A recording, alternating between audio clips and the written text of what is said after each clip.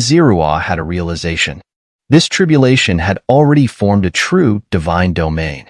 However, to achieve a heavenly divine domain, he would need to leap into the storm clouds and battle those gods.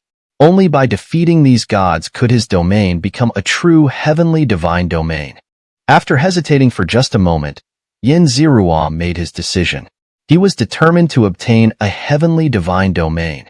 Only by becoming stronger could he protect everything he held dear. Only by becoming stronger could he eliminate all his enemies. He turned to look at his parents and family, his gaze filled with determination and reluctance. Zerua, husband, Ming Xiao, Ning Han, and the others saw Zerua's gaze and felt their hearts skip a beat, as if something incredibly important was about to happen. Before they could say anything, Zerua leaped into the dark clouds. Boom, boom, boom. As soon as Zerua entered the clouds, they turned blood red, and the lightning transformed into crimson light. The countless gods within the clouds also became more animated, as if they had gained intelligence. Kill. Zerua assumed a fighting stance, engaging in battle with one god after another. Standing on the blood-red clouds, he clenched lightning bolts in his hands and fought fiercely with the gods. The sounds of battle echoed across the heavens and earth. One by one, the gods were struck down and shattered by Zerua. His hair clung to his face, drenched in blood and sweat. Zerua no longer knew how many gods he had killed or how far he had ventured into the blood-red clouds. All he knew was that he had to keep fighting forward. The flesh on his fists had disappeared, revealing white, bony knuckles. His vision had blurred, and the pain had faded. He felt no fatigue, only the relentless urge to keep fighting. Chapter 229, Extreme Battle, Divine Realm. As Zerua leaped onto the tribulation clouds and began battling with the gods, in a picturesque forest, two middle-aged men sat facing each other. Around them, there were several young men and women. Judging by their auras, these individuals were all deities. The lower realm is still too backward. I wonder what those great beings were thinking when they expended so much effort to open this passageway. One of the middle-aged men with a long beard sighed. Hee. Those great beings' affairs are not something you or I should concern ourselves with. What we should focus on is how to gain the greatest benefits here. The other middle-aged man with a pale face said with a smile. Alas, this place is filled with filth, and everywhere we look are mere swine. What benefits could possibly be worth our effort? The bearded man said dismissively. I don't know about others, but a genius with a true divine domain is definitely not to be missed. The pale-faced man said, shaking his head. That's the only thing worth seeing. This is. The bearded man suddenly stood up, his face filled with shock as he gazed at the sky. Huh. The pale-faced man sensed something and his expression changed drastically. Master, what's wrong? The young men and women stood up and bowed, asking. The two middle-aged men exchanged a glance, each seeing the shock and horror in the other's eyes. After a long while, they regained their composure. Someone is undergoing the heavenly deity tribulation. The heavenly deity tribulation? How is that possible? Why would those great beings choose to undergo such a tribulation in this place? One of the youths exclaimed, disbelieving. No, the heavenly deity tribulation isn't necessarily for a true deity ascending to a heavenly deity. It could also be the tribulation for forming a heavenly deity domain. A knowledgeable young woman replied. A heavenly deity domain? You mean? All the young men and women realized what she meant and looked at each other in disbelief. Yes, it's the tribulation for forming a heavenly deity domain.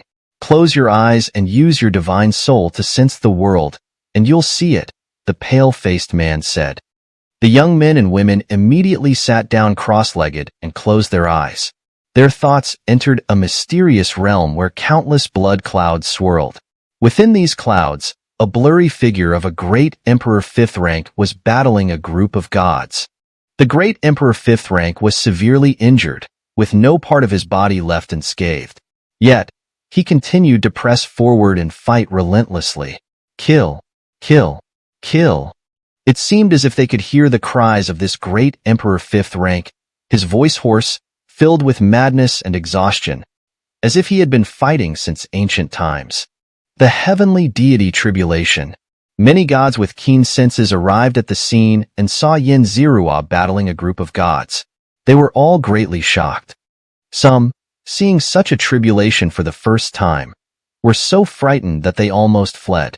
They couldn't imagine how one could survive such a desperate tribulation. Kill. Don't retreat. Don't stop. The only thought in Yin Zirua's mind was to keep fighting forward. He didn't know how many gods he had killed or how many injuries he had sustained. Yin Zirua didn't care about anything else. With his fists leading the way, he smashed every obstacle in his path. After an unknown amount of time, Yin Zirua's fist struck empty air. He looked around in confusion and realized that all the gods had been slain. There were no more enemies left. He didn't bother to look at his white, bone-exposed palms, nor did he wipe the blood from his face or push back the hair stuck to his eyelids. He didn't care about anything. All he wanted was to sleep. He was too tired. He had never fought for so long. A year? 10 years? 1,000 years? He had lost track. Looking around, he clearly sensed many gazes focused on him. The owners of these gazes were at least lower deities. These gods seemed to want to say something, but Yin Zirua felt as if they were in completely different realms of existence. Disturbed by these gazes, Yin Zirua finally snapped back to reality. He realized he was undergoing a tribulation, and it seemed his tribulation had been completed. The moment this thought crossed his mind, he felt himself rapidly falling. As he fell, he saw his 3 beloved wives, his parents, and his adorable daughter. Seeing them, Yin Zirua finally smiled. He had survived his ascension tribulation. Seeing the tribulation taker disappear, the young men and women finally returned to their bodies. They looked at each other. It seems that person succeeded in his tribulation, a young girl in a pink-green dress whispered. Almost all the gods in the lower realms saw that tribulation taker. We must find him. If we can recruit him, we will surely receive great rewards from the higher-ups. A heavenly deity domain. It's been ages since we've seen one, the pale-faced middle-aged man exclaimed. A newly ascended god from the lower realm has you so flustered. You're really losing face for the upper realm, the bearded middle-aged man said disdainfully. You don't have to go looking for him if you don't want to, the pale-faced man said, glancing at him before disappearing. The bearded middle-aged man looked in the direction the pale-faced man had vanished, pondered for a moment, and then also disappeared. Only the group of young men and women remained, looking at each other. They were all talented gods from the upper realm and were not convinced by this newly ascended god. However, none of them spoke ill of him, as a genius with a heavenly deity domain was not someone they could look down upon. No one cared about the opinions of these young men and women. Almost all the gods were trying to find out who this newly ascended god was. Those with power hoped to recruit him, while those without power hoped to form a good relationship with him. In an instant, the entire lower realm was in an uproar. As for the one who had caused all this, he was sound asleep. When will my husband wake up? Zhang Ningen asked with a hint of worry as she looked at Yin Zirua, who was sleeping on the high platform. Not long now. I can clearly sense his life force steadily increasing, Ming Xiao comforted her. Her gaze toward Yin Zirua also carried much concern, though she didn't voice it. Dad is really something, sleeping so loudly in broad daylight. Yuanan pouted. Huh. Yin Zirua slightly opened his eyes. He felt himself wrapped in a thick mist of spiritual energy, and his wounds had completely healed. The primordial divine flame had disappeared, and his strength had fully transformed into divine power. Within his divine core, various colorful energies swirled.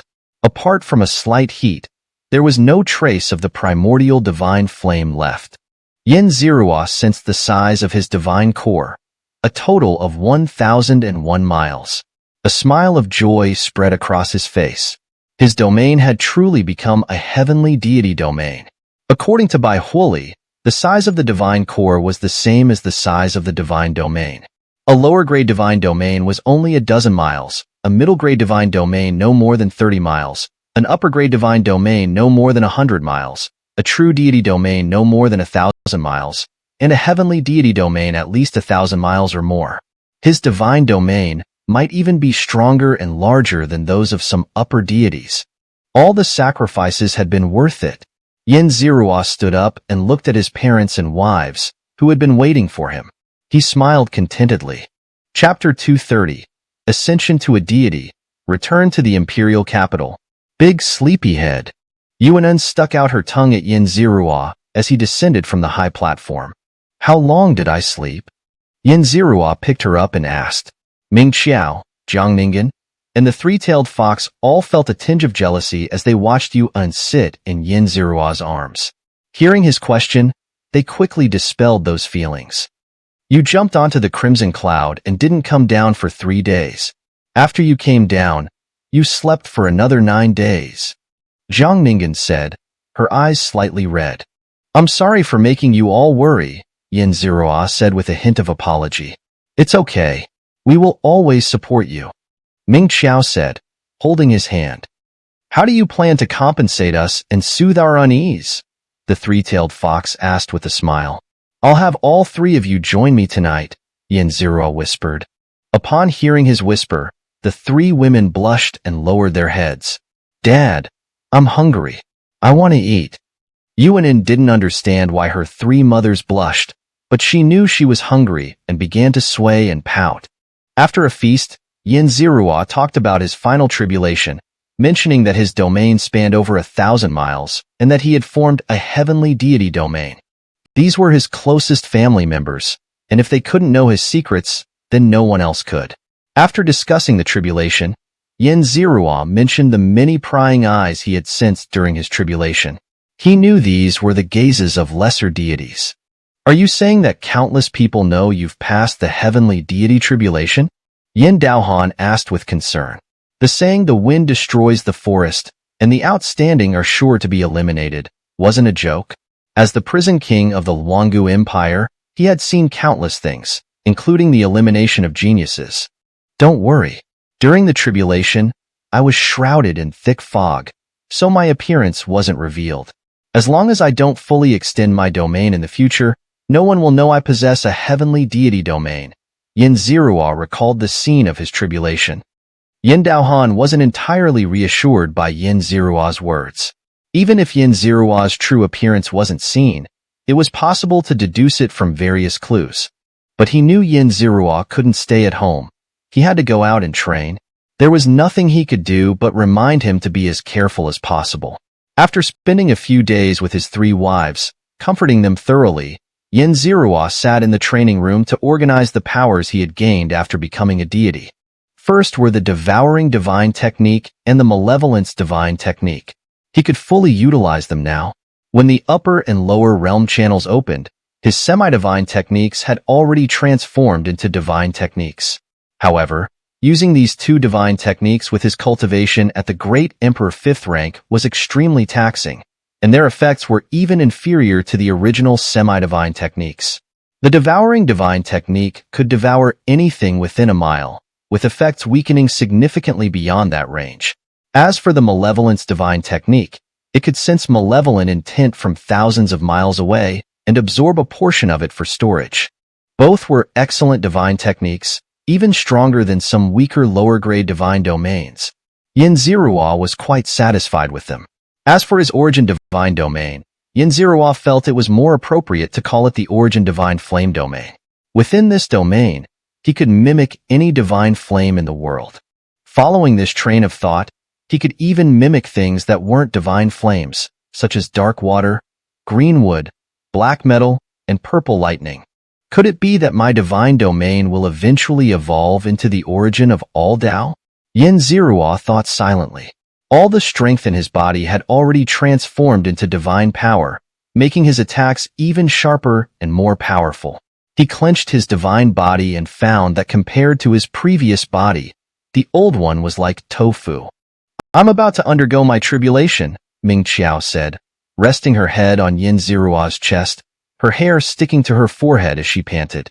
Seeing that Xianxia had emerged, she had monopolized him for several days. Fortunately, Ningen and the 3-tailed fox had entered a deep state of cultivation and didn't compete with her. Do you want some help from me? Yin Zirua asked, embracing the beauty. No, I want to try it on my own.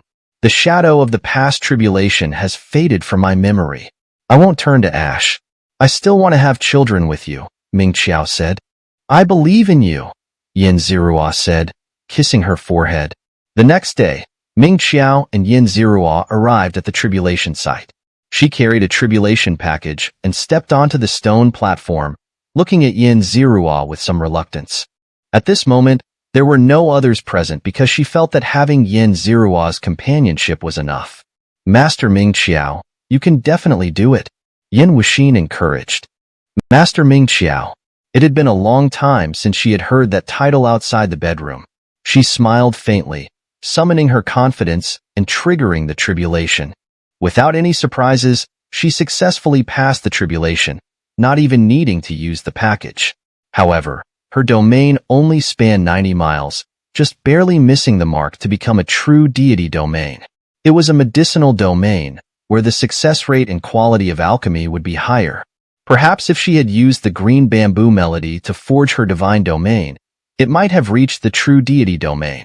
But the medicinal domain would be more helpful to Yin Zirua, so she chose this path. Ming Qiao quietly passed her tribulation, and Yin Zirua began to plan his trip to the upper realm. He intended to first visit Chu Liuhe to inquire about any news. The information from the three-tailed fox's hunter gang was too low level. They couldn't obtain certain divine news. Since Ming Qiao hadn't used her tribulation package, Yin Zirua left 4 tribulation packages for his parents and the three-tailed fox. Now that Yuanin had reached the Great Emperor's 2nd rank, he didn't know when she would undergo her tribulation to become a deity, so he left one for her as well. After bidding farewell to his parents and wives, Yin Zirua arrived in the imperial capital. The capital was still bustling, but Yin Zirua clearly sensed the presence of many divine auras, some of which were quite strong, not at the lower deity 1st rank. Clearly, these were divine beings from the upper realm. The system kept prompting him, but Yin Zirua ignored it. Most of these upper realm deities wouldn't have any interaction with him, so there was no need to spend villain points on them. Haha, brother Yin, you're here? Chu Liuhe laughed. He had previously addressed Yin Zirua as Yin Miaozi, but now that he could clearly sense that Yin Zirua had become a deity, calling him Yin Miaozi was no longer appropriate. Perhaps soon, he would have to address Yin Zirua as the prince. Senior, Yin Zirua said, slightly bowing. Master, Chu Tianhua had also become a deity. His divine domain was a superior grade domain, and he quietly told Yin Zirua that his domain spanned 70 miles. After some pleasantries, Chu Liuhe quietly asked Yin Zirua, Brother Yin, is your divine domain the heavenly deity domain? Yin Zirua was startled. Could it be that this old man had discovered that he had passed the heavenly deity tribulation? In that instant, he even considered whether he should silence him. Chapter 231. Journey to the Demon Buddha Realm, Battle of the Gods. Yin Zirua calmly looked at Chu Liuhe and asked, What's going on here? It's really not you? Chu Liuhe suspiciously stared at Yin Zirua for a full quarter of an hour, as if trying to find some flaw in his expression. It really isn't me. Has someone crossed the heavenly god domain? Who is it? Yin Zirua continued to feign ignorance. It's not you? What a pity. Among all the people I know, only you could have crossed the heavenly god domain. You don't know, but recently, someone in the lower realm was undergoing the heavenly god tribulation. Chu Liuhe recounted the scene of Yin Zirua's tribulation, describing the difficulty of the tribulation and the might of the person undergoing it with admiration and envy. His words made even Yin Zirua feel a bit embarrassed. I never expected there to be such a peerless genius in the world. To avoid arousing suspicion from Chu Liuhe and Chu Tianhua, Yin Zirua had to shamelessly praise himself. After learning that Yin Zirua was not the one who had crossed the heavenly god tribulation, Chu Liuhe stopped pressing the matter. If Yin Zirua really was that person, today's nonchalance might be a small favor.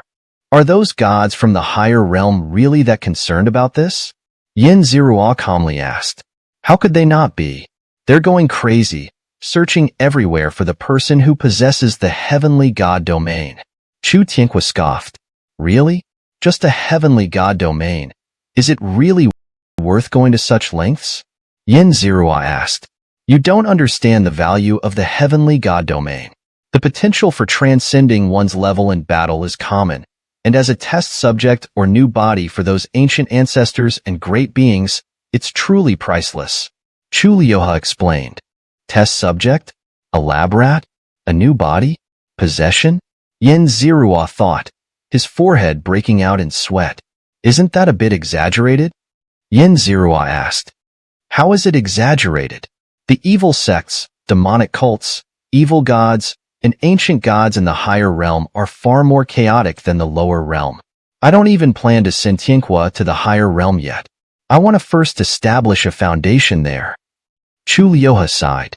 As he spoke, he recounted how the gods of the higher realm were so unrestrained in the lower realm, with blood sacrifices and slaughter being common, even with the intervention of major powers unable to stop these lunatics. When are you planning to go to the higher realm? Chu Lioha asked. I'll wait a while longer. After all, I have too many enemies in the higher realm, and even in the lower realm, it's not entirely safe. Yin Zirua dodged the question. Chu Lioha didn't press further. After exchanging some information with Yin Zirua and granting him another favor, he left the matter to Chu Tianhua to entertain him properly.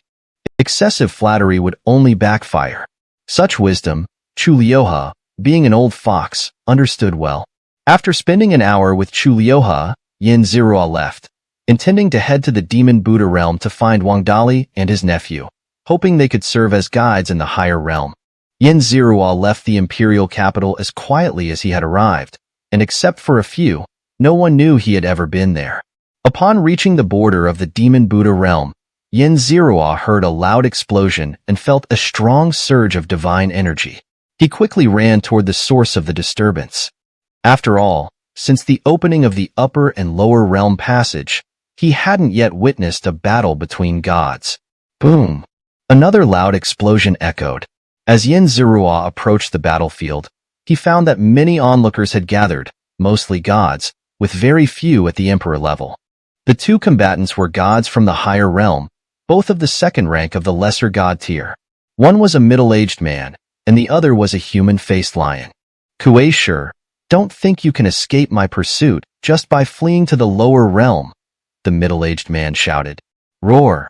Bastard Lu Ji, you couldn't kill me in the higher realm, and you can't kill me here either. Kuei-shi roared back. Surrender quietly, and I might spare your life. Lu Ji urged. Die. Lion's roar domain. Kuei-shi shouted, and a huge, transparent golden lion roared to the sky, enveloping him. Extreme fist domain. The middle-aged man, Lu Ji, clenched his fists, and countless fist imprints formed a domain. Boom, boom, boom. Lu Ji and the lion clashed fiercely, the noise echoing across the sky. Since both were of the second rank of the lesser god tier, and their domains seemed of similar quality, the battle was evenly matched for the time being. The onlookers murmured among themselves. Yin Zirua, with his martial Dao heavenly eye, watched the two combatants. Even with his vision, he couldn't tell who would win, nor could he understand why Lu Ji dared to pursue and kill Kuei-shi. Kuei-shi, you've weakened a lot. Lu Ji laughed loudly. Shut up. If you have the guts, kill me first.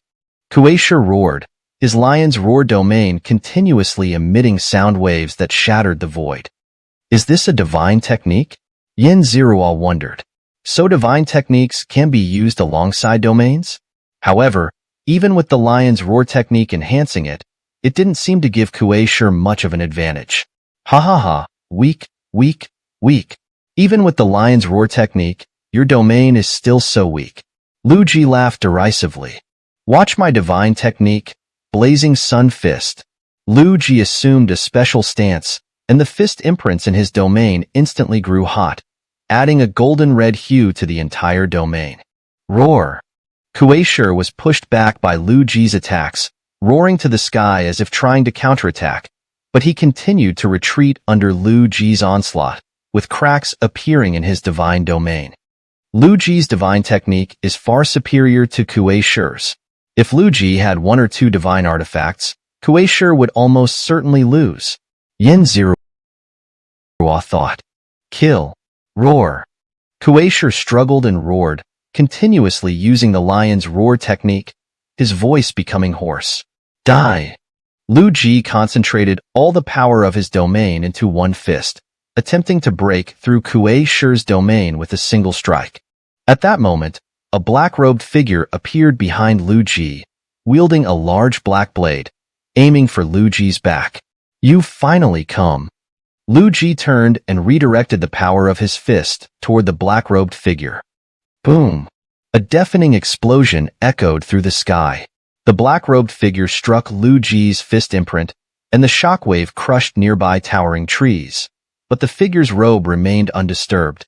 Clearly, this newly arrived black-robed figure was far stronger than Lu Ji. He shattered Lu Ji's fist imprint and immediately charged toward Lu Ji's domain, slashing repeatedly at it. Lu Ji's domain trembled violently. Seeing an opportunity, Kuei Shi on the other side also rushed forward, launching his own domain to clash with Lu Ji's. Boom, boom, boom. Lu Ji was clearly outmatched, being forced back continuously, with large cracks appearing in his domain and blood spilling from his mouth. Just as it seemed Lu Ji was about to be killed on the spot, he suddenly looked up and shouted to the sky. The enemy has revealed themselves. Come out and kill this bastard. If you don't come out now, I'm going to die. Chapter 232. Secret Substitution, Demon Cult Deacon. Hee, don't be in such a hurry. I don't even know who this person is yet. A lazy young man appeared in the void, chewing on a blade of grass, his face full of indolence as he looked at the three of them. Are you Langamo? The black-robed figure spoke, his voice hoarse, gender ambiguous, yet Yin Zirua could still detect a hint of shock, indicating that this Langamo was no ordinary person. You know me? Langamo asked, but he didn't wait for the black-robed figure's response. Instead, he drew a sword. Run! The black-robed figure roared, sprinting in one direction, while Kuei Shi, hearing the command, also chose a direction and fled without hesitation. Swish! A blinding white light filled Yin Zirua's vision. The light split into two parts, one aimed at Kuei Shi, the other at the black-robed figure. Ah! The black-robed figure transformed into a black shadow but was still sliced through by the white light, ultimately letting out a miserable scream before disintegrating into nothingness. Kuei Shi wasn't so lucky. With a roar, he tried to resist, but was still obliterated by the white light, turning into a vast cloud of blood mist. Boom! The sky was filled with blood clouds, and the wind howled mournfully.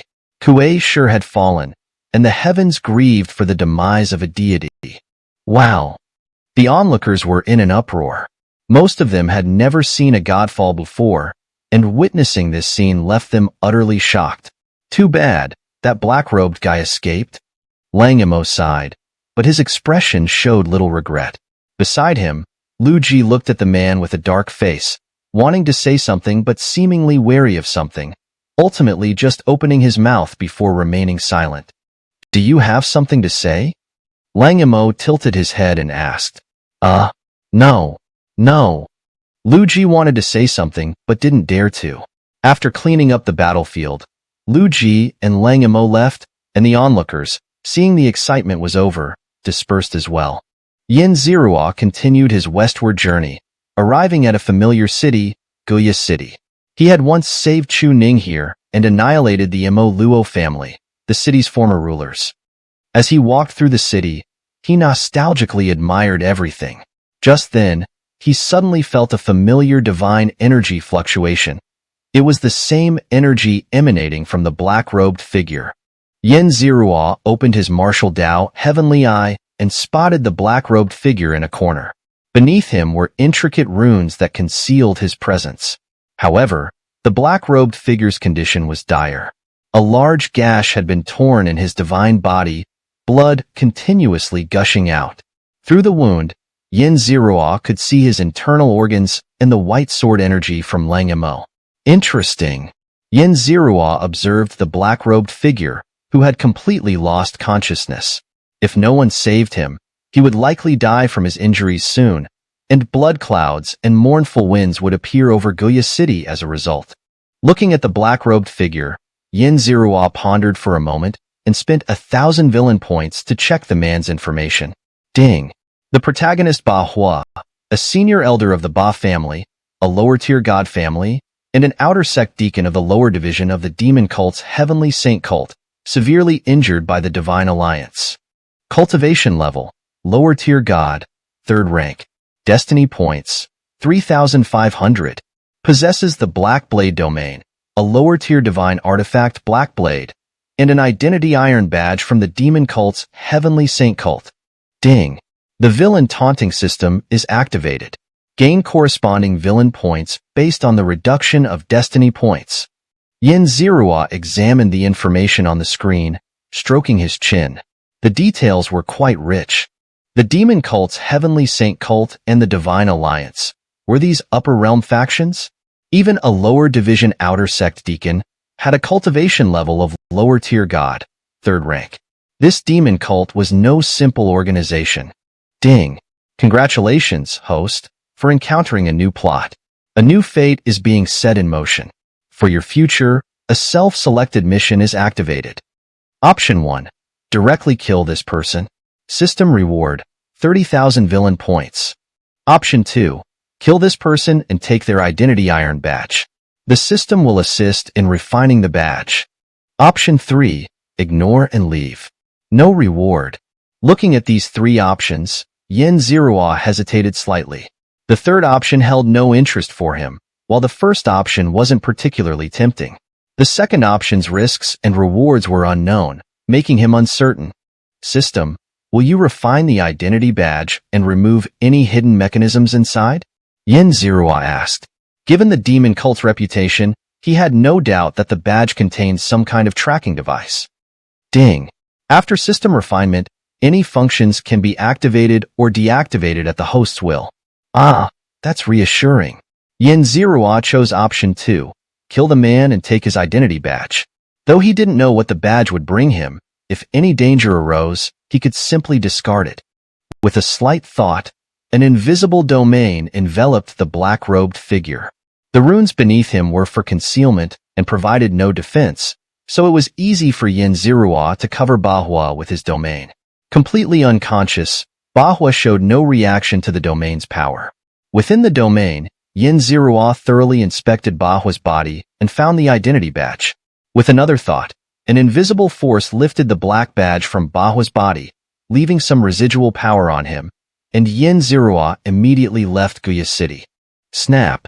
Yin Zirua lightly snapped his fingers, and a blood cloud appeared over Guya City in the distance. The phenomenon made it clear that a deity had fallen. Ding! Congratulations, host, for killing the protagonist Ba Hua.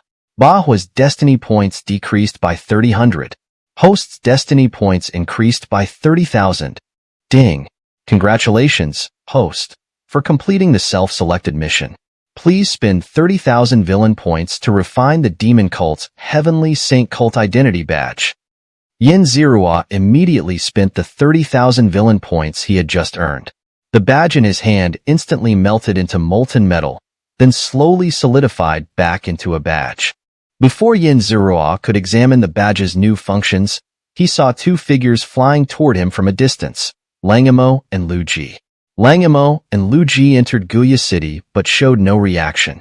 When Yin Zirua took the identity badge, he used the simplest and most inconspicuous method, so they likely wouldn't find the culprit and would assume Ba Hua died from his injuries.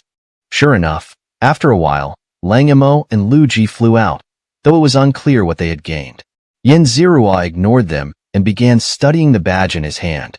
Just then, the badge suddenly trembled, and a line of text appeared.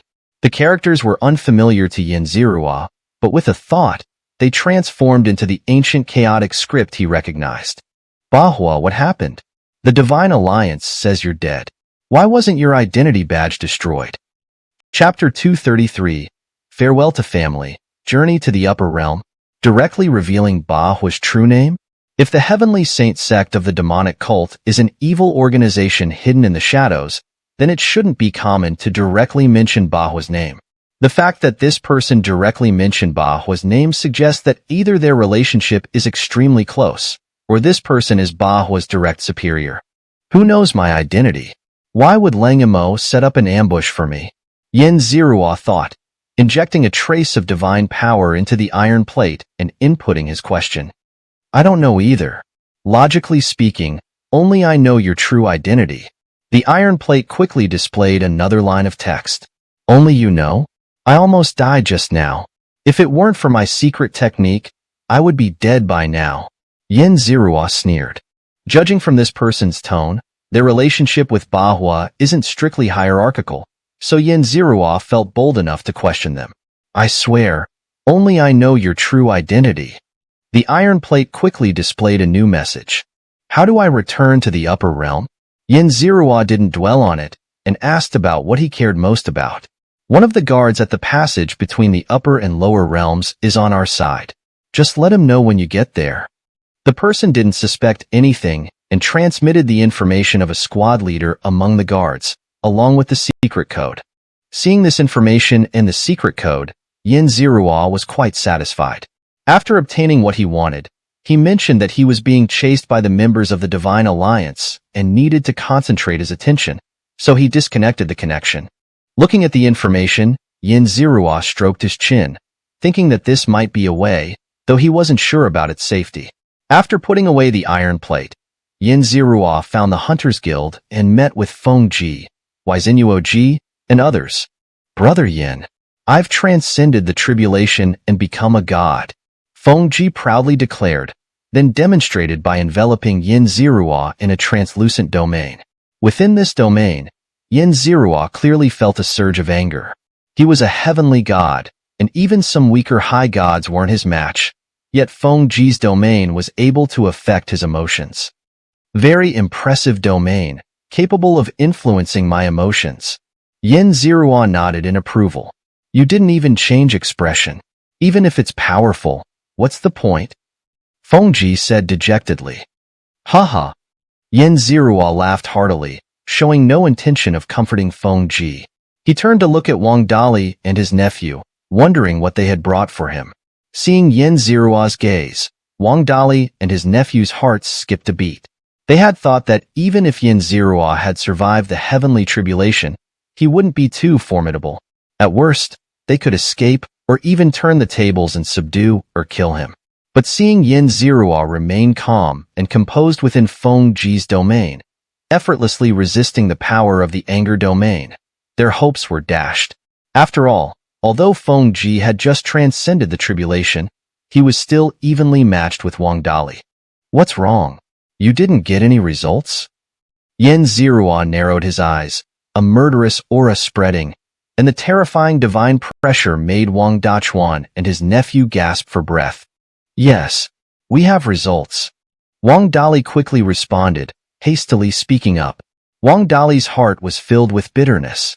He had no hope of escaping this man's control, but then he thought, as his servant, in the upper realm, such a genius wouldn't even spare them a glance. In half a month, a flying ship will pass through the passage to the upper realm. You can take that ship? Wang Dali hurriedly said. Half a month? Won't they check my information? Yin Zirua frowned. He knew how much he had done and how many people he had offended. If they were to make a move at the passage, he might not even reach the upper realm. Every god from the lower realm going to the upper realm is checked, but I've bribed a ship captain who guarantees that your identity won't be checked. Wang Dali said, bowing.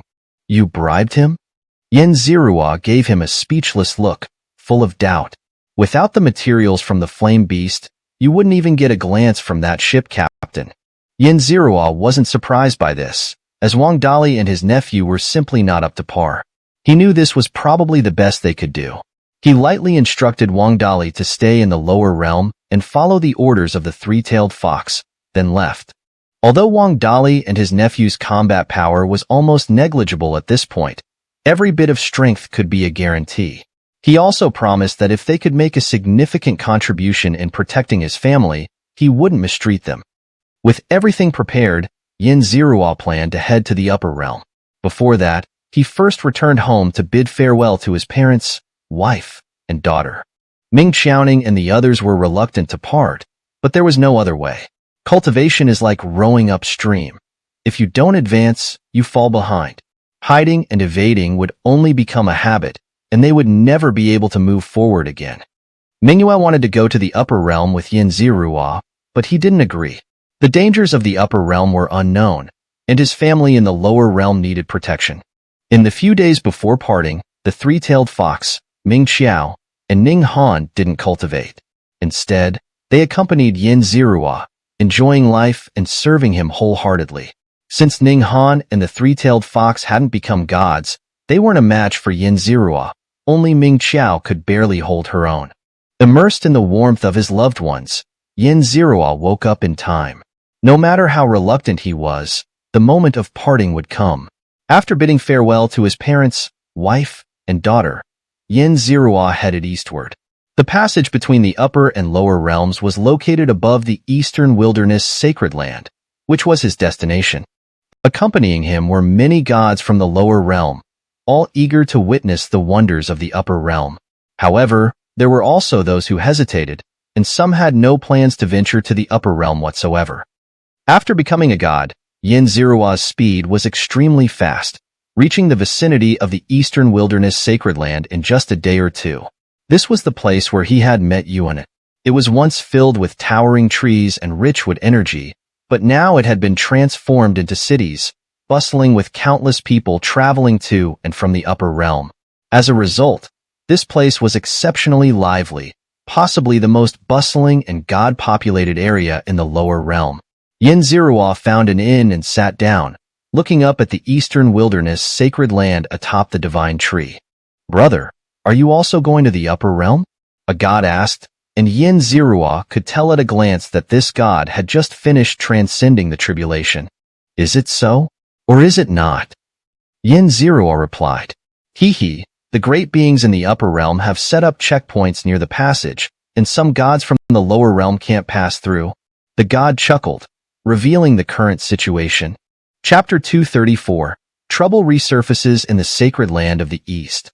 "What's going on here?" Yin Zirua asked curiously.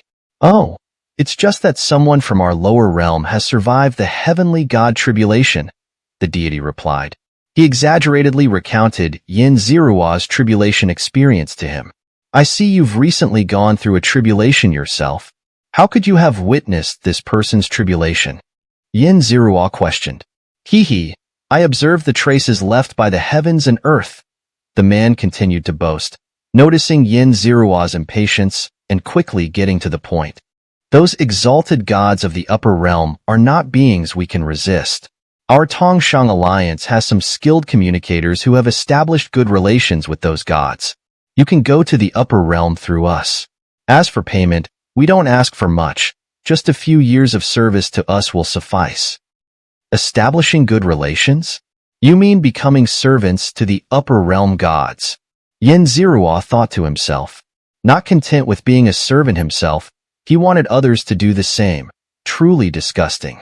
Yin Zirua felt a deep revulsion toward the man before him. "We have signed a fair contract, guaranteed by a top-tier powerhouse. It's not a scam." The newly ascended deity saw the expression on Yin Zirua's face and quickly explained. "This might be a good option, especially for those with extremely poor potential. Perhaps it's a good place to go," Yin Zirua thought. "I understand. I'll consider it," Yin Zirua said, waving his hand.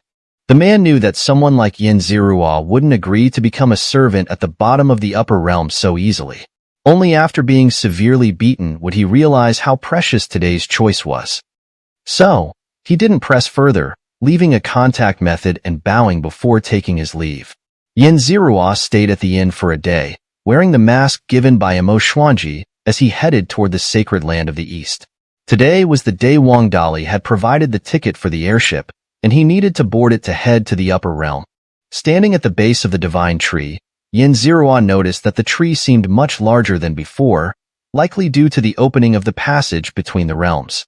Tap! With a slight step, Yin Zirua flew upward toward the sacred land of the east. Previously, he needed Imo Xuanji's talisman to enter, but now he could do so directly on his own. Whoosh! The fierce winds whistled past his ears as Xianxia set foot on the land of the sacred land of the East. The place looked nothing like it had before. Before him stretched a vast, extremely flat continent. To the east of the continent was a massive vortex, slowly rotating with an enigmatic rhythm. Gazing at it for too long made one feel dizzy. Xianxia stepped onto the continent, feeling the soft grass beneath his feet as he carefully observed his surroundings. After staying here for a while, Xianxia found that the spiritual energy here was easier to absorb.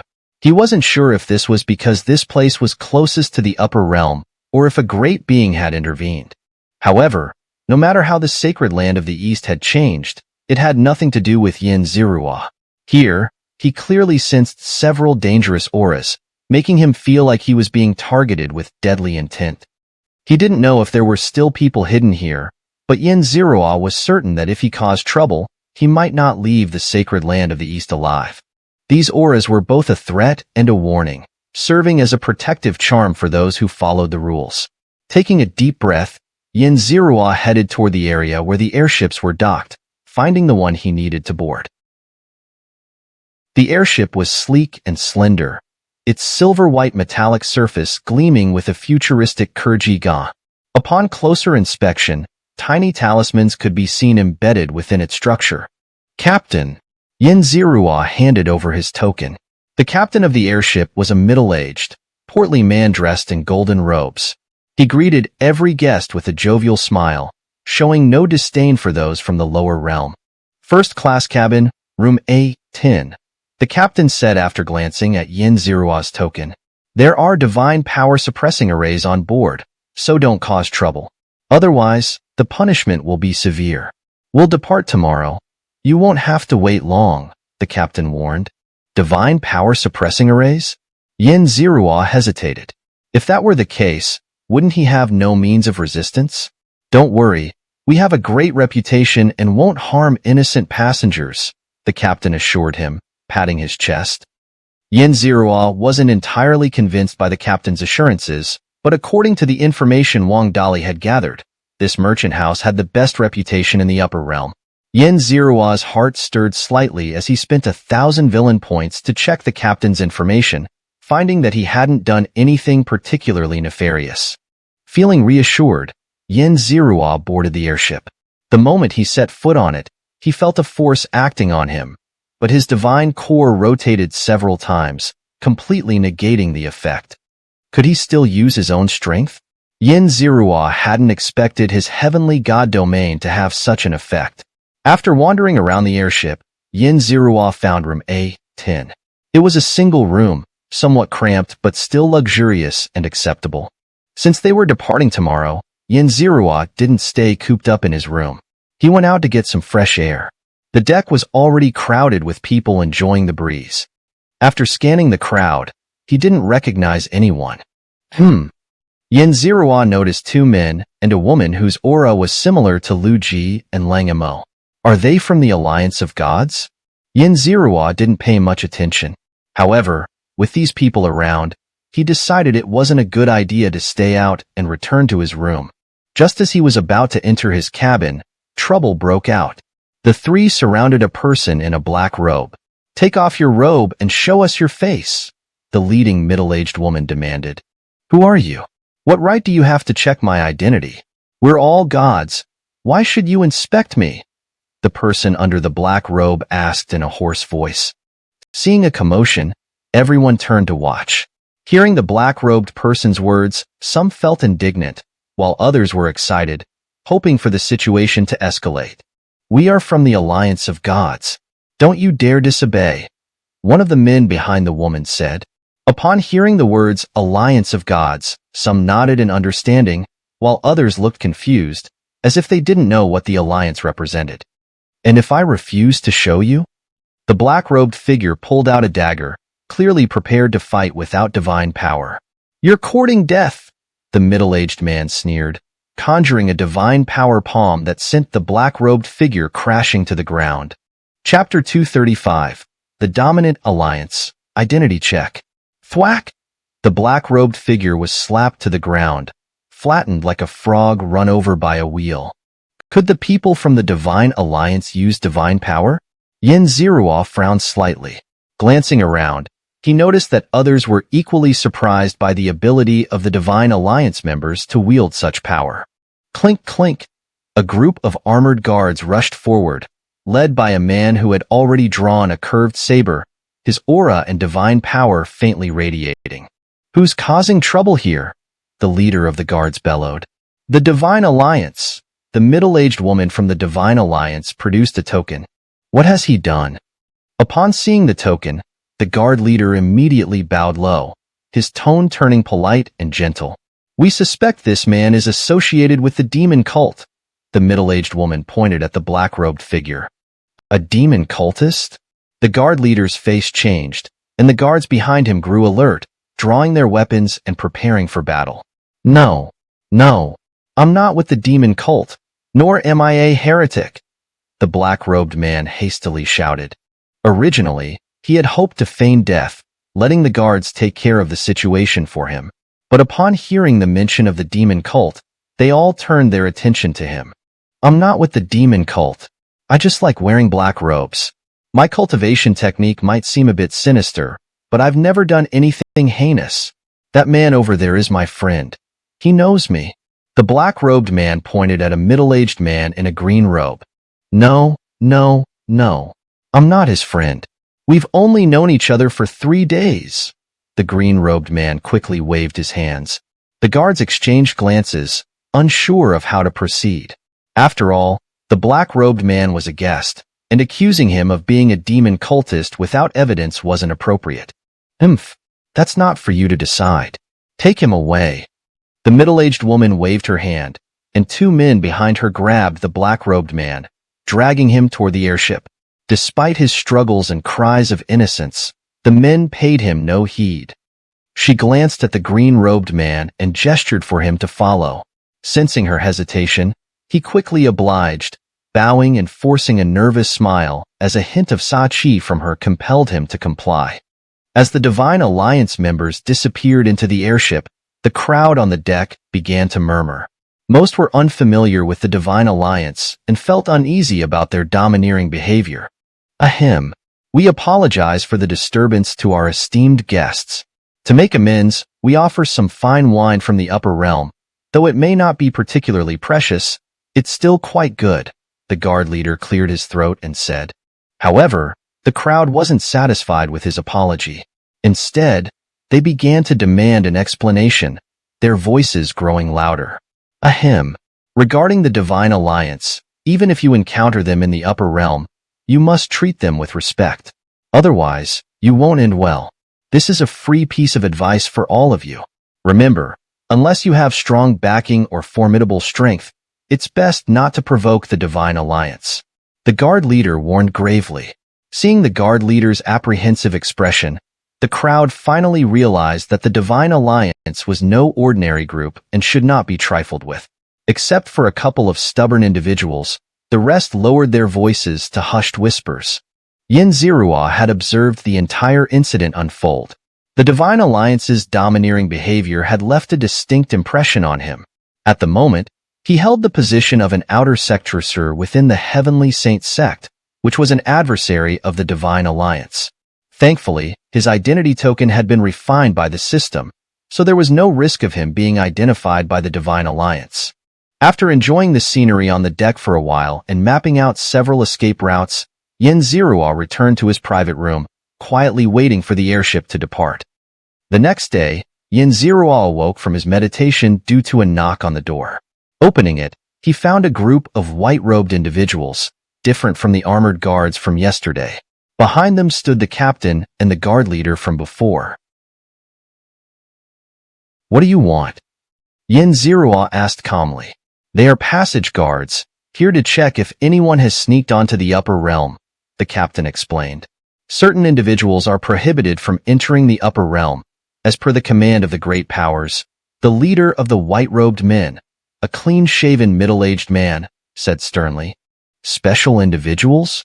I'm definitely not one of them," Yin Zirua assured. "Whether you are or not is for us to decide." The white-robed leader produced a bronze mirror, ready to shine it on Yin Zirua. Wait, what's the meaning of this? Yin Zirua stopped the white-robed leader, frowning as he dodged the mirror's light. The white-robed leader frowned, about to speak. At that moment, Yin Zirua lightly flicked his finger, and a storage pouch containing remnants of the flame god beast silently landed in the white-robed leader's sleeve. I know Captain Pai of the third squad, Yin Zirua transmitted.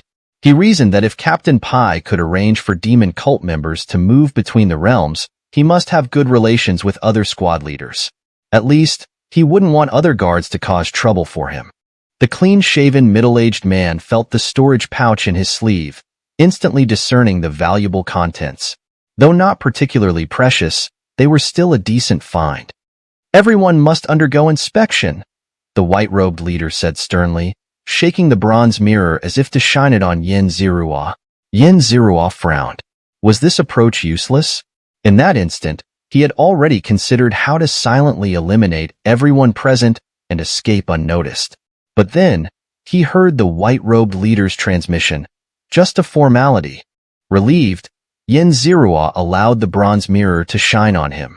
He noticed that the mirror only reflected his surface, not delving into his essence. Apologies for the disturbance. The white-robed leader bowed to Yin Zirua before leading his group away. Yin Zirua watched as the white-robed men inspected the other guests. He noticed their attitude was rather perfunctory, rarely causing trouble unless someone was particularly stubborn. These guards seemed to fear that some guests might have strong backgrounds or be desperate individuals.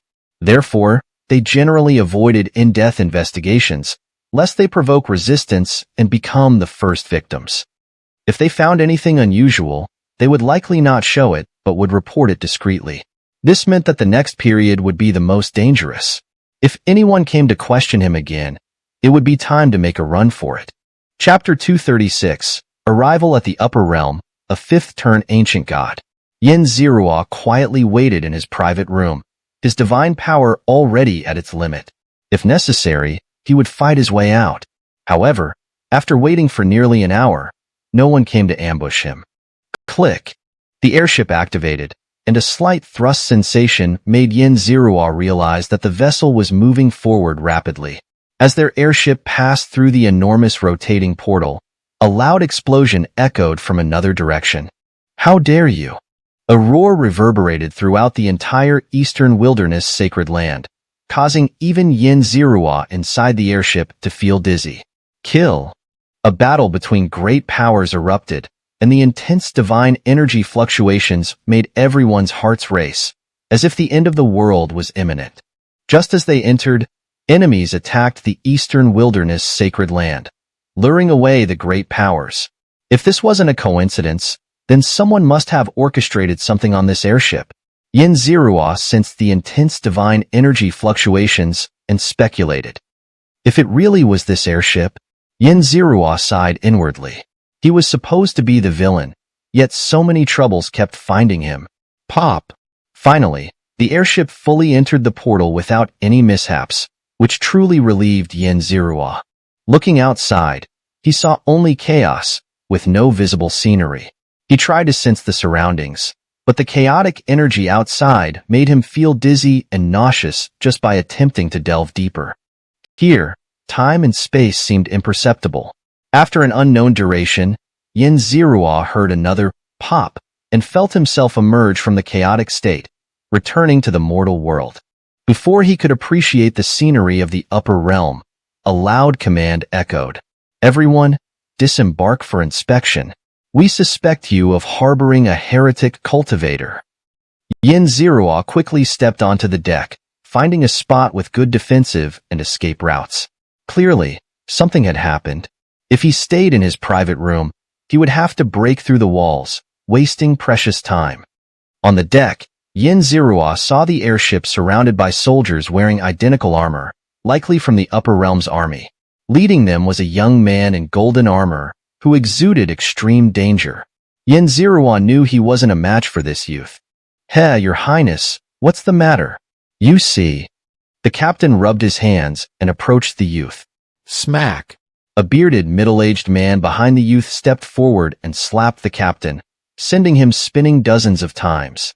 The captain was left dizzy but dared not resist, instead prostrating himself on the ground, unable to utter a word.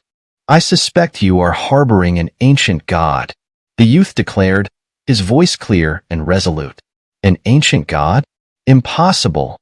The captain looked up in horror, staring at the youth. "Everyone, disembark immediately. In 1/4 of an hour, we will destroy this airship." The youth ignored the captain and repeated his command, his voice carrying to everyone. "Over here." The youth pointed to an open space. Xianxia and the other passengers flew to the designated area, surrounded by soldiers who subtly formed a formation, sealing off the void. Xianxia had no choice but to either cause chaos and escape during the confusion or wait for the soldiers to let them pass. He wasn't foolish enough to try breaking through forcefully. "Come out." The youth calmly gazed at the airship. Roar. With a roar, the airship exploded, and a humanoid fish leaped out. This creature had hands, feet, human-like ears and eyes, as well as dorsal and tail fins, resembling a fusion of a fish and a human. "This is..." Upon hearing the roar, Xianxia felt a sense of familiarity, and upon seeing the creature, he finally recognized it. This was the giant beast from the Titapul Sea clan's secret realm.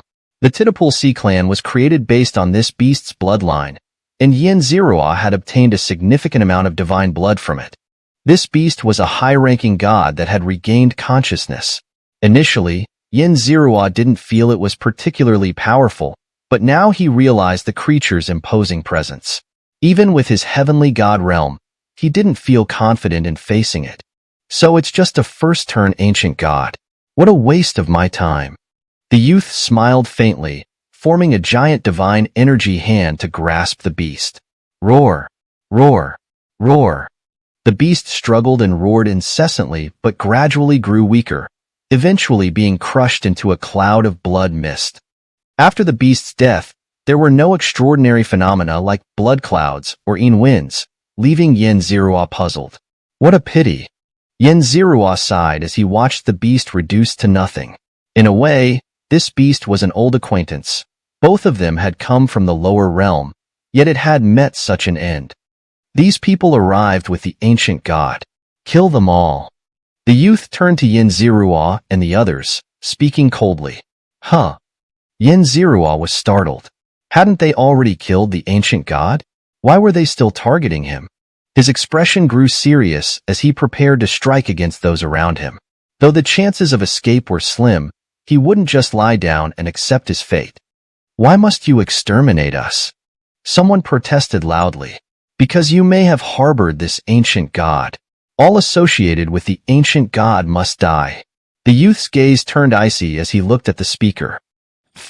The speaker was vaporized into a cloud of blood mist by the youth's glance. The man had been near Xianxia, and a few droplets of blood splattered onto Xianxia's robe. Xianxia stared at the conspicuous bloodstains on his white robe, his pupils contracting. He glanced at the youth, silently vowing to remember this man.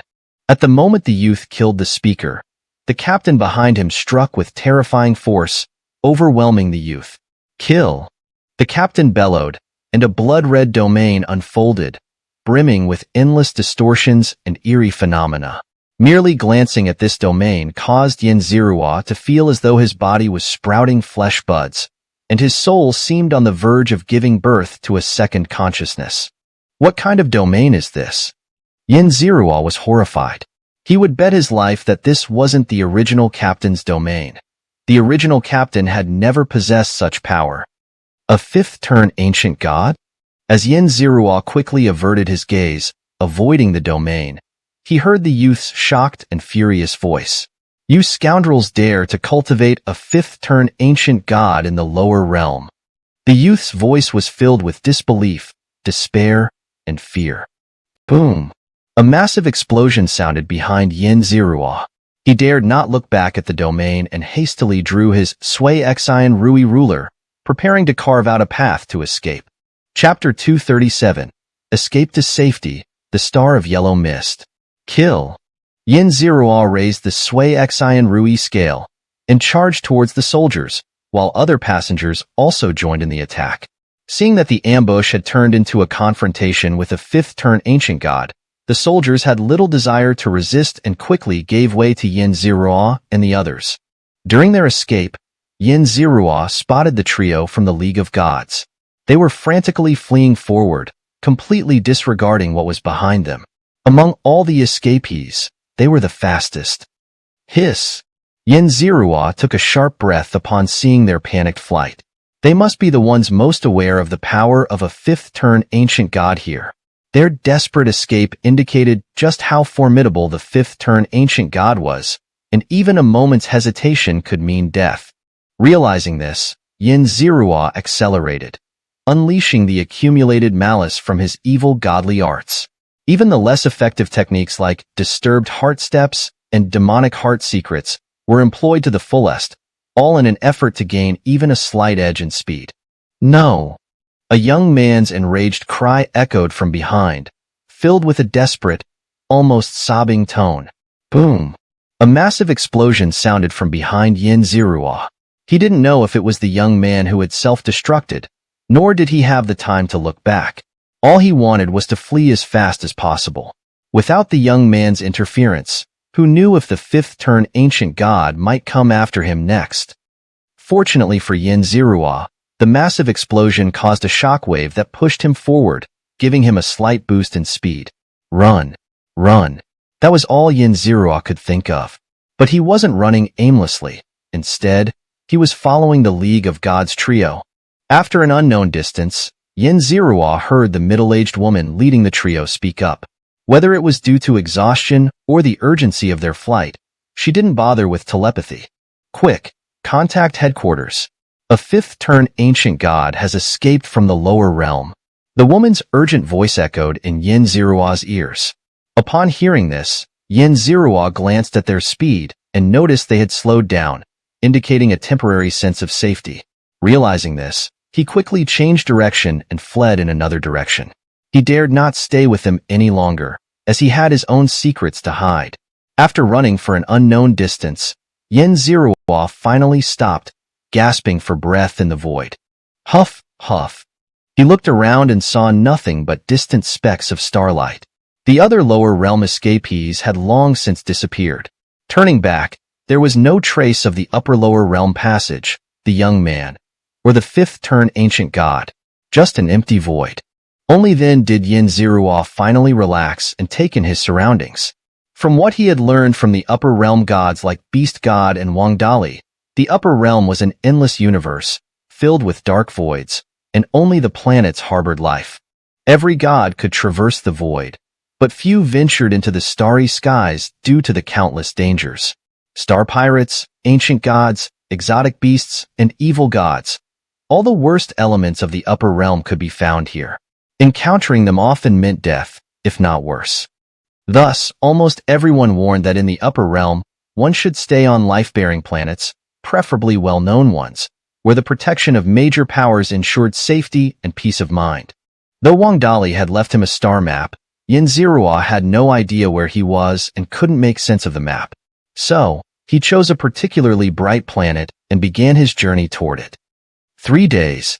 A full 3 days passed. The upper realm had no sun or moon, no day or night, so he judged the time based on his feelings. After 3 days, the planet, initially the size of a soybean, had grown to the size of a platter. Xianxia could even see various cities on its surface. Another day passed. Xianxia swore he would acquire some kind of void vessel for transportation. After much hardship, he finally reached his destination. Huangwu Star. Ranked among the top 50 in the Jinyao star domain, it was a bustling planet that welcomed gods of all races. Anyone could come here, as long as they had the money. To be honest, Xianxia considered himself lucky not to have stumbled into a star pirate's lair. Outsider gods welcome. Pay the divine crystals. 10 divine crystals to enter Huangwu Star. The entrance to Huangwu Star was protected by a massive array. A middle-ranked god stood at the entrance, greeting newcomers. This middle-ranked god wasn't particularly strong. He resembled a standing lizard, wearing a shimmering divine robe, his expression exuding nobility and arrogance. Finally, it was Yin Zirua's turn. He handed over a piece of flame god-beast flesh, worth about 10 divine crystals. The lizard man nodded upon seeing the flesh and stepped aside, allowing Yin Zirua to enter. As Yin Zirua flew into Huangwu Star, he was greeted by yellow mist. The mist wasn't dense, and it had a faint medicinal scent. A deep breath even increased his divine power slightly. According to the information he had gathered, these yellow mists were spores produced by the middle-rank divine herb Wangxingzi. They aided in cultivation, but excessive inhalation would cause uncontrollable weeping at unpredictable intervals. Many gods on Huangwu Star would suddenly collapse into tears while walking down the street. Some gods, concerned about their dignity, avoided using these spores for cultivation, while others had no such qualms. Tap! Yin Zirua landed outside a massive city, the largest on Huangwu Star, named Huangji City. He planned to exchange some of his resources for divine crystals here before seeking to join a faction. At one of the city's entrances stood a white jade spiritual wall. Yin Zirua projected his divine sense into it, and a stream of information about the city's map and rules was transmitted to him. The rules were nothing special, so Yin Zirua glanced at them and moved on. He entered Huangji City. The wide roads were bustling with gods of all shapes and sizes, some even giving Yin Zirua a faint sense of threat. Yin Zirua didn't waste any anti-party points to check their information. Instead, he followed the map to the city center, where he found a treasure pavilion called the Treasure Pavilion. Inside the Treasure Pavilion, Yin Zirua sold the flame god beast and the ancient godblood he had obtained from the Tide Sea clan's secret realm, earning him 10,000 divine crystals. Seeing how casually people in the upper realm dealt with ancient gods, it was clear that ancient gods weren't well regarded. However, the shopkeeper at the Treasure Pavilion showed no unusual reaction, possibly because the beast was only a first-turn ancient god. This relieved Yin Zirua, as he had consumed quite a bit of divine blood himself. Chapter 238. Origin of the Ancient Gods, the Bank of the Pantheon. Yin Zirua left the Treasure Pavilion and arrived at a place resembling an inn. Although it offered various delicacies, it was primarily a hub for people to exchange information. Did you hear? A fifth-turn ancient god has emerged from the lower realm, someone exclaimed. A fifth-turn ancient god? Impossible! Another person gasped, his face filled with shock. Heh! Some rogue cultivators have been cultivating ancient gods in the lower realm. That place is completely cut off from the upper realm. Though it's small, it's an ideal place to nurture ancient gods. Those great beings can't even divine its existence, someone chuckled. Damn the demon sect. Damn those rogue cultivators. Another person cursed angrily. What are ancient gods? A naive newly ascended deity asked. Ancient gods are new consciousnesses born from the corpses of gods. Each time a new consciousness emerges, it's called a turn. For example, a first-turn ancient god dies, and another consciousness arises, making it a second-turn ancient god, and so on. Someone whispered, his voice barely audible, as if fearing something. Despite the low volume, Yin Zirua managed to catch every word. Esteemed sir, do you need a communicator? A red-skinned, skinny alien man approached Yin Zirua while he was intently listening to the conversations around him. What's the price? Yin Zirua inquired, pretending to be familiar with the device to avoid exposing his ignorance. 10,000 divine crystals, the man grinned. Seeing Yin Zirua's disinterest, he quickly added, this artifact can connect to the entire Golden Radiance galaxy, where countless powerful beings exchange information. If you manage to glean even a couple of useful tidbits, wouldn't that be a profit? Hmph. Yin Zirua had no intention of engaging with this man. He only had 10,000 divine crystals on him, which was enough to buy the device, but it wasn't worth it. After all, 1,000 divine crystals could purchase decent lower-tier artifacts, and 10,000 could even acquire top-tier middle-tier artifacts. Spending an amount equivalent to a top-tier middle-tier artifact on an information collector? He wasn't that extravagant yet.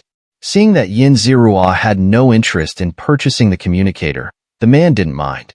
He pulled out a book and handed it to Yin Zirua, saying, this contains detailed information about nearby planets, including recruitment opportunities for major powers. Judging by your age, you seem talented. You might want to give it a try. Xianxia had been worrying about how to choose a faction to join, and now, it seemed like the perfect opportunity had fallen into his lap. How many divine crystals? Xianxia asked. 10 divine crystals, the man gestured. 1 divine crystal, Xianxia replied calmly. Upon hearing this price, the man groaned incessantly, claiming he was making a loss, but Xianxia ignored him. The man kept lowering the price, but Xianxia held firm, refusing to buy unless it was for 1 divine crystal. Eventually, the man had no choice but to concede. As the salesman muttered about his losses and walked away, Xianxia opened the book. It contained detailed information about nearby planets, even more comprehensive than what he already knew. It also mentioned several factions currently recruiting new members, with the largest being the Black Dragon sect, a true god-level power. The Black Dragon sect was currently recruiting on the Yellow Mist planet, and Xianxia's eyes lit up as he read more about them. The Black Dragon sect had been founded by a black dragon countless years ago. Over time, the sect had become a mixed bag, accepting anyone as long as they weren't rogue cultivators and had decent talent. Xianxia was quite tempted.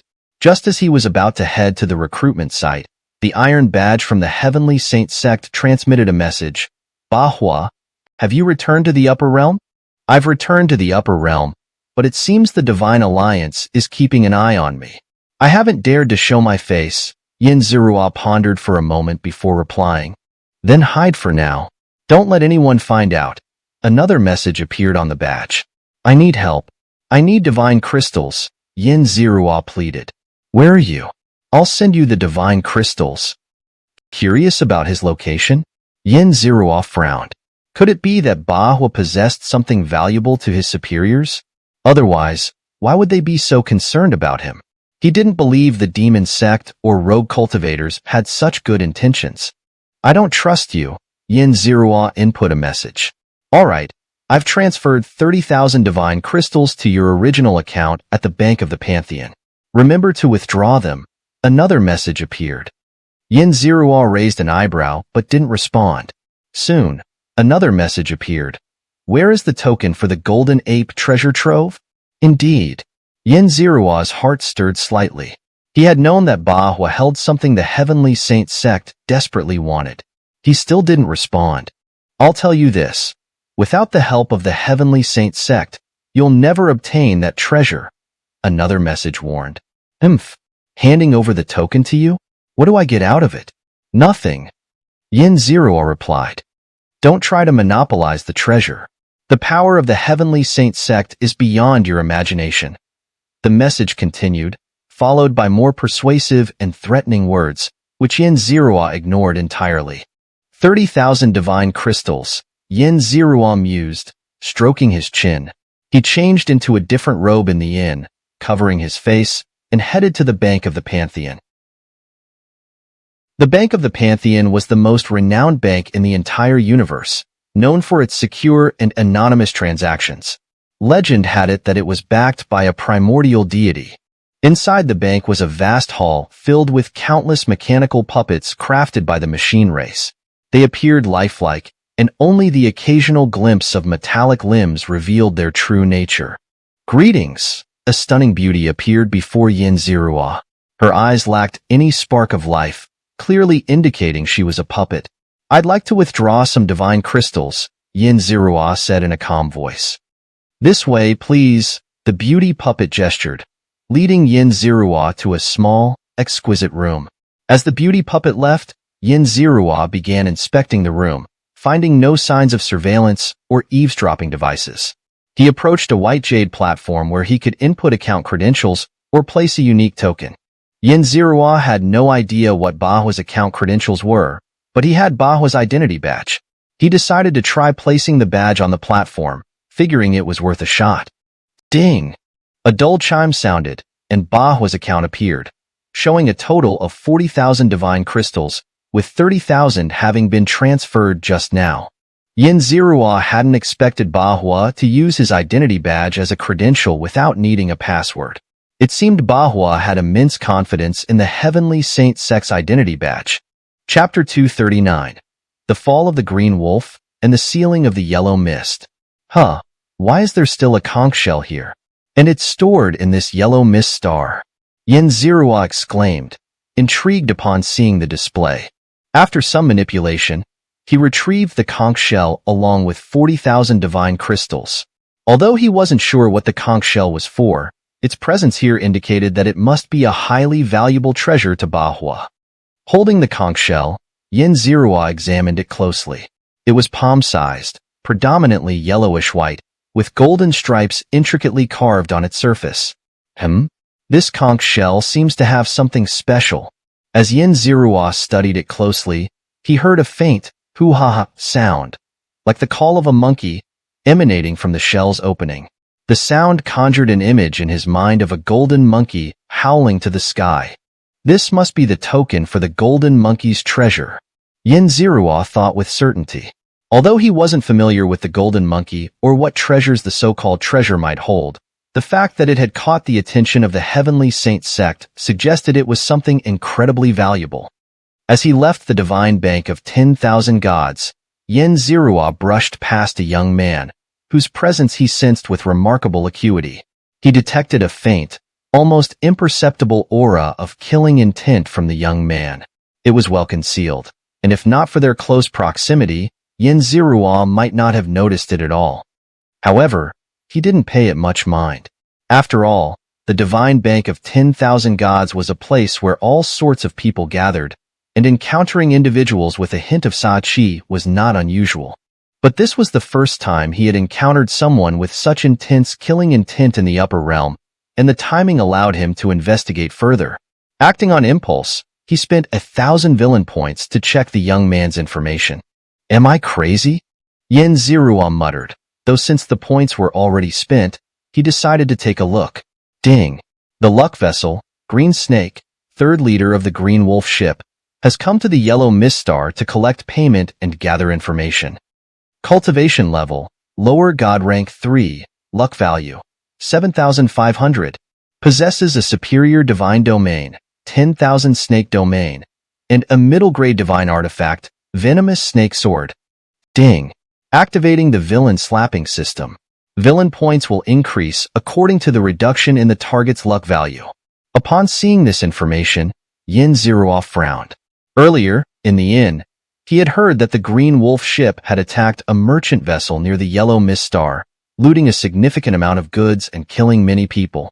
Although the Green Wolf ship's leader, Qinglang, was only at the middle god rank 1, he was known for his ruthlessness and had built a reputation for himself in the area. Qinglang was also a clever man, never targeting ships with strong backgrounds or powerful escorts. Instead, he would ambush smaller merchant vessels near the Yellow Mist Star. The big shots didn't bother with him, and the smaller ones couldn't do anything about him, so he had managed to live quite comfortably, becoming a minor nuisance in the vicinity of the Yellow Mist Star. However, Xianxia remembered that the Green Wolf ship only had 2 leaders, Qinglang and Qingbao. He had never heard of a third leader, Xianxia. This might involve some secret of the Green Wolf ship, but Xianxia wasn't particularly interested in uncovering it. What he was considering was whether to pull off a black eat black operation and seize Qingxi's divine crystals and treasures. Although Qingxi was at the lower god rank 3, 2 ranks higher than him, Xianxia believed that with his heavenly god domain, he could take down Qingxi. However, doing so might cause a commotion and attract the attention of the more powerful figures on the Yellow Mist Star. It's not worth it, Xianxia muttered, shaking his head. Nonetheless, he kept Qingxi in mind. Returning to the inn, Xianxia planned to try joining the Black Dragon sect the next day. While staying at the inn, he listened to various conversations, accelerating his understanding of the upper realm and helping him integrate more quickly. Most of the people here were at the lower levels of the upper realm, with no particularly special information, but it was enough for Xianxia. Did you hear? The Green Wolf ship seems to have offended someone. It was turned into cosmic debris with one sword strike, and everyone on board was killed. Someone suddenly exclaimed. The Green Wolf ship? Xianxia thought of the Qingxi he had just encountered. It was surprising to hear that his lair had been wiped out so soon after their encounter. No way. Is that information true? Someone else asked incredulously. Although the Green Wolf ship was insignificant to the big shots, it was a formidable force to the lower echelons of the upper realm. It just happened. My neighbor's nephew's brother works as a guard on the outskirts of the Yellow Mist Star. He saw it with his own eyes. A single sword beam obliterated the Green Wolf ship, which had been hiding behind an asteroid, the first speaker explained. They must have offended some big shot. Heh, walking the night road too often will eventually meet a ghost. Yen Zirua listened attentively, but the subsequent chatter was mostly useless, boasting about how powerful that sword strike must have been, as if they had witnessed it themselves. Breaking news. Breaking news. The Yellow Mist Star has been sealed. No one is allowed to enter or leave. There might even be a star search soon, someone suddenly shouted. Sealed? A star search? Yen Zirua was startled. This was no small matter. The Yellow Mist Star was no small planet, and there might even be true gods residing there. Whoever dared to seal and search the star must have considerable power. Wow! The crowd in the inn erupted in commotion. Although such a major event didn't directly concern them, they were eager to know the reason behind it. It's because of the Green Wolf ship. They stole something valuable from a big shot, and that item is on our Yellow Mist Star. That's why they're conducting a search, the informant explained, revealing the reason for the sealing. Upon hearing the true reason, the crowd grew excited. First, the fact that a lowly Green Wolf ship could attract the attention of a big shot satisfied their fantasies. Second, if they could find the big shot's treasure, wouldn't they instantly rise to prosperity? Thinking of this, many couldn't sit still and rushed out to search for the treasure stolen by the Green Wolf ship. I know the third leader of the Green Wolf ship, and he's on the Yellow Mist Star. If there really is a treasure, could it be on him? Yen Zirua pondered. If no one from the Green Wolf ship had escaped, then the treasure must be with Xianxia, the unknown third leader. Too bad he hadn't dealt with Xianxia earlier. Now it would be difficult to find him, Yen Zirua thought as he watched the bustling streets. Soon, the entire Yellow Mist Star grew tense, with the overall cultivation level of the gods walking about increasing by a notch. Strangers were stopped, questioned, and searched. Although most of those searched were furious, they refrained from any resistance. Seeing this, Yen Zirua decided to lay low. His enemies shouldn't affect him here, but no one wanted to be randomly searched. Chapter 240. Qinglang captured, divine power unveiled. The knocking on the door echoed through the room. Yen Zirua's thoughts shifted, and the defensive array on the door deactivated. He opened the door to see a group of lizard men dressed in yellow, accompanied by a waiter. Realizing these were the searchers, Yen Zirua's expression grew serious. "What is it?" he asked, his tone slightly tense. "Sir, these people are here to search the premises," the waiter said with a bow, his voice laced with servility. Yen Zirua glanced at the waiter, a lower god of the first rank, a figure of great power in the lower realms, yet here he was, bowing and scraping. It seemed that no matter where one went, the lower classes were always so subservient.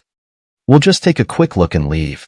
We won't search thoroughly," the leader of the lizardmen interrupted, pulling out a black box and glancing at it. He shook his head and left without another word. Watching them head to the next room, Yen Zirua closed the door under the waiter's profuse apologies and reactivated the protective array. They dare not search too aggressively. It seems even the higher-ups of the Yellow Mist planet and the great figures behind the destruction of the Qinglang ship fear, incurring the wrath of the entire planet, Yen Zirua mused. These searchers had a way to detect whether someone was carrying a treasure. If they continued like this, it wouldn't be long before they found Xianxia. Another day passed, and the tension remained high. Yen Zirua surmised that the treasure had not yet been found. Fortunately, the Black Dragon Sect's recruitment was set to last a full month, so his time was not yet too pressing. Suddenly, a loud explosion reverberated in Yen Zirua's ears, causing him to lose control of his divine power during his cultivation and sustain a minor injury. Yen Zirua furrowed his brows, inspecting the array in his room, which was still functioning properly. He had activated the array to its maximum while cultivating, yet he had still been disturbed and injured. "My apologies for addressing you in this manner. To compensate, The yellow mist planet will increase the concentration of spiritual energy severalfold. A voice suddenly echoed in Yin Zirua's ears. Tracing the source of the sound waves, he closed his eyes and extended his perception, spotting a slightly plump lizard man speaking. This lizard man was hunched, his scales faded to a dull gray, his body wrinkled, and his eyes clouded, giving the impression of advanced age. At first glance, Yin Zirua recognized him as the Lord of the Yellow Mist Planet, Xianxia, a legendary figure rumored to possess divine power. As Xianxia's words faded, Yin Zirua felt the spiritual energy in the air increase several times over. Absorbing this energy, his minor injury instantly healed, and his cultivation even saw a slight boost. SSS. Yin Zirua gasped, realizing the immense cost required to increase the spiritual energy of an entire planet. Such a price must be enormous. What could have prompted this supposedly divine figure to take action? Yin Zirua wondered, intrigued. Some have obtained treasures that do not belong to them. What's amusing is their audacity to claim these treasures for themselves. Xianxia spoke, his voice dripping with disdain for those who overreached. I do not know who you are, nor where you have hidden the treasure, but I do know that you are close to these individuals, for they refuse to betray you, even going so far as to attempt erasing their own memories. In the vast void, Xianxia continued his narration, waving his hand to reveal a group of people with deathly expressions. Yin Zirua could clearly sense their cultivation levels, the highest being a middle god of the first rank, a bald man resembling a wolf. Many of you may recognize these individuals. Indeed, they are members of the Qinglang ship, and this man is Qinglang himself. Xianxia pointed at the bald man. I had no intention of dealing with these lowly rats from the gutters, for in the upper realms, interstellar pirates are the one thing you cannot eliminate, Xianxia said slowly.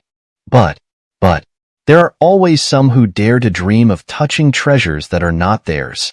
In the upper realms, the first rule of survival is to never touch what belongs to the great powers.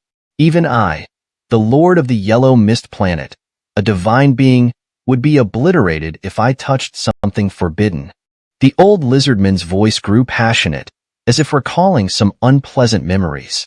Now, the one who holds the treasure for these individuals, step forward. Hand over the treasure, and I, Xianxia, can guarantee your life. If you surrender the treasure, not only will these men live, but they will also be rewarded.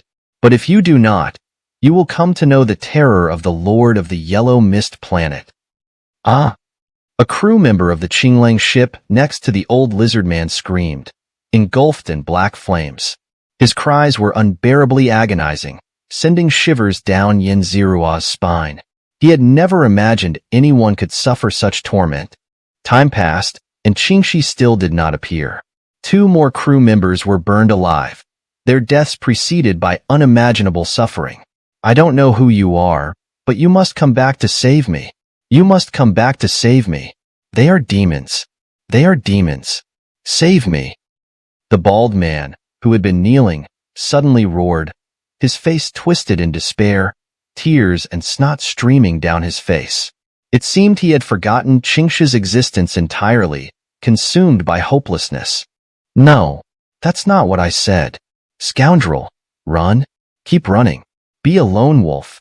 Be a lone wolf. After his plea for rescue, Qinglang suddenly snapped back to his senses, laughing wildly to the heavens, his previous despair completely gone. Huh, can he break free from my control? A surprised voice echoed, and a figure in white robes, with an unclear face, appeared beside Qinglang. With a flick of his finger, Qinglang began to scream in agony, begging for rescue, only to break free again and laugh maniacally, urging Xianxia to flee. Witnessing this, everyone felt a chill run down their spines. The divine power of the white-robed figure was so eerie that he could manipulate Qinglang's thoughts at will, leaving them uncertain which was the real Qinglang. Ah! Qinglang writhed, alternating between roaring laughter and desperate cries, his soul unable to withstand such extreme shifts. Slowly, both expressions appeared on his face simultaneously, blood tears streaming from his eyes as his mouth split into a wide grin. Such a display left everyone who saw it gasping in horror. Chapter 241. The Fight for the True God. Joining the Black Dragon sect? Just as the Azure Wolf was on the verge of collapse, the old lizard man, she, and the indistinct white-robed figure suddenly brightened their eyes. Heh, found you. She and the white-robed figure simultaneously vanished. When they reappeared, she had a person in his grasp, while the white-robed figure placed his hand on that person's head. Upon closer inspection, Xianxia recognized the person as the Green Snake, whom he had met once before. He hadn't expected Green Snake to really be captured. Ha ha ha, you finally came back to save me? Azure Wolf laughed with blood tears streaming down his face, his expression twisted with fear and despair. Big brother! Green Snake cried out, his voice filled with sorrow upon seeing this scene. All right, all of you, leave.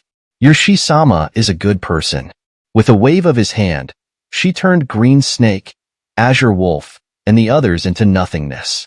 After Green Snake disappeared, a purple light orb slowly materialized in his original position. Seeing this light orb, both the white-robed figure and she's breathing intensified, and the entire space seemed to become unstable. Hee, what a treasure. It's mine now. A black-robed figure appeared in front of she and the white-robed figure. With a bony hand, he snatched the purple light orb. Heavenly Saint Sect! She roared in fury. Die! The white-robed figure coldly commanded. Boom! The entire space shattered, and Xianxia's perception returned to his body. Cough! Pfft! Xianxia coughed up a large mouthful of blood, feeling completely drained and injured. I never expected watching a battle between true god-level deities would leave me so injured. Xianxia sighed. He knew his situation was relatively better. Some weaker individuals might have lost their lives altogether. Watching the spectacle of a divine battle isn't as simple as it seems. I can't afford to casually observe such events anymore. Xianxia reminded himself. He took a deep breath, absorbing spiritual energy to recuperate from his internal injuries. Phew. 3 days later, Xianxia recovered. When he opened his eyes, he found that the concentration of spiritual energy had returned to normal. How stingy! Xianxia complained. He tidied up and prepared to head to the Black Dragon sect to sign up. As he stepped out of his room, he noticed the inn below was buzzing with discussions. Some said she and the others had seized the purple light orb, while others claimed it was taken by the Heavenly Saint sect. Still, others said they saw a member of the Heavenly Saint sect severely injured and killed by an upper god. That upper god, in turn, was heavily wounded while trying to claim the orb, only to be snatched away by a lower god. All sorts of bizarre and messy outcomes were being discussed, none of which seemed credible. After listening for a while, Xianxia found it uninteresting and left the inn. The Black Dragon sect's recruitment location was a relatively small pavilion, with a banner hanging outside, entry forbidden for those below the superior domain. Upon seeing this, Xianxia took a deep breath outside, doing his best to suppress his domain to its lowest level, around 95 miles. Stepping into the pavilion, he found it was deceptively large, like a secret realm. However, there weren't many people inside. Xianxia chose one at random and approached an old man who looked listless. Greetings, senior. Xianxia bowed to the old man. Are you here to join the Black Dragon sect? The old man sized up Xianxia. Yes. Xianxia bowed again. Pass through that light screen. The old man pointed to a light screen not far away. Xianxia complied, passing through the light screen. He felt as if he had been thoroughly examined, even the size of his divine core seemingly exposed. Ding.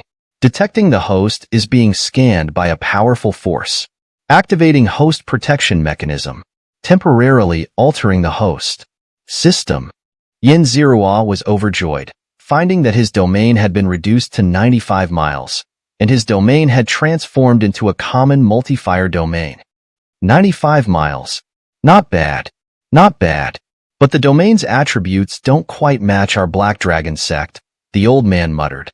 All right, go wait over there. In about 10 more days, we'll head back to the Black Dragon sect. The old man tossed a jade token to Xianxia. After receiving the jade token, a stream of information appeared in Xianxia's mind. The token was his identity token, indestructible, irreplaceable, and irredeemable. Violating any of these would result in severe punishment. The rest was some information about the rules of the Black Dragon sect, which Xianxia glanced at and didn't pay much attention to. Following the token's guidance, he selected a room and settled in. Wake up! While immersed in cultivation, Xianxia suddenly heard a gentle voice. He opened his eyes and found himself outside. There were already many people waiting there, all dressed in colorful attire. Some were chatting and networking, while others maintained a cold, aloof demeanor, completely ignoring those around them. Xianxia observed everyone secretly, finding that their talents were not particularly outstanding. It seemed he might be the most talented among them. He quickly realized that those with exceptional talent had probably been recruited by others long ago. Only those with mediocre talent, but unwilling to join inferior factions remained.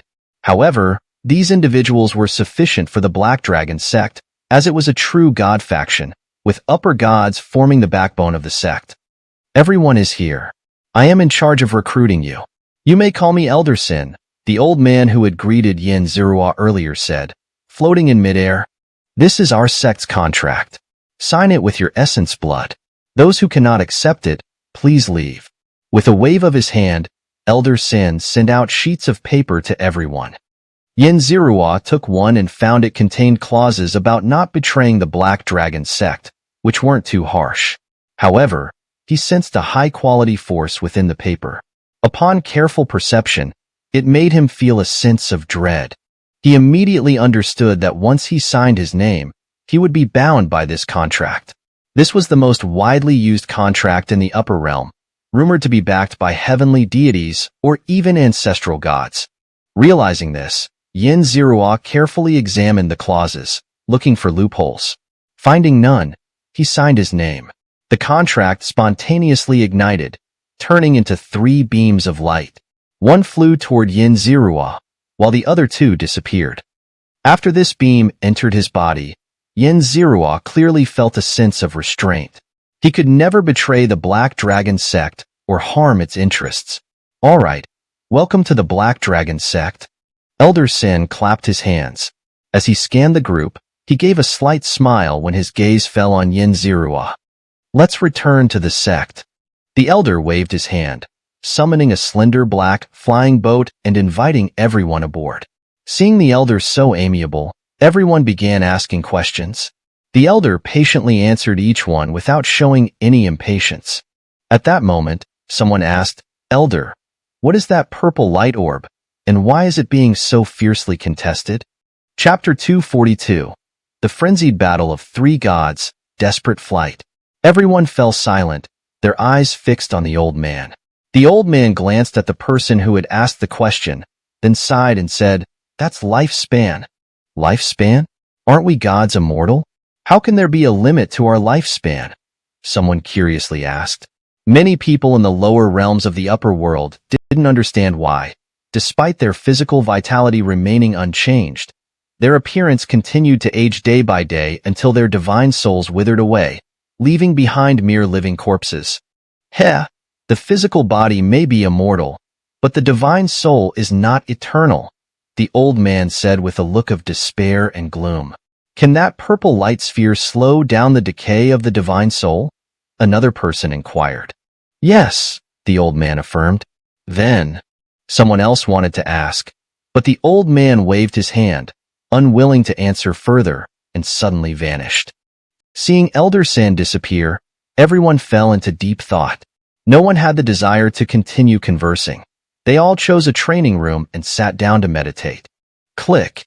A familiar sensation came over Xianxia, signaling that the airship was about to depart. Unlike when they had arrived from the lower realm, Xianxia could now see the scenery outside.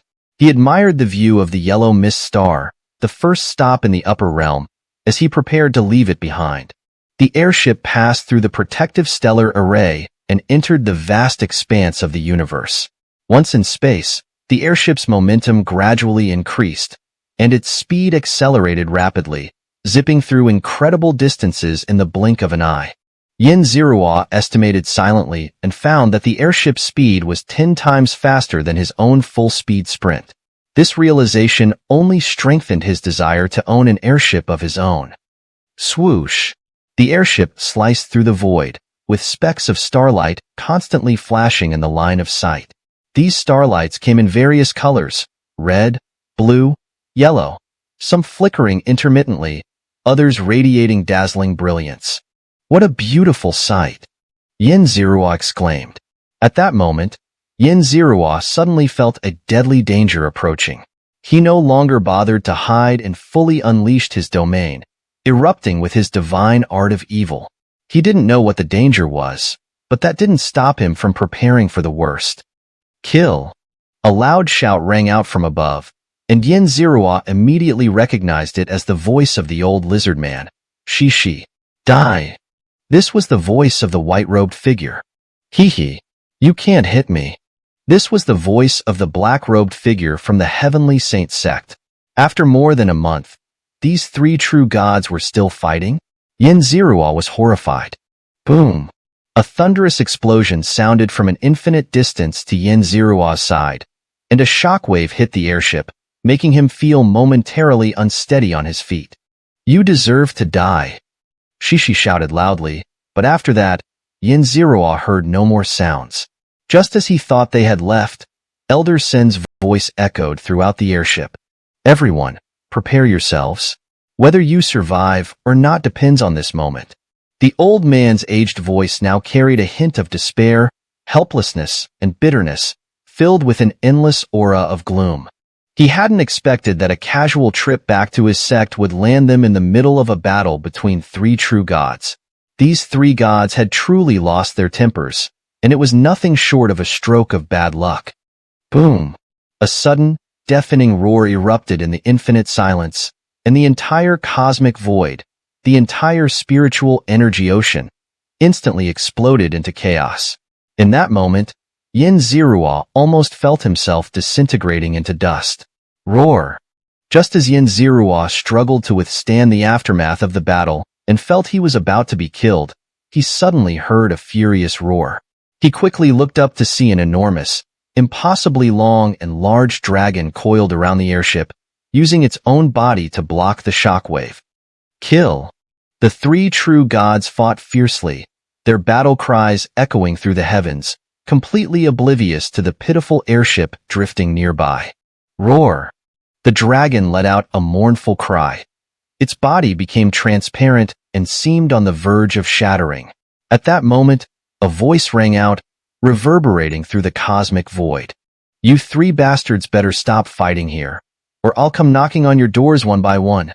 This voice did not belong to the three true gods. Xianxia could clearly sense that it came from the dragon. Boom! The three battling figures did not respond but instead unleashed an even more powerful attack, sending an unprecedented shockwave hurtling toward the fragile airship. Roar! The dragon let out a final mournful cry, exploding into countless fragments that blocked the shockwave. Damn bastards! The voice from the dragon cursed again, but it did not reappear after that. The universe returned to calm, with all traces of the battle seemingly smoothed over by an invisible force. All anomalies had disappeared, leaving only the battered airship as evidence of the terrifying battle that had just occurred. Xianxia waited quietly for a while, feeling no more shockwaves from the battle of the three true gods. His spiritual senses detected no more danger, and everything seemed the same as before. The three true gods must have moved away from this area. Huff! Xianxia felt the airship resume its journey.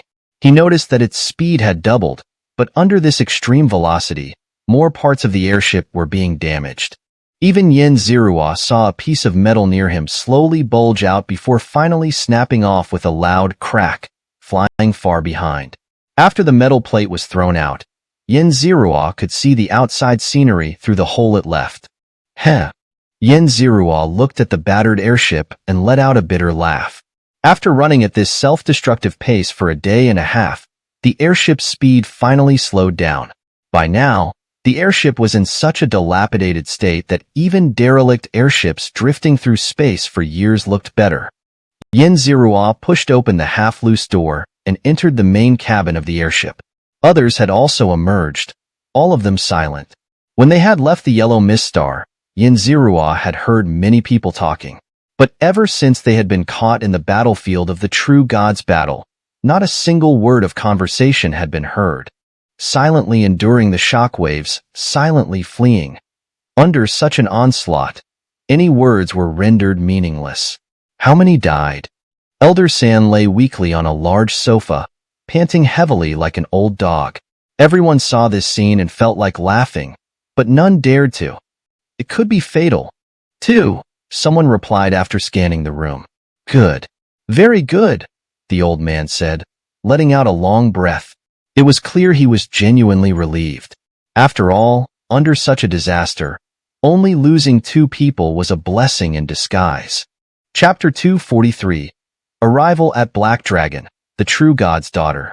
Alright, this is within the territory of our Black Dragon sect. They shouldn't dare to come here, the old man said. He noticed some of the newly recruited disciples glancing around nervously, as if worried that 3 true gods might appear nearby at any moment. He said impatiently, "This is our territory. The sect master can appear here in an instant. They absolutely wouldn't dare to come." But then he trailed off, glancing at the ceiling of the cabin. He wisely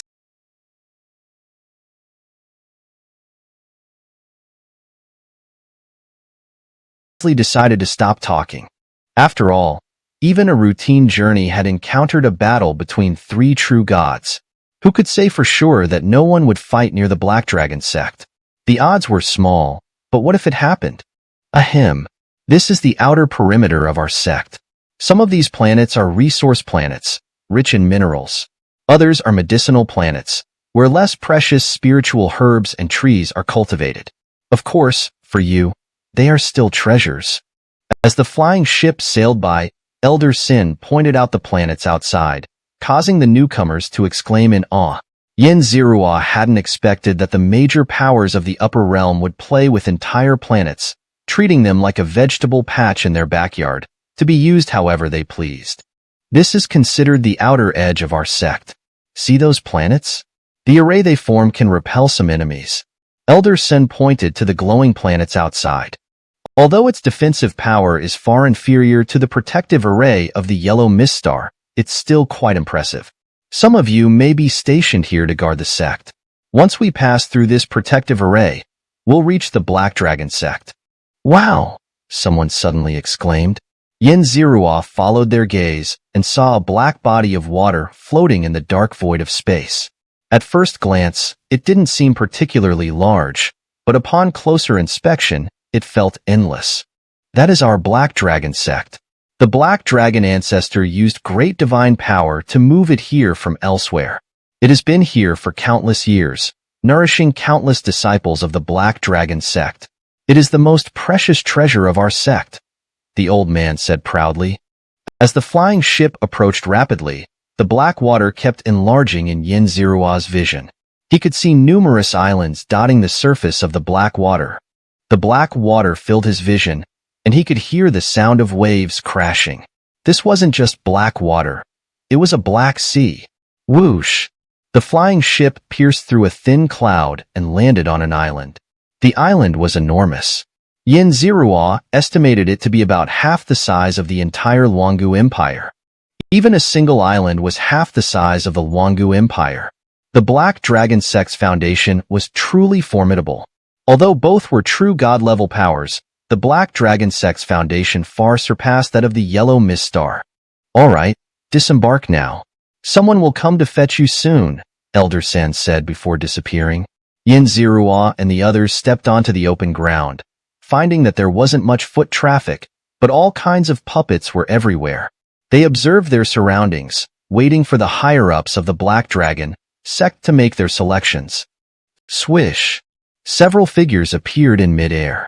Xianxia sensed their deep, ocean-like auras, indicating they were at least upper-tier gods.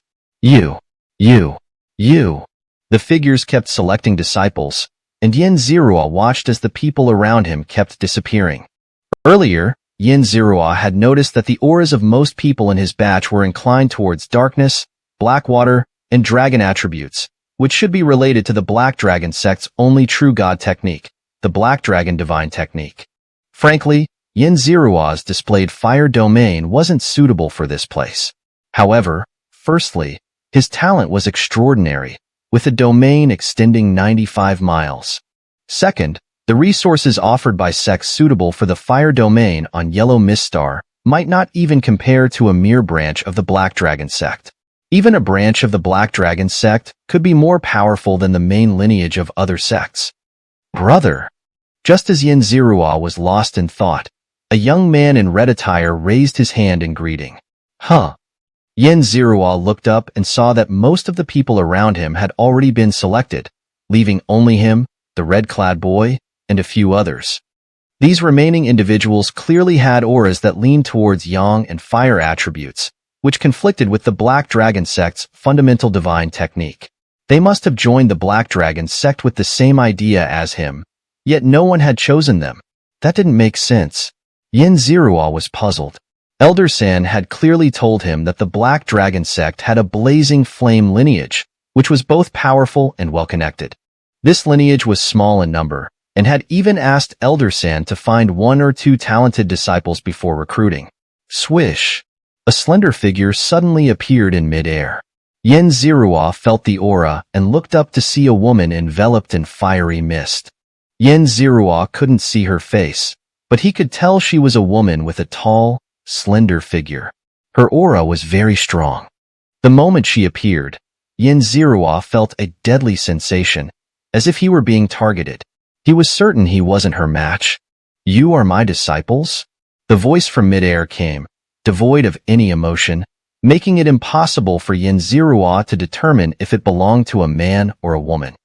"Greetings, Supreme God." Yin Zerua and the others bowed. "Come," the woman said, not wasting any words. She waved her sleeve, and Yin Zerua felt the world spin around him. When he regained his senses, he found himself on a red cloud. "Is this my direct superior?" Yin Zerua's heart stirred, and he spent 1,000 villain points to check the woman's information. He wasn't particularly interested in her details, but his future here would depend on her. Ding! The protagonist, Xianxia, is the daughter of a true god, currently hiding in the Black Dragon sect for protection. Current cultivation level: Upper God First Rank. Qi Yun value: 9,000. Possesses the True God domain, Extreme Fire domain, and the upper tier divine artifact, Crimson Flame Ribbon. Ding! Activating the villain face-slapping system. Villain points will be increased based on the reduction of the protagonist's Qi Yun value. A Qi Yun value of 9,000? Yin Zerua's expression grew serious. This was the highest Qi Yun value he had ever seen in a protagonist. Moreover, she possessed a true god domain, indicating exceptional talent and a high chance of ascending to true god. However, hiding in the Black Dragon sect for protection meant she had enemies. The daughter of a true god needing protection suggested her enemies were likely true gods themselves, or at least true god-level forces. This was a ticking time bomb of karma. He must keep his distance from her. In that instant, Yin Zerua made up his mind. As for face slapping to earn villain points, he wasn't ready to die just yet. Chapter 244. The Volcanic Island, Fishing in the Black Waters. "We're here." Tang Xiaohua coldly dropped those 2 words and vanished, leaving Yin Zerua and a group of newcomers looking at each other. "Ladies and gentlemen, please." A beautiful puppet gestured an invitation. The puppet led Yin Zerua and the others to familiarize themselves with the entire island.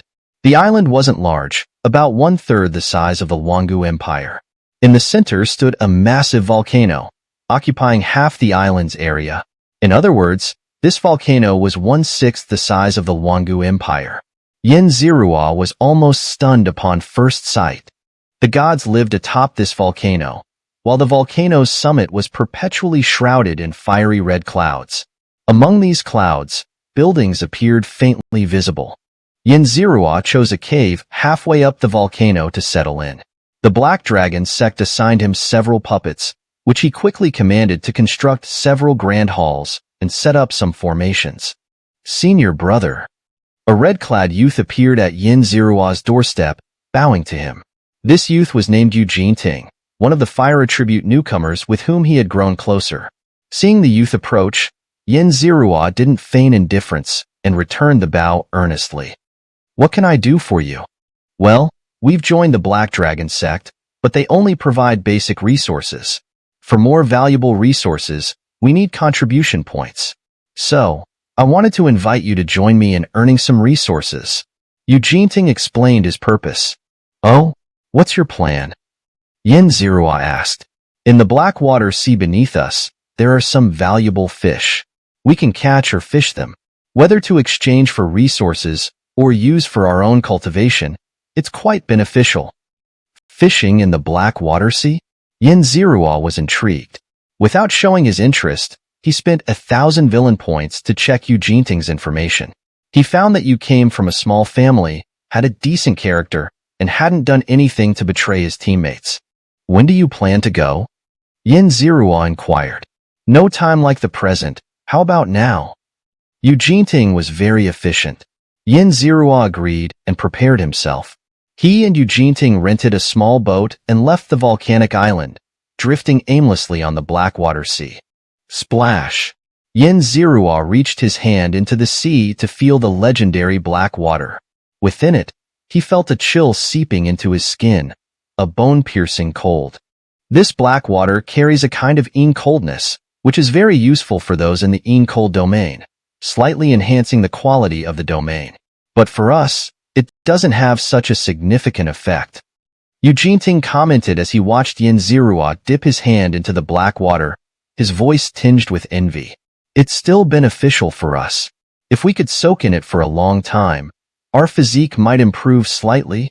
Yin Zirua felt his palm and noticed a slight increase in the activity of that part of his body, and his divine power circulation quickened a bit. True, but if this stuff pollutes our divine domain, it's not worth it. Eugene Ting shook his head. Yin Zirua just smiled without commenting. Not to mention that a polluted divine domain isn't necessarily bad, even if it were. So what? In the pursuit of cultivation, how could one avoid taking risks?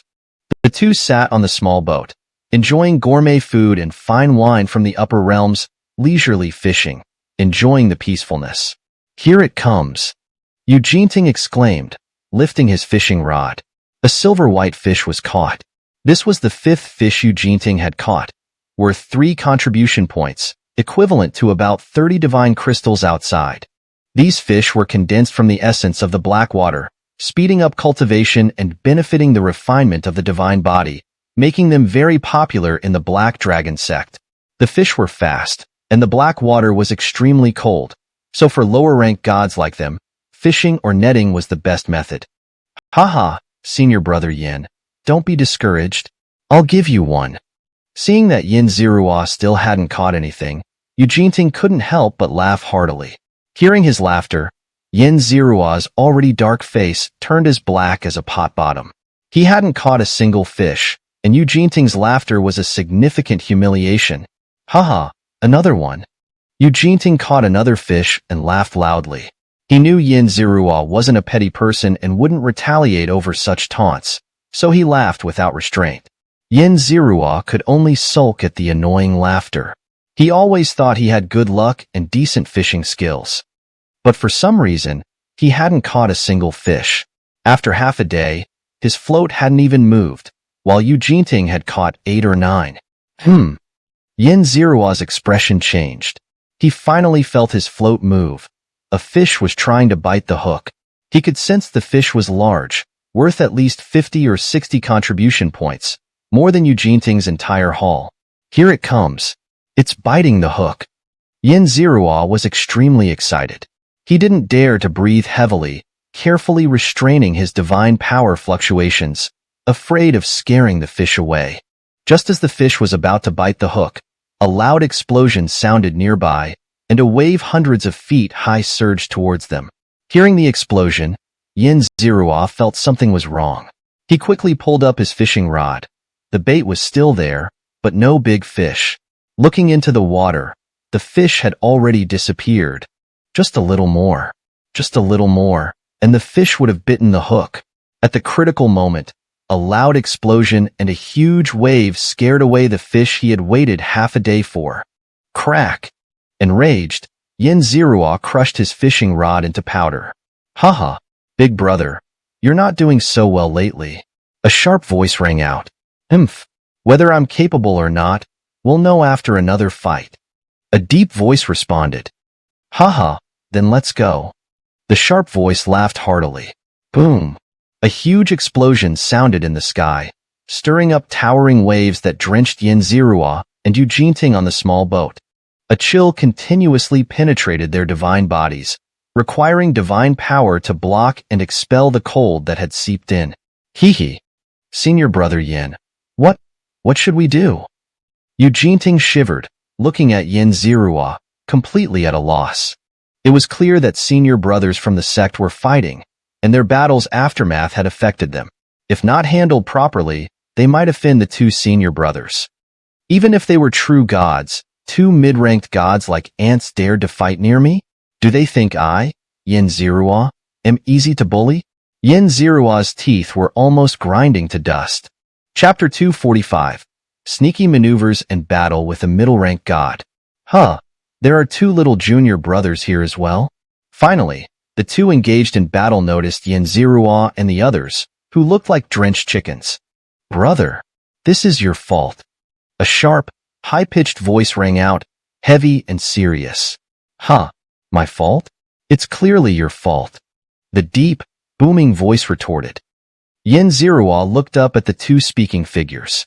The one with the sharp voice was a skinny man, while the one with the deep voice was a burly man. They continued to argue over who was right, their debate gradually turning into laughter. Hey, big brother, look at this kid's eyes. He can see our faces clearly, can't he? The skinny man said, his voice sharp with a hint of surprise as he stared at Xianxia. There were many people with divine eyes in the upper realms, but they were not common. Really? Kid, do you know it's very rude to stare directly at your mighty senior brothers like that? The burly man asked in his characteristic deep voice, his tone accusatory. Xianxia frowned, about to speak, when the skinny man interjected with a mocking laugh. You? Mighty? What? You don't agree with your big brother's mightiness? The burly man roared in anger. I just don't agree. The skinny man retorted, his neck stiff, his aura continuously rising, causing the space around him to warp. Don't agree? Then die. The burly man exploded in fury, throwing a punch at the skinny man. Boom! A deafening sound echoed through the air as the two unleashed their full strength in a clash. However, most of the force from their blow was directed at the small boat beside them, aimed at Xianxia and Ting. Brother Yin. Ting, clearly aware that these two were plotting against him, turned to Xianxia and shouted, his face filled with panic and humiliation. Ting spat out a mouthful of blood and fainted. Although he wasn't in mortal danger, the injury was severe, requiring a significant cost to heal. For a newcomer like him, this was undoubtedly a disaster. Xianxia frowned deeply. Seeing Ting's condition, he felt a sudden urge and also spat out a mouthful of blood, fainting. The two, the burly man and the skinny man, seeing that both Xianxia and Ting had fainted, burst into laughter, attacking and insulting each other, before eventually disappearing somewhere. Ugh. Xianxia, pretending to be unconscious, regained his senses. First, he checked if Ting was truly unconscious. Confirming that Ting wouldn't wake up anytime soon, Xianxia fed him a healing pill and quickly put on the disguise mask that Xianxia had gifted him. Changing his appearance, Xianxia changed out of his soaked clothes and swiftly flew in another direction. He circled around and found the skinny man and the burly man. Haha, big brother, you're still weak. Not only is your attack weak, but even bullying junior brothers has made you weaker. Kindness will only make you weaker. The skinny man laughed heartily. You're the weak one. You're the weak one. If it weren't for you holding me back, I could have at least seriously injured those two kids. the burly man said in a fluster. Oh, really? Yin Zirua appeared silently behind the burly man and whispered in his ear. Ah! In that instant, the burly man felt as if he were about to die, a cold chill creeping up his neck. When he realized what was happening, he let out a scream, even shriller than the skinny man's. Swish! The burly man erupted with his maximum speed, appearing next to the skinny man in an instant. As he escaped, he expanded a dark, eerie domain. Yin Zirua was enveloped in a multicolored flame. He was certain that the two men in front of him couldn't see through the flames. Even though he had disguised himself, who would complain about extra protection? Who are you? The burly man demanded harshly. Who am I? The one who will kill you. Yin Zirua cackled. Huh? Lower-ranked god. First rank? Your cultivation is at the lower-ranked god. First rank? The skinny man detected Yin Zirua's true cultivation level. Yin Zirua unleashed his aura, revealing his true cultivation instantly. He had prepared for his true level to be exposed, so he wasn't bothered by the skinny man's exclamation. Ha ha ha, big brother. You were actually scared by a lower-ranked god. First rank? That scream earlier was truly memorable. It's a pity I didn't record it. Haha, don't tell anyone you're my brother. I don't have a brother as embarrassing as you. The skinny man laughed hysterically, tears streaming down his face as he rolled on the ground holding his stomach. You're a lower-ranked god. First rank? The burly man glared at Yin Zirua, as if looking at his father's murderer. Yin Zirua ignored the two men.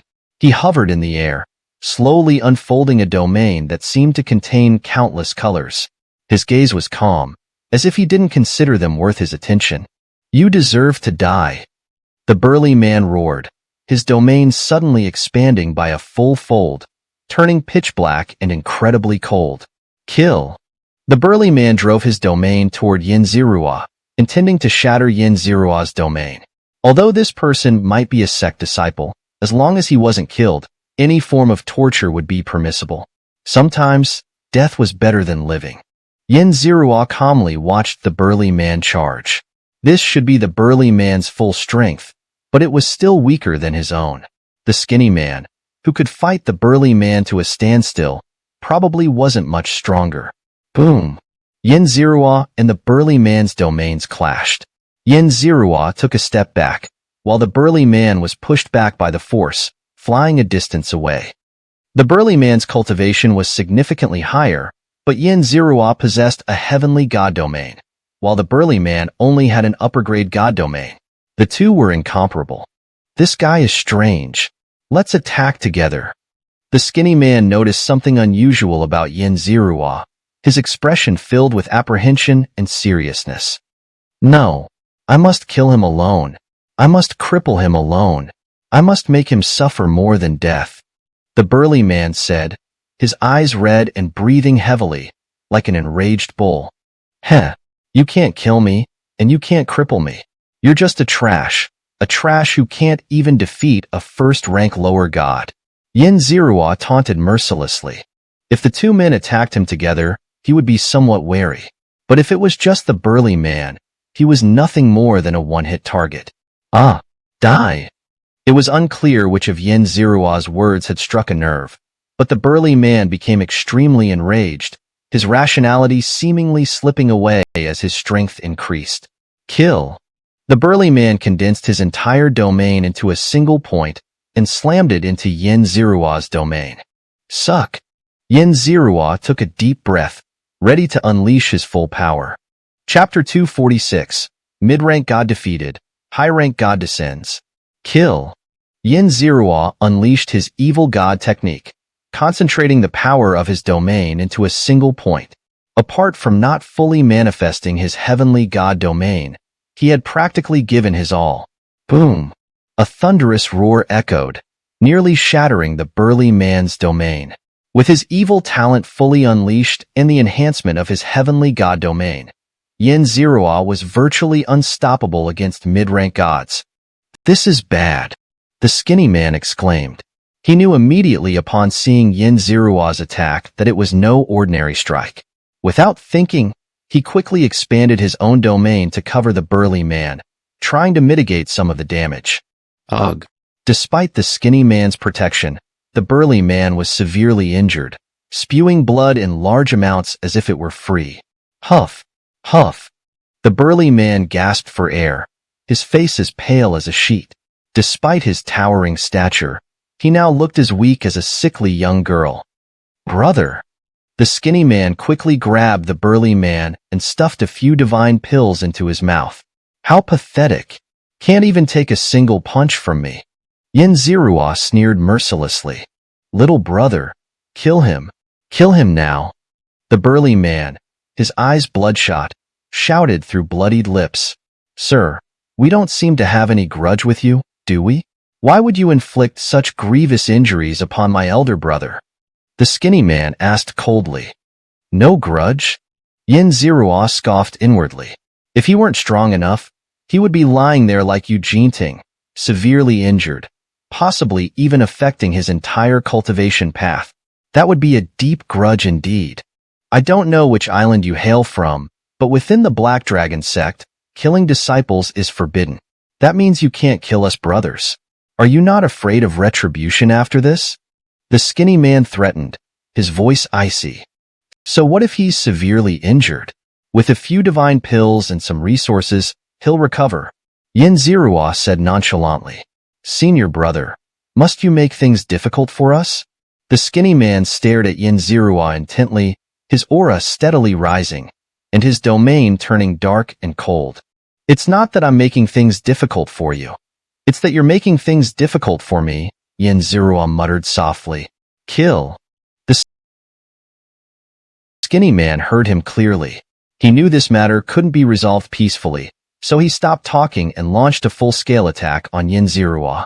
This battle with the skinny and burly men was Xianxia's first fight against mid-rank gods, and his first battle in the upper realm.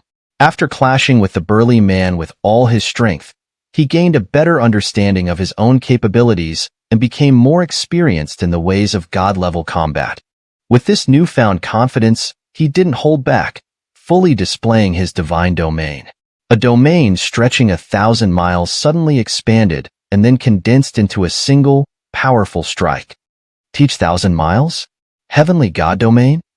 The skinny man stammered, utterly shocked by Xianxia's domain. In that instant, he finally understood why this low-rank god dared to face off against two mid-rank gods like them. Kill. Taking advantage of the skinny man's momentary lapse, Xianxia unleashed his full force, striking directly at the skinny man. No. No. The skinny man finally snapped out of his daze, but was too late to mount any effective defense against the attack. Boom. Xianxia's full power strike hit both the skinny and burly men. The skinny man couldn't dodge in time and ended up shielding his elder brother with his own body. Ah! The skinny man screamed in agony. This strike was unbearable, and he was undoubtedly severely injured.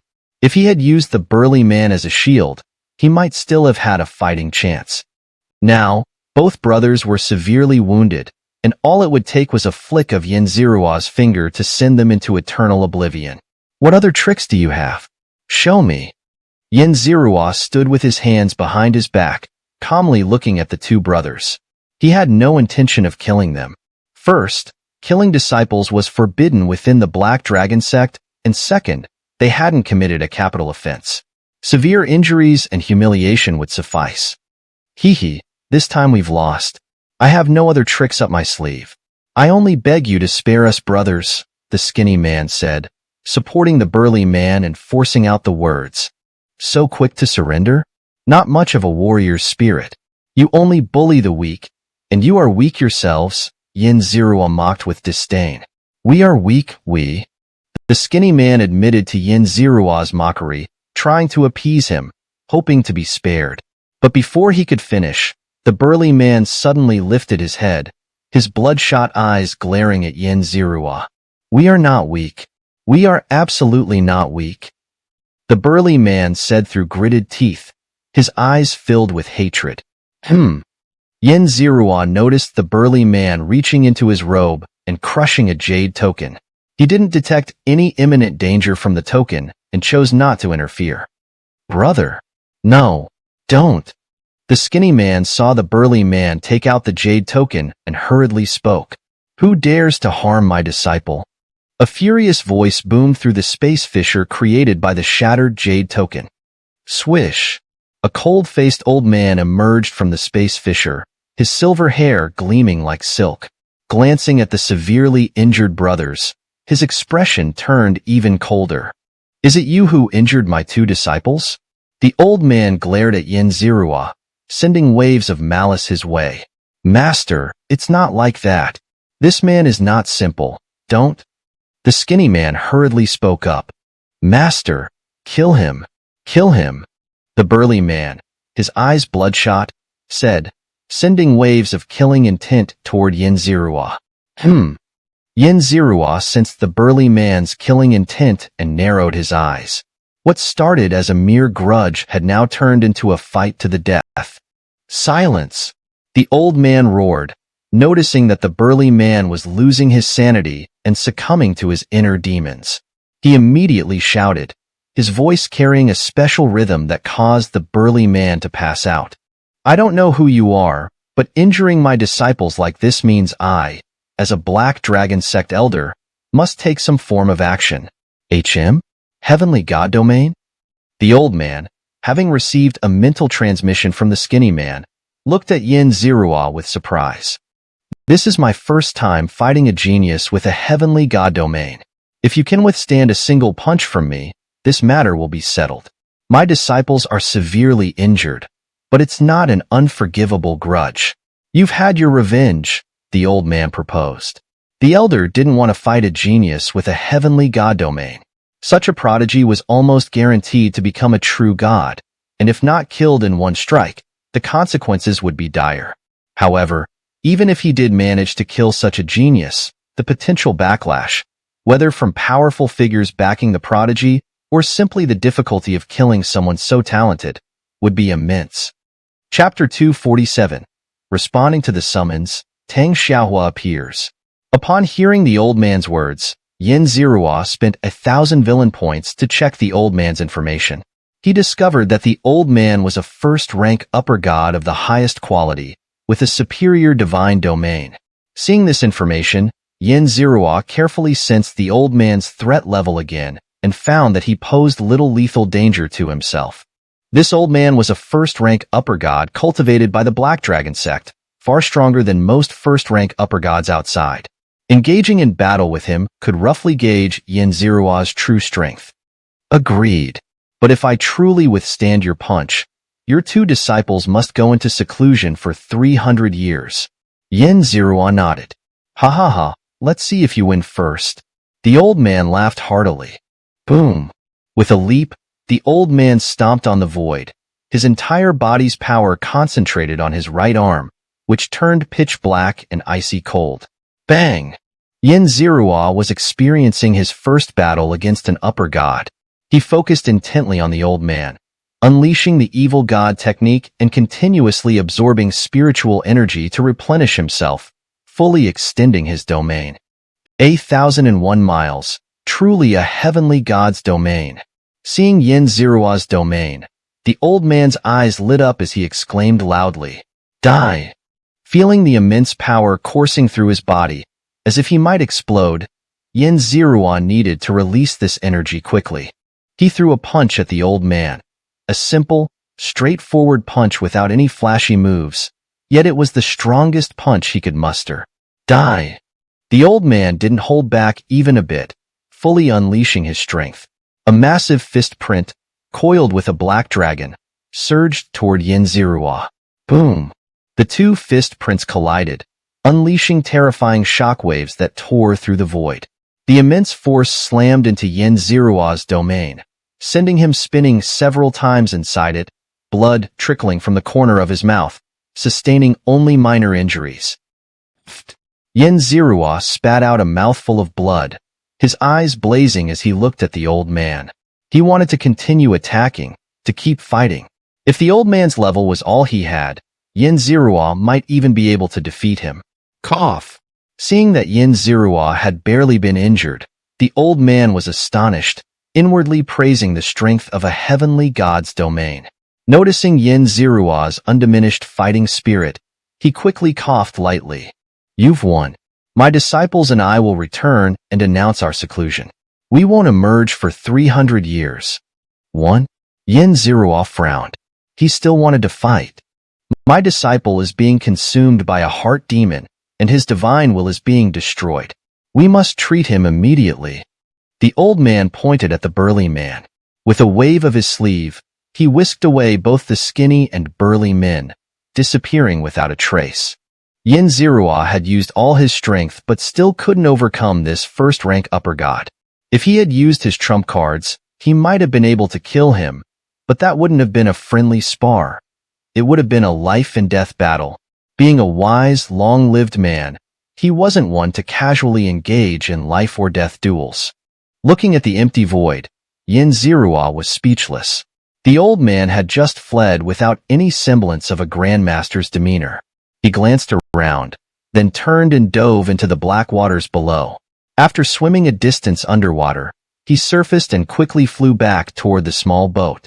He was unbeatable among those below the upper god realm, even those with genuine divine domains. Yin Zirua sat on the small boat, slowly pondering. Yin Xixiao? Eugene woke up, his eyes still blurry. "I just woke up too. Those two have no idea where they've gone. Thankfully, they didn't go too hard on us. We only sustained minor injuries," Yin Zirua said. "Those bastards. Minor injuries? How is that possible?" Eugene was initially furious, but upon hearing Yin Zirua's words, he quickly checked his body and found that it was indeed only minor injuries, which were almost healed. "Earlier, I was clearly badly injured. How did it turn into minor injuries?" Eugene was baffled. Seeing Yin Zirua's confident demeanor, he decided to set the matter aside. Perhaps his body was just special. Yin Zirua and Eugene returned to the volcano island. After such an incident, neither had the mood to go fishing anymore. They each returned to their caves to cultivate. Ding ding ding. Before Yin Zirua could cultivate for half an hour, he heard a bell ringing. This bell was from the volcano island, and when it rang, all disciples of the island had to gather at the clouds above the volcano's mouth, regardless of whether they were cultivating. "Xixiang, what's happening?" Yin Zirua stepped out of his cave and saw Eugene bowing to him and asking. "I don't know." Yin Zirua shook his head. "This time, we're being summoned to the great halls at the top of the volcano. I haven't been there yet. I was planning to go in a few days, but now we're being called," Eugene said with some excitement. The great halls amidst the clouds at the top of the volcano were the core of the entire island. Some precious resources and valuable divine techniques were stored there. As Yin Zirua and Eugene flew upward, they encountered some fellow disciples, some familiar and some unfamiliar. Yin Zirua nodded slightly to them in greeting. At the volcano's peak, above the crater, clouds swirled, and amidst the clouds stood several great halls. To be honest, the first time Yin Zirua saw this construction atop the volcano, he was curious. Didn't they fear a volcanic eruption? Did Tang Xiahua feel safe living up there? He had no answers to these questions. Flying into the clouds, they parted automatically. After flying a distance, Yin Zirua emerged from the clouds, greeted by a dazzling array of golden and jade-colored halls, stretching endlessly, leaving him unsure just how many there were. In the midst of these buildings stood an enormous white jade plaza. Landing on it, Yin Zirua felt like a tiny speck of dust on a vast white jade plate. "This is divine craftsmanship," Yin Zirua marveled, gaining a deeper understanding of the Black Dragon sect's profound foundation. Thud. Yin Zirua landed on the plaza, surveying his surroundings. Everyone seemed equally puzzled by the summons, gathering in small groups to discuss and speculate on the reason. Swish! Suddenly, a woman enveloped in fiery red clouds appeared in midair. As soon as she appeared, the entire venue fell silent instantly. "Island Master!" Everyone bowed. Indeed, Tang Xiahua was the island master of this volcano island, Yin Zirua's direct superior, and in a way, his half-teacher. Though she was technically his teacher, it was just a nominal title. He wouldn't seek her help for cultivation problems, and she wouldn't arbitrarily command him. Rise. Tang Xiaohua's voice rang out, devoid of any emotion, making it impossible to discern her gender. Chapter 248. Super Talents, Speculations Abound. After finishing her words, Tang Xiaohua simply hovered silently in midair, not showing any intention to speak further, making her seem even more like a patch of mist than the mist itself. May I ask why the island master has summoned us here today? Someone who seemed to be quite familiar with her temperament dared to speak up, unable to bear the silence any longer. Tang Xiaohua first swept her emotionless gaze over the person who had spoken. Yin Zirua could see that in that instant, the person seemed to stiffen slightly. For a genius, Tang Xiaohua finally spoke up when everyone was on the verge of impatience, thinking she had no intention of answering. A genius? What kind of genius would warrant the island master, who wields the domain of a true god, to summon everyone here? The crowd was filled with curiosity. After all, Tang Xiaohua herself was already a top-tier genius of the Black Dragon sect. Was there someone even more talented than her? It was beyond their imagination. Is there someone more talented than the island master within our Black Dragon sect? Someone asked curiously, subtly flattering Tang Xiaohua in the process. Tang Xiaohua did not answer immediately. This time, everyone was prepared, and after waiting for a while, it seemed her mind had finally processed the information. She finally spoke. A genius with the domain of a heavenly god. His cultivation is at the rank of lower god, first level. This time, her voice was no longer devoid of emotion.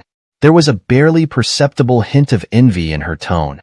A genius with the domain of a heavenly god? The crowd erupted in murmurs, exchanging glances, unable to believe that such a genius existed within the Black Dragon sect. The three scoundrels. Yin Zirua felt a sense of unease the moment Tang Xiaohua mentioned the word genius. Upon hearing about the domain of a heavenly god, he immediately realized that it must have been the old man and his two disciples who, before going into seclusion, had leaked his information to the Black Dragon sect. He should be a disciple, Tang Xiaohua continued, dropping another bombshell. Isn't it said that only one genius with the domain of a heavenly god appears across countless planets? A lower god, first level, with such a domain. Was he just born?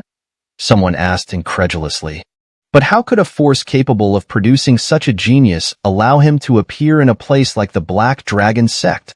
Someone challenged, skepticism evident in their voice. It's not necessarily a newborn genius. It could also be someone who achieved it through a tribulation. There's a portal near our Black Dragon sect that leads to a place called the Lower Realm, a small area not much bigger than an ordinary secret realm. It seems someone recently survived the heavenly god tribulation there, someone speculated. Did the person who survived the heavenly god tribulation in the Lower Realm join our Black Dragon sect? Someone exclaimed in excitement. Our Black Dragon sect is the most powerful force in the vicinity. It's quite possible, another affirmed, stroking his chin.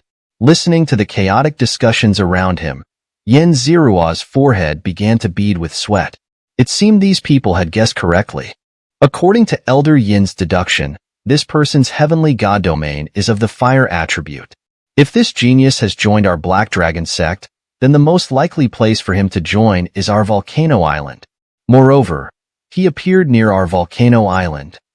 Tang Xiaohua explained, her words unusually abundant compared to her usual reserved and cold demeanor. It was clear that her thoughts were also in turmoil.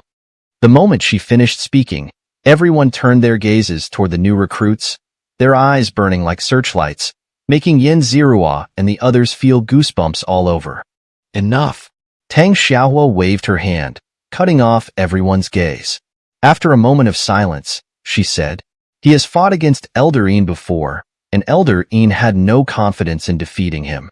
Moreover, he seems to have done some camouflage, clearly not wanting us to know his true identity. I don't know if you were on Volcano Island, but the Black Dragon sect has never intended to force you. With that, she gave a deep look at the new recruits, her gaze lingering longest on Yin Zirua. However, she didn't seem to notice anything unusual, and with a slight flicker, she disappeared without a trace. Wow! The moment Tang Xiaohua vanished, the crowd erupted in excited discussions, their glances occasionally darting toward Yin Zirua and the other new recruits. A genius with the domain of a heavenly god, capable of challenging higher-ranked gods. Each aspect was enough to pique their extreme curiosity. Unable to withstand the crowd's gaze, Eugene pulled Yin Zirua and bowed to the group before taking their leave. You go ahead first. I feel like I'm about to make a breakthrough. I want to break through here, and I also want to select a few divine techniques, Yin Zirua said after leaving the square. What most intrigued him were the numerous divine techniques and the common knowledge of divine cultivation. Apart from that, he had no other needs. Originally, he had planned to come here to take a look, and now that he was here, how could he not explore? That's true. Come to think of it, I haven't selected my own divine techniques either. Hearing Yin Zirua's words, Eugene also stopped, as he too was quite interested in those divine techniques.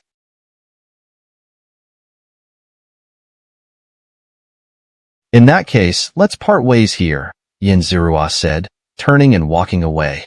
Yin Shixiang, watching Yin Zirua's retreating figure, Eugene suddenly called out to him. Seeing Yin Zirua turn around, his calm yet deep gaze seemed like an endless ocean, making Eugene feel as though he was about to make a grave mistake. His scalp tingled. Is the person with the heavenly god domain you?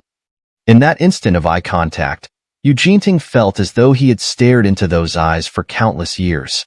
He didn't know what consequences his question might bring, but driven by intense curiosity, he had to ask. You guess? Yin Zirua smiled and turned away. It must be Yin Shixiang. It must be Yin Shixiang. The little man in Eugene's heart clenched his fists and shouted frantically. He was now almost certain that the genius was Yin Zirua. Among the new recruits, only they had left Volcano Island recently. Moreover, after being attacked by those two scoundrels, he had inexplicably recovered. And according to the island master's words, the genius had revealed himself due to a conflict with two disciples. Don't worry, Yin Shixiang. I, Eugene, swear by my own life that I will keep your secret. Watching Yin Zirua's distant figure, Eugene silently vowed in his heart. Leave here? Yin Zirua felt a bit of a headache. He knew he could deceive some of the lower-level disciples, but he probably couldn't fool the higher-ups of the Black Dragon sect. That Tang Xiaohua likely had already seen through his true identity. He had confidence in escaping from an upper god, but no confidence in escaping from a true god. If a true god from the Black Dragon sect were to make a move, recalling the earth-shattering battle between the three true gods on his way here, the mere thought of such a monster coming after him made Yin Zirua's head ache even more. Chapter 249, Lower Second Rank, Bestowed Divine Art. Yin Zirua first focused on enhancing his cultivation, aiming to ascend to the lower second rank of the divine realm before seeking a divine art that suited him. Soon, Yin Zirua arrived at a palace made of crystal. Within this palace, he could clearly sense an extremely rich concentration of spiritual energy, energetic and highly suitable for those with fire-aligned attributes. Click! The door of the crystal palace opened, and Yin Zirua stepped inside. He felt the slightly warm spiritual energy continuously seeping into his body, as if eager to merge with him and become part of his power. This was a benefit for every disciple of the Black Dragon sect, but it could only be used for cultivation advancement. Failure to improve one's cultivation would result in a severe punishment. Yin Zirua sat cross-legged in the center, closed his eyes, and began absorbing the spiritual energy instinctively. After an unknown period, he heard a soft pop, and his cultivation naturally broke through without any surprises.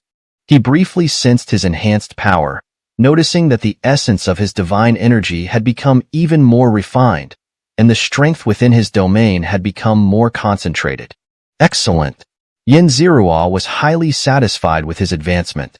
He opened the door of the Crystal Palace and stepped out, taking a deep breath of fresh air. The boost in his cultivation gave him more confidence to face the uncertain future. As Yin Zirua looked up, he sensed something was amiss. He knew someone had been observing him earlier. The presence belonged to Tang Xiaohua.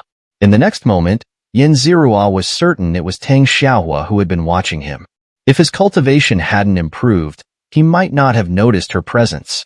But with his heightened sensitivity, he was confident it was her. Does she know I possess the heavenly divine domain? Yin Zirua muttered to himself. He glanced back and noticed the spiritual energy concentration in the Crystal Palace had dropped significantly, far beyond what a lower divine realm breakthrough would cause. She must know I have the heavenly divine domain. Should I escape? Yin Zirua was conflicted. Although Tang Xiaohua's actions hinted at many secrets and she wasn't an utterly evil being, Yin Zirua didn't like putting his life in someone else's hands, even if they were a saint. I'll choose one or two divine arts before escaping, Yin Zirua thought silently. For a true god or a top-tier upper divine realm expert, escaping now or later made no difference. Perhaps he could find a way to escape through some divine arts. The volcano island housed a small, square pavilion with 3 floors, about 10 zhang tall, looking quite ordinary. If not for knowing it was one of the most important places on the island, Yin Zirua wouldn't have given it a second glance. Opening the door, there was no guard, and not even a single array formation was present. It was just an ordinary building. Curious, Yin Zirua stepped inside. Instead of bookshelves or jade scrolls, he saw only red jade pillars. These pillars were waist-thick and slightly taller than him, some round and some square. Upon first glance, Yin Zirua realized these were the storage for divine arts. He randomly chose a jade pillar, placed his hand on it, and felt the cool surface. As soon as he touched it, a stream of information surged into his soul. Not sensing any danger, Yin Zirua allowed the information to enter. Most of the information was miscellaneous notes and common knowledge, with occasional mentions of divine arts. The notes and common knowledge could be freely viewed, but the divine arts were sealed. A lower divine realm cultivator could only access 3 of them, and only those suitable for the lower divine realm. After glancing at the introductions of these divine arts, Yin Zirua found that not only were they unsuitable for him, but most were also extremely weak. Comparing these divine arts, Yin Zirua realized that his evil divine art was a top-tier middle divine realm technique, while his devouring divine art was at least an upper divine realm technique. Having absorbed all the notes and common knowledge, Yin Zirua withdrew his hand, feeling a bit disappointed. He couldn't find any divine arts here that could be of help to him. The lower divine realm techniques were practically useless. These divine arts aren't suitable for you. Just as Yin Zirua was about to leave, a voice devoid of emotion suddenly spoke beside him. Turning his head, he saw a woman shrouded in fiery mist standing in the corner. "Are you here to capture me?" Yin Zirua asked. He already knew Tang Xiaohua was aware of his true identity, and pretending to be ignorant would only be laughable. "Just the heavenly divine domain," Tang Xiaohua's voice echoed, still flat and emotionless, though Yin Zirua could sense her reluctance. "If you're not here to capture me, then why are you here?" Yin Zirua asked, not holding back since she was a potential enemy. "This is a true divine art. It might be of some help to you. Of course, you can choose not to cultivate it, but once you do, you'll bear the consequences of that karma," Tang Xiaohua said, flicking her finger to send a stream of light toward Yin Zirua. "Why give this to me?" Yin Zirua caught the light, frowning as he asked. He had the heavenly divine domain, which held great potential, but it didn't justify such an investment. A true divine art. The Black Dragon sect, such a vast sect, officially only had one Black Dragon divine art, with almost all disciples focusing on cultivating it. Tang Xiaohua didn't respond. The red mist surrounding her gradually faded until it disappeared, leaving only a voice echoing in the pavilion. The sect master said, "Since you've joined the Black Dragon sect, you are a disciple of the Black Dragon sect. The sect never harms or betrays its disciples." Never harms or betrays its disciples? Yin Zirua held the jade slip, pondering silently. After a while, he dismissed the promise. He would never put his life in someone else's hands. Leaving the pavilion, Yin Zirua headed back to his cave abode. Outside, many people were still wandering around. This was a rare opportunity for everyone to gather, and they took the chance to exchange questions, insights, or experiences with fellow cultivators. Some even engaged in friendly spars, exchanging blows and enjoying the lively atmosphere. Xianxia spent a day listening, discovering he had gained quite a bit. Some battle techniques opened his eyes, while others' insights into divine arts made him applaud in admiration. Although these people's talents couldn't match Xianxia's, they were all top-tier geniuses outside. Their cultivation achievements and battle techniques were priceless treasures. This was likely another benefit of the Black Dragon sect, companions on the path of cultivation. Even if their companionship was brief, their wisdom and experiences were invaluable assets. Chapter 250, Flame Barrier Divine Art, Demon Cult Intelligence. Xianxia listened to the experiences shared by these talented individuals, and also shared some of his own insights and experiences. Everyone was quite surprised that this newly joined junior brother had such profound understanding of battles between deities. For a moment, not many of the senior members dared to underestimate this newcomer. After a pleasant exchange with them, Xianxia returned to his cave dwelling. He first familiarized himself with his lower deity second-rank cultivation. Once he could wield his various powers with ease, he took out the jade slip given to him by Xianxia. The jade slip contained a true divine art known as the Flame Barrier Divine Art, which was the first true divine art Xianxia had ever encountered. This true divine art primarily taught how to use one's own strength more efficiently. Most of it was extremely profound, and Xianxia couldn't understand it at all. Some of the mysterious powers mentioned were simply beyond his current capabilities. True divine arts are techniques that utilize the power of true deities. Clearly, Xianxia did not possess the strength of a true deity, so most of the content was only vaguely comprehensible to him. However, after reading through the Flame Barrier Divine Art once, he gained a clearer understanding of how to utilize the power of a lower deity. He also learned several mysterious techniques, which when combined, formed a low-level version of the Flame Barrier Divine Art. Time passed quickly as he delved into the divine art. When Xianxia came to his senses, he realized that he had been in his cave dwelling for 4 months. True divine arts are truly terrifying, Xianxia exclaimed. He completely disregarded the issue of karma that Xianxia had mentioned. After all, such a priceless divine art was a windfall, and bearing some karma was a small price to pay. It's about time to go out and gain some experience, Xianxia thought silently. His comprehension of the Flame Barrier Divine Art had reached a limit, and he needed combat and new inspirations. After tidying up his belongings, Xianxia noticed the identity badge of the heavenly sacred cult that he had tossed into a corner. Since the last time he had a falling out over the golden ape's treasure, he hadn't paid much attention to this badge. Although this badge had brought him many benefits, Xianxia still valued it. Now that he was about to leave, he wanted to know what the heavenly sacred cult was up to. He took it out and saw that there were several messages on it, all sent by his superior to Bahua. Bahua, are you there? Bahua, are you in seclusion? Bahua, if you betray the heavenly sacred cult, your entire family will be destroyed. These messages contained both calls and threats. Xianxia smiled at this. He wasn't Bahua, so the threats against Bahua didn't concern him.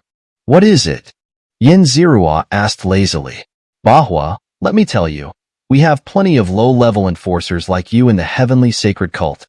We don't need you. As soon as Xianxia sent the message, a line of text appeared on the badge. So fast? Xianxia raised an eyebrow. It seemed he had underestimated the value of the golden ape's treasure to the heavenly sacred cult. After a moment of contemplation, he replied.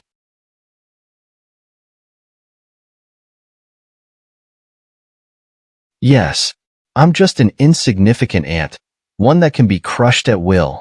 But even ants fight for survival. Whoever wants my life, I'll take theirs. Bahua, do you want to betray the heavenly sacred cult? Think about your family. You know the punishment for traitors in the heavenly sacred cult.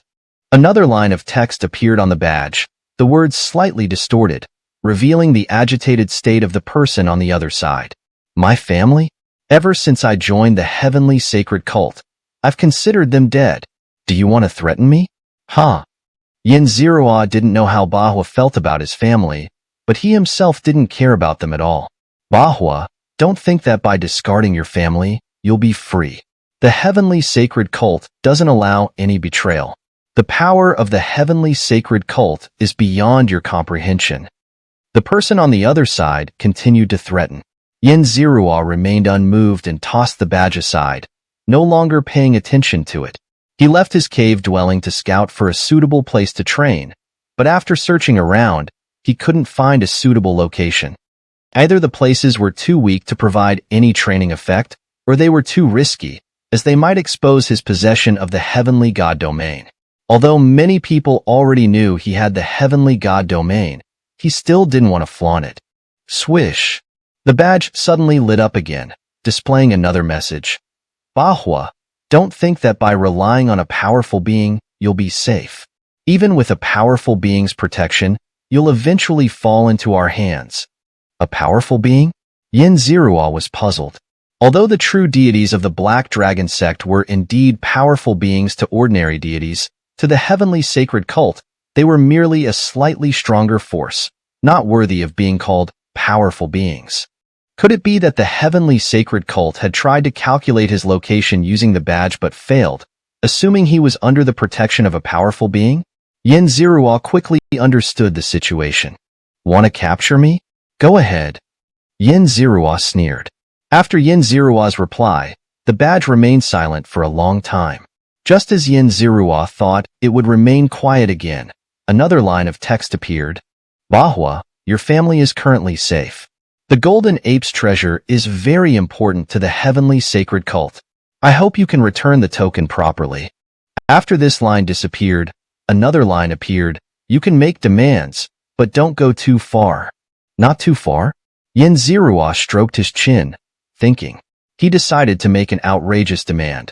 Resources to cultivate to the level of a heavenly god, 10 heavenly god techniques, and 100 treasures that can escape a heavenly god's attack?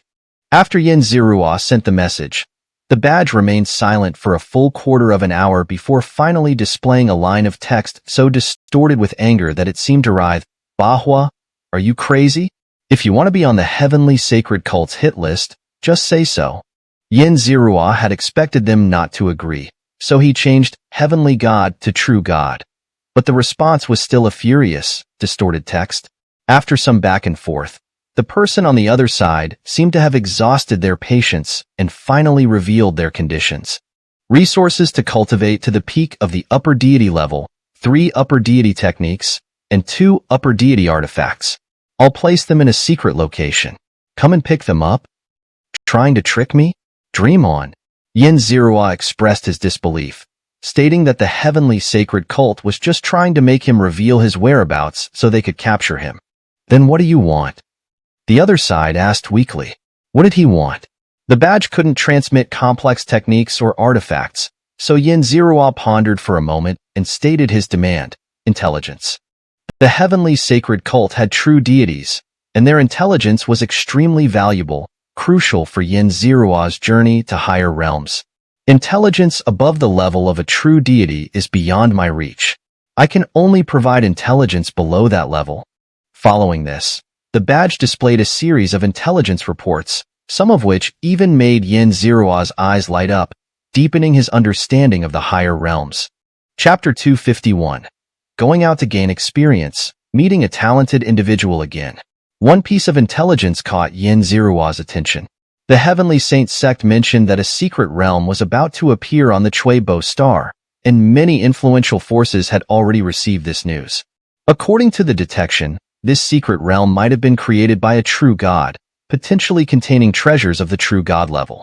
The Chuebo star was located near the Black Dragon sect, and a secret realm created by a true god would not attract true gods unless it contained significant treasures.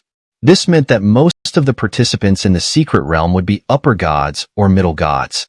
This was the perfect place for Xianxia to gain experience. Excitedly, he began searching for information about the Chuebo star and gained a general understanding of it. However, news about the Chuebo star did not circulate within the Black Dragon sect, and Xianxia did not know the reason behind this.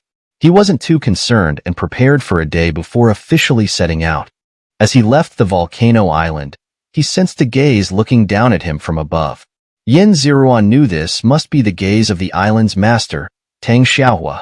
However, it seemed she wasn't overly concerned about his departure. Isn't she afraid I'll run away? Xianxia thought to himself. The contract he signed upon joining the sect only required him not to betray or harm the Black Dragon sect, but it didn't specify anything about being unable to permanently train outside. I wonder if there are treasures in this secret realm that can help one escape from a true god. If so, that would be great, and I wouldn't have to put my life in someone else's hands anymore, Xianxia mused as he sat in his small boat, which swiftly cut through the surface of the black water sea at an incredible speed. In just an hour, he arrived at the outskirts of an island that was even larger than Volcano Island. The island was bustling with activity, mostly populated by upper gods and middle gods, with fewer lower gods. This island was a departure point for the Black Dragon sect, and many flying boats were available for rent. Xianxia checked the prices and found that renting a flying boat cost 10 contribution points, or 150 divine crystals per day. This wasn't cheap, and staying in a secret realm for a few months could easily cost tens of thousands of divine crystals. They didn't require a deposit, as Black Dragon sect disciples wouldn't engage in defaulting on payments. Just as Xianxia was about to rent a flying boat, a commotion broke out outside. Peering out, he saw a young man who was somewhat peculiar. He had green hair and skin resembling tree bark, with a passable appearance. Xianxia didn't recognize this young man, but many people surrounded him as he entered. Despite being only a middle god, other middle gods greeted him with smiles, and even some of the more aloof upper gods nodded slightly in acknowledgement. Curious about him, Xianxia spent 1,000 villain points to check his information. Ding! Luckiest protagonist Xianxia, originally an extremely ordinary disciple of the Black Dragon sect, obtained a tremendous opportunity that allowed his upper-grade divine domain to ascend to a true god domain. He is now a top-tier genius of the Black Dragon sect. Current cultivation level, middle god second rank, luck value, 10,000, possesses the true god domain.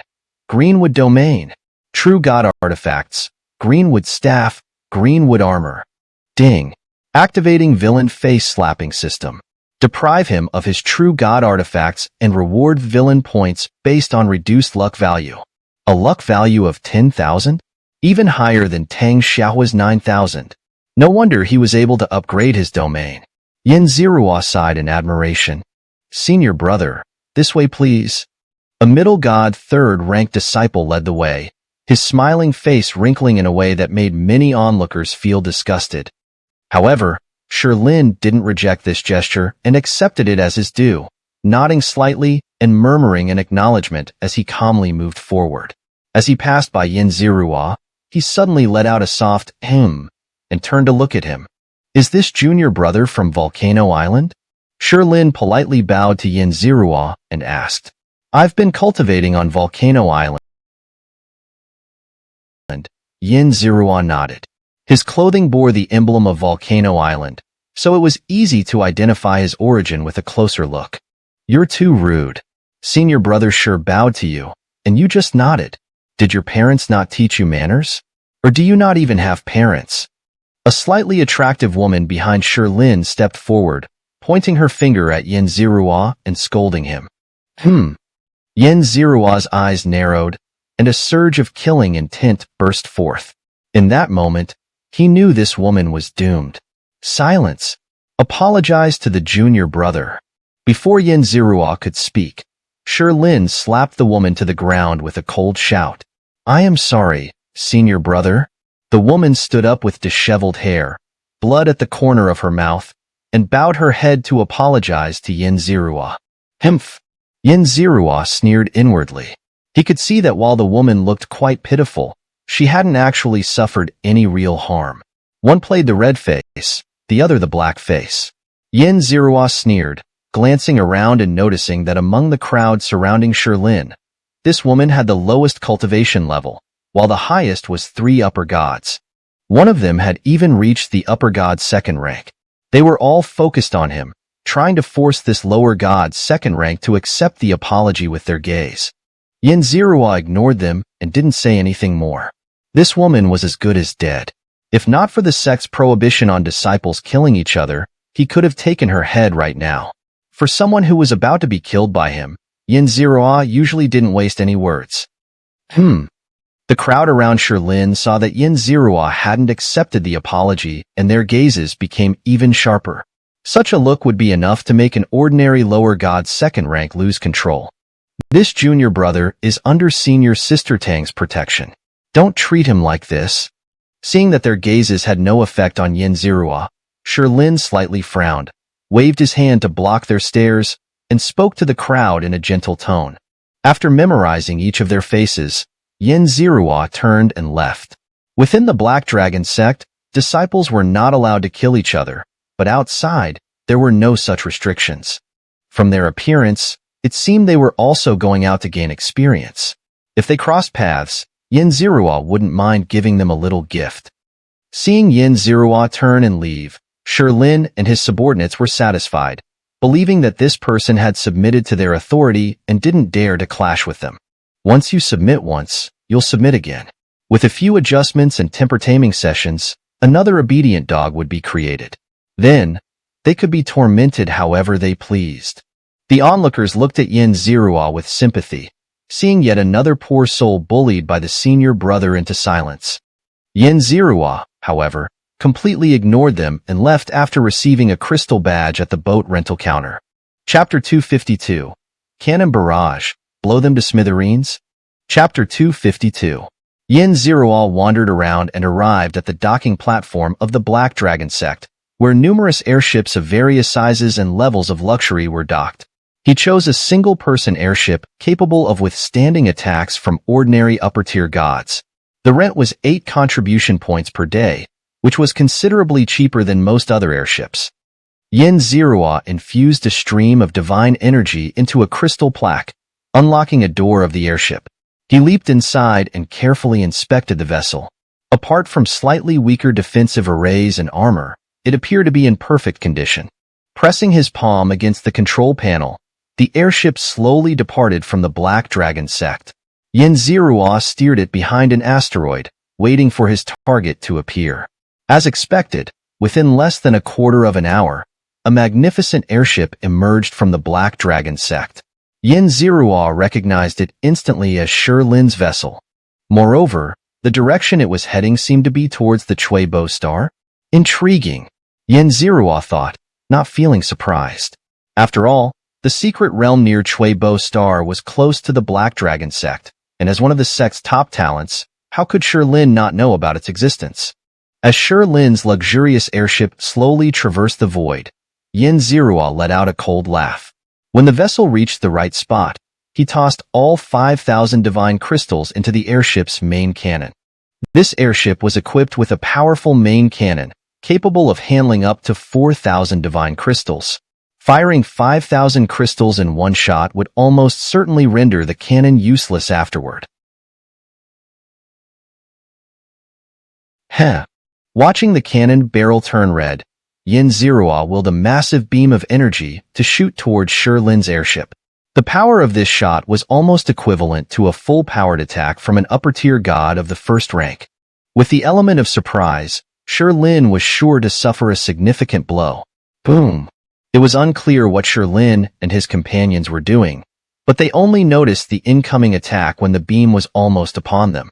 They hastily activated the shields, but the impact tore a gaping hole in the luxurious airship. Who is it? Shilin and 3 upper-tier gods emerged from the airship, disheveled and shouting in the void. To be ambushed right at the doorstep of the Black Dragon sect, and to suffer such a loss was a direct slap to Shilin's and the sect's reputation. Although they suspected Xianxia, they quickly dismissed the idea. After all, this was in the outer regions of the Black Dragon sect. A single cannon shot couldn't kill them, and if they found Xianxia, the lower-tier god of the second rank would be doomed. As for Xianxia, after firing the shot, he vanished without a trace. The days ahead were long, and this was merely a greeting. Xianxia piloted his airship at breakneck speed through the void, no longer caring about the vessel's limits. After all, he wasn't returning to the Black Dragon sect, so he could do as he pleased. Due to his reckless speed, Xianxia arrived at the outskirts of Chuibo Star, where he found many others already gathered. Countless airships of various sizes filled the area.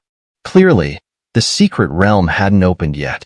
Xianxia glanced inside and saw that most of the planet had been split open. At its core, a massive glowing orb emitted the distinctive spatial fluctuations of a secret realm. Just as Xianxia stabilized, he sensed a large airship approaching, heading straight for him. Do they think I'm easy prey? Xianxia glanced at his own airship. Due to his reckless driving, it was now in tatters. Combined with its small size, it looked like a junk heap scavenged by some rogue cultivator. Damn it! Enraged, Xianxia immediately turned his airship and tossed another 5,000 divine crystals into the main cannon, causing the barrel to turn red instantly. The surrounding onlookers, seeing the rogue cultivator ready to explode, quickly scattered. The large airship that had targeted Xianxia hadn't expected to run into a ticking bomb. By the time they realized, it was too late to dodge, so they hastily activated their shields. Boom! The main cannon fired a massive beam, and in the process, the cannon itself exploded, destroying most of Xianxia's airship, rendering it completely unrecognizable. Bang! The massive beam hit the shields, weakening them significantly. Inside, the crew hastily added more divine crystals, but it was too late. With a loud crack, the shields shattered, leaving a glaring scorch mark on the airship's hull. Through the mark, one could even see the internal runes. Ooh! The onlookers gasped in shock. While they didn't know the exact extent of the damage, they were certain it was substantial, enough to make the owner of the airship feel a deep pang of regret. At this, they all turned their gaze to the young man in the tattered airship. After firing that last shot, the small airship was mostly destroyed, and its pilot emerged from the wreckage. The airship, now unmanned, drifted slowly towards the infinite abyss, eventually becoming just another piece of space debris. A single airship was worth at least tens of thousands of divine crystals, with better models costing hundreds of thousands. Yet, just to vent his anger, this lower-tier god of the second rank had destroyed one. What incredible audacity! This was the thought in the minds of all the onlookers. Xianxia felt numerous eyes on him, most filled with admiration and envy. He merely glanced at them before turning away, calmly watching as two figures emerged from the large airship. One was a middle-aged man, a middle-tier god, and the other a young man, a lower-tier god of the second rank. Both were clad in tattered animal hides, giving them a rather impoverished appearance. Ooh! Seeing the gaping hole in their airship, the two were heartbroken, their eyes welling up with tears. Damn it! The young man cried out to the heavens, tears streaming down his face. You hit me first, Xianxia said with an innocent smile. Yes, I hit you. But did you have to fire the main cannon? Couldn't you just have dodged? Why did you have to blast us? The young man sobbed, clearly regretting his actions. Look, I didn't get away unscathed either. I suffered a huge loss. Xianxia pointed to the half-destroyed airship beneath his feet. The Black Dragon Sect airship was now beyond repair, completely ruined. The young man paused his crying upon seeing the airship. What could he do against someone as audacious as Xianxia? Don't waste words with him. Just beat him up. The middle-aged man growled, his teeth clenched. While they might not take Xianxia's life, they were determined to teach him a painful lesson to vent their frustration. Chapter 253.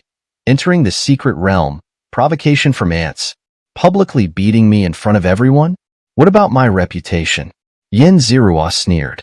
A middle-ranked god actually dared to boast about beating him to vent his anger. Truly, he didn't know his own limits. What, you're still not convinced? The middle-aged man saw Xianxia's expression, and his face darkened as he prepared to step forward and strike him. At that moment, the massive glowing orb at the core of Tsuebo planet suddenly emitted a powerful fluctuation. Xianxia sensed the concentration of spiritual energy around him increase slightly. It's open. The secret realm is open, someone exclaimed. All eyes turned to the glowing orb. The orb began to shimmer and slowly split open, revealing a narrow crack. Yin Zirua saw the crack appear in the massive orb. Through the crack, he glimpsed the interior of the secret realm, which seemed vast and beautiful, with clear waters and lush mountains, teeming with exotic creatures. "Let's go!" someone shouted and rushed in first. Others quickly followed, squeezing through the narrow crack. The area around the crack soon became crowded with people, shouting and jostling, some even coming to blows. "You're lucky!" The middle-aged man glared fiercely at Yin Zirua before pulling the youth and rushing towards the secret realm. "Whose lucky remains to be seen." Yin Zirua sneered. He gazed at the secret realm but didn't rush in. With his ability to gain villain points, he wasn't particularly interested in ordinary treasures. What truly caught his attention were the treasures of true gods and heavenly gods. If someone else acquires such treasures, what then? Just take them by force.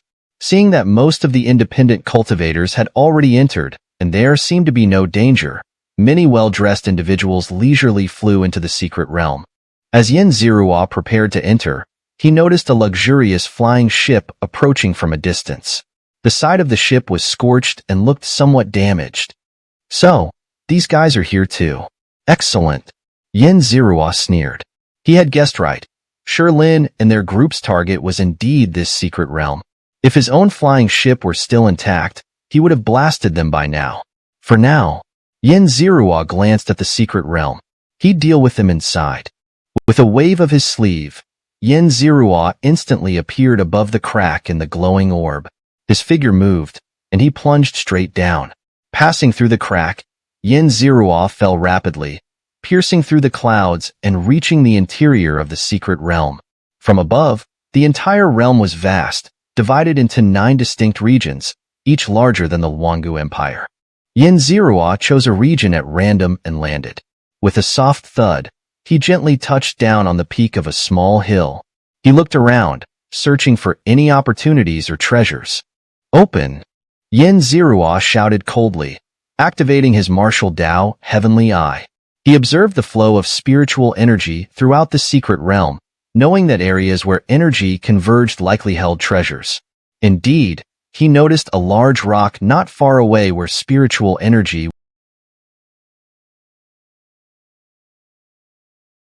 was converging toward the peak, forming a small, exquisite vortex. With a movement of his body, Yin Zirua appeared atop the rock. Middle-ranked god medicinal herb, divine blood grass. Yin Zirua spotted a crimson-red grass in a crack of the rock. At a glance, he recognized it as a herb that could aid in healing even for middle-ranked gods. Its value was around 200 divine crystals. "Not bad," Yin Zirua nodded, plucking the divine blood grass. Swish! A sudden sound of heavy objects falling came from above. Yin Zirua looked up to see a group of people landing above him, hovering in midair and looking down at him. "Put down the divine blood grass in your hand." The leader was a young man in black martial attire, a middle-ranked god of the first rank. Was this a villain trying to steal his treasure? Yin Zirua sneered inwardly.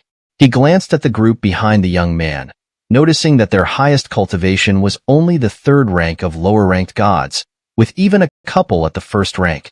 "Do you really not know your place?" Yin Zirua slowly rose into the air, looking at the young man. The young man showed no reaction, but one of his underlings stepped forward and shouted loudly. "In front of you is the leader of the ghostly god gang, Lord Hong Tian. Lord Hong Tian possesses an upper-grade divine domain. If you submit, our ghostly god gang can grant you the position of an honored guest. Remember, our ghostly god gang will become a higher-ranked power, eventually reaching the level of a true god." Ghostly god gang? Honored guest? Higher-ranked power? True god power? Yin Zirua scratched his head, finding these arrogant fellows utterly ridiculous. The more he thought about it, the more he couldn't help but chuckle, which infuriated the underlings behind Hong Tian. "How dare you?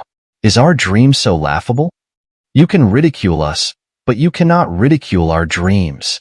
The underlings angrily rebuked, their faces filled with fury. Seeing their anger, Yin Zirua almost felt bad for picking on them. "Do you look down on us?" Hong Tian said coldly. "Haha, no. No, I don't look down on you. I just find it a bit funny, huh? Yin Zirua waved his hand and laughed. Seeing Yin Zirua laugh until he bent over, the underlings grew even angrier, ready to roll up their sleeves and fight this jerk to the death. Sorry. I didn't mean to look down on you. I'll take my leave now. Yin Zirua finally stopped laughing and bowed slightly before turning to leave. You can leave, but leave the divine blood grass behind, Hong Tian said coldly, his aura reaching an astonishing level, as if a hidden beast lurked beneath. What? You really want to take my divine blood grass? Yin Zirua's eyes turned cold upon hearing Hong Tian's words. Hong Tian's aura was nothing to him, but if ants dared to challenge a dragon, the dragon wouldn't mind granting them death. Seeing Yin Zirua's confident demeanor, Hong Tian hesitated. Pretending to be weak to defeat a strong opponent wasn't uncommon in the higher realms. Until the very end, no one could be sure who was the weakling and who was the tiger. Damn it! How dare you look down on us and act so arrogantly here? Die! An underling behind Hong Tian, a second-rank lower-ranked god with freckles, seeing his leader hesitating while the arrogant guy refused to back down, finally lost his temper. He unleashed a domain about 10 miles wide, attacking Yin Zirua. Don't! Hong Tian saw one of his subordinates attack without his permission and shouted in alarm, trying to stop him. But the freckled subordinate seemed not to hear, his domain intensifying as his eyes turned red. He charged at Yin Zirua with a reckless, suicidal fury. Seeing someone jump out from behind Hong Tian to attack him, Yin Zirua's expression immediately turned cold. He could joke around with these ants, but he would never tolerate them overstepping their bounds and attacking him. Chapter 254, Punishment and Subjugation. Swish! Yin Zirua's figure disappeared in an instant. Seeing Yin Zirua vanish, Hong Tian's hair stood on end, sensing mortal danger. Without time to think, he erupted with all his divine power, fully extending his supreme-grade domain. Boom! A loud explosion rang out, and Hong Tian's numerous underlings were left dizzy. When they regained their senses, they found their boss and the guy who had just attacked, both being held by the same arrogant lower god of the second rank. One hand each. Don't pretend to be dead, or I'll let you stay that way forever. Yin Zirua said coldly. Spare me, great lord. Hong Tian cried out in desperation. The other underling, held in Yin Zirua's other hand, dared not speak, knowing he had caused a grave mistake. Perhaps today, none of them would escape. Why aren't you speaking? Do you want to remain silent forever? Yin Zirua said coldly, gripping the underling. Before the underling could respond, Hong Tian on the other side tried to break free from Yin Zirua's grasp. Sensing the struggle, Yin Zirua loosened his grip, wanting to see what Hong Tian intended to do. As soon as Hong Tian broke free, he rushed to his underling, punching and kicking while cursing non-stop. However, Yin Zirua could tell at a glance that while the injuries looked severe, they weren't actually harmful. Enough, stop, Yin Zirua said, finding Hong Tian's beating of his underling rather dull. He tossed the underling back into Hong Tian's arms and calmly looked at the group from the Ghosts and Gods gang who had tried to rob him. Hong Tian and his underlings didn't even dare to breathe loudly, nor could they meet Yin Zirua's gaze. They all slightly lowered their heads, fully aware that their lives were at Yin Zirua's whim. From now on, you all belong to me. I decide whether you live or die. If I want you alive, you cannot die. If I want you dead, you cannot live, Yin Zirua said coldly. He was preparing to leave the Black Dragon sect and venture out on his own.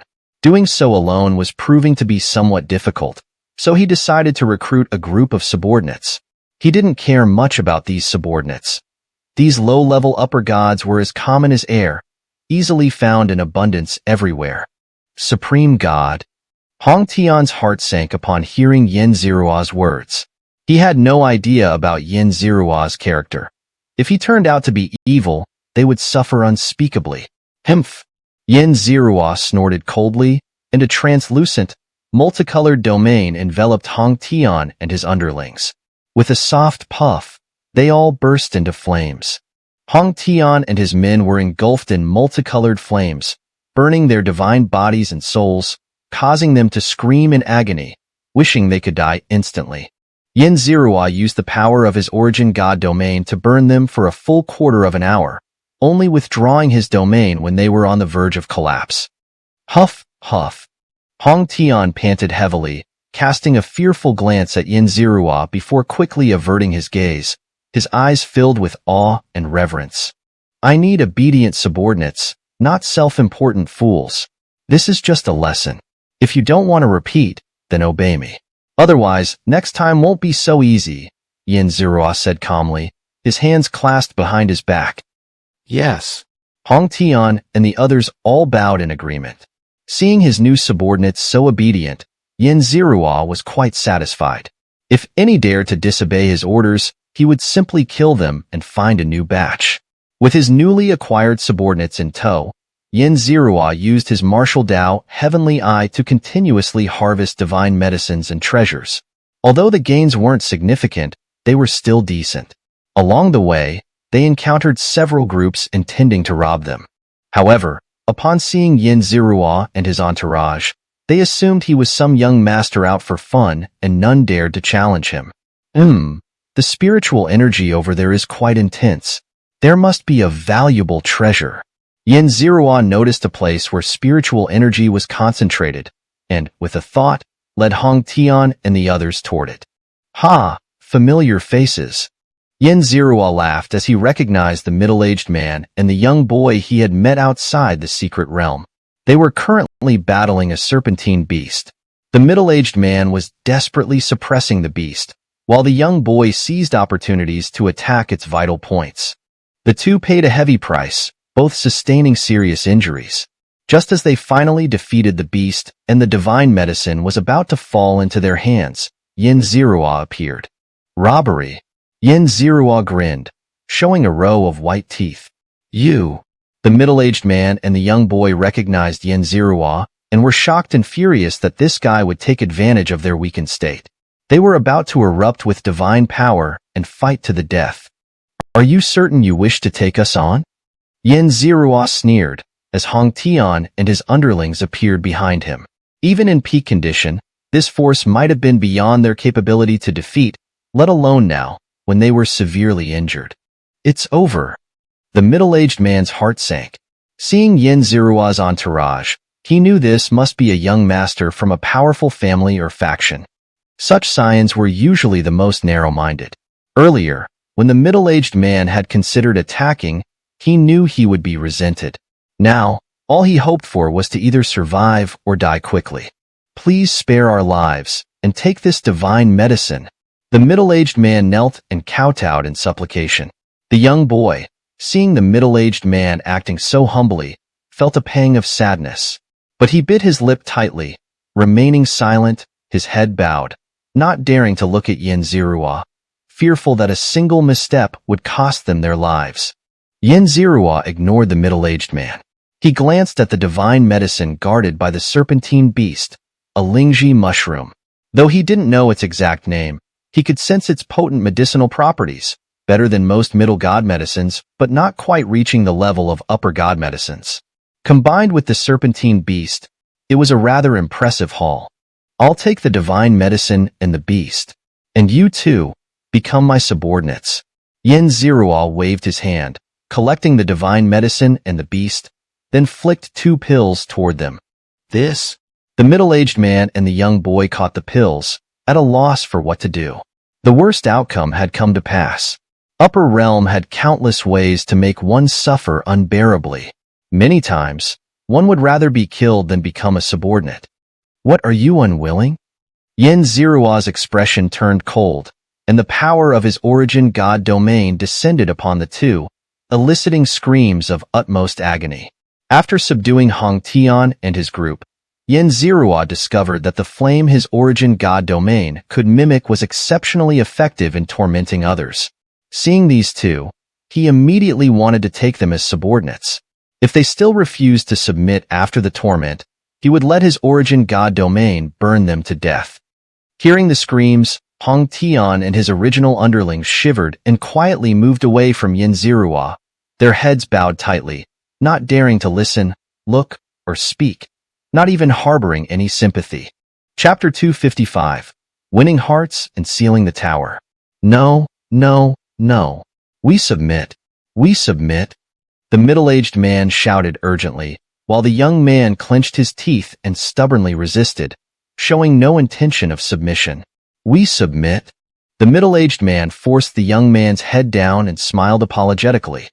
Xianxia, observing the young man's bowed head, could tell he was filled with reluctance.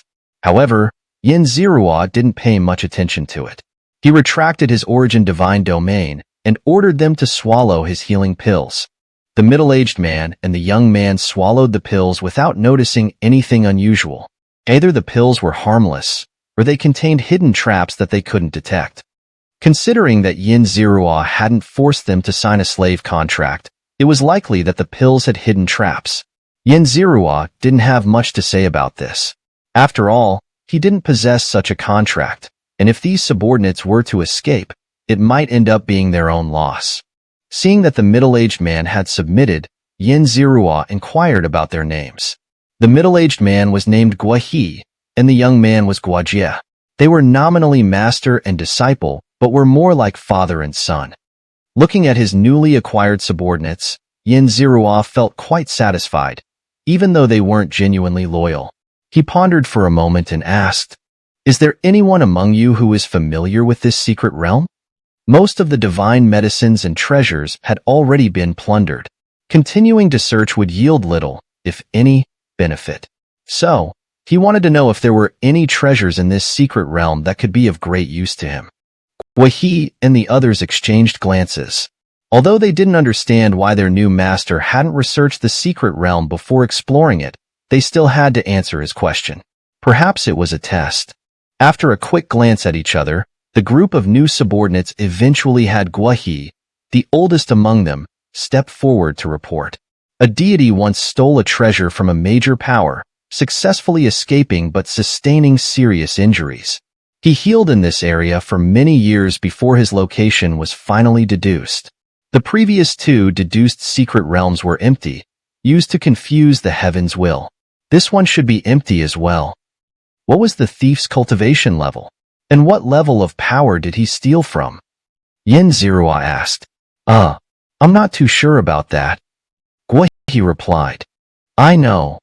Hong Tian stepped forward.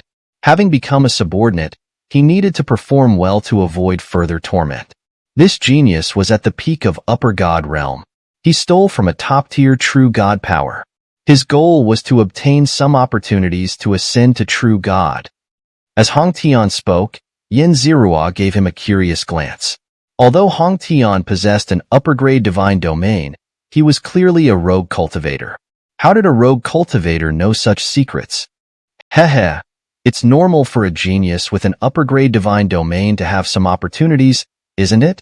Hong Tian chuckled when he noticed everyone looking at him. Xianxia's heart stirred. He spent 1,000 villain points to check Hong Tian's information and discovered that he indeed had some opportunities. Relying on these, he had upgraded his middle-grade divine domain to upper grade. His luck value reached 7,000, making him a minor luck child. Seeing Hong Tian's information, Xianxia's heart stirred.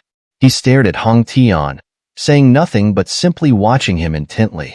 Hong Tian continued to boast about his opportunities, but gradually lowered his voice and his head, no longer daring to meet Xianxia's gaze. Just as everyone assumed Xianxia was about to strip Hong Tian of his opportunities, Xianxia spoke up. Hong Ergo, getting some opportunities to upgrade your middle-grade divine domain to upper grade and now you're so arrogant? Aren't you afraid of being struck by lightning? Xianxia calmly revealed all of Hong Tian's secrets with a gentle smile, his calm gaze seemingly able to see through everything. How do you know? Hong Tian was horrified. His original name and the fact that he had upgraded his divine domain were things even his closest subordinates didn't know. He had thought no one knew about it. Yet this newly acknowledged master knew everything. How could he not be terrified? Guess. Xianxia maintained his smile. SSS. Hong Tian took a deep breath, quickly lowering his head and no longer daring to meet Xianxia's gaze. If possible, he wouldn't want to appear in Xianxia's sight at all. Seeing Hong Tian's reaction, The others realized that what Yin Zirua said was true. Despite not knowing how their master had uncovered these secrets, his methods were undoubtedly profound and mysterious. Even ordinary mortals, who had never cultivated, wouldn't want all their secrets known by others, let alone these deities. The thought that this master could see through all their secrets sent a chill down everyone's spine. It was eerie and terrifying. Seeing his subordinates' shocked expressions, Yin Zirua felt satisfied. Previously, they had been a mix of fear and indifference, but now they were filled with dread. If he could see through their secrets, could he also alter their memories and thoughts? The mere thought was terrifying. All right, based on the previous explorations, where should we go now? Yin Zirua clapped his hands and asked. To the central region. Guahi replied, his voice trembling. Good. Yin Zirua waved his hand and led the group toward the central region. Passing through the invisible barriers between regions, Yin Zirua felt as if he had entered a new world. Here, he felt his connection to the universe gradually fading. The closer they got to the center, the stronger this feeling became. After flying for a considerable time, Yin Zirua finally reached the central location. There stood an enormous tower, towering to an unimaginable height. Even with Yin Zirua's vision, he couldn't see the top. Outside, the tower was invisible, and even with Yin Zirua's keen eyesight, the top of the tower remained out of sight. This suggested that the tower possessed an aura of Geiyi, capable of distorting even the perceptions of someone as powerful as Yin Zirua, a possessor of the heavenly god domain. Upon closer inspection, Yin Zirua noticed that the tower's walls were engraved with countless tiny runes. The moment he saw these runes, he understood their specific functions. These runes were all sealing runes. Although individually weak, when combined, they were extremely powerful. Just a brief study made Yin Zirua feel as if his soul was being suppressed and sealed. A place for healing with the most sealing runes? Interesting. Moreover, a secret realm meant to deceive others wouldn't have incurred such a huge cost to construct this tower. In other words, this tower was likely real. Yin Zirua gazed at the tower, pondering deeply. Chapter 256. Mission appears. Enter the tower. Huff, huff. Yin Zirua turned his head and saw that Guahi and Hong Tian were breathing heavily, their eyes filled with a kind of greed. Obviously, even these seasoned wanderers recognized this as a genuine place for healing. It was easy to deduce that a peak upper god, someone who could escape from a true god's forces, must be incredibly powerful. Any treasure they possess could be a priceless relic. Let's go. Without wasting any time, Yin Zirua flew directly towards the tower. The secret realm had been open for quite some time now, and he wondered if those who arrived earlier had already obtained any treasures. As Yin Zirua flew forward, he ascended a towering mountain. From its peak, he looked down and saw a massive basin with a towering sky-high tower standing at its center. Countless people surrounded the base of the tower. With a quick perception, Yin Zirua realized most of them were middle and upper gods, with very few lower gods. Yin Zirua's expression changed as he frowned and looked in one direction. There stood a group of people, including Shilin and an unexpected figure, Tang Xiaohua. Why is she here? Yin Zirua frowned slightly. Tang Xiaohua knew many of his secrets, including his possession of the heavenly god domain, his origins from the lower realm, and even his intention to defect from the Black Dragon sect. Yin Zirua's gaze lingered on Tang Xiaohua for a moment longer than usual, and she immediately sensed it. Her eyes, hidden behind the red mist, locked onto him. In that instant, he knew she had recognized him. Humph, interesting. Yin Zirua sneered. He saw Shilin constantly trying to flatter Tang Xiaohua, but she showed no response. Watching Shilin pretend to be elegant and calm while conversing with Tang Xiaohua, Yin Zirua found it amusing. Not to mention whether Shilin had the capability to bear the consequences tied to Tang Xiaohua. Just being the daughter of a true god was far beyond the reach of this so-called genius. Although Tang Xiaohua had seen through his true identity, Yin Zirua had no intention of revealing himself. He made some adjustments to his human skin mask, altering his appearance to minimize any connections others might make. Swish! Yin Zerua led the group down from the mountain, landing near the tower. Many people had gathered here. Upon seeing that Yin Zerua was merely a lower god, they frowned slightly. However, noticing Hong Tian and Gua He behind him, they assumed he might be a direct descendant of an upper god family out for some experience. For these young masters, they preferred not to offend if possible. Of course, when it came to treasures, that was another matter. After listening for a while, Yin Zerua learned that the tower had not yet opened. No one had managed to enter so far. Although some had tried, none could breach the tower's defenses. But everyone believed the tower would open soon. The sealing runes on the tower were becoming increasingly active, and the fluctuations were growing stronger. Hum! A resonant hum filled the air as the entire tower emitted dazzling light. Suddenly, a message appeared in Yin Zerua's mind. Passing through the light gate of the first floor would allow entry into the tower. Completing tasks within the tower would grant corresponding treasures and inheritances. After receiving this message, Yin Zerua glanced at those around him and noticed their expressions changing constantly. He discreetly inquired with Gua He and Hong Tian via telepathy and found they had received the same information. Seeing the conflicted expressions of others, Yin Zerua realized their messages were likely similar. Some gritted their teeth and rushed into the light gate on the first floor of the tower, while others quietly retreated, ready to flee at the first sign of trouble. Yin Zerua wasn't surprised by these reactions.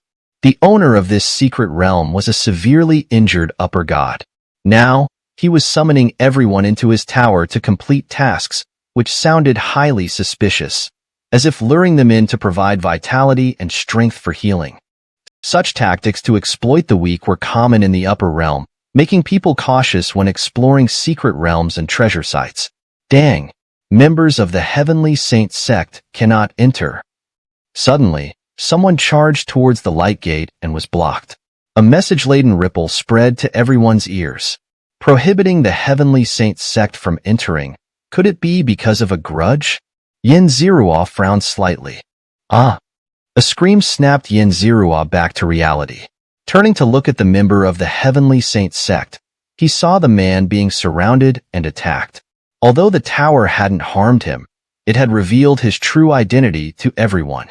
For those who hated the Heavenly Saint sect, discovering a heretic from the sect naturally provoked their wrath. In no time, the heretic was reduced to a bloody mist. What a tragedy! Yin Zerua watched as a group used divine fire to burn the blood mist, feeling somewhat stunned.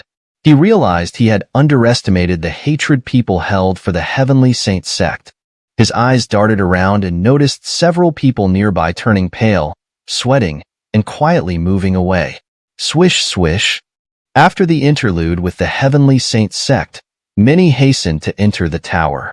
Shilin and Tang Xiaohua also went in. Before entering, Tang Xiaohua glanced in Yin Zerua's direction. Gua Jie and Hong Tian, follow me in. The rest, wait outside. Yin Zerua commanded. Since Tang Xiaohua wasn't afraid, he had no reason to be either. Moreover, the information here would surely spread, and true god-level experts might arrive soon. By then, even the leftovers would be gone. Master! Gua He's expression changed as he called out, not wanting his disciple to enter the ominous-looking tower. However, Yin Zerua's cold gaze silenced him. Let's go. Yin Zerua waved his hand and led the way, with Hong Tian looking bitter and Gua Jie appearing ready to face death as they charged into the light gate. Inside, everything was a blur of white. After a dizzying spin, Yin Zerua landed on solid ground. Turning his head, he found Gua Jie and Hong Tian were no longer with him. Separated? Yin Zerua murmured.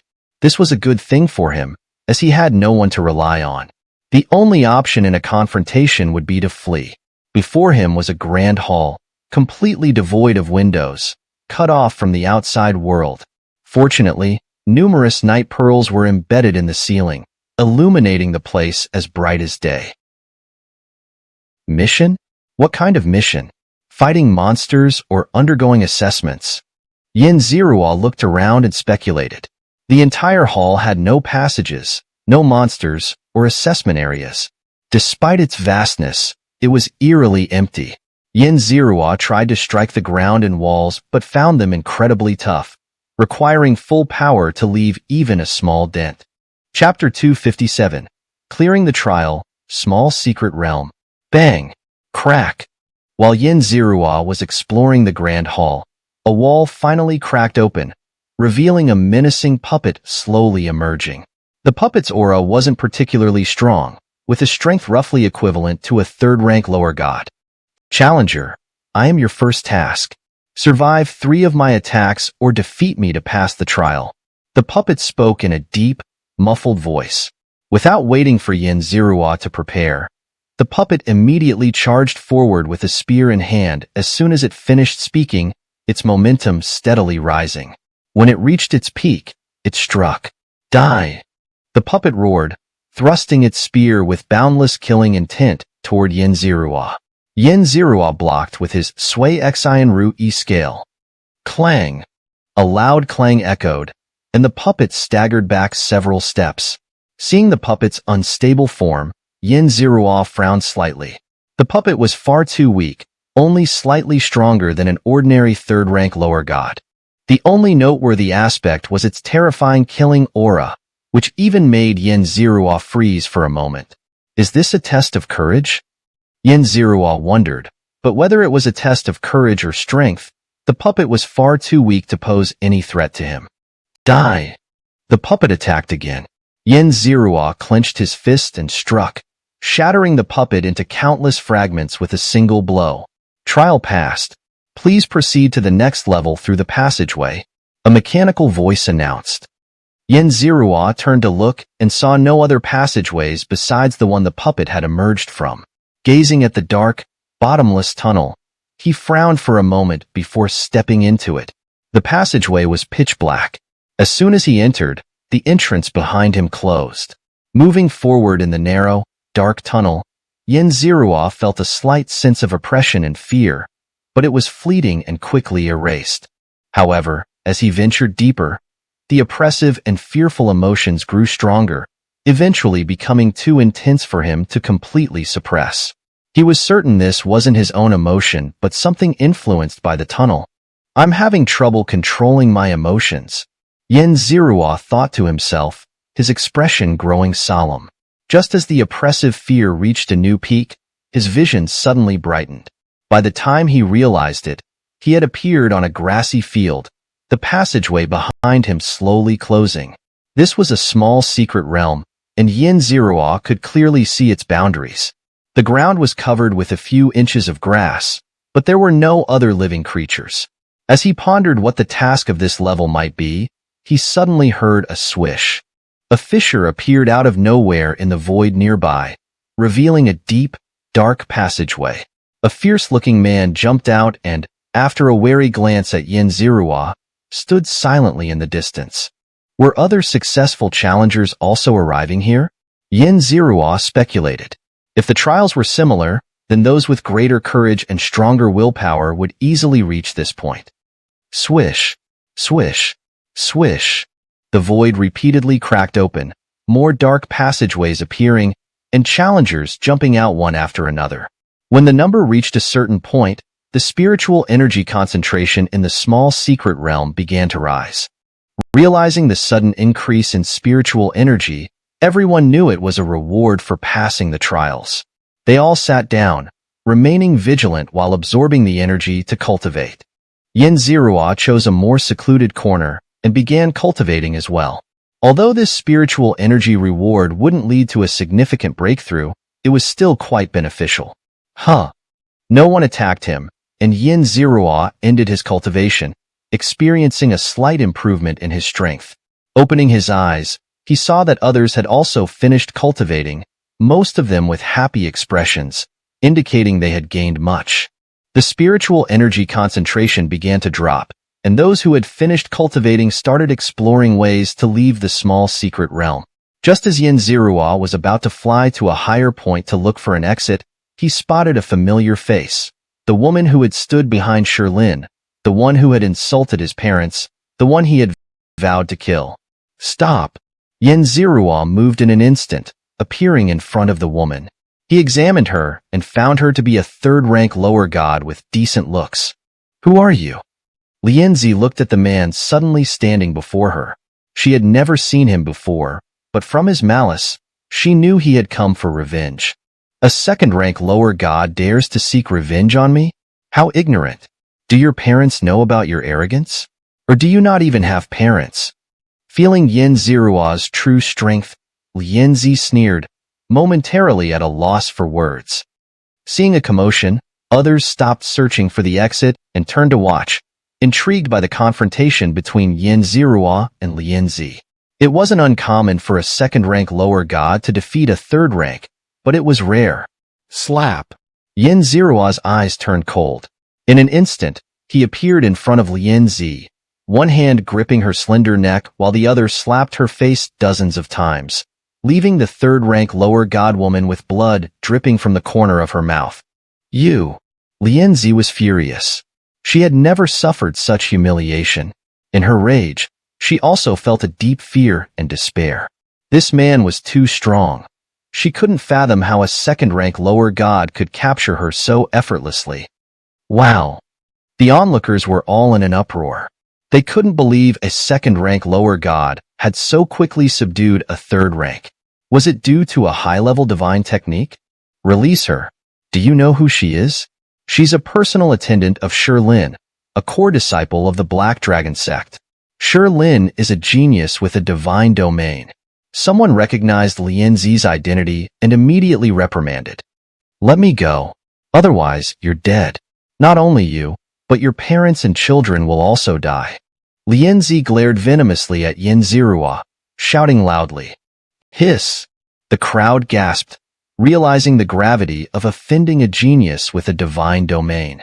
It could even provoke a high god for revenge. Their gazes toward Xianxia shifted from greed and curiosity to sympathy. "I don't like your voice," Xianxia said calmly, facing the many gods' gazes. With a sudden shake of his hand, Xianxia's entire body erupted with blood, countless wounds appearing on her smooth skin. With a series of pops, Xianxia's body was covered in wounds, divine blood gushing out, transforming her into a blood-soaked figure. Chapter 258. The God-Slayer strikes again, surrounded by gods. "Huh! Huh!" Xianxia glared with wide eyes, trying to scream, but found her throat already destroyed. She attempted to use her divine power to heal her wounds, only to discover a strange force devouring her divine energy. This wasn't just divine energy being drained, it was her very life. Xianxia immediately understood.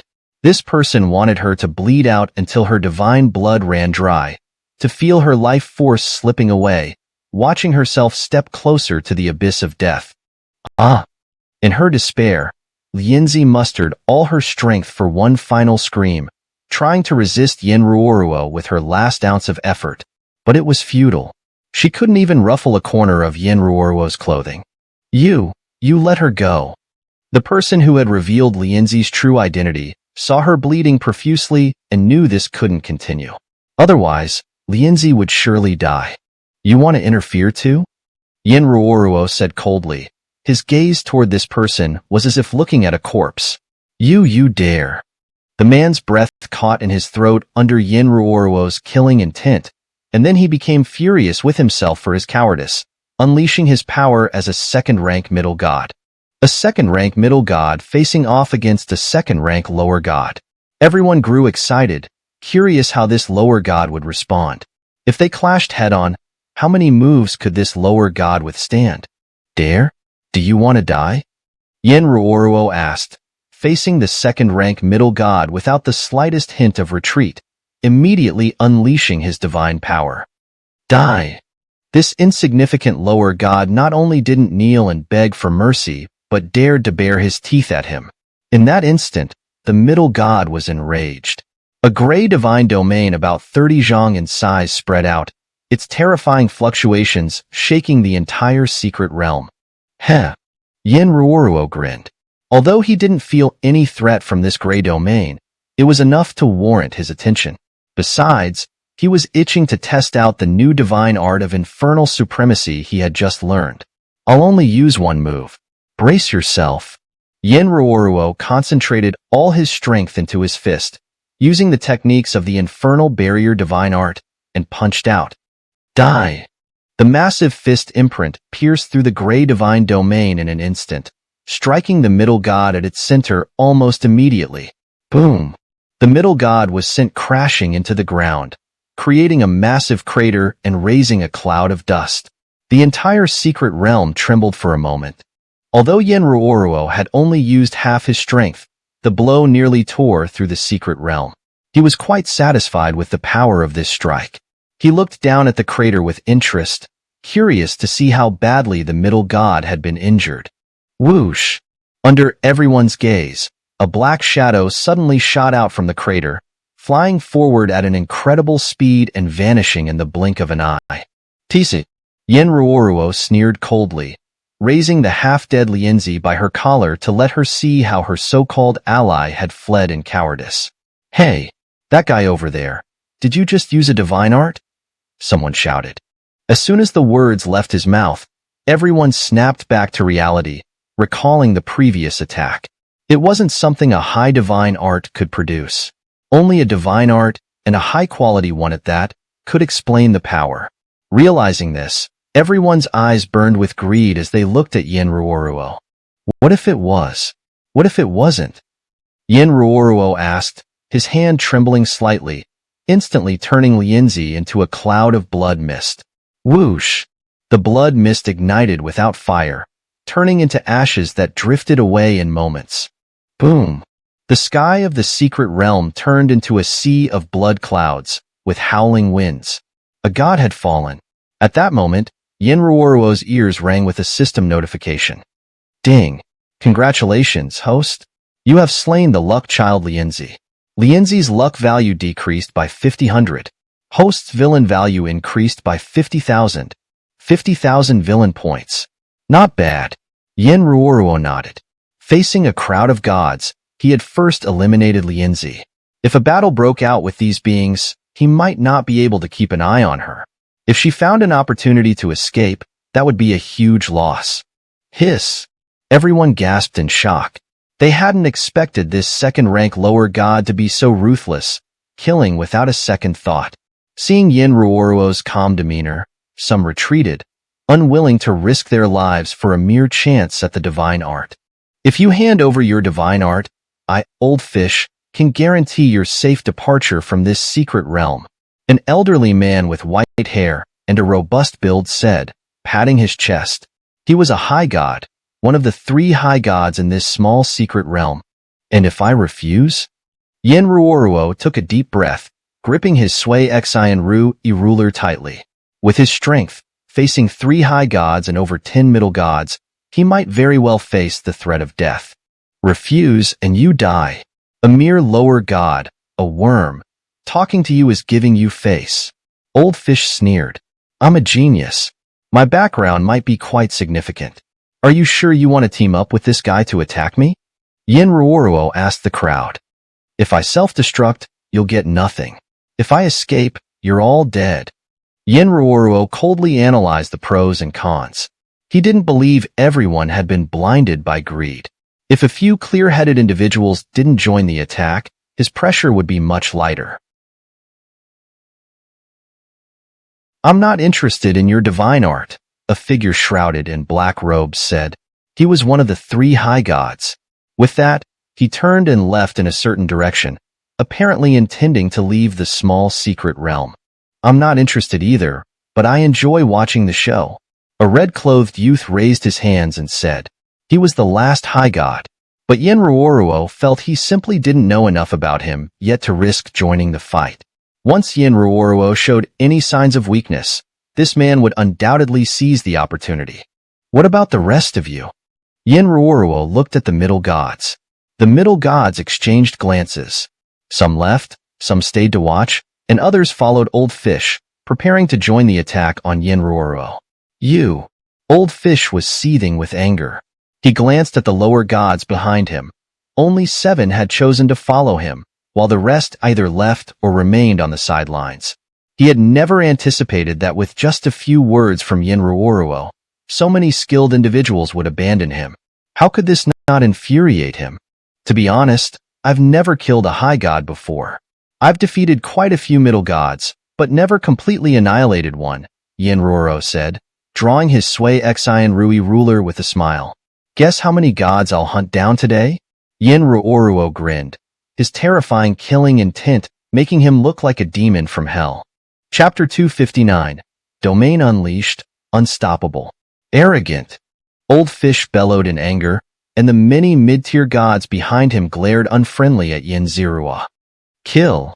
Yenroro roared, his mind moving, unleashing the divine art of evil, and expanding his domain to its fullest. The divine art of flame barrier activated at an extreme speed. 1,000 miles. A heavenly god domain? Old Fish's eyes nearly popped out of his head as he witnessed Yenroro's domain for the first time. Almost everyone who saw Yenroro was stunned. They believed that no matter how talented this lower-tier god was, his domain wouldn't exceed a true god domain. But to their surprise, it was a heavenly god domain. While these people were momentarily stunned, Yenroro was not. He unleashed all his strength through the divine art of flame barrier, causing his power to multiply several times, reaching the level of a top-tier upper-tier god. Swish! Yenroro appeared silently in front of Old Fish, raising a massive ruler to slash at him.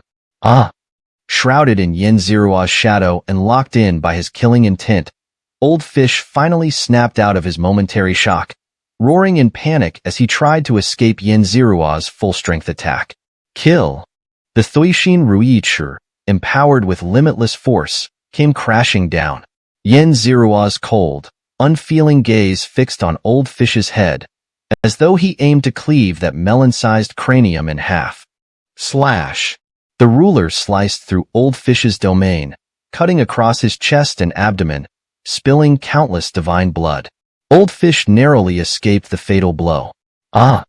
Old Fish screamed in agony, using the force of the attack to instantly retreat far away.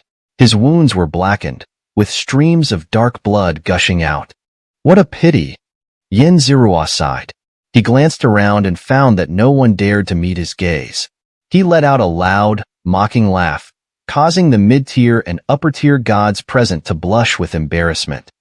Huff, huff. Old Fish, having narrowly escaped, gasped for breath, his eyes locked onto Yenroro. Just moments ago, he had come dangerously close to death. Heavenly god domain. Old Fish gritted his teeth, barely managing to spit out the 3 words.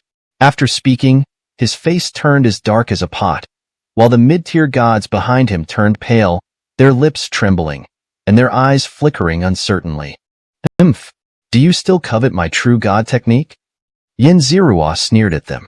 These vultures would have already divided his corpse if he weren't strong. My apologies, esteemed sir. This time, we misjudged you.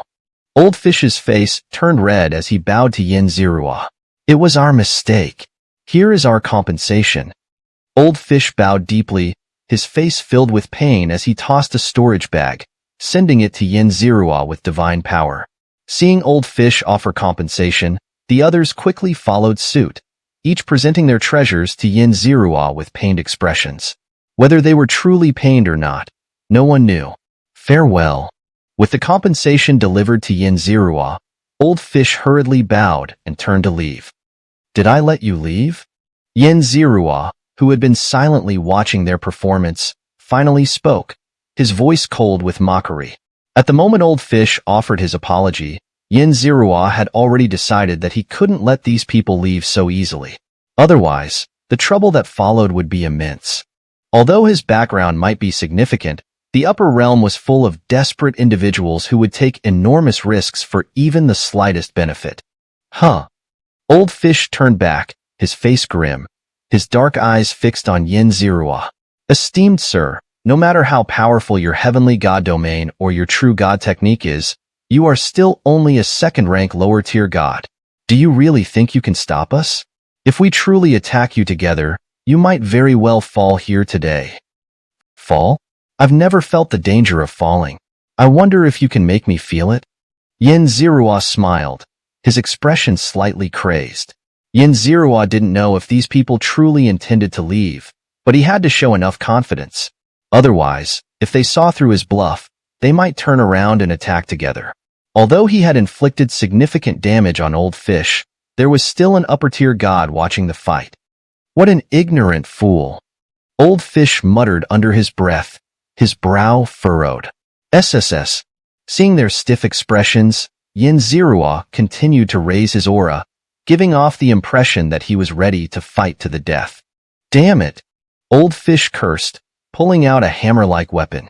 Kill! Xianxia shouted, about to attack Old Fish. Old Fish focused entirely on defending against Xianxia's assault. At that moment, a mid-tier god behind Old Fish suddenly struck, but his target wasn't Xianxia, it was Old Fish. Seeing the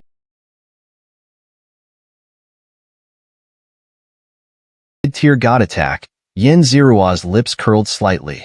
Earlier, he had received a message offering to join forces with him to ambush Old Fish. Ah, you damned fool! Old Fish screamed again, suffering another significant injury. Combined with Xianxia's earlier attack, he was in a terrible state, likely heavily wounded. If he didn't leave the battlefield immediately, he might very well face the risk of falling. Indeed, after being ambushed by the mid-tier god, Old Fish quickly fled, not even attempting to retaliate. His figure flashed, and using some secret technique, he transformed into a blood-red light and escaped. Taking advantage of Old Fish's ambush, Xianxia acted swiftly, piercing through the domains of two mid-tier gods and severely injuring one of them. Swoosh! Xianxia intended to continue attacking and expand his advantage, but the mid-tier gods immediately scattered, no longer daring to gather together. After all, no one knew if the person next to them had switched sides to support Xianxia.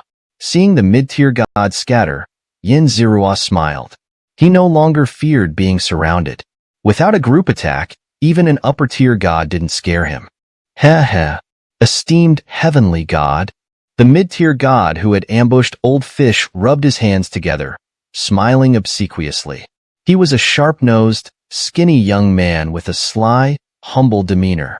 He bowed to Xianxia, keeping a considerable distance, clearly aware that he wouldn't earn Xianxia's trust.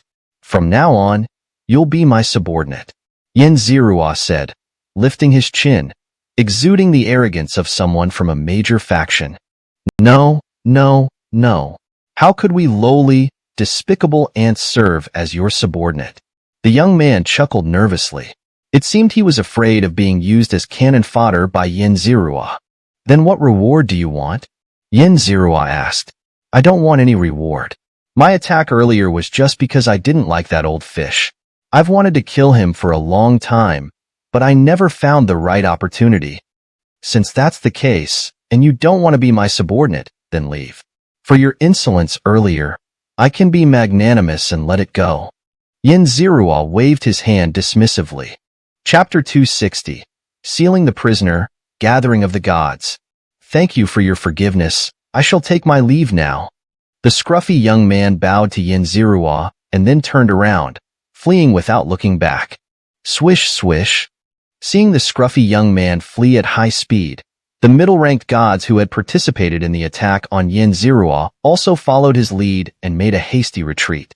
Xianxia had hoped to capture a couple of them, but they were too swift, leaving him empty-handed.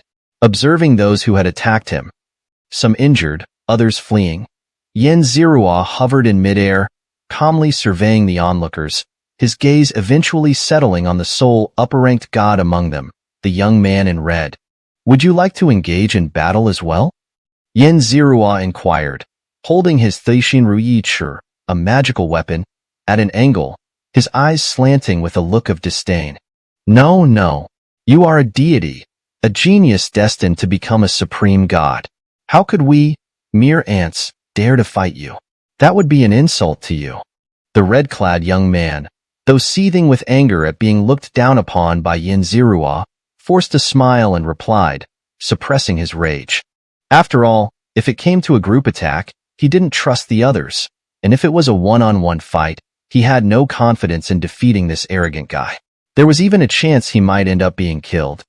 After all, No one knew how many hidden cards this guy with a deity domain possessed. If you don't want to fight, then get lost. Yin Zerua coldly shouted. I'm leaving now. I'm leaving now. The red-clad young man hurriedly bowed and retreated rapidly, turning around only after putting some distance between them before fleeing.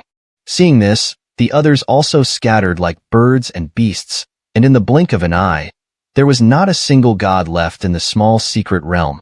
Phew! Yin Zerua let out a sigh of relief as the crisis was resolved. He glanced around the secret realm, finding nothing of value, and was about to leave. At that moment, a voice appeared in his ear. Honorable practitioner, I was once captured and imprisoned here by the master of this tower. Even in death, that man did not let me go. I have spent endless years here, mastering most of the formations, but there are still some I cannot control. I need your help. The voice was ever-changing, sometimes strong and resolute, sometimes soft and delicate, using a language he had never heard before, yet he understood its meaning immediately. The master of this tower? Was it that genius who had stolen from the great clans? Did dead mean fatally wounded and unable to recover? Yin Zerua speculated. A prisoner trapped here had actually mastered most of the formations and now wanted to escape? The most important building in a healing secret realm was actually a tower primarily used for sealing. Was it sealing this entity? To be sealed with such effort by a peak upper-ranked god, this being must be extraordinary. Yin Zerua's thoughts raced, countless ideas popping up. He felt he might have figured out the truth. What's in it for me? Yin Zerua asked calmly, without showing any emotion. I summoned you here with a mission, of course. There are sufficient rewards. That man left behind many treasures, such as the spatial escape artifact that can flee under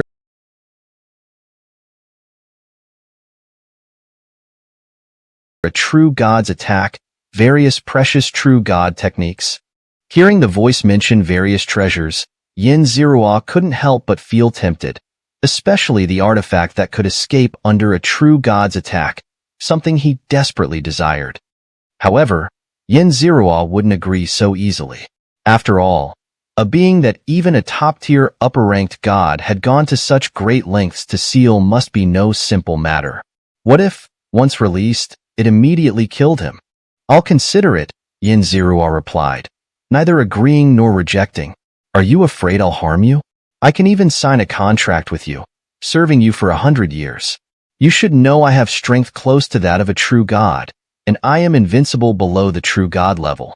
If you save me, not only will you gain countless treasures, but you'll also gain a top-tier combatant. The voice continued to persuade. Rescuing a great being trapped in a secret realm and having that being serve oneself was the treatment of a protagonist. But Yin Zerua was an antagonist, and his usual role was to obstruct the protagonist from freeing such a great being. Following the usual plot, in the end, he would inevitably become enemies with this great being. So, Yin Zerua didn't waste any more words.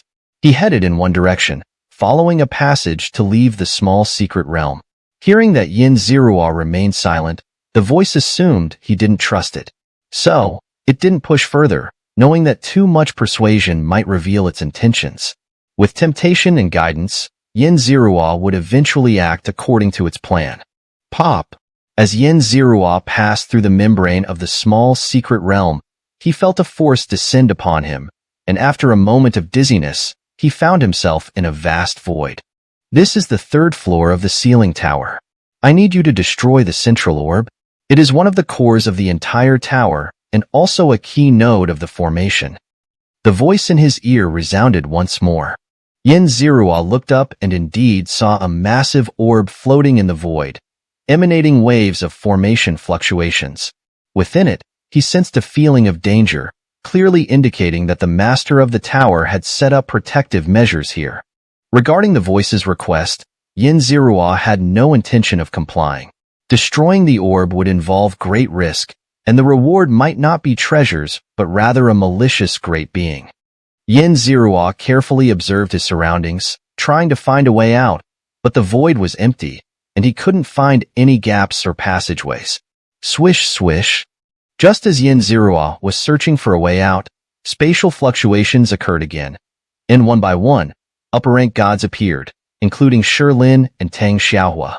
Yin Zirua glanced around and found that most present had the cultivation of upper-ranked gods, with the highest being only at the second rank of upper-ranked gods.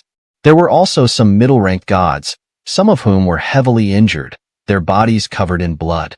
Suddenly appearing here, everyone looked around curiously, keeping a considerable distance from each other. Yin Zirua, however, had already moved to the side, leisurely observing these newcomers and analyzing the information. There were quite a few people here who gave him a sense of danger, but none of the overwhelming, insurmountable kind. After all, there were many high-level experts who had entered the tower, including several at the third rank of upper-rank gods, yet the voice hadn't transported them here. Moreover, looking at the unstable auras of these people, it was clear they had been in battle before arriving here. It was unlikely that so many people would be fighting simultaneously in the entire tower. The only explanation was that they had undergone trials, proving their strength before being transported here. The voice needed strong individuals, but not the extremely powerful ones. Yin Zirua instantly understood its intentions. If he wasn't mistaken, someone among these people would eventually release the owner of that voice. Chapter 261. Temptation of Divine Techniques, Ambush on Shilin. While Yin Zirua was contemplating, the others had also figured out the true nature of this void. Their findings were more or less the same, and after exchanging glances, they were at a loss for what to do next. "Hey, that Miaozi over there. You were the first to arrive here. Do you know what's going on?" An elderly man asked. He was a rank 1 upper god. Yin Zirua immediately recognized him. He was the second person to reach this space, so it wasn't surprising that he had noticed her.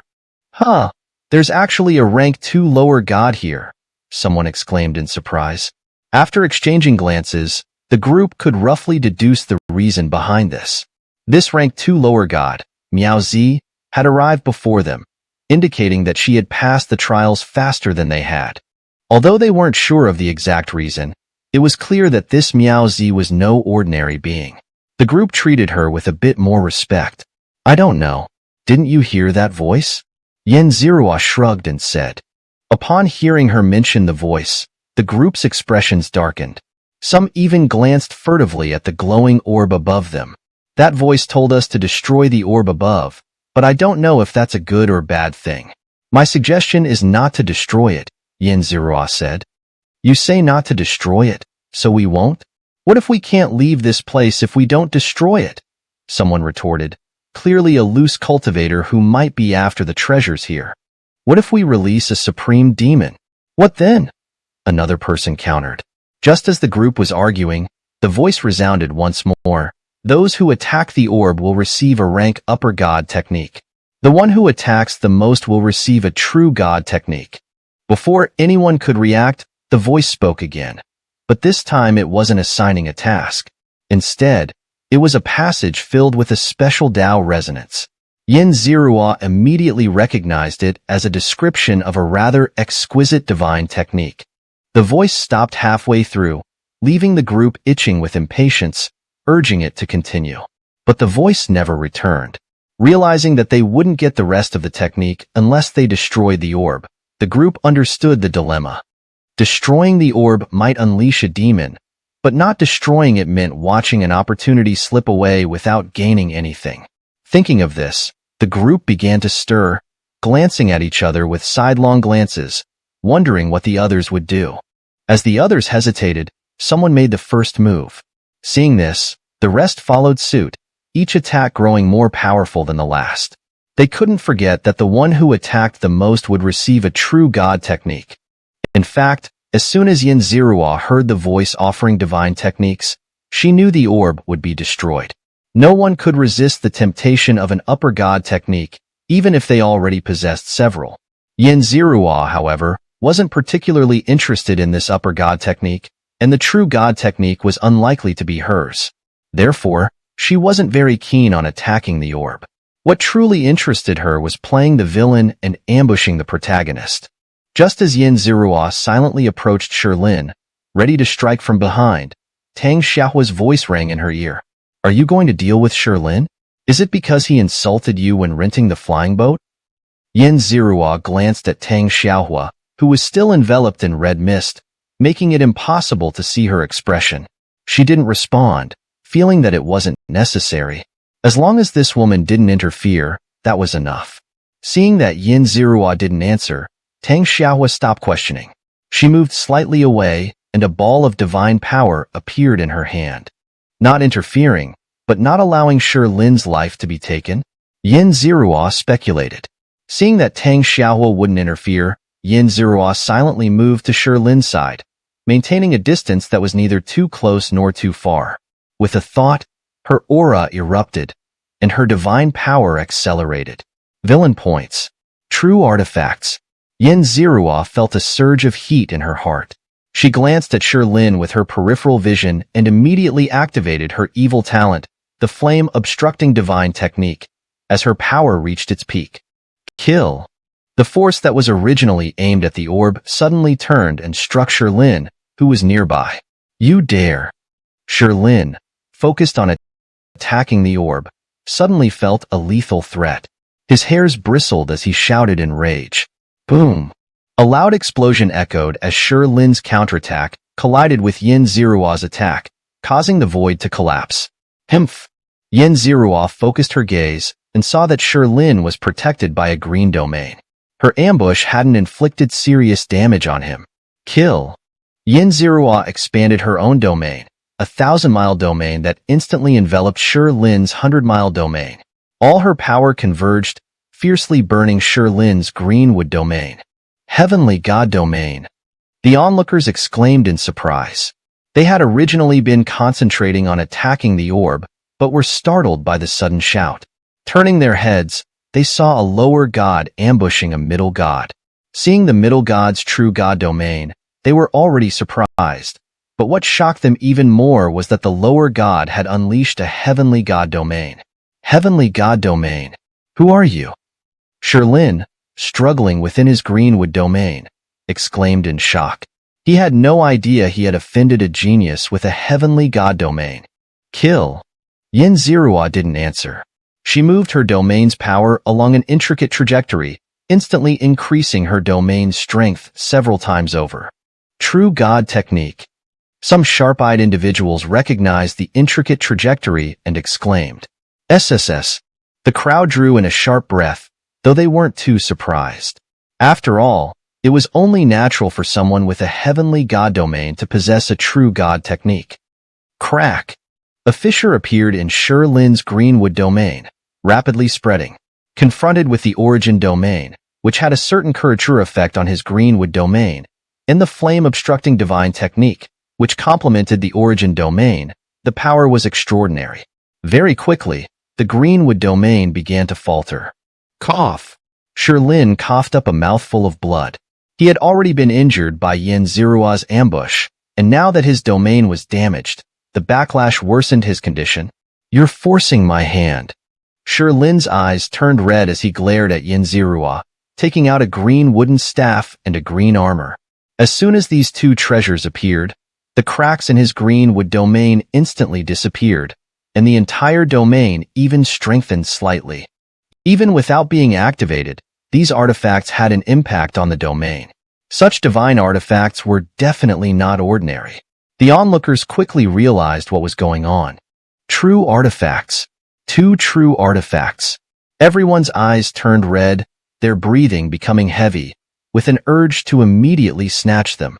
Chapter 262. Shi Lin's Madness. The initial release of the seal. Kill. Shi Lin donned his azure armor and swung his wooden staff, causing the power of his domain to surge to a new level. Yin Zirua could barely make out Shi Lin's features through the domain, only managing to see a vague silhouette. A true divine artifact. Quick, seize it, someone shouted, and a barrage of colorful attacks rained down on Shi Lin's azure domain. Ah! With a roar of fury, Shi Lin, overwhelmed by the onslaught, spun his azure wood domain wildly, unleashing wooden spears to attack his assailants. Bang! Yin Zirua raised his Sui Xian Rui ruler to block a wooden spear, taking half a step back. The attack's force was comparable to a casual strike from a high god. Hmph! Although Shirlin, fueled by the true divine artifact, was powerful, there were still many high gods present, some of whom were exceptionally strong. These onlookers finally decided to act. Buzz, buzz, buzz. Multiple high gods unleashed their divine domains, which condensed into various fist imprints, palm imprints, and blade auras, slamming into the azure wood domain. Kill. Shirlin attacked like a madman, desperately pushing the true divine artifact to its limits, even at the cost of his own lifespan. His once lush green hair began to wither and turn white. Are you all really set on opposing the Black Dragon sect? Just as Shirlin was on the verge of collapse, Tang Xiaohua intervened, unfolding a fiery red domain in front of him. This domain spanned over 600 miles, clearly a true god's domain, and of a higher quality than Shirlin's. The attacks that had driven Shirlin to madness now struck the fiery red domain, leaving only a few tiny cracks. Miss Tang, you cannot protect these two true divine artifacts, nor can the Black Dragon sect. I advise you to give up. A young man among the attackers, fanning himself with a folding fan, spoke leisurely. He had a handsome face, a slender figure, and long black hair cascading like a waterfall. Dressed in a shimmering white robe, he looked like a divine being. Moreover, he recognized Tang Xiaohua's true identity at a glance, indicating his extraordinary background. Tang Xiaohua remained silent. Her domain contracted but did not fully retract, nor did she step aside. She knew the young man's identity and understood that the Black Dragon sect couldn't protect the two true divine artifacts. She glanced at the heavily injured Shirlin, whose life force was severely depleted, and then at Yin Zirua, who was watching the scene unfold with detached amusement. She pursed her lips and said, "Shir Junior brother, either abandon the two true divine artifacts in your hands, or I'll help you escape." Senior sister. Shirlin's eyes welled with tears as he looked at Tang Xiaohua. He never expected that at this critical moment, the senior sister he had always admired would step forward to protect him. Miss Tang, are you really going to defy the will of the world? Don't think that just because you possess a true god's domain and are a second-rank high god, you can act recklessly. The folding, fan-wielding young man shouted sternly. Tang Xiaohua possessed a high-quality true god's domain, and her own cultivation had reached the second-rank high god level, making her one of the strongest here. Although she couldn't fully protect Shirlin from the joint attacks, she could still help him escape. Tang Xiaohua did not respond. Her extreme flame domain rapidly activated, and a terrifying aura continued to rise. Yin Zirua immediately recognized that Tang Xiaohua was using the flame barrier divine technique within her domain, a technique she had mastered far more proficiently than he had. He marveled at its intricacies and silently noted some techniques for future reference. Miss Tang, this is my final warning. Do not misjudge the situation. The folding fan-wielding young man said coldly, glaring at Tang Xiaohua. Why waste words on her? Anyone who stands in the way dies, someone impatiently shouted. Just as the crowd prepared to attack again, Shirlin let out a maniacal laugh, his voice filled with despair. Haha, you're all forcing me. Don't let me escape. Don't let me ascend to true godhood, or you'll all die. Your friends, your family, everyone will die. I'll torture each and every one of you, make you suffer unspeakable agony. The crowd frowned upon hearing Shirlin's declaration. His tone made it clear that he was not joking. If he were to escape, the consequences would be dire. Kill. The attackers exchanged glances and no longer hesitated, unleashing their strongest attacks to eliminate this future threat while he was still weak. As for the woman standing in the way, if she persisted in her foolishness, then she too would be eradicated. Ha! Die. All of you. Die. Ha ha ha. It was unclear what Shirlin had done, but he suddenly appeared in front of Tang Xiaohua, directly facing the crowd's attacks. Instead of fear, he responded with wild laughter. Swinging his wooden staff, he gathered the attackers' assaults and redirected them, using their own strength against them to strike the glowing sphere. Boom! In the crowd's stunned gaze, the sphere shattered with a deafening roar, and the space around them instantly collapsed. Damn it! The attackers cursed. Although they knew the sphere would eventually break, it shouldn't have shattered like this, and certainly not in a way that triggered countless spatial storms. Whoosh whoosh. Invisible winds howled, and spatial fragments flew everywhere. Some of the weaker individuals were struck by these fragments, suffering severe injuries and fleeing in panic, their divine blood staining the ground. Damn it! The gods cursed, struggling to maintain their footing amidst the spatial storm. Xianxia did the same, unfolding his heavenly god domain and gradually stabilizing himself within the cracks of space. At that moment, Xianxia, caught in the chaos of the spatial storm, drifted near Xianxia.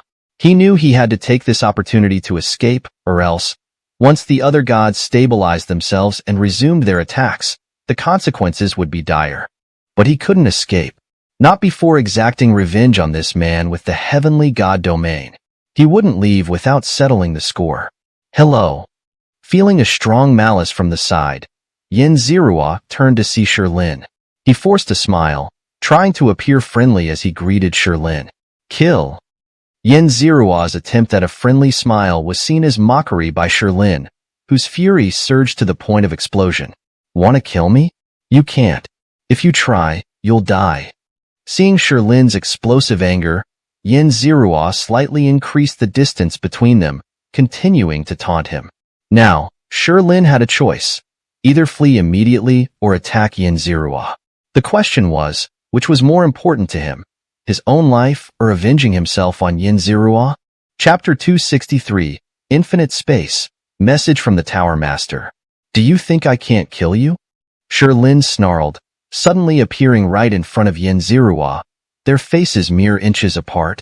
Xianxia was momentarily startled, not expecting Xianxia to use his teleportation ability again. However, he wasn't overly concerned. After all, Xianxia couldn't breach his origin divine domain in such a short time, and if this dragged on, Xianxia was as good as dead. Die! Xianxia sneered, unleashing a full-force attack that shook the already chaotic space, turning it into a complete mess. Boom! Xianxia's attack didn't cause much damage to Xianxia's domain, but it did push the domain into the most chaotic part of the space. Countless spatial fragments sliced through the surroundings, but Xianxia was protected by his origin divine domain, so he suffered little harm. He now understood Xianxia's plan, to push him into the spatial turbulence and let him fend for himself. Under normal circumstances, no matter how chaotic the spatial turbulence was outside, Xianxia wouldn't have been too worried. But this was inside an unfamiliar seal tower. If he was pushed in front of the owner of that voice, or in front of the sealed monster, things would take a turn for the worse. Whoosh! The world spun around him as the forces of countless spaces propelled Xianxia toward an unknown destination. He had no time to care where he was. He was fully focused on maintaining his domain, fortifying his defenses, and preparing to unleash his full power to face any unknown enemies. Pop! The space seemed like a shattered painting, pieced back together under an invisible force. When Xianxia felt the space stabilize, he looked around. He was certain he was still inside the seal tower, though he had no idea where exactly. The space he was in was a vast, white expanse, containing only two things: a stone tablet and a jade-like talisman. Hey, are you still there? Xianxia called out, knowing that the voice was controlling the seal tower. He wanted to know where he was and how to return to confront Xianxia. There was no response. Xianxia found this strange. Either the voice was too busy or unwilling to respond, or it had no control over this place. Buzz. As if sensing Xianxia's presence, the entire space began to stir. The stone tablet projected a holographic image of a tall, strange-looking man in a white robe. Congratulations on reaching this place after all your hardships. I am Pangjin, the master of this tower. The middle-aged man spoke in the same language as the voice, a language Xianxia had never heard before, yet he understood perfectly. The master of the tower? Xianxia's heart skipped a beat. Apart from the voice, the sealed monster, the only other figure behind the seal tower was its true master, the creator of the entire secret realm, the top-tier upper god who had stolen treasures from a major power. Clearly, Xianxia hadn't reached this place through his own efforts. Without that unexpected push, he would never have come here. The voice would never allow outsiders to enter, meaning this place likely held some kind of contingency left by the Seal Tower's master. I was once a member of the top-tier Golden Pong clan. After committing a grave mistake, I was exiled. I refused to accept my downfall, so I returned to the clan to steal treasures that could enhance my domain and the clan's sacred techniques. I was discovered, but I managed to escape, though I was gravely injured. The strange-faced man, Peng Jin, recounted his past. With my severe injuries, no treatment could stop the collapse of my soul. In my despair, I used a forbidden technique to heal myself. If it succeeded, there would be no issue. But if it failed, my body might gain a new consciousness, and I would become an ancient god. Though I am no saint, I don't wish for another consciousness to control my body and wreak havoc in the world. Thus, I created this seal tower to prevent my body from escaping. I severed many of my memories, and my body should still be securely sealed at the bottom of the tower. Later generations, if you have reached this place, it means I have failed. I need you to destroy my body. If a new consciousness has indeed been born, I hope you will eradicate it. As Peng Jin spoke, Xianxia understood everything. The monster imprisoned by the tower wasn't a monster at all, but the original master of the tower. And this master had indeed been reborn and now controlled most of the tower's formations. Later generations, if my body has truly gained a new consciousness, I hope you will take this talisman to eliminate that consciousness. If you succeed, I will reward you handsomely. You will receive the treasure trove of a peak upper god, a reward that will not disappoint you. As Xianxia listened to the holographic figure, he looked up at the talisman on the stone tablet. The jade-like talisman was engraved with countless intricate silver runes. Just looking at it for a while made Xianxia feel his soul stir, and his memories slightly distorted. What a powerful talisman! Xianxia was shocked. He tried to take the talisman but found a contract floating above it. After carefully examining the contract, Xianxia realized it was similar to the Black Dragon sect's entry contract. The content stated that if Xianxia took the contract, he must use the talisman to kill the newly born consciousness, or he would face severe consequences. If Xianxia succeeded, he would receive the treasures of this god, including a priceless treasure that allowed one to escape from a true god. After a thorough examination, Xianxia found that the contract was normal and legitimate, backed by a top-tier powerhouse to ensure its fulfillment. Xianxia hesitated slightly, as he didn't like contracts with such mandatory requirements. If he signed it, he would have to fulfill Peng Jin's demands by any means necessary, or face the wrath of the powerhouse behind the contract. Crack! Just as Xianxia hesitated, the stone tablet moved. A black hole appeared beneath its base, and the entire tablet, along with the talisman, began to rapidly descend. Xianxia glanced around the vast white space. He knew that without the attacks of numerous upper and middle gods, he wouldn't be able to quickly leave this space. Relying solely on his own strength, he might be able to break through and leave, but it would take a lot of time. By the time he got out, all the treasures outside might already be divided. This was something he absolutely couldn't accept.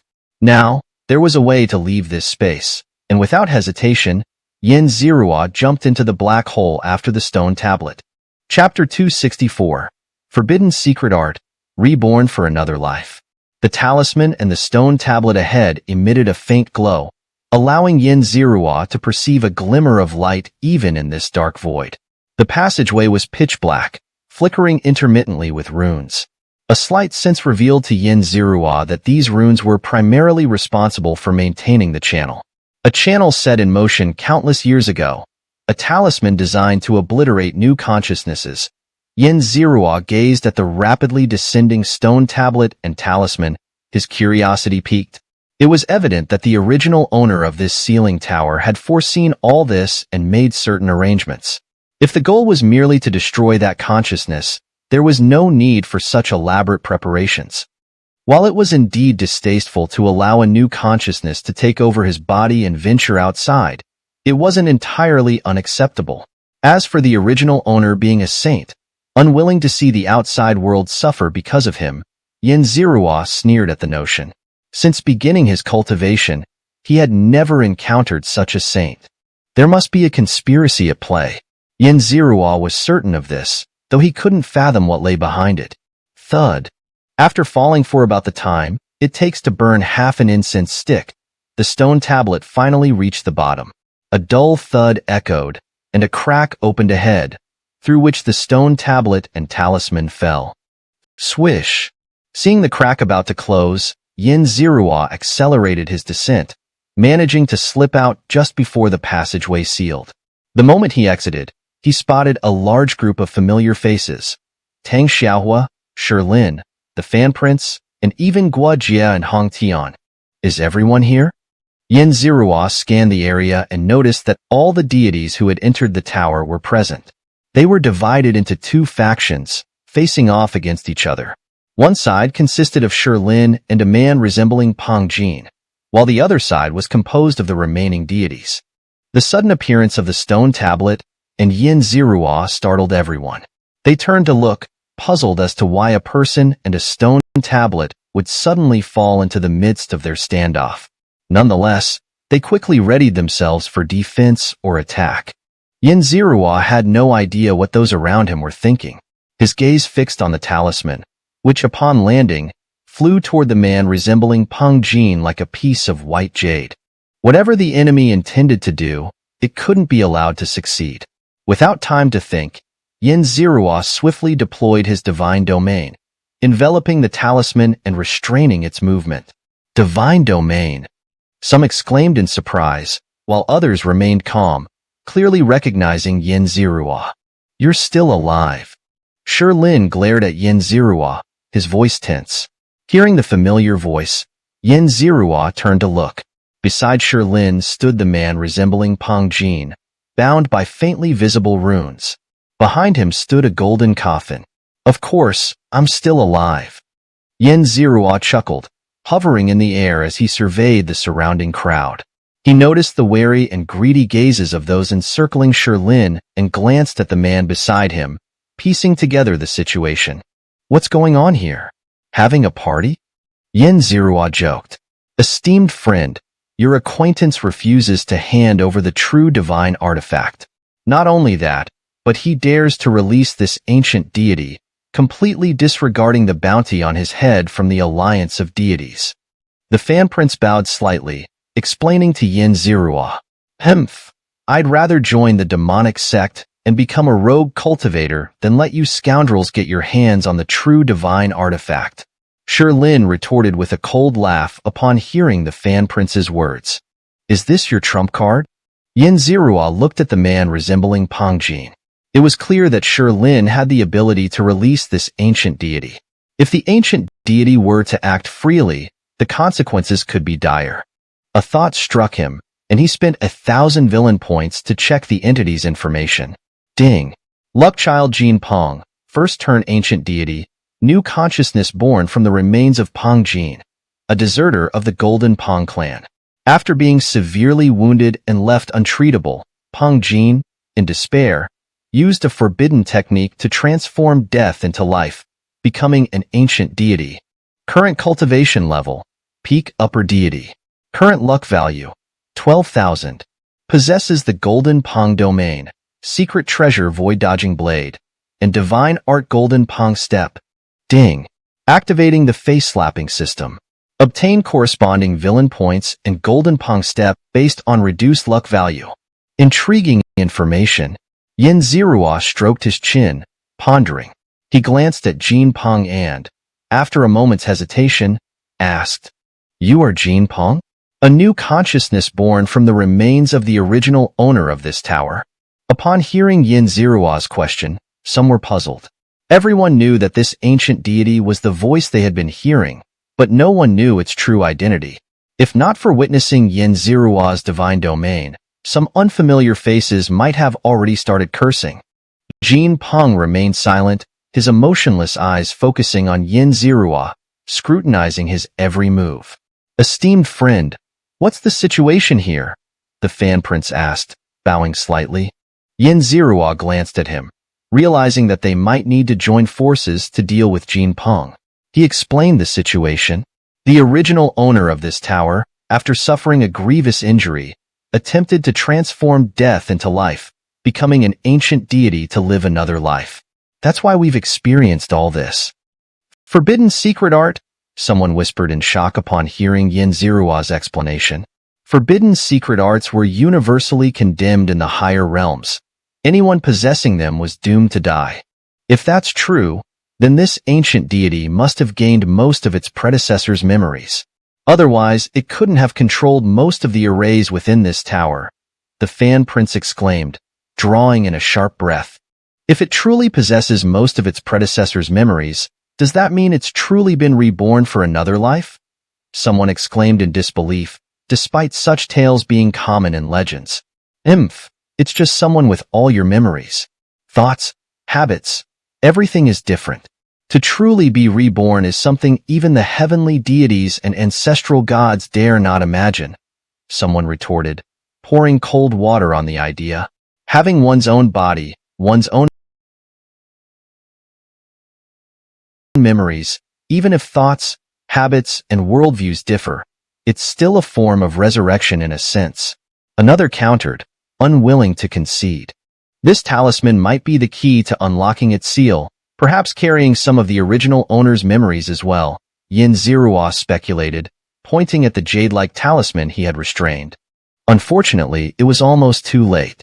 If only you hadn't been let in. And don't refer to me as it. Use he. Jin Peng finally spoke, his voice similar to the one Xianxia had heard within the tower.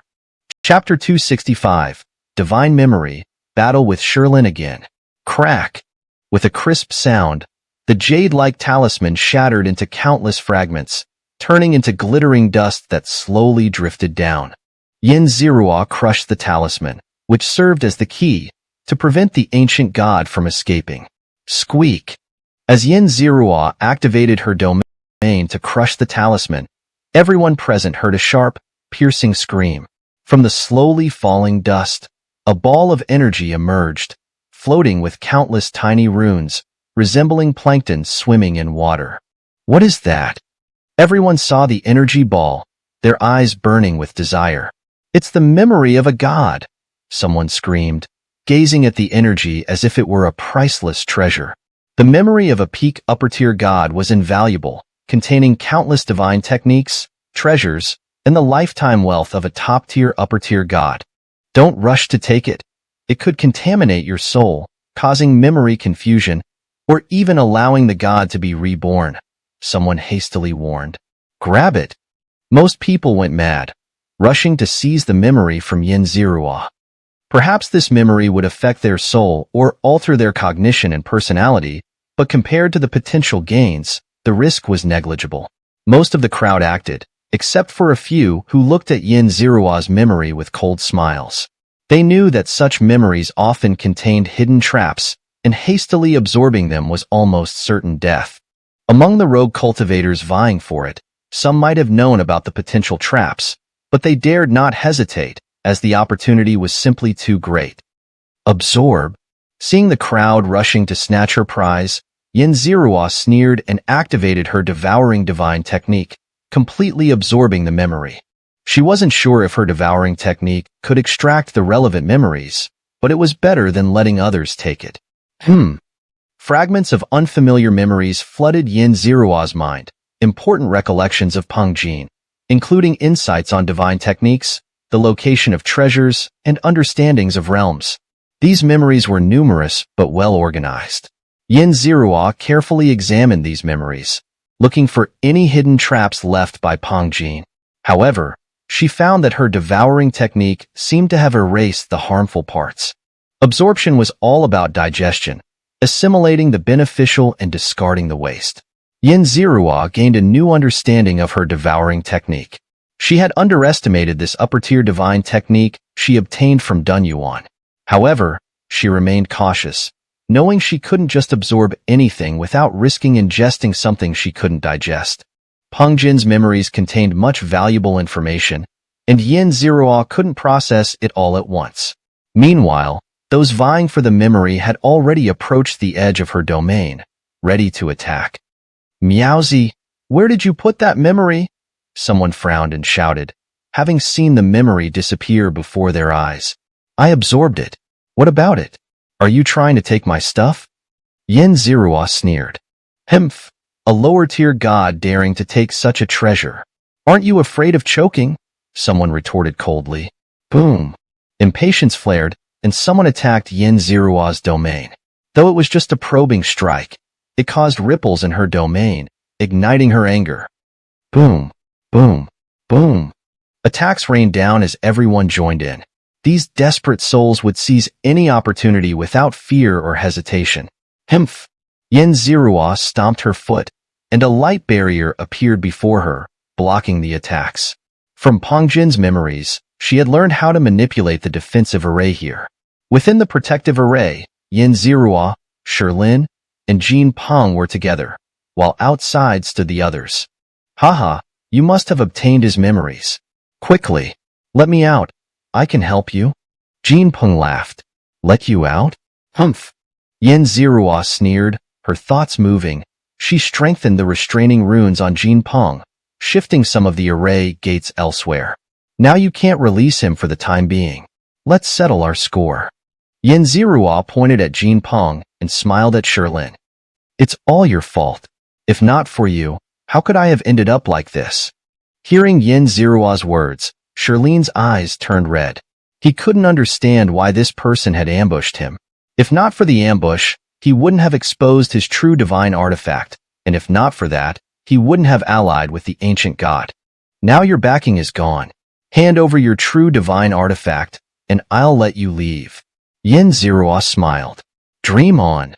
Shilin raged, activating the two true divine artifacts on his body, ready to fight to the death. Stop! Tang Xiaohua, who had been watching from the sidelines, suddenly shouted. Yin Zerua frowned.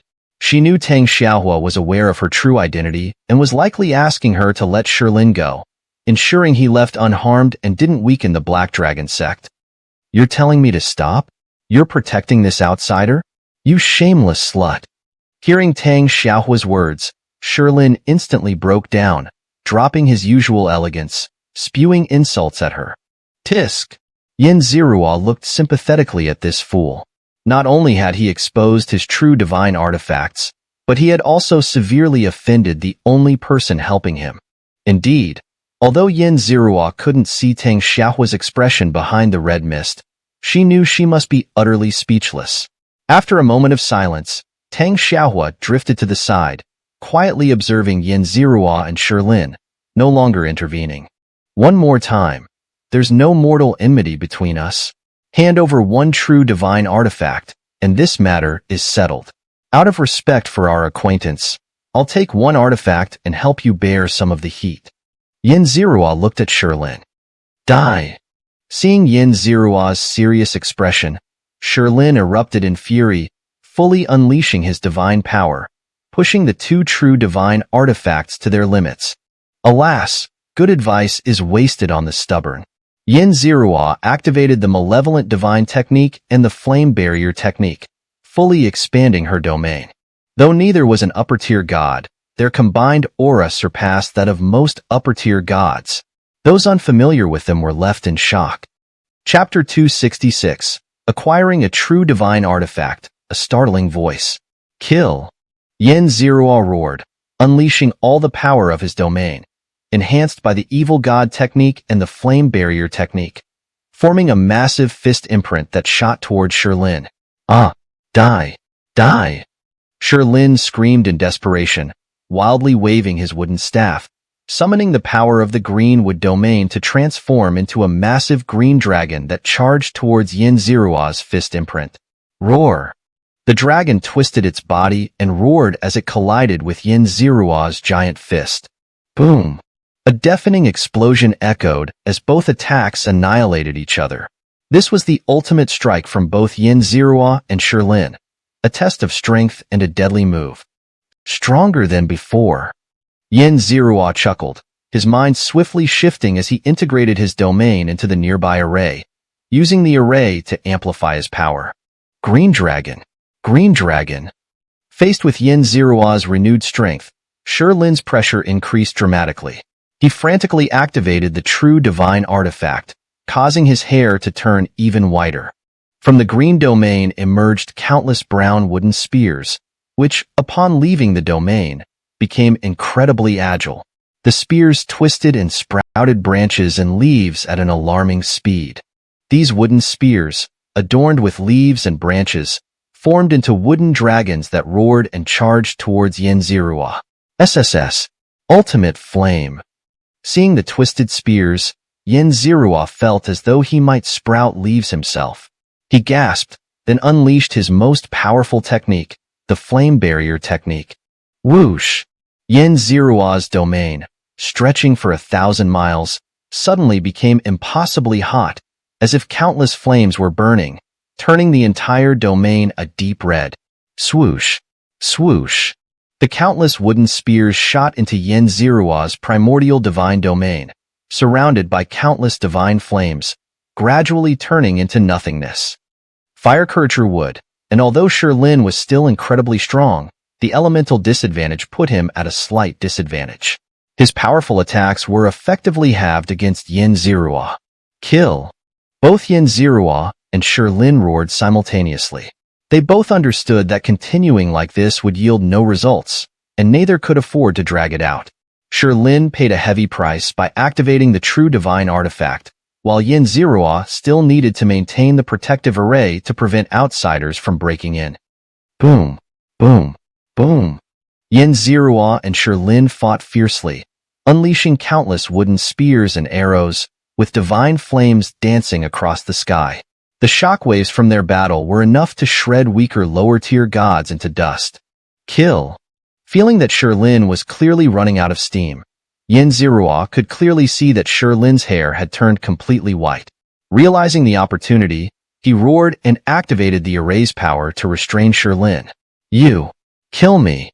Feeling his greenwood domain being restrained, Shilin, both anxious and furious, instinctively wanted to erupt and break free from Yin Zerua's hold.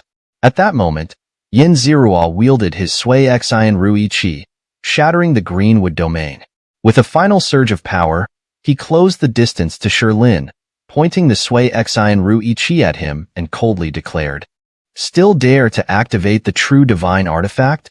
Aren't you afraid of exhausting yourself to death? Hand over a true divine artifact, or die." You! Shilin's eyes turned blood red, as if he wanted to devour Yin Zerua whole. But feeling the killing intent at his throat and the suffocating sensation, he forced himself to back down. He had originally planned to activate the greenwood domain and ambush Yin Zerua, who was deep within the domain, but seeing Yin Zerua's cold eyes, he immediately dismissed the thought. Once one retreats, they can no longer charge forward with courage. Without some other opportunity, Shilin might live his entire life under Yin Zerua's shadow. One more time, hand over a true divine artifact, and I'll let you go, Yin Zerua's cold voice echoed, reiterating his demand. You! Ugh! Seeing Yin Zerua's cold gaze, Shilin felt an overwhelming sense of humiliation. He wanted to say something, but in the end, he choked up and couldn't speak, eventually removing his green armor. "I'll send you out," Yin Zerua said as he took the green armor, feeling its power and smiling in satisfaction. Seeing Shilin's choked expression, he activated the array's power and teleported him away. Next time, don't judge people by their appearance. Don't think having a bunch of underlings makes you a peerless genius, a voice echoed in Shilin's ears as he was being teleported away. Seeing Shilin's fading figure, Yin Zerua felt more at ease. He hadn't killed him because his crimes didn't warrant death, and Tang Xiaohua didn't want him dead. Yin Zerua owed her a debt of gratitude, so he had to repay it. Sending Shilin away was also necessary because Yin Zerua still had battles to fight and didn't want a vengeful enemy lurking nearby. Ding! Congratulations to the host for successfully humiliating the luck-favored son, Shilin. Shilin's fortune value decreased by 300, and the host's villain value increased by 30,000. A system notification sounded in Yin Zirua's ear, causing the corner of his mouth to curve slightly. But just then, a ghostly voice suddenly echoed in his ear. "Thank you. If it weren't for your battle here, the array wouldn't have been so badly damaged. And if you hadn't teleported that guy away, the sealing power wouldn't have been so severely depleted." The voice was right behind Yin Zirua, the cold breath like someone whispering directly into his ear. In that instant, Yin Zirua's hair stood on end. He had never been so close to an enemy before, even after surviving countless life and death situations. But never had he experienced such a terrifying crisis. In that moment, he even felt an urge to scream, his gallbladder almost bursting from fear. Kill. In his desperation, Yin Zirua didn't think twice. He unleashed all his divine power, channeling every bit of strength, technique, and his giant ruler towards his back. Boom! With a deafening explosion, Yin Zirua used the force of the blast to escape, putting a great distance between himself and the figure behind him. As he rolled and fled, Yin Zirua didn't forget to activate his domain to protect himself. Only when he crossed a certain boundary did he feel a sense of relief, no longer suffocating under that deadly pressure. Just as Yin Zirua escaped that invisible domain, Tang Xiaohua's urgent warning echoed in his ear. "Be careful. Watch your back." Huff, huff. Yin Zirua panted heavily, feeling weak and drained, every pore oozing cold sweat. He glanced at his original position and saw Jin Peng grinning at him. Looking closer, he realized that he had already been enveloped by an invisible domain. The suffocating sensation he had felt earlier was from within this domain. Damn it! Yin Zirua cursed, still shaken from the encounter. He frantically activated his domain's power to dispel the chill in his heart and banish every trace of cowardice. Chapter 267. Ancient Gods Eerie, God's Siege. Chapter 267. Ancient Gods Menace, Gathering of the Gods. After the final trace of fear and coldness in his heart was burned away by the power of his primordial divine domain, Yin Zirua let out a sigh of relief. Gripping the Thuixin Ruichi, he stared at the one-turn ancient god Jin Peng within the distant domain, his expression Yan Zhuan. This was his first time battling a fully intact one-turn ancient god, and a peak upper god at that. In truth, he had little confidence. This was vastly different from the bound monstrous fish in the lower realm. Back then, the passage between the realms was sealed, and the fish was suppressed by both the realm's constraints and its bindings. That was why he hadn't been overly concerned. But now, he faced a fully formidable ancient god, albeit only a one-turn. It was not to be underestimated. The five-turn ancient god he had encountered upon arriving in the upper realm, whose mere gaze had caused his body to mutate, that terrifying, extreme evil domain still left him with lingering fear. "You seem a bit frightened," Jin Peng said with a smile, observing Yin Zirua. "No enemy can make me afraid, let alone a mere corpse like you," Yin Zirua replied, steadying his nerves with a forced smile. "But I enjoy watching that look of fear on your face," Jin Peng said with a slightly sinister tone. This man was definitely not Jin Peng, despite inheriting most of his memories. Yin Zirua looked at him, and aside from his appearance, he saw no trace of the real Jin Peng. Crack! Boom! A crisp sound followed by a loud explosion echoed as the protective barrier was shattered. Everyone rushed in, raising their weapons and activating divine techniques, aiming them at both Yin Zirua and Jin Peng. "What's the meaning of this?" Yin Zirua asked, glancing at the few who aimed at him. Ancient gods were universally hunted in the upper realm, and everyone had the duty to slay them. It seemed these short-sighted individuals weren't willing to fulfill that duty. "Are you all just going to stand by and watch us turn on each other? The greatest threat right now is this ancient god. If we don't unite our strength to deal with him, we're all doomed." Yin Zirua shouted at the upper gods. The upper gods exchanged glances. They all knew Yin Zirua was no weakling, and if they could gain his assistance, it would undoubtedly boost their chances of success. "Hand over your blue armor, and I won't interfere with you. Whether you want to fight the ancient god or leave, I don't care," a burly upper god of the third rank among those aiming at Yin Zirua, said with a hearty laugh.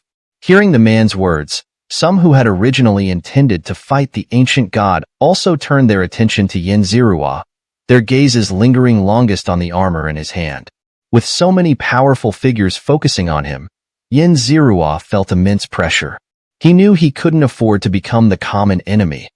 Otherwise, he was as good as dead. And if I refuse?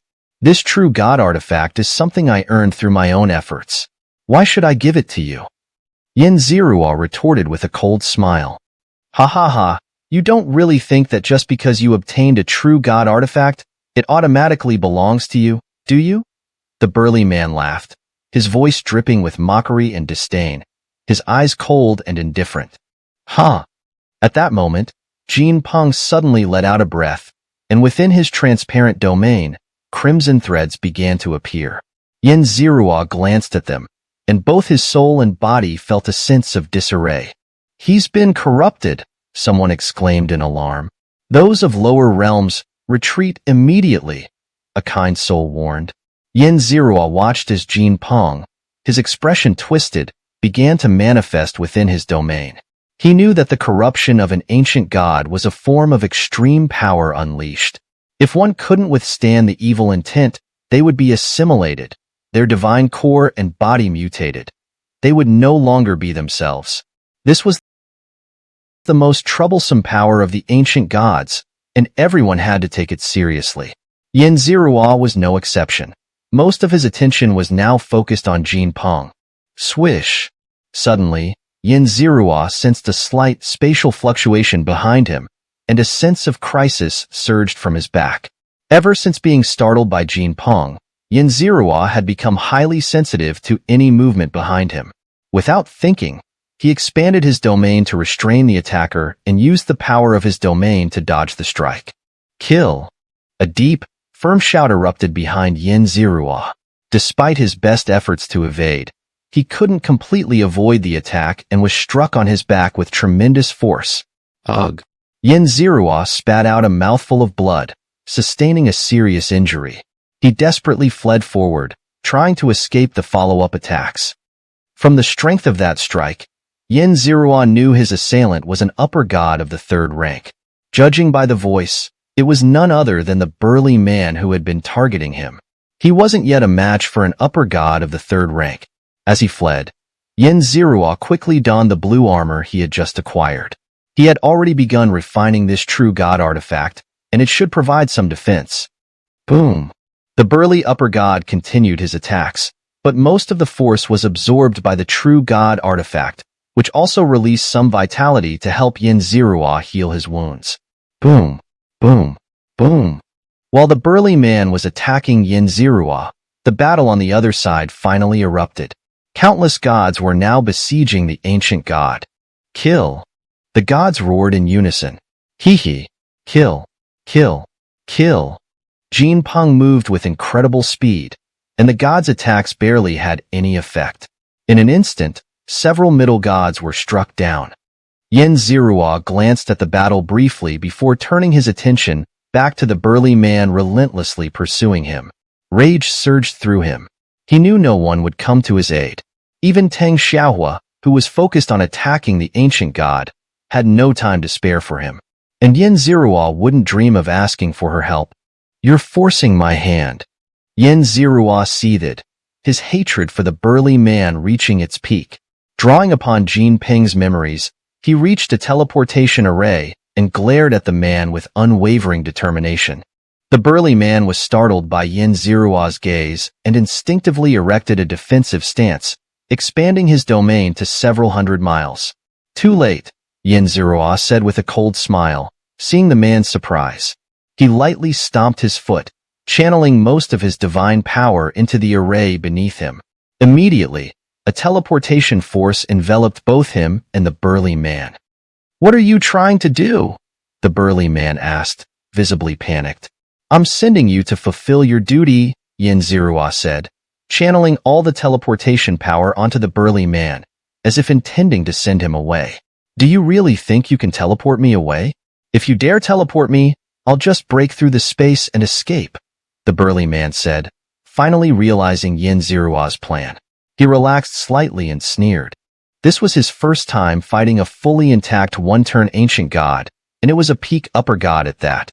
He didn't have much confidence. This was completely different from the monstrous fish he had encountered in the lower realm. Back then, the passage between the realms was not yet open, and the fish was suppressed, with 2 layers of restraint in total, so he hadn't been too worried. But now, he faced a perfectly intact ancient god, though only a one-turn ancient god, one that couldn't be underestimated.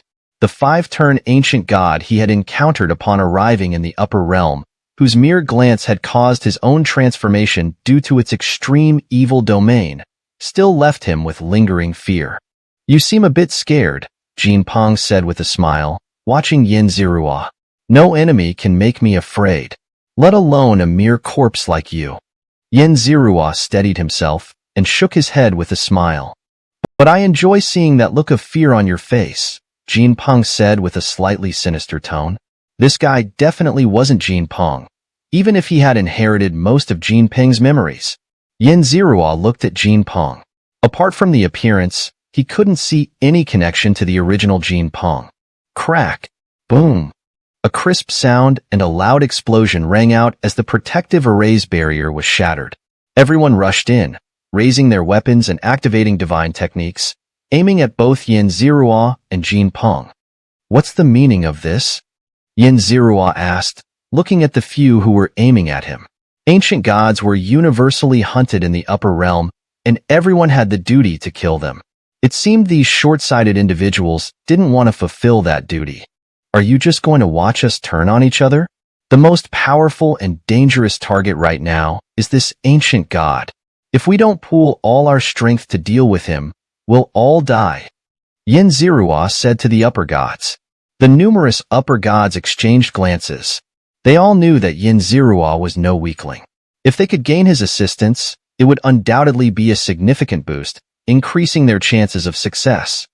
"Hand over your green armor, and I'll absolutely stay out of your way. Whether you want to kill the ancient god or leave, I don't care," one of the upper gods, a burly man at the 3rd level, said with a hearty laugh, looking at Yin Zirua.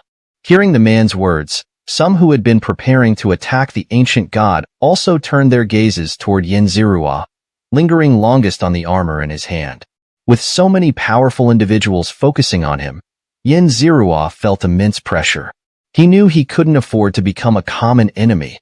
Otherwise, he was as good as dead. "What if I don't want to? This is a true god artifact I obtained through my own efforts. Why should I give it to you?" Yin Zirua said coldly with a sneer. "Ha ha ha, you don't really think that once you get a true god artifact, it's automatically yours, do you?" the burly man said with a mocking laugh, his voice filled with derision and disdain, his eyes cold and indifferent. "Huh." At that moment, Jinpeng suddenly let out a laugh. Within his transparent domain, crimson threads appeared. Yin Zirua glanced at these threads, and a sense of disorientation struck both his soul and body. "He's been corrupted," someone shouted in alarm. "Those of lower realms, leave immediately," a kind soul warned. Yin Zirua looked at Jinpeng within the domain, whose expression was twisted and distorted. He frowned slightly. He knew that the corruption of an ancient god was a form of extreme power eruption. If one couldn't withstand the evil intent, they would be assimilated, with their divine core and body mutating, no longer being themselves. This was the most troublesome power of ancient gods, one that everyone had to take seriously. Yin Zirua was no exception. Most of his attention was now focused on Jinpeng. Swish! At that moment, Yin Zirua sensed a slight spatial fluctuation from behind, a sense of imminent danger creeping up his spine. Ever since being startled by Jinpeng, Yin Zirua had become extremely sensitive to any movement at his back. Without hesitation, he swiftly expanded his domain to restrain the attacker and, leveraging the power of the domain, managed to dodge the incoming strike. "Kill!" A deep, steady shout suddenly came from behind Yin Zirua. Despite his best efforts to dodge, he couldn't completely avoid the attack, and a powerful force struck his back. Ugh! Yin Zirua spat out a mouthful of blood, sustaining a significant injury. He desperately fled forward, trying to escape the follow-up attacks. From the strength of the attack, Xianxia knew his assailant was a third-level upper god. Analyzing the voice, he concluded it was the burly man who had attacked him. He wasn't yet a match for a third-level upper god. While fleeing, Xianxia quickly donned the green armor he had just acquired. He had already begun to refine this true god artifact, which should provide some defense. Boom! The burly third-level upper god continued his attacks, but most of the force was absorbed by the true god artifact, which also emitted some vitality to help repair Xianxia's wounds. Boom! Boom! Boom! While the burly man was attacking Xianxia, the battle on the other side finally erupted, with countless gods besieging the ancient god. Kill! The gods shouted in unison. Hee! Kill! Kill! Kill! Jinpeng moved with incredible speed, and the gods' attacks barely had any effect. In an instant, several middle gods were knocked out of the fight. Xianxia glanced at the battle briefly before turning his attention elsewhere. He looked at the burly man who was relentlessly pursuing him, his anger rising to the point of boiling over. He knew no one could help him at this moment. Even Tang Xiaohua, who was currently focused on attacking the ancient god, had no time to spare for him. And Xianxia wouldn't have the face to ask for her help anyway. You're forcing my hand. Xianxia seethed with hatred for the burly man.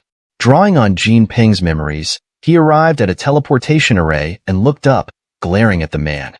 The burly man was startled by Xianxia's gaze and instinctively took defensive measures, expanding his domain to cover several hundred miles. Too late. Seeing the man's startled expression, Xianxia gave a cold smile. He lightly stomped his foot, channeling most of his divine power into the array's runes. Immediately, a teleportation force surrounded both Xianxia and the burly man. What do you think you're doing? The burly man asked, visibly panicked. Sending you to fulfill your duty.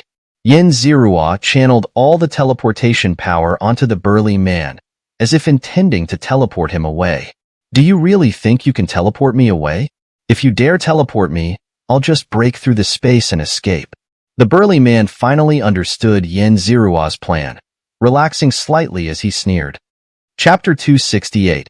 Plundering Treasures, Killing the Ancient God. Rise.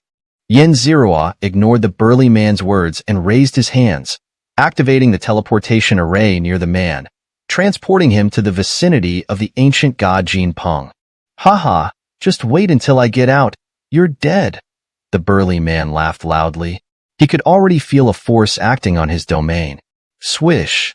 The burly man disappeared. Xianxia fixed his gaze on Jinpeng's position. Outside the encirclement around Jinpeng, behind the backs of the gods, the void suddenly rippled, and a domain abruptly appeared. What a pity! Xianxia immediately recognized it as the burly man's domain and couldn't help but sigh. He hadn't managed to teleport the man into the heart of the battlefield, but only to the outer edge. Perhaps in the next moment, the burly man would realize his mistake and immediately flee the battlefield, turning back to hunt Xianxia down. Just as Xianxia prepared to teleport away from the sealed tower, he noticed those attacking Jinpeng felt the spatial disturbance behind them and assumed an enemy was attacking from behind. They hastily moved aside.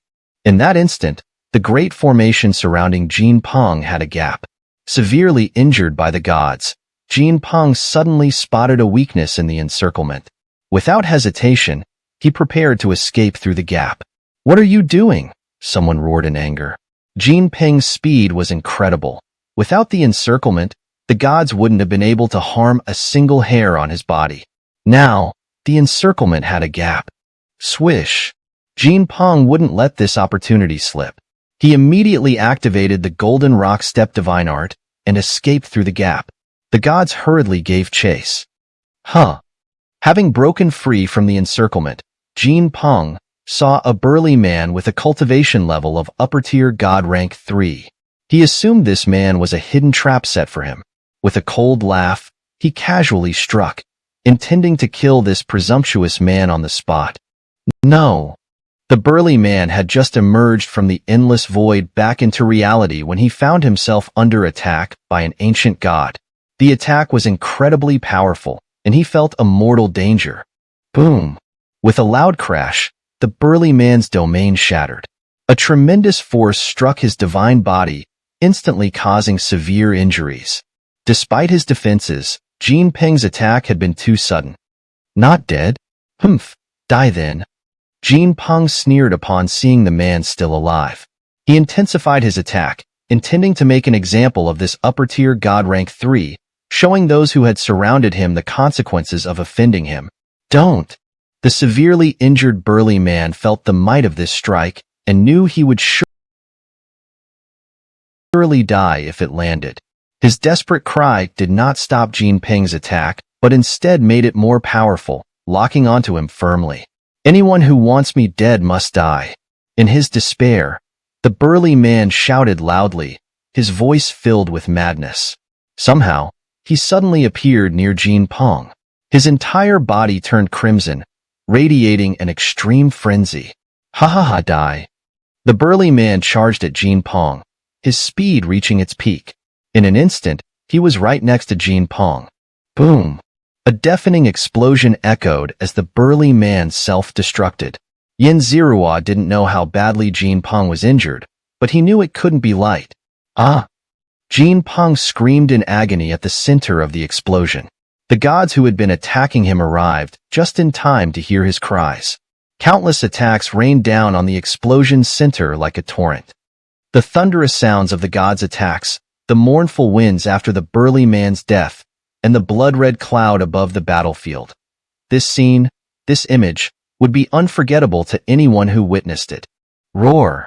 Jin Peng roared like a trapped beast. Xianxia knew it was time to leave. The gods' main focus was now on besieging Jin Peng, but once they killed him, their attacks would turn to him. Facing the gods' encirclement, his fate wouldn't be much better than Jin Peng's. Xianxia made his decision.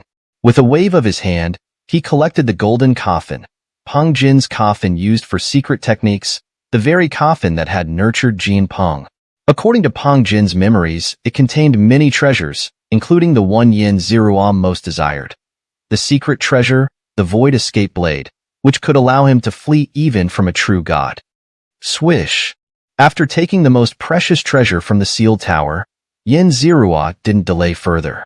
With a thought, the teleportation array's power enveloped him, and the space around him twisted. He broke through the space and arrived in a hidden area. This was no longer within the sealed tower. This was Peng Jin's hidden escape route, located directly beneath the secret realm. Here, there was an enormous formation capable of teleporting to an extremely distant location, ensuring complete escape from the area. After countless ages, Xianxia wasn't sure if the formation still functioned. He needed to inspect it before feeling safe to teleport, but that would waste a lot of time. Xianxia rubbed his hands together, preparing to open the golden coffin and retrieve the Void Escape Blade. This would satisfy his desire for treasures, and with the blade in hand, he could escape from even the most deadly crises. Just as Xianxia was about to open the coffin, he felt a spatial force descend upon the area. Who could have come here? A thought flashed through Xianxia's mind, but in the next moment, he knew the answer. Jin Peng, only Jin Peng, who possessed most of Peng Jin's memories, could reach this place. Xianxia immediately realized this, but it was too late. A bloody, mangled lump of flesh fell from the void. Is this Jin Peng? Xianxia looked at the faintly pulsating lump of flesh, unable to believe it. The state of this being was too pitiful, completely unrecognizable from the sinister Jin Peng he had once been. Huff, puff. Jin Peng was breathing unconsciously, desperately absorbing the surrounding spiritual energy to repair himself. In an instant, his life force had strengthened significantly. Xianxia's face changed. He no longer dared to hesitate and immediately unleashed his strongest attack. Boom! Xianxia didn't hold back, pouring out his divine power like a floodgate, unleashing attack after attack until a system notification sounded. Ding! Congratulations, host! You have killed the chosen one, Jin Peng. Jin Peng's luck value decreased by 10,000. Host's villain value increased by 100,000. Reward, True God Technique, Golden Rock Step. The space fell silent after Yin Zirua stopped his attacks. As an ancient god, Jin Peng left no signs of his existence, not even a trace of ash. The quiet space was filled only with Yin Zirua's faint panting. Ha ha ha. Yin Zirua laughed triumphantly. This harvest was truly substantial, despite the many twists and turns. His gains were enough to make even a true god envious. Chapter 269. The Shattering of the Secret Realm, 5 True Gods. Crack. Yin Zirua opened the coffin and found it contained some divine crystals, a few middle-grade divine artifacts, and some withered divine herbs. Apart from these, there was only a silver dagger left. Yin Zirua picked up the dagger and infused it with a stream of divine power to refine it. A piece of information then entered his mind. The Void Escape Dagger, capable of breaking through space and allowing its user to escape in any situation, could be used 10 times in total, but now only 3 remained. Yin Zirua looked at the silver dagger engraved with exquisite patterns, feeling quite satisfied. Although only 3 uses were left, it was still equivalent to 3 extra lives. Such a treasure was coveted even by true gods. After clearing out the items in the coffin, Yin Zirua found a total of 30,000 divine crystals.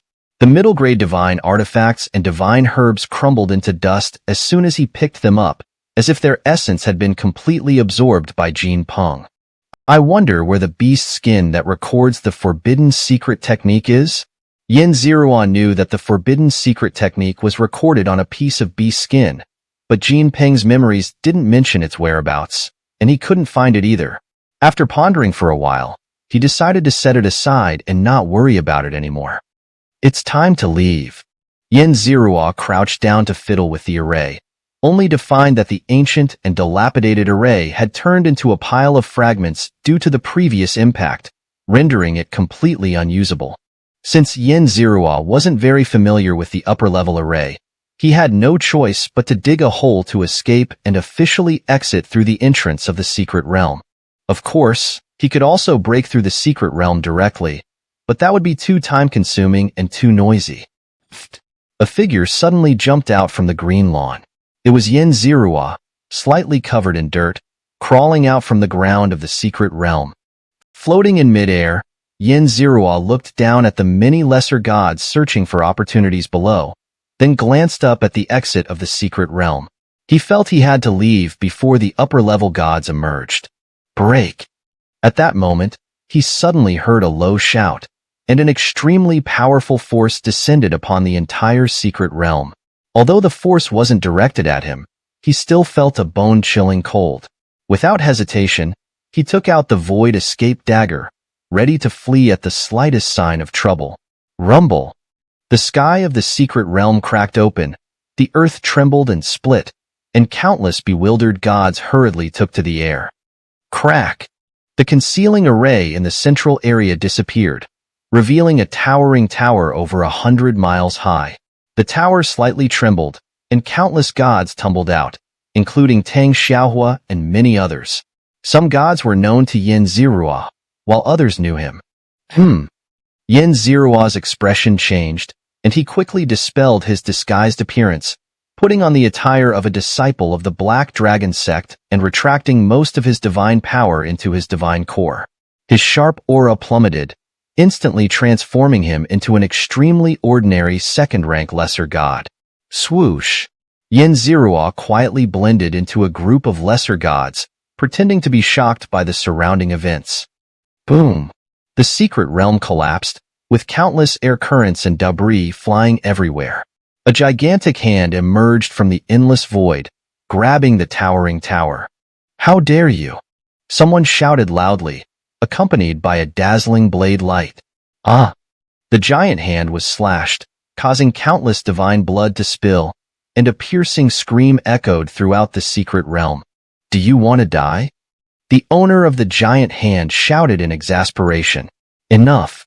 Stop arguing. A golden light descended, stabilizing the tower, and a calm voice rang out, as if becoming the protagonist of the heavens and earth, silencing all other sounds. True gods. At least 3 true gods. Yin Zirua was horrified. He sensed the profound and boundless aura and immediately understood. Come out. The final voice echoed again.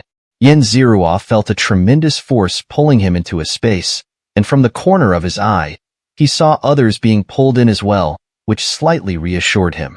When the gods were pulled into this space, Xianxia looked up and saw 4 colossal figures surrounding them. One was a golden figure, the largest, subtly overshadowing the other 3 true gods. Another was a white figure, with divine blood dripping from its right hand. The third was a figure holding a blade, and the fourth remained silent. However, from its aura, Xianxia deduced that this 4th true god was Shi, the master of the yellow mist star. These 4 true gods looked down at the gods, their gaze so tangible that even Xianxia almost lost control of his divine power, his mind uncontrollably recalling his experiences in the secret realm. Someone lost control and spat out a mouthful of blood. Ancestor, save me. The folding fan gentleman leaped out and shouted loudly toward the white true god, who was dripping with blood. Ha ha ha, my people. The white true god waved a hand, enveloping the folding fan gentleman and a large group of people into its sleeve. They haven't been thoroughly investigated yet. You can't take them away. The blade-wielding true god retorted. I think you really want to die. The white true god raged, and its terrifying aura filled the entire space, making some weaker lesser gods feel an urge to explode. Enough. Stop arguing. Take your people back. The golden true god spoke, and its voice reverberated throughout the space, causing the white true god's aura to vanish instantly. Shi, who had remained silent, reached out and took back his people. The blade-wielding true god also stopped arguing with the white true god and waved his hand, taking back his people. As a result, a quarter of the gods present were gone, and everyone looked at each other, feeling somewhat restless. They didn't know how these 4 true gods would deal with them. There are actually disciples of the Black Dragon here? The white true god noticed the marks on Xianxia, Xianxia, and others and exclaimed in surprise. I'll send them back to the Black Dragon. The golden true god spoke. The Black Dragon isn't here. It's better to search through his disciples. I've heard that one of the Black Dragon's disciples in this secret realm possesses 2 divine artifacts. Searching through these disciples might yield 1 or 2 more divine artifacts or divine techniques. The blade-wielding true god coldly said. Xianxia immediately felt immense pressure. The gaze of a true god was not something anyone could withstand. Just as he was about to flee, a voice rang out. Do you want to touch my people? Have you asked me? Or do you want to fight? A powerful voice echoed through the void, and a burly man, shrouded in black mist and wrapped in a black dragon, slowly emerged from the endless void. Ha ha ha, Black Dragon. I knew you couldn't stay away since this place is so close to you. The white true god laughed heartily, then turned to the blade-wielding true god and suggested, how about we join forces to get rid of this annoying guy? Chapter 270. Return to Black Dragon, Mysterious Summon. Before the Black Dragon warrior could speak, the deity holding the blade let out a cold snort and vanished completely. Still so cowardly. The Black Dragon warrior laughed heartily, releasing an aura like an endless black sea that made everyone present feel suffocated.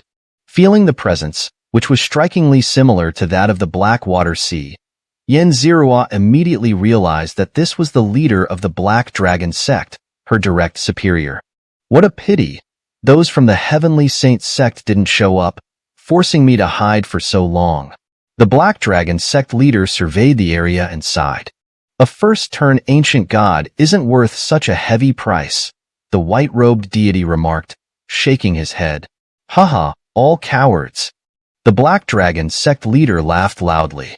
With a wave of his hand, Xianxia felt an immense force lifting her. In a confined space, Xianxia saw Xianxia and some Black Dragon sect disciples she had met only once, while Sherlin was nowhere to be found. As Xianxia pondered how the Black Dragon sect leader would treat her, she suddenly felt a dizzying sensation. When she regained her senses, she found herself standing on the Grand Plaza in the clouds atop Volcano Island, with Xianxia by her side. Meowsy, remember? You owe me a true god and 2 divine artifacts. The distinctive voice of the Black Dragon sect leader echoed in Yin Zerua's ears, booming so loudly it made her dizzy and her ears itch. Don't take Black Dragon Uncle's words lightly, or you won't want to know the consequences of disregarding them. Tang Xiaohua left with those words, drifting away. Shi Lin might not become a true god, and those 2 divine artifacts might not even end up in the hands of the Black Dragon sect. Yin Zerua felt a bit resentful, but she wisely chose not to argue with Tang Xiaohua or the sect leader. Yin Zerua thought for a moment and then dismissed the matter. She returned to her cave dwelling, fully activating the array. Although she wasn't sure if the array could defend against the Black Dragon sect leader, activating it at least gave her some peace of mind. In the cave, Yin Zerua organized her gains, familiarized herself with the Golden Rock steps, and worked on improving her cultivation. 3 months later, Yin Zerua awoke in her crystal palace, having advanced to the 3rd rank of upper deity. Feeling the strength surging within her, she felt her sense of security increase once more. Next, I need to prepare for the advancement to middle rank god. Yin Zerua quickly arranged her plans for the future. She returned to her cave, packed her belongings, and prepared to venture out once more.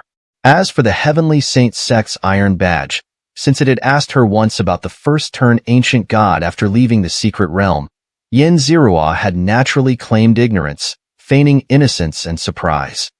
She wasn't sure if it believed her, but it never contacted her again. Occasionally, during her cultivation, Yin Zerua sent a few messages, but received no response. Over time, she set the badge aside. I hear that when you ascend to the middle god rank, you can also enhance the quality of your divine domain. I wonder where I can find such treasures. Yin Zerua pondered, stroking her chin. Since treasures that enhance domains are extremely precious and such information is scarce, Yin Zerua had no immediate solutions and decided to focus on cultivation and seek opportunities later. Miaozi, yes, you, the one with the heavenly god domain, come down and chat. Old man, I'll give you some treasures. One night, as Yin Zerua was deep in cultivation, she suddenly heard a hoarse voice, sounding somewhat like a middle-aged man's deep tone. Huh. At first, Yin Zerua thought she had misheard, feeling puzzled. But when the voice echoed again, she realized she hadn't been mistaken. My array should be able to prevent intrusion by ordinary upper deities, and now that I'm at the 3rd rank of lower deity, I still can't determine the source of this voice. It's likely a true god. Yin Zerua speculated gravely. With the Black Dragon sect having an immensely powerful true god as its leader, ordinary true gods wouldn't dare approach, let alone infiltrate the core area to chat with a disciple. The Black Dragon sect leader must know the identity of this true god. Perhaps this deity is the hidden side of the Black Dragon sect, a deep secret. Yin Zerua's thoughts raced, piecing together clues. Miaozi, come down and chat. Old man is bored. Chat with me, and I'll give you some opportunities. The voice echoed again, urging Yin Zerua to come. This? Yin Zerua hesitated. She wasn't interested in the Black Dragon sect's secrets, fearing that learning something she shouldn't might lead to being silenced. She was still weak, and despite having the void-fleeing blade, she had no desire to engage in a life-and-death struggle with a true god. Miaozi, I have insights on enhancing the quality of one's divine domain. Want them? The voice spoke again, sensing Yin Zerua's needs and offering what most attracted her.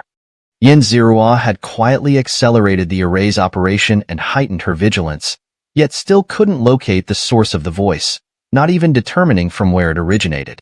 Either someone was deceiving her with a secret treasure, or it was indeed a true god summoning her. Yin Zerua was certain. Her mind made up, she decided to have a chat with this unknown true god. She asked, "How should I find you?" "This is my location." Suddenly, a map appeared in Yin Zerua's mind, showing a space at the bottom of the volcano. There were 2 ways to reach it. One was to jump directly from the volcano's mouth, and the other was to dive into the Blackwater Sea and enter through a narrow tunnel. Both routes were challenging. The first would involve facing endless magma and might alert Tang Xiaohua, while the second required deep diving into the Blackwater Sea. This must be a true god, and perhaps the existence of a volcanic island on the icy Blackwater Sea was the work of this deity. Excited, Yin Zirua left her cave and arrived at the Blackwater Sea, choosing the second route to meet this true god. Tang Xiahua must know there's a true god beneath the volcanic island, possibly visiting frequently via the first route. Although Yin Zirua wasn't afraid of Tang Xiahua, she felt it best not to disturb her. Splash! Yin Zirua jumped into the Blackwater Sea, twisting her body as she descended. Now far stronger than when she was at the first rank of lower deity, ordinary cold and chill couldn't penetrate her divine body. As water pressure increased and cold intensified, Yin Zirua had to expend considerable divine energy to resist. In the pitch-dark depths, she finally found the entrance to the tunnel and darted inside. Chapter 271. The Hidden Place, Imprisoning a True God. The tunnel was initially extremely narrow, just barely wide enough for Yin Zirua to squeeze through. As he continued upstream, the passageway gradually widened. Splash! Yin Zirua leapt out of the water, sending ripples and splashes in all directions. Click! Yin Zirua stepped onto the slightly warm ground, observing his surroundings. Gripping his Dunton blade tightly, he moved forward cautiously. The tunnel was filled with dark, black stones. After advancing a certain distance, the temperature in the tunnel began to rise, and the ground became warmer. Some fiery red crystals emitted a soft glow, providing a faint light in the otherwise dark passage. As Yin Zirua continued, he felt the temperature increasing. Fortunately, his domain was constructed from the primordial divine flame, so he had an innate affinity for fire and high temperatures. Crack! Yin Zirua sensed that the temperature had reached a critical point. The stones beneath his feet felt soft, and multicolored flames burned on the stones and in the air. Despite the intense heat and destructive power, Yin Zirua felt a strange sense of comfort. Turning another corner, he was met with a sea of flames. All kinds of flames, though he didn't recognize their names. He felt a strong sense of danger. "You've finally come." The voice of the middle-aged man echoed once more, and the flames parted to create a wide path. Yin Zirua hesitated as he looked at the path. He knew that within lay a true god, and that these flames, along with the entire volcano, were the work of this deity. Regardless of the deity's current state, the sheer power of these flames suggested that it could easily kill him. What's with all the hesitation? The owner of the heavenly god domain should be fearless and unyielding. "Don't worry, I won't harm you." The voice spoke again. After hearing this, Yin Zirua strode boldly into the path. If a true god trusted by both the Black Dragon Sect Master and Tang Xiahua was inside, there was no reason for him to hesitate. Moreover, a true god wouldn't stoop to deceive a lesser god, and any attempt at seizing his body would be thwarted by the system. Passing through the fiery corridor, Yin Zirua entered a fiery red space. No flames could be seen, but the temperature was extraordinarily high. The concentration of spiritual energy was also extremely dense, even more so than the energy used for breakthroughs in the Crystal Palace. Standing there for just a moment, Yin Zirua felt his cultivation improve slightly. In the center of this fiery space was a flat, large stone. On it, a dark figure was pinned down. The person was completely obscured by a thin layer of black mist, making it impossible to discern their features. Yin Zirua wasn't sure if this person was still alive. He watched as the figure, pinned by knee-high, arm-thick black nails, occasionally twitched, indicating that it was still alive. That's more like it. A deity should be fearless and unyielding. The figure on the stone emitted a wave of energy that transformed into words in Yin Zirua's ears. Fearless and unyielding? You probably got yourself pinned like this because you were too reckless. Yin Zirua silently complained to himself. May I ask why you summoned me? Yin Zirua bowed slightly and inquired. I called you here to chat. Black Dragon doesn't like talking. He just sits quietly whenever he's here. It's so boring. It makes me sick.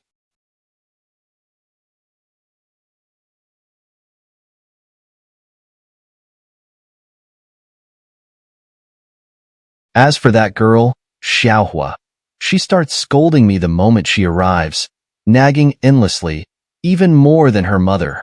The figure continuously emitted waves of energy, conveying a stream of words to Yin Zirua's ears. It seemed to be complaining and talking non-stop, as if it hadn't spoken to anyone in a long time.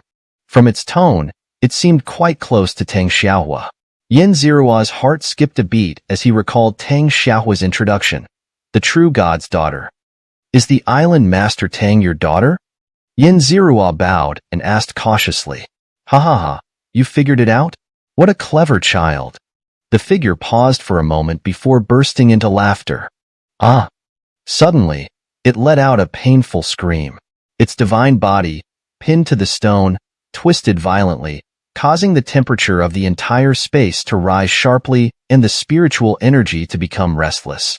Yin Zirua didn't know what had happened, but he kept his eyes fixed on the figure. A transparent fiery silhouette emerged from the pinned divine body. It was a somewhat scholarly-looking middle-aged man.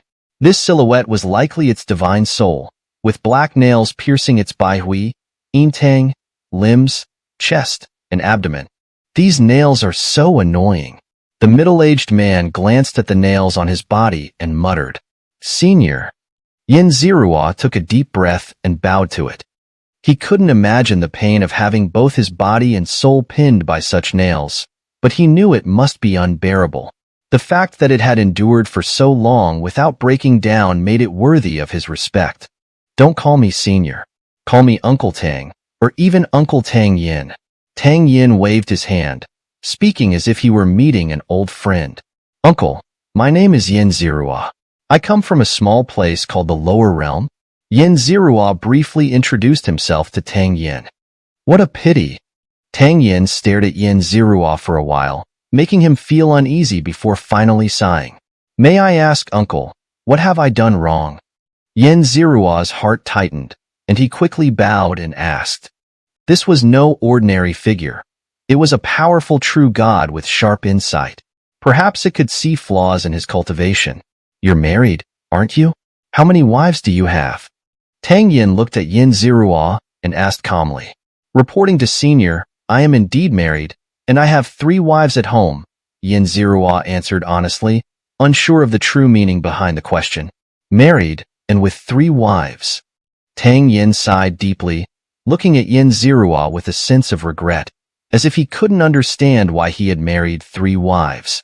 Yin Zirua was left puzzled. He had expected the question to be about his cultivation, not his marital life. Were all seniors this nosy? If you weren't married, I could have. Tang Yin began to speak slowly. Why are you out again? At that moment, a spatial fluctuation appeared behind Yin Zirua. Before he could turn around, he heard Tang Xiaohua's distinctive voice. Swoosh! Tang Yin's silhouette, like a mouse seeing a cat, instantly merged back into the body on the stone. The speed was completely different from the pain it had shown when emerging, leaving Yin Zirua speechless. Chapter 272, Divine Guidance, 2 Paths. Swish! Tang Xiaohua instantly appeared beside Yin Zirua, staring fixedly at the figure pinned to the rock in the distance. Yin Zirua couldn't see her expression now, but he knew it must not be pleasant. Tang Xiaohua was enveloped in a fiery red mist that continuously emitted heat, yet Yin Zirua felt an icy chill. The environment seemed to change with the woman's mood. I've told you many times not to come out, but you just don't believe me. Tang Xiaohua's voice remained devoid of emotion, but Yin Zirua felt it was even colder. I'm bored to death here every day. Can't I even come out for some fresh air? A ghostly head emerged from the body on the distant rock and shouted loudly. This will only harm your soul. Tang Xiaohua said, her tone softening slightly. What if it hurts my soul? I'm already seriously injured. What's a little more minor injury? Tang Yin retorted loudly, his voice tinged with a hint of grievance. Tang Xiaohua didn't respond, remaining silent. The entire space fell quiet for a moment. The father and daughter were communicating, arguing, while outsider Yin Zirua couldn't interject, feeling almost superfluous. Ahem, why do you always hide your face? You should show your beauty to outsiders. How can those young men pursue you if they don't know what you look like? And if they don't pursue you, how will you ever get married? I'm not going to get out of here, but I want to see my grandchildren before I die without regrets. Tang Yan's head babbled on, but he clearly felt a bone-chilling coldness spreading through his soul, making him shiver. Glancing at his daughter, though he couldn't see her expression, it definitely wasn't good. He wisely shut his mouth. Ahem, senior, do you have any insights on cultivation? Feeling the temperature dropping, even the previously scorching ground had turned cold. The air around seemed to freeze, the atmosphere heavy and oppressive. Yin Zirua hurriedly spoke up to break the tension. What kind of insights do you want? Do you have a plan for how to ascend to middle deity? Tang Yin quickly replied, sensing his daughter's coldness and the killing intent, feeling he had done something wrong. I've heard that ascending to middle deity can enhance the quality of one's domain. I don't know how to improve it. Could you offer some guidance, senior? Yin Zirua bowed respectfully. You became a deity through a tribulation, right? What's the foundation of your domain? Show me your domain. Tang Yin pondered for a moment before speaking. My domain is based on primordial divine fire. Yin Zirua expanded his domain, stretching over 1,000 miles, while briefly recounting his tribulation experience. Floating within his domain, Yin Zirua felt two sets of eyes examining him closely, one from Tang Yin and the other from Tang Xiaohua. Her hidden eyes behind the fiery mist were curiously observing him. Primordial divine fire? It's truly remarkable that someone would use it as a foundation. Impressive. Impressive. Tang Yin exclaimed in wonder. Do you have any guidance for me, senior? Yin Zirua asked. The primordial divine fire has two paths ahead. One is the path of divine fire, and the other is the path of primordial essence. If you choose divine fire, your goal will be to become the Emperor of Fire. If you choose primordial essence, your path will lead toward chaos, myriad ways, and primordial origins. I don't know or dare to imagine where that path will lead. Apart from these two paths, any other choice would be a waste of this top-tier divine domain and your exceptional talent. Tang Yin pondered for a moment before sharing most of what he knew. Senior, could you elaborate on these two paths? Yin Zirua felt a significant portion of the fog before him clearing up and continued to earnestly seek guidance. On the path of the Emperor of Fire, you must devour myriad flames. The more precious, the better. If you choose the path of primordial essence, I believe your first step would be to complete the 5 elements. Both countless flame essences and completing the 5 elements within your divine domain require extremely precious divine artifacts. Even a true deity might face mortal danger acquiring them. Tang Yin warned solemnly. Yin Zirua pondered over these two paths, feeling that the Emperor of Fire path seemed easier, as it only required continuously seeking higher-grade flames without much thought. If you choose the path of the Emperor of Fire, I have enough divine artifacts to significantly improve your domain when you ascend to middle deity.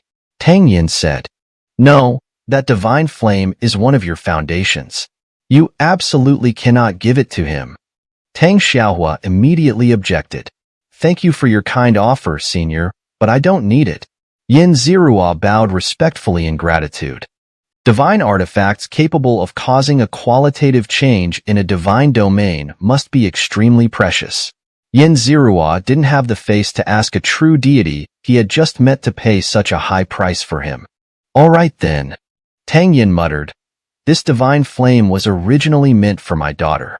Since she doesn't need it now, it would go to my son-in-law, or otherwise my grandchildren.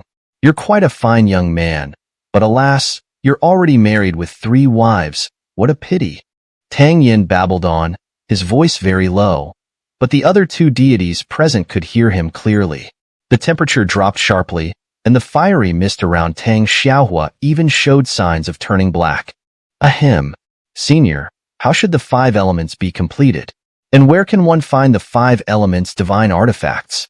Feeling awkward, Yin Zirua asked for guidance. I don't know. Seeing that Yin Zirua was unlikely to become his son-in-law, Tang Yin lost interest in further conversation. He paused and added, I haven't left this place for a long time. I'm not clear about the outside world, and I've never paid much attention to such information, so I don't know. Thank you for your guidance, senior. Yin Zirua raised his hand in salute. Young man, next time you come, remember to bring me some fine wine, preferably something strong enough to burn your throat. That's the best. Tang Yin made a request of Yin Zirua. Let's go. Before Yin Zirua could agree, Tang Xiaohua spoke up. She unfurled a fiery red silk ribbon that wrapped around Yin Zirua, intending to take him away. Young man, are you really not considering becoming my son-in-law? I'm not too bothered by the fact that you already have 3 wives. Tang Yin shouted loudly as Tang Xiaohua dragged Yin Zirua away. Boom! Tang Xiaohua's aura erupted, carrying Yin Zirua upward at an incredible speed. Chapter 273. Encountering Pirates, Seizing a Flying Ship. Passing through the suspended magma, Yin Zirua caught sight of the clouds above and the wide volcanic crater. Glancing at the steep cliffs beside him, he thought to himself that his cave residence was hidden behind these cliffs. If he dug deeper into his cave, he might be able to reach this place. Swoosh! As they pierced through the clouds, Yin Zirua and Tang Xiaohua emerged on top of a grand hall. Stepping on the smooth floor, Yin Zirua scanned the surroundings. The temperature here was a bit high, but the furnishings were quite ordinary, even somewhat plain. Not far away, there was a straw mat. The residual aura on it suggested that Tang Xiaohua had been meditating there not long ago. So, this must be Tang Xiaohua's meditation chamber? This is the information I have about divine artifacts that can enhance the quality of one's domain. Some of it may not be accurate, and there could be dangers involved. If you decide to go, be careful. Tang Xiaohua tossed over a jade slip. Thank you, Island Master. Yin Zirua accepted the jade slip, bowing respectfully. Both the jade slip and the Yin AI divine technique were no ordinary items. They were incredibly valuable to some. Tang Xiaohua didn't ask him to do anything in return, yet she offered them freely. Yin Zirua felt somewhat embarrassed to accept them. You may leave now. Tang Xiaohua waved her hand, then walked towards the straw mat, intending to continue her meditation. I bid you farewell. Yin Zirua bowed once more. I will never marry in this lifetime. Tang Xiaohua's voice suddenly echoed from behind as Yin Zirua was leaving the meditation chamber. Yin Zirua didn't respond, pretending not to hear, and quickly left. He already had 3 beautiful wives and had no intention of adding to their number. He felt any response to Tang Xiaohua's statement would be inappropriate, so he chose to ignore it. Returning to his cave, Yin Zirua examined the information on the jade slip left by Tang Xiaohua. The slip contained a wealth of information about divine artifacts, some of which were quite detailed. The value of this jade slip was comparable to that of a high-level divine technique. After careful analysis, Yin Zirua chose a natural small world called the 5 Elements World as his destination. He planned to seek out divine artifacts there that could help elevate his domain. The 5 Elements World occasionally produced divine artifacts related to the 5 elements, though most were quite ordinary and of no use to him. However, there were rumors of extremely high-level artifacts in that world, though they had yet to be discovered. Yin Zirua decided to make this his first stop. If he didn't find what he was looking for there, he would have to search for the other 4 types of 5-element artifacts one by one. That, however, would significantly increase both the time spent and the risks involved. Having made up his mind, Yin Zirua gathered more information to increase his chances of success. A month later, Yin Zirua prepared to set out once more. Currently, he had only 70,000 divine crystals. After exchanging a portion of his earnings from the Panjin secret realm, his wealth increased to 100,000 divine crystals. The small flying ship he had destroyed was worth 70,000 divine crystals. After notifying the management and paying for it, he was left with only 30,000 divine crystals. To avoid paying the 70,000 divine crystals, Yin Zirua didn't have the cheek to do such a shameless thing. Having been saved by the sect master of the Black Dragon sect, he didn't want to take advantage of them. Now that he was a 3rd-rank high-level deity, he decided to rely on his physical body to traverse the void and seize a flying ship from a lucky target. There was no other way. He was simply too poor. He didn't want to rent another flying ship, as if he returned, he would face a hefty bill. If he didn't return, he would owe the Black Dragon sect a favor, and the favors he owed them hadn't yet reached the point of being insignificant. Whoosh! A massive meteor, over a mile in diameter, streaked through the endless void. At its center was a small, exquisite crack, inside which a delicate array was set up. With the array deactivated, a cave residence was revealed, and inside, Xianxia ended his meditation. He had been away from the Black Dragon sect for 5 or 6 days. To conserve his divine energy, he had found a meteor to serve as his flying ship. This meteor's speed is a bit slow, Xianxia muttered to himself as he stood up. He moved to the edge of the meteor to see where he was.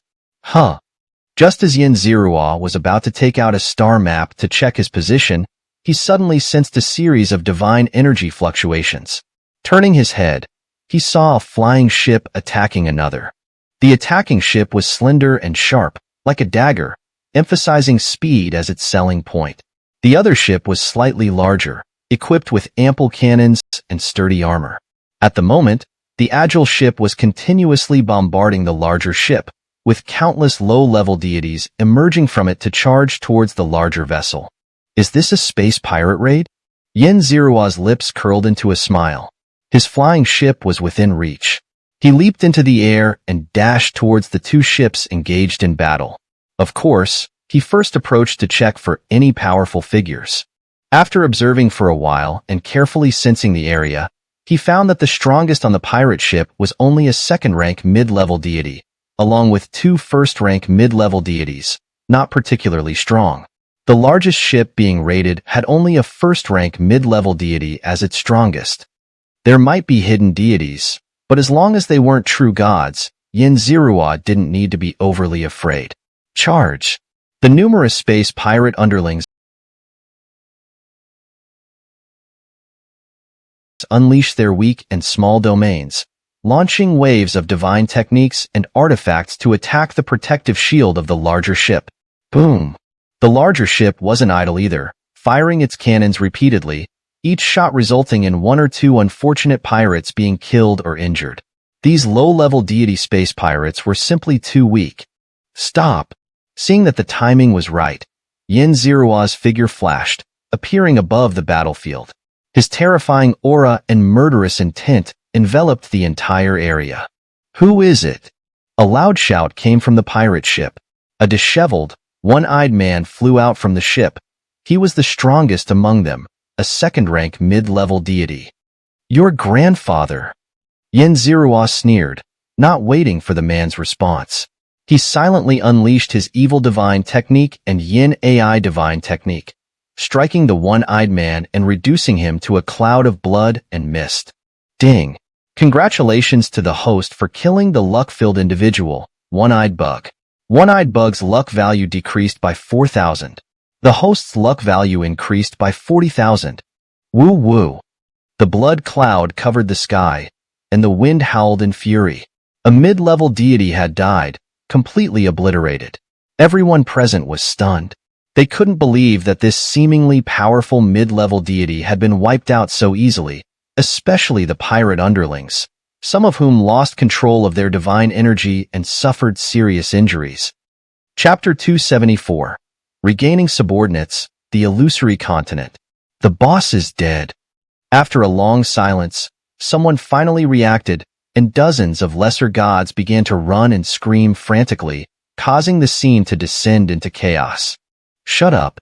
Anyone who speaks will be killed, Xianxia said coldly, his killing intent instantly spiking to its limit, causing a couple of cowardly lesser gods to nearly self-destruct on the spot. Come here. Xianxia shouted from the bow of the flying ship.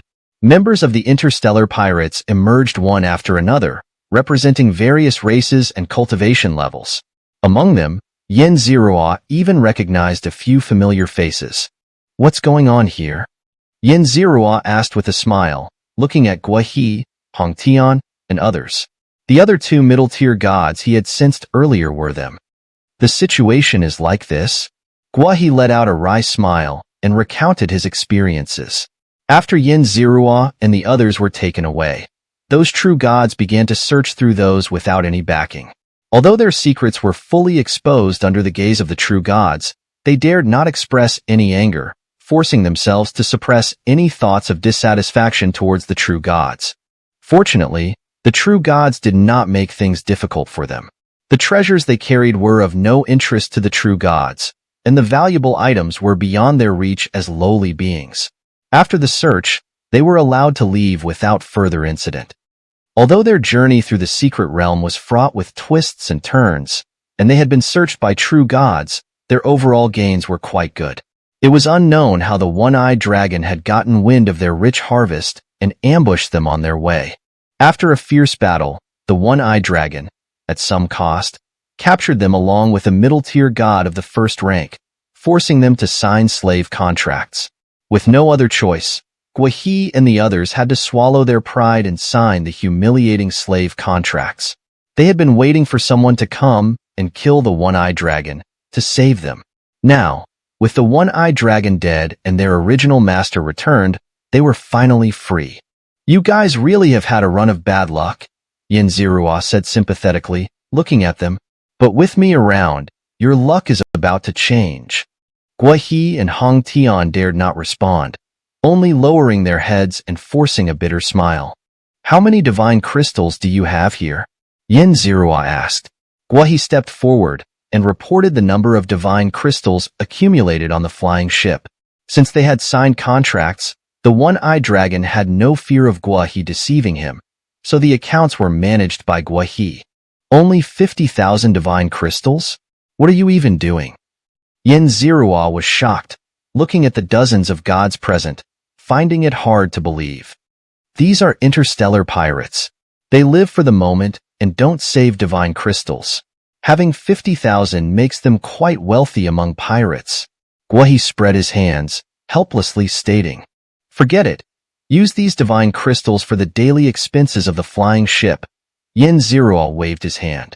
He turned to look at a fat man on the side. This man was only a third-rank lesser god and wore a robe adorned with golden patterns. He was a steward or manager who had come down from the large flying ship. "Greetings, noble warrior. I am a low-ranking manager of the Iron Treasure Pavilion." The fat man bowed deeply, smiling as he greeted Xianxia. "I'm not interested in your names. 20,000 divine crystals, and you can leave." Xianxia interrupted the fat man's words, stating his condition. "This?" The fat man hesitated, but seeing Xianxia's cold gaze, he quickly bowed and presented a storage ring, nodding and bowing repeatedly to apologize. "Get out." Xianxia glanced at the ring, finding 20,000 divine crystals neatly arranged inside, with both quality and quantity correct. He waved his hand, tossing the fat man off the flying ship and commanding everyone to leave. "Master, that flying ship clearly has much more wealth. 20,000 divine crystals is a bit too little." Wuxia, knowing that Xianxia was not a cruel person, couldn't help but speak up when he saw the fat man being thrown off. Are you teaching me how to do things?" Xianxia's eyes shifted slightly, a trace of killing intent wrapping around Wuxia, making his face turn pale. "I'm sorry, Master. My disciple doesn't know any better." Guahi quickly pressed Wuxia's head down in apology. Hearing Guahi's apology, Xianxia waved his hand, letting them leave. He looked up at the position of the large flying ship, his gaze deep, contemplating something unknown. "How is it? Has he left?" On the large flying ship, a tall, scale-covered giant asked the fat man. If Xianxia were here, he would have recognized that this scale-covered giant was a third-rank upper-tier god. "If it weren't for you revealing a hint of your aura, that young man wouldn't have agreed so quickly," the fat manager replied calmly, looking in the direction Xianxia had left. His gaze carried a sense of superiority, completely different from his earlier subservient demeanor. "Of course. If you had let me act earlier, I could have annihilated these pests in the blink of an eye." The scale-covered giant laughed loudly, revealing his teeth. Just that hint of your aura has drastically escalated the risks of our mission." The fat man sneered, then turned to instruct the other crew members. "Initiate a spatial jump.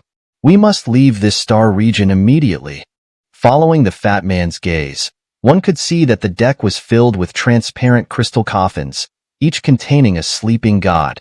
The god's cultivation levels varied, with the strongest even reaching the half-step true god level. His coffin could even decompose matter and distort space.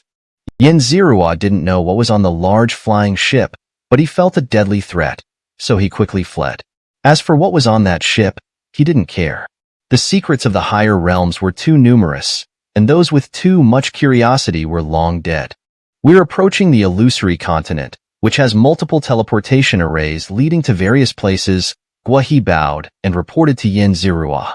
He didn't know Xianxia's ultimate destination, but had followed his instructions to come to this illusory continent. Xianxia looked up and saw a vast continent floating in the endless void. This continent was several times larger than the Black Dragon sect's Blackwater Sea, with countless streams of light constantly entering and exiting the continent, illuminating this part of the void. These were the flying ships coming and going from the illusory continent. "Let's go," Xianxia commanded. The illusory continent was one of the important hubs near the Black Dragon sect and was Xianxia's first destination. Before coming, Xianxia had researched information about it. The hub was guarded by 3 true gods, though it was unclear if there were any other true gods lurking in the shadows. Armed with the void-piercing blade, Xianxia was not afraid. He directly boarded the illusory continent, planning to use the teleportation arrays to head to the 5-element small world. Chapter 275, Arrival in Bumming City and the Commencement of the Lockdown. With a loud boom, Xianxia's flying ship approached the docking platform of the Sui continent. He waved his hand, signaling the group of pirates to disembark. "From now on, you will be the leader of these people. I will instruct you on any tasks I need you to handle," Xianxia said to Guahi. He planned to have Guahi and his men gather information and handle miscellaneous affairs on the outskirts for him. As for his battles and major endeavors, Guahi and his ilk were not qualified to participate. Fortunately, there were no fees at the periphery of the Sui continent. After stowing away the pirate ship, Xianxia left Guahi and his men there, allowing them to develop freely in the outskirts of Sui continent. As for whether they would flee, Xianxia didn't care. They were mere ants doing trivial tasks. If they ran away, he wouldn't feel any regret. The Sui continent was divided into 3 regions, each guarded by a true god. Xianxia had arrived in the 2nd region. His next destination was Bumming City, the main city of the 2nd region, where the teleportation array was located. 10 divine crystals for entry. Permanent residence requires 10,000 divine crystals, and an additional 1,000 divine crystals must be paid annually. A soldier blocked Xianxia at the city gate of Bumming City. "Humph!" Xianxia frowned. Although the price was a bit steep, he didn't argue further and tossed 10 divine crystals before heading into the city. The city was enormous, featuring mountains and lakes that rivaled the surface area of an entire planet. Floating in the sky were various mountains, some hidden behind clouds, others connected by black chains. Countless figures flew in and out of these mountains, their movements hurried. Among these mountains, the one that gave Xianxia the most oppressive sensation was a massive rock at the highest point, resembling a mountain that pressed down on the entire city of Bumming. It emanated an intense pressure, as if capable of suppressing any disturbances within the city and deterring all malevolent forces. There must be a true god residing on that rock, Xianxia thought with certainty. This was his first time seeing a true god's dwelling and cultivation site, not counting Tang Yan's. Xianxia glanced at it briefly before moving on, heading toward the most important part of the city, an area filled with countless teleportation arrays. As he flew swiftly through the air, he suddenly stopped, looking in one direction. There was a group of people there, though he didn't recognize any of them. However, he recognized their emblem. It was the symbol of the Alliance of Gods. What bad luck! Xianxia cursed inwardly. The Alliance of Gods was always associated with ancient gods and demonic sects, frequently dragging him into unexpected situations. Although each time had been a close call, who would enjoy such uncontrollable surprises? Hopefully, this time will go smoothly, Xianxia prayed, accelerating his speed toward the teleportation array. How dare you? Just as Xianxia was less than 3,000 miles from the teleportation array, a thunderous shout echoed from the void, causing him to feel dizzy and disoriented. He knew instantly that a true god had intervened. Hearing the true god's shout, Xianxia stopped in his tracks. He had no interest in continuing forward, as the first action in case of trouble would be to close the teleportation arrays. Close all teleportation arrays and seal Bumming City. Indeed, the true god immediately issued the order. The many gods present were in an uproar, exchanging whispers and inquiries. None dared to express any dissatisfaction with the true god's command. Although sealing the city and closing the teleportation arrays would result in significant losses, the wrath of a true god was not something anyone could bear. Thus, most of them speculated about what could have caused such a reaction. "Esteemed brother, do you know what angered the true god?" Someone whispered. "I'm not sure, but I just saw some members of the Alliance of Gods. It must be related to the evil ancient gods," another replied, shaking his head. "What a jinx," someone muttered with dissatisfaction. "Hush," someone nearby quickly covered his mouth. The crowd continued to exchange whispers, but couldn't reach any conclusion. They glanced upward and noticed that after issuing the command, the true god remained silent, the pressure from his presence growing stronger. Realizing that the situation wouldn't be resolved soon, everyone dispersed to find places to cultivate. Some, feeling restless, organized small discussions and exchange meetings, while others displayed their unwanted divine artifacts and treasures to trade for resources. The scene was lively. Xianxia approached and took a look, finding that the divine artifacts and treasures were of no use to him. Some caught his interest, but they weren't worth the cost. As for the discussion meetings, he gained a little insight, but not much, as the participants were strangers to each other and wouldn't share their true insights freely. 3 days passed, and everyone began to grow impatient. Sealing the city and closing the teleportation arrays, while tolerable for the sake of the true god, couldn't go on indefinitely. Apart from the oppressive true god's pressure weighing on everyone, there was no activity, not even the usual conflicts among gods. The city was eerily silent, like a dead city. "What's going on? What are those Alliance of Gods people up to?" someone asked impatiently, their voice filled with frustration. Others chimed in, their voices carrying varying degrees of anger and irritation. Xianxia thought that if no reasonable explanation was given soon, these people might band together to pressure the true god. "Honorable lords." At that moment, a servant of the lower divine rank flew in from the distance, bowing to the crowd of cultivators. After waiting for so long, had they finally sent someone to speak? The eyes of many gods focused on the servant. Facing the gaze of the gods, the servant showed no signs of panic. His body was enveloped in a faint glow, protecting him from any harm. "Honorable lords, to make amends, our Bumming Pavilion will host a series of auctions starting tomorrow. Some treasures will be discounted, and there will be lectures from upper divine rank experts and even semi-true gods." The servant bowed again, speaking calmly. Bumming Pavilion? Xianxia's interest was piqued. The Bumming Pavilion was the largest merchant in the city, controlling the majority of the cultivation resources. It was rumored to have the backing of numerous powerful figures, including the city lord and the true god. The crowd of gods began to murmur once more, unsure why the Bumming Pavilion would make such a large concession. However, these were all good things, and some were already excited. Others, however, frowned. The Bumming Pavilion's move to compensate for the losses and appease the crowd's dissatisfaction indicated that they intended to continue sealing the city and closing the teleportation arrays. It also implied that they hadn't resolved the root cause of the lockdown. Chapter 276, Gathering of Gods, Half Step to Enlightenment. This is an invitation from our pavilion master. Please make sure to attend. The servant waved his hand, sending dozens of beams of light towards the crowd. Xianxia caught one of the beams of light, which contained an invitation. All one needed to do was infuse a bit of spiritual energy to activate it. After some thought, Xianxia infused a weak strand of divine power into the invitation. The blank invitation immediately revealed text. Yin Zirua glanced at it and saw that he was invited to explore various locations frequented by middle-rank gods, including auction houses, treasure vaults, and inns. He would receive an 80% discount on all purchases at these places. Middle-ranked gods? Yin Zirua's heart skipped a beat. Could this invitation gauge his strength? The thought made an uneasy feeling rise within him. The invitation card was initially blank, requiring the infusion of divine power to reveal its contents.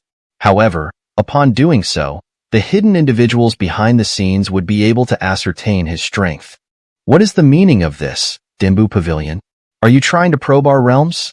Someone questioned, having noticed the issue. The holder of this invitation can enjoy the discount as our apology to you all, the servant admitted openly and offered compensation. Compensation is enough to let you probe our realms, someone angrily retorted. Swoosh swoosh. Yin Zirua's ears perked up, hearing the commotion of many gods in the distance. Clearly, they were dissatisfied with Dimbu Pavilion's attempt to gauge their strength. Humph! A cold snort echoed throughout the city, and everyone felt the pressure above them intensify. A true god had spoken. All objections vanished. No one dared to express any more dissatisfaction. Although the true god did not continue speaking, a single snort had made their stance clear, and Dimbu Pavilion had already provided sufficient compensation. The gods exchanged glances and silently resumed their cultivation. Some glanced around and headed toward Dimbu Pavilion. This was an opportunity to take advantage of the situation, as they now dared to purchase items they usually wouldn't. After cultivating for half a day, Yin Zirua noticed that most of the people present had disappeared. Clearly, they had gone to take advantage of the discounts. After some thought, Yin Zirua decided to go as well. Perhaps there would be some bargains, or he could listen to the discussions of the experts, which might yield significant gains. In the center of Dimbu City, someone had used a grand array to enclose an area, creating a city within a city. On the ground were rows of buildings, where lesser gods moved about. Floating in the air were towering mountains, where countless middle-ranked and higher-ranked gods flew around. It was said that beneath the surface was an enormous black market, accessible only with a special invitation. Yin Zirua gazed at the immense array, marveling at its size. Just the area enclosed by this array was several times larger than the Luangu Empire. Countless gods moved within it, appearing as tiny as ants. Pop! Yin Zirua passed through the protective barrier of the array, feeling a barely perceptible gaze sweep over him. This gaze was extremely subtle, likely the result of a special ocular technique, undetectable even by higher-ranked gods. Only Yin Zirua, with his heavenly god domain, noticed it slightly. Feeling no danger, Yin Zirua pretended not to notice and entered boldly. Inside the array, there was no oppressive aura of a true god, but Yin Zirua sensed something massive watching over him from above. As the morning sun rose, a new day dawned. The golden sunlight bathed Yin Zirua, bringing a touch of warmth. He glanced at the distant sun, knowing it was created by the array or a divine artifact, a modest yet impressive feat of Dimbu City. Swoosh, swoosh, swoosh. Others in the city were entering the Dimbu Pavilion. Yin Zirua glanced back, estimating that most of the city's inhabitants had entered, with only a few remaining outside. As for those who hadn't entered, Yin Zirua had no interest in knowing what would happen to them. He raised his head and flew toward a relatively bustling floating mountain. This floating mountain sold divine artifacts, mostly middle-ranked, with very few higher-ranked ones. Most of these artifacts were of little interest to Yin Zirua, as they offered little assistance. Dong, dong, dong. The distant sound of a bell rang out. While selecting some interesting trinkets, Yin Zirua looked up, sensing the message conveyed by the bell. The bell's sound was profound, and only those with a certain level of cultivation could decipher its message. After listening for a while, Yin Zirua understood its meaning. After some contemplation, he flew toward a jade mountain, noticing others heading there as well. Those who saw Yin Zirua were slightly surprised, but a lesser god's presence either meant a strong backing or exceptional talent. Either way, not someone to be trifled with. On the Jade Mountain was a platform, where about 100 people had gathered. After exchanging greetings, they silently chose spots to sit. When most had arrived, a beam of light descended from above, hovering in mid-air. It was a middle-aged man in a jade robe, with sharp eyebrows and narrow eyes, exuding an aura of handsomeness. "A peak higher-ranked god," someone exclaimed. "Not just a peak higher-ranked god, but a half-step true god." Yin Zirua sensed his aura, comparing it to Pang Jin's. He found that this man's aura was far stronger. "Fellow cultivators, I am Xianxia. Today, I will be sharing my insights with you." The middle-aged man bowed to the crowd and then sat cross-legged, beginning to expound on his understanding of cultivation and divine techniques. As soon as Yin Zirua listened, he discovered many perspectives he had never considered before. After just a few sentences, he realized he had gained much. He quickly focused his mind and sat down to listen carefully to Xianxia's teachings. Most of those who could decipher the bell's message were no ordinary beings. After Xianxia finished speaking, they raised various questions, which were not easy to answer. Yet, Xianxia addressed each one. Both Xianxia's teachings and the subsequent questions and answers greatly benefited Yin Zirua, immersing him in what was likely the most profound discourse he had ever experienced. Time passed quietly. When Yin Zirua finally snapped out of it, 3 days had passed. He felt his understanding of cultivation had deepened significantly. "That's all for today," Xianxia said, snapping his fingers to ring a nearby bronze bell. Yin Zirua felt a tinge of regret, but since this was essentially free, he wasn't too disheartened. Chapter 277, Battle of the True Gods, Betrayal and Ambush. Ding! The resonant chime of a bell jolted everyone out of their meditative states. The crowd respectfully bowed to Xianxia, acknowledging his efforts. Although this was a form of compensation from Donghua Pavilion, Xianxia had gone above and beyond, sharing his innermost insights wholeheartedly, earning their gratitude. Yin Zirua also bowed along with the others. But in that moment, he suddenly felt an overwhelming sense of mortal danger. The killing intent of a true god froze him in place. "Heavenly Saint Sect, I've been waiting for you." A cold, eerie voice echoed from the infinite heights above. Though the killing intent wasn't directed at Yin Zirua, the chill it brought was bone-deep.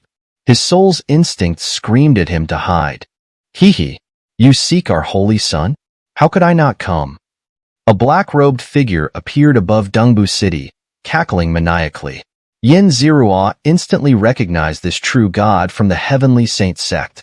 He had seen this figure on Huangwu Planet, battling with Cici the Lizard and the white-robed man. The last time he returned to Black Dragon Sect, he had narrowly escaped being obliterated by their battle's aftermath. Most of the others didn't recognize the black-robed figure, but from his aura, it was clear. This was a true god, and a member of the demonic Heavenly Saint Sect at that. It was obvious that this true god wasn't here to surrender. A true god battle. Those with quick wits immediately realized what was happening. Without a second thought, they activated their domains and fled in a frenzy. Run for your lives. It's a true god battle. The realization dawned on everyone, and they scattered in all directions. Yin Zirua followed the crowd, finding a mountain made of black iron. He punched a hole into it and dove inside. Boom! Just as the crowd fled like headless chickens, the battle between the true gods erupted. A terrifying surge of divine power swept through Donghua City, reducing weaker structures to rubble. Yin Zirua cautiously peeked out to survey the area. Near him, behind a large boulder, he spotted a weak first-rank god hiding.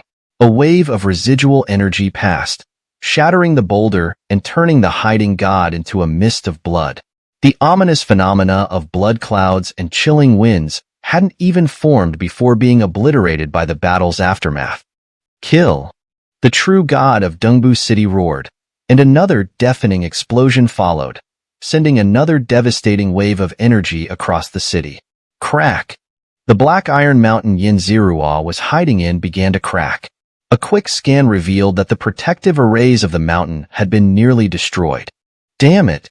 Yin Zirua cursed, quickly donning his green true god armor. If necessary, he was even prepared to exhaust his life force to power it. Swoosh! His origin god domain expanded as he darted in a direction, hugging the ground like a shadow, leaping over obstacles. His golden rock steps were pushed to their limits. He was confident that no god below the true god level could catch up to him. Boom! Another thunderous roar echoed from above.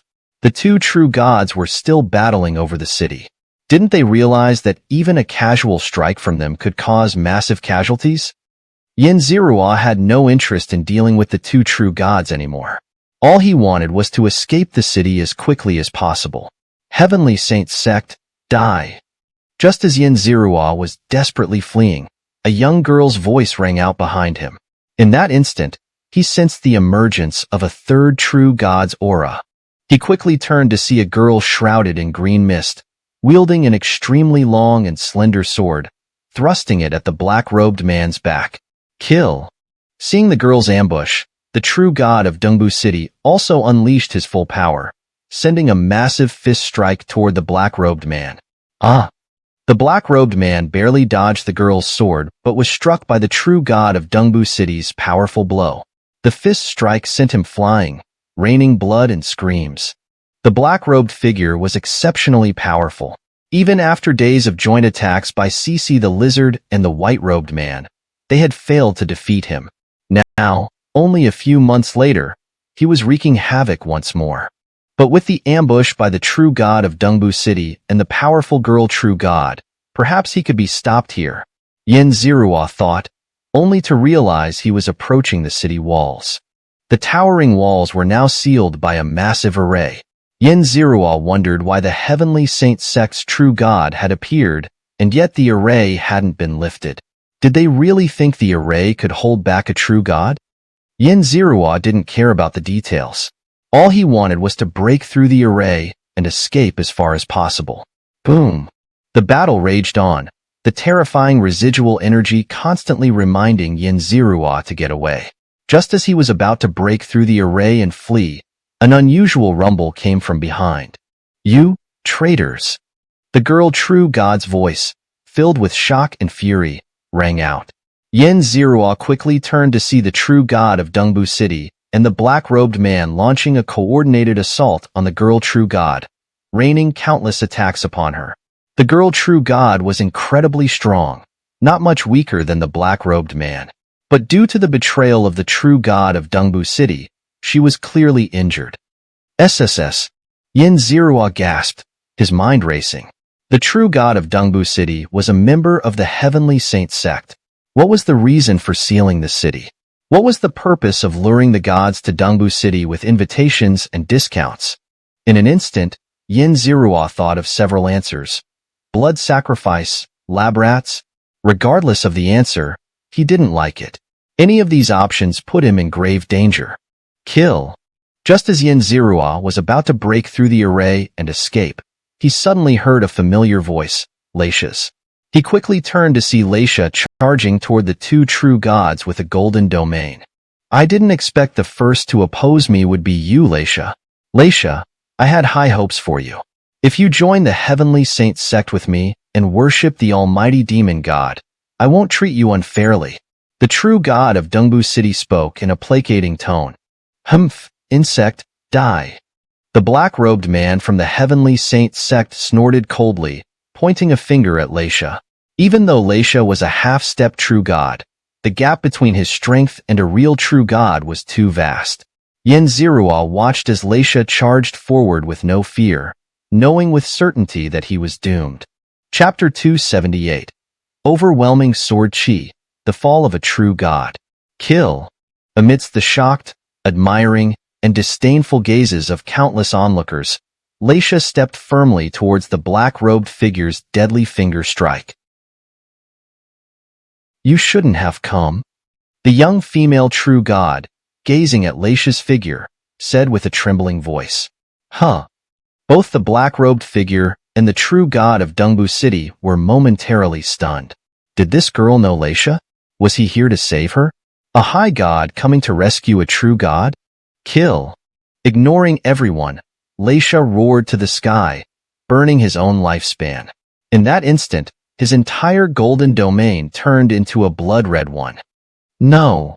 Seeing Leisha's state, The girl let out a heart-wrenching cry.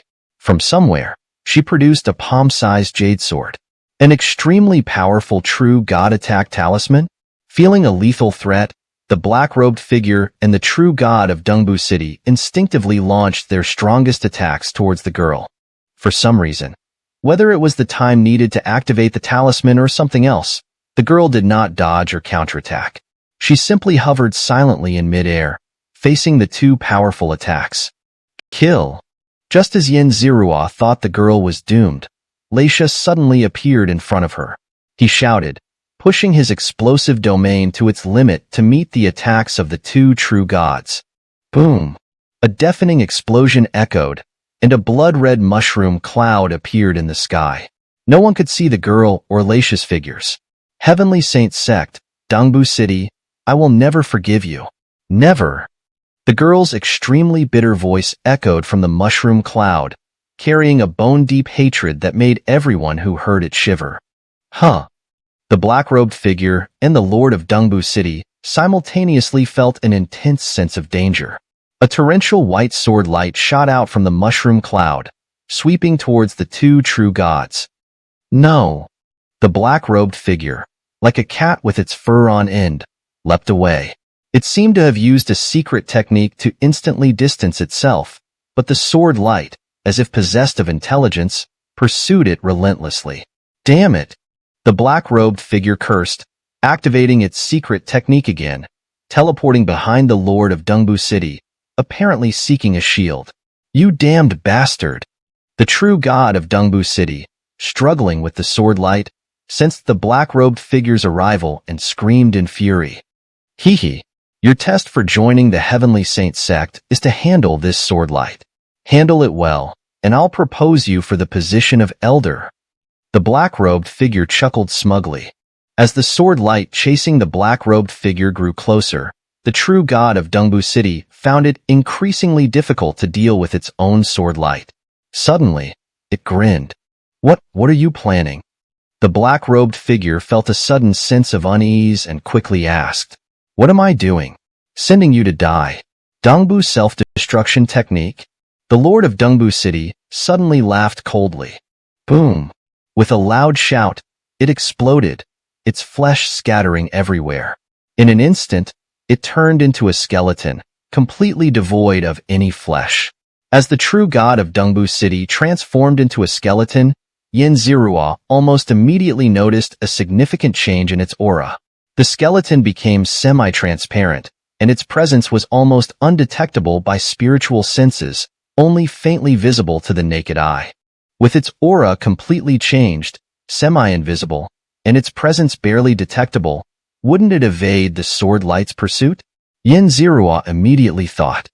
Damn it! Clearly, the black-robed figure had also figured this out. It didn't have time to curse and quickly fled in one direction. Indeed, the sword light ignored the skeleton completely, focusing all its attention on the black-robed figure. The figure desperately fled, only to be blocked by a formation near the city wall. Normally, such a formation could be shattered in an instant, but now, that instant was the difference between life and death. No, don't. Realizing it couldn't escape, the black-robed figure cried out in despair. Boom! Shua! The sword light finally struck the black-robed figure, slicing through it with countless cuts, completely extinguishing its last trace of life. Boom! Blood clouds spread across the land, and blood-red lightning flashed within them. The wind howled mournfully, as if the heavens and earth were weeping. Xianxia silently wiped away a tear from the corner of his eye. He felt strangely affected by the phenomenon, his tears almost overflowing. Woohoo! A lesser god of the first rank nearby was wailing in agony. Xianxia was certain that even if his father had died, he wouldn't have cried so bitterly. Yet now, under the influence of the forces of nature, he knelt down and wept uncontrollably, as if he wouldn't stop until he cried himself to death. Shoo! The sword light continued to slice through the city wall, destroying that section and the surrounding buildings within a radius of dozens of miles, turning everything into nothingness. Due to the impact of the sword light, the entire city ceiling formation was destroyed by 70 to 80%. Phew. The wind finally stopped. Xianxia looked up at the skeleton and Xianxia, only to find that both Xianxia and the girl had disappeared, leaving only the skeleton hovering in midair. Huh. Xianxia was momentarily stunned. He clearly felt that the skeleton seemed to look at him, and an uneasy feeling suddenly arose in his heart. Gahaha. Esteemed guests of Donghua City, how has our city treated you? Now, as the master of Donghua City, I have some difficulties and need to borrow something from you. Would that be all right?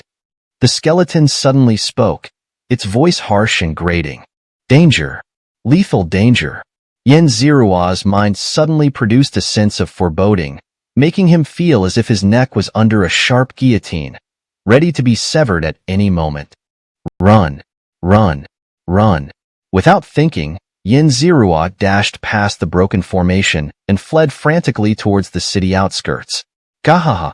All of you shall become nourishment for this true god. The skeleton behind him cackled wildly, its piercing voice sending chills down Xianxia's spine. Boom. A powerful aura erupted behind him. Though not overwhelmingly strong, it was undoubtedly of true god level, something Xianxia could never hope to match. No. Demons. Kill. Behind him, countless gods cried out, their voices filled with fear, despair, and frantic resistance. Woohoo! The mournful wind howled behind him. Xianxia looked up to see the blood clouds of a god's demise spreading to the city outskirts. Though not as powerful as a true god's fall, it was still formidable. Chapter 279. The True God's Slaughter, Escaping Alive. Kill. Desperate cries echoed from behind, filled with despair, terror, madness, and an intense killing intent and hatred. Xianxia turned back to see countless gods hurling themselves in desperation toward the skeletal figure. However, the gap between them was too vast. With a mere wave of its hand, the skeletal figure turned countless gods into blood mist, which it then devoured in one gulp. Some tried to escape in their despair, but the skeletal figure merely twitched a finger bone. An invisible thread pulled those who had already fled a considerable distance back with a whistling sound, dragging them back at an even faster speed. Puff! Before these gods could even struggle or unleash their final, unwilling roar, they burst into a cloud of blood mist, serving as a healing elixir for the skeletal being. Seeing this, Xianxia was momentarily stunned. He quickly checked his own body and found an invisible thread wrapped around him. What is this? Xianxia immediately understood. The root of this thread was the divine power injected into the invitation. Fortunately, not much power was injected at the time, so the thread's binding force was not very strong. Xianxia's mind raced as he assessed the distance between himself and the skeletal figure, analyzed the gods previously pulled back, and concluded that there was a chance he could be caught. If captured by a true god, even with the donghua, the risk would be immense. In a split second, Xianxia enveloped himself in his domain. He wasn't sure if it would work, but he had no choice but to try. As Xianxia's primordial divine domain unfolded, he felt the sense of crisis diminish significantly. The feeling of being pulled by an invisible thread disappeared. It works. The heavenly god domain can block that invisible thread. A hint of joy flashed in Xianxia's heart, but he didn't hesitate. Instead, he sped up even more. Damn true god. Even if I self-destruct, I will never let you absorb my cultivation and divine body. Desperate roars echoed from behind. From the sound and divine energy fluctuations, Xianxia could tell it was a supreme god of the third rank. Boom! A loud explosion sounded, and the voice and divine energy fluctuations fell silent. Xianxia immediately understood that the supreme god of the third rank had self-destructed. Still not safe enough. The deadly feeling had lessened but still lingered around his neck, urging Xianxia to increase his speed. Swoosh! Xianxia pushed the golden rock step to its limit, and insights about the technique kept surfacing, but he had little time to ponder them. Donghua, what's happening over there? From the far horizon, two colossal figures appeared, their eyes like four giant suns shining on this side, trying to discern what was happening. These were the other two true gods of Sui continent. Seeing the continuous blood clouds and the fall of true gods, they were uneasy and inquired from outside the domain. Clearly, the traitorous and heretical skeletal figure would not answer them. Its sole purpose now was to kill more gods and absorb more blood mist to heal faster. Dongbu, answer us. Why are true gods falling over there? The two true gods continued to ask, refraining from approaching to avoid unnecessary misunderstandings. Shut up. The two true gods kept calling out, their voices carrying a special rhythm, trying to probe the situation. Realizing it would be discovered, the skeletal figure, enraged, roared back. Dongbu, what are you doing? The two true gods noticed what was happening and roughly understood the situation, unable to believe it at first. Heretic! Die! Finally reacting, the two true gods roared, their massive feet stomping through the void as they charged toward the scene. Another true god battle. Xianxia's face darkened as he continued his desperate escape. Kill! The true gods roared, and their terrifying aura once again enveloped the entire continent. Boom! A loud explosion sounded, and Xianxia felt a powerful shockwave and clouds of dust behind him. He quickly dug a hole in the ground and hid inside. Cough, cough. Emerging from the dusty ruins, a head transformed into a black shadow and flew behind a giant rock, peeking toward the direction of the explosion. From Xianxia's perspective, the once grand Dongbu city had become a wasteland, and the skeletal figure along with the two later true gods were nowhere to be seen. Xianxia didn't know if the skeletal figure was dead, but the area was clearly unsafe. Without hesitation, he ran toward the outskirts. The outskirts were the edge of Sui continent, where lower gods eked out a living. When he first arrived at Sui continent, he had left Xianxia and the others to fend for themselves out here. The aftermath of the battle hadn't reached the outskirts, so a large group of gods were floating there, watching. Brother, what happened over there? Someone saw Xianxia flying out from the center of the battlefield and quickly grabbed his hand to ask. Xianxia glanced at the rat-faced lower god of the first rank and, after a moment's thought, replied, the true god of Dongbu City has betrayed, and the heavenly saint sect has invaded, leading to a battle between true gods. SSS. Those watching but too afraid to approach the battlefield center gasped in shock. They knew the situation was serious, but hadn't expected it to be this grave, a battle between true gods. It seemed Dongbu City was destroyed. Friend, can you elaborate?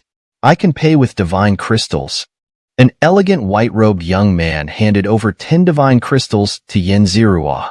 It's best to leave Sui continent as soon as possible. Even if you don't want to leave, protect yourself well. Xianxia refused the young man's divine crystals and offered his advice. Can you be more specific? Seeing Xianxia was about to leave after a brief explanation, some impatient middle gods unleashed a bit of their aura to pressure him, trying to extract more information. Humph! Xianxia snorted coldly, releasing an even stronger aura that forced those pressuring him to take several steps back. Seeing how powerful Xianxia was, they no longer dared to block him and quickly made way for him to leave. Without looking back, Xianxia swiftly departed. He hadn't forgotten about the invisible threat on him, even though it was blocked by his domain. It was still a potential threat. Moreover, he didn't know if the skeletal figure was dead. If not, it would surely be hunting for prey. He currently had no ability to face a true god. Chapter 280. Rescuing two deities, acquiring another servant. Swish! Xianxia swiftly traversed the mountains and rivers of the Xuani continent, almost skimming the ground as he fled. While crossing a valley, he suddenly spotted two figures lying unconscious in a depression. Xianxia focused his gaze and recognized them. It was Xianxia and the young female deity. They were both lying there, unconscious. The female deity was shrouded in mist, while Xianxia's clothes were tattered, and his body was covered in blood.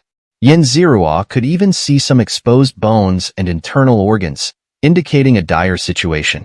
Swoosh! Yin Zirua landed nearby, quietly approaching them. He had a somewhat favorable impression of Xianxia. If he could offer some assistance, he wouldn't mind doing so. Clap! Suddenly, a large hand grabbed his ankle. Yin Zirua looked down and saw it was Xianxia. Save her. I'll serve you as a slave. Xianxia's eyes barely opened, his voice weak and faint. Although he couldn't clearly see the newcomer's appearance, he sensed that the person wasn't a malicious villain. Upon hearing this, Yin Zirua narrowed his eyes. He quickly spent 1,000 villain points to check Xianxia's information. Ding! The chosen one, Xianxia, due to feelings of inferiority after his admired senior sister achieved deity status, has been wandering the stars, known for his kindness and helping the weak. He values his promises greatly. Additionally, after this ordeal, he is destined to become a deity. Current cultivation, peak of upper deity, fortune value, 10,000, possesses the true deity domain, Venus deity domain, upper deity artifact, radiant gold deity sword. Ding! Activating the villain slap system. Gain corresponding villain points based on the reduction of fortune value. Yin Zirua was slightly startled by the system's introduction. It was the first time he had seen the system give a destined to become a deity evaluation. Looking down at the bloodied figure at his feet, Yin Zirua had already made up his mind the moment he saw the evaluation. He would definitely save this person. Perhaps in the near future, he would have a deity as his subordinate. He glanced around and noticed no other deities nearby, but he knew this place wasn't safe. Grabbing one in each hand, he stealthily moved towards a deeper part of the forest. Xianxia was easy to carry, but the female deity was more challenging. Yin Zirua couldn't penetrate the thin mist, and his hand slipped off when he tried to grab her. Unable to find a better solution, he had to use a strand of divine energy to form a rope and bind her before lifting her. Swoosh! Yin Zirua flew into the deep forest with Xianxia and the female deity. After circling the forest several times, he infused his domain power into the two, partially concealing their presence and erasing most of the traces. After several more turns, Yin Zirua left the forest and sped towards a wide canyon. He randomly chose a cave and entered, expanding its interior hundreds of times with a thought, creating a vast hall. As he stopped, Yin Zirua noticed the transparent thread on him weakening. With a thought, a mysterious force descended upon the thread, gradually wearing it down. Pop! The thread was finally destroyed, and Yin Zirua felt a slight relief, sensing that the danger had lessened. However, he knew his crisis hadn't been eliminated. It had only grown more severe. Xianxia and the female deity were ticking time bombs, ready to explode at any moment. A severely injured half-step deity and a severely injured deity. Even if they weren't from the Heavenly Saint sect, even those supposedly righteous figures would be highly interested in them. There was no time to waste. Without hesitation, Yin Zirua spent 50,000 villain points in the system store to purchase a concealment grand array, enveloping the entire space. With 300,000 villain points in total, he now had 250,000 left. After some consideration, he exchanged another 50,000 villain points for a healing divine pill for Xianxia. After ingesting the divine healing pill, Xianxia's aura gradually stabilized, and his divine form started to mend slowly. Yin Zirua recognized that he would recover without issue. As for the female deity, Yin Zirua was somewhat conflicted. Since bringing her here, her life force had been steadily declining. He didn't know what she had experienced, but if he didn't intervene, she might perish. Healing a deity required at least 50,000 villain points, and since he didn't know this female deity, it wasn't worth spending such a high price to save her. But Yin Zirua glanced at the sleeping Xianxia and realized this female deity was likely his senior sister who had achieved deity status. If he didn't save her, it might lead to Xianxia's hatred. Even if Xianxia hated him, Yin Zirua could still use him. However, the difference between having a subordinate who truly obeyed and one who merely followed orders was vast. Moreover, a subordinate stronger than himself could easily cause significant losses if he were to betray him. After hesitating for a moment, Yin Zirua made up his mind to save the female deity. Perhaps in the future, he would have 2 deity subordinates. He exchanged another divine pill worth 50,000 villain points with the system, but he didn't know how to feed it to the female deity, as he couldn't penetrate the thin mist.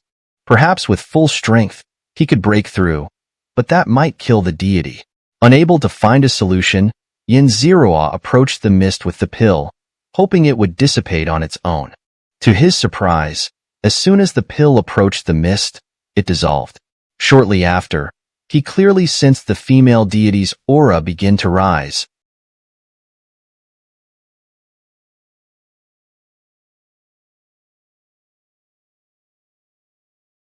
Though not as rapidly as Xianxia's. Humph! Xianxia groaned and woke up. Senior sister.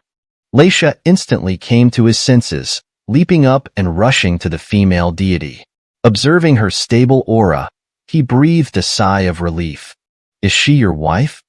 Xianxia's calm voice came from the side. Yes. Wait, who are you? Xianxia initially responded, but then became alert, shielding his senior sister behind him, his aura on the verge of erupting. I am your master, Xianxia coldly declared. Master? Xianxia frowned, his killing intent subtly flaring. You said it yourself. I saved your wife. You'll serve me as a slave, Xianxia said, staring at him. Although he knew Xianxia valued his promises, he still felt a bit uneasy. Xianxia was momentarily speechless. What, are you going back on your word? Xianxia coldly asked. Master's great kindness in saving my wife and me, I dare not forget. From now on, I am your slave. Xianxia hesitated for a moment before kneeling halfway and bowing with a fist salute. Remember, you owe me 2 lives, Xianxia said. Chapter 281. Subduing Subordinates, The Battle of the 3 Gods. Got it, Master. Xianxia responded quickly this time. You know, we're not safe yet.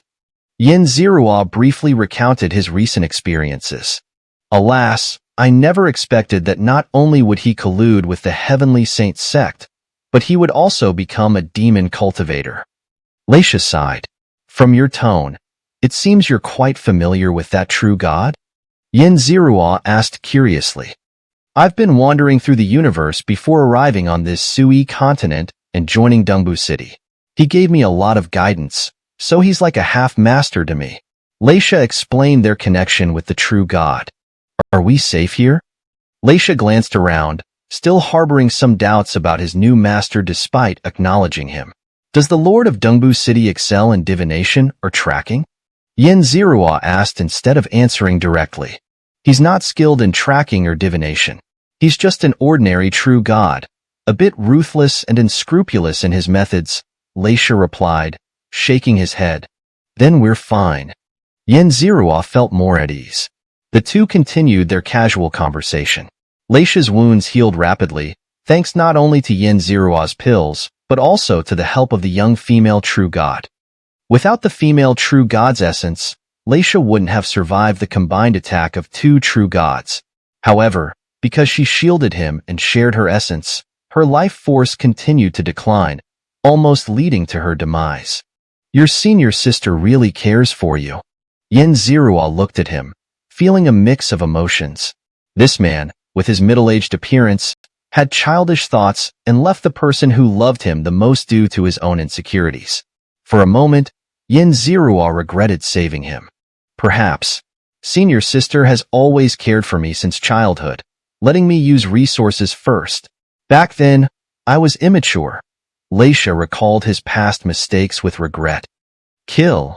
Suddenly, a loud battle cry echoed from outside. Both Xianxia and Xianxia jumped to their feet, and even the female true god lying nearby emitted a surge of divine energy. What's happening? Xianxia narrowed his eyes. A battle between true gods. It must be the true gods of the other 2 cities attacking Donghua City's true god, Xianxia said, sensing the situation.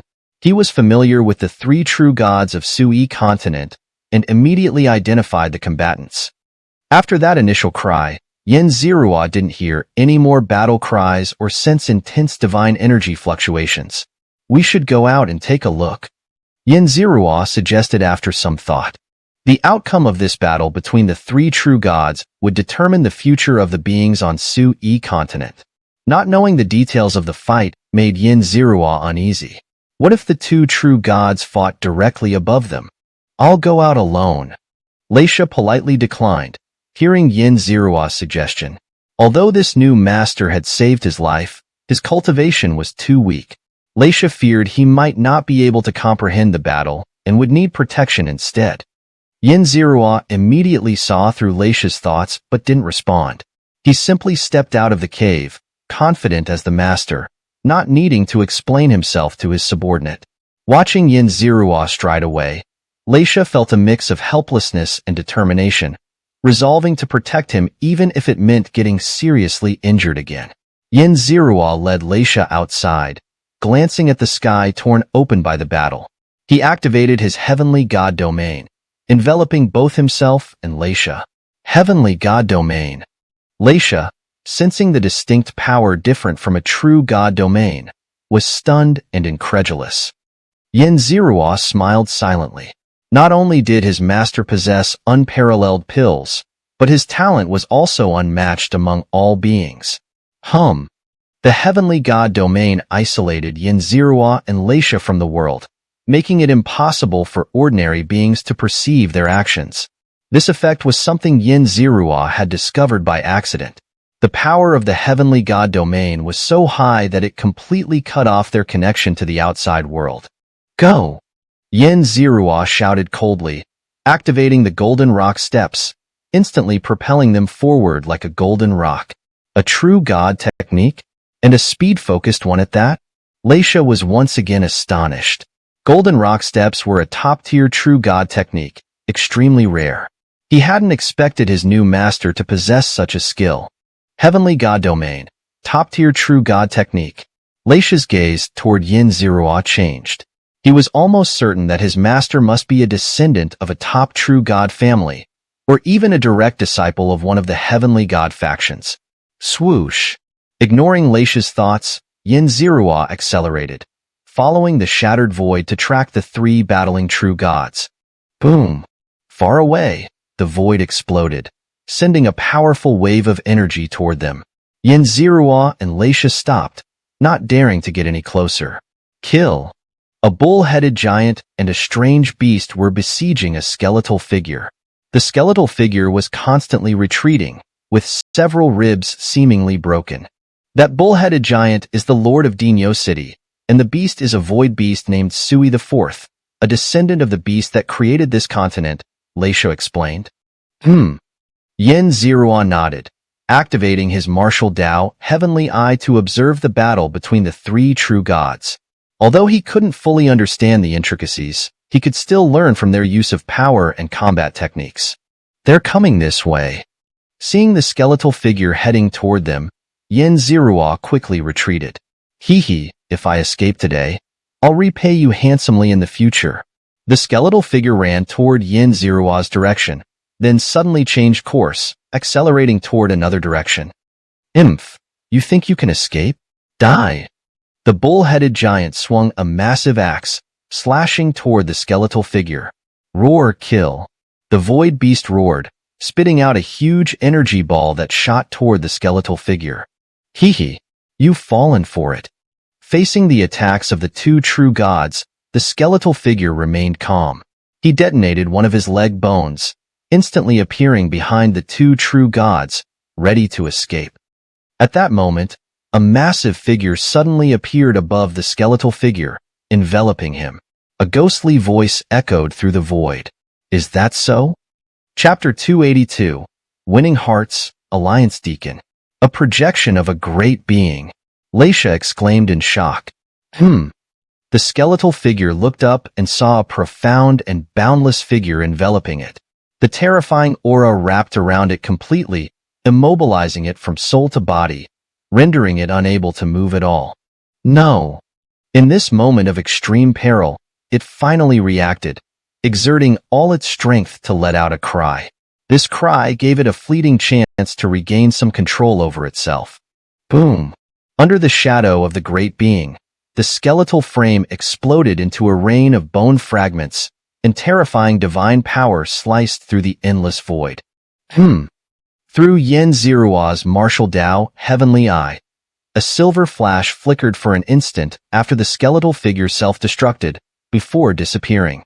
At first, he thought he might have imagined it, but upon careful recollection, he realized he hadn't been mistaken. Haha, he escaped, but don't worry, he's heavily injured. His current strength is only slightly above that of an ordinary upper god. The projection of the great being laughed heartily. My lord. The bull-headed giant and the exotic beast hurriedly rushed to the projection, prostrating themselves in respect, addressing it as my lord, with utmost reverence. Rise, the projection said indifferently. It turned its gaze towards Yin Zirua and said with a smile, the heavenly god domain? Interesting. When the projection looked over, Yin Zirua's entire body bristled with fear. In that instant, he felt completely exposed. Yin Zirua dared not loiter before a being of such power and two true gods. After respectfully bowing to them, he quickly pulled Xianxia and rushed back along their path. Phew, that was terrifying. Just a projection, yet it felt stronger than a true god. Yin Zirua exhaled deeply, his expression still tense. That being is at least a high-ranking true god, or possibly even a heavenly god. Xianxia said gravely, his face also showing the strain he had felt. At least the skeletal figure is gone. It will take him an unknown amount of time to recover his strength, Yin Zirua said with a smile, finally feeling some relief. Perhaps the teleportation channel will open in a few days, Xianxia suggested. Do you know where else there are teleportation arrays to the 5-element small world? Yin Zirua asked. The teleportation array in Donghua City had been mostly destroyed, and while it might be repaired, the time required was too long for him to wait. There's a planet near the 5-element small world called Diaoxing. It only takes a day to reach the 5-element small world from there. There's a teleportation array in Donghua City that can take you to Diaoxing, Xianxia informed Yin Zirua, sharing what he knew. Yin Zirua nodded, quite satisfied with Xianxia's performance. Xianxia's progress was rapid, and revealing some of his cards wasn't a big deal. As Yin Zirua and Xianxia conversed, they returned to the cave in the canyon, only to find that the young female true god inside had already awakened. Hello, I'm Xianxia, Xianxia's senior sister. The young female true god introduced herself, dispelling the mist and revealing her appearance. She looked like an 18-year-old girl, with an ordinary but striking appearance due to her divine cultivation. Senior sister? Xianxia said you were his wife. Yin Zirua feigned surprise. I can also be considered his wife, Xianxia said with a blush on her face, smiling shyly. Senior sister, Xianxia said excitedly, taking her hand and calling out affectionately. I know that saving someone's life is a debt greater than the heavens. I don't ask you to dissolve the master-servant relationship with Xianxia, but I hope you can allow him to ascend to true godhood before serving you, Xianxia said hesitantly. As compensation, I can't protect you until you ascend to true godhood, Xianxia offered, knowing that once Yin Zirua truly ascended, he would become an extremely powerful true god, likely no longer needing her protection. Senior sister, this is my promise, it has nothing to do with you, Xianxia said anxiously, not wanting to burden his senior sister with his affairs. He saved my life too, and I need to repay that debt, Xianxia shook her head. Yin Zirua remained silent, using 1,000 villain points to check Xianxia's information. He found that she had no past. She was solely focused on cultivation, paying little attention to external affairs. The system evaluated her as highly potential, grateful, and rarely owing anyone favors. She was even more promising than Xianxia. After reviewing the information, Yin Zirua came to this conclusion. Since Sister Gon says so, then once I ascend to true godhood, our master-servant relationship will be dissolved, and your debt of saving my life will be fulfilled, Yin Zirua said after some thought. Once he ascended, the couple's usefulness to him would diminish greatly. Using a relationship that would soon be unnecessary to increase current goodwill felt like a fair trade to Yin Zirua. Greetings, master. Xianxia and his wife hurriedly bowed. Given Yin Zirua's talent, ascending to true godhood should be swift, so addressing him as master wouldn't last long. "Call me young master," Xianxia said, shaking his head. Since both were talented and respected him despite his current weakness, he had no interest in forcing them to call him master. Compared to young master, he preferred prince. "Yes, prince," Xianxia and his wife acknowledged. "I need to find divine artifacts to upgrade my domain in the 5 elements small world. Do you have any suggestions?" Xianxia asked. "Prince, would it be possible to show us your domain?" Xianxia asked.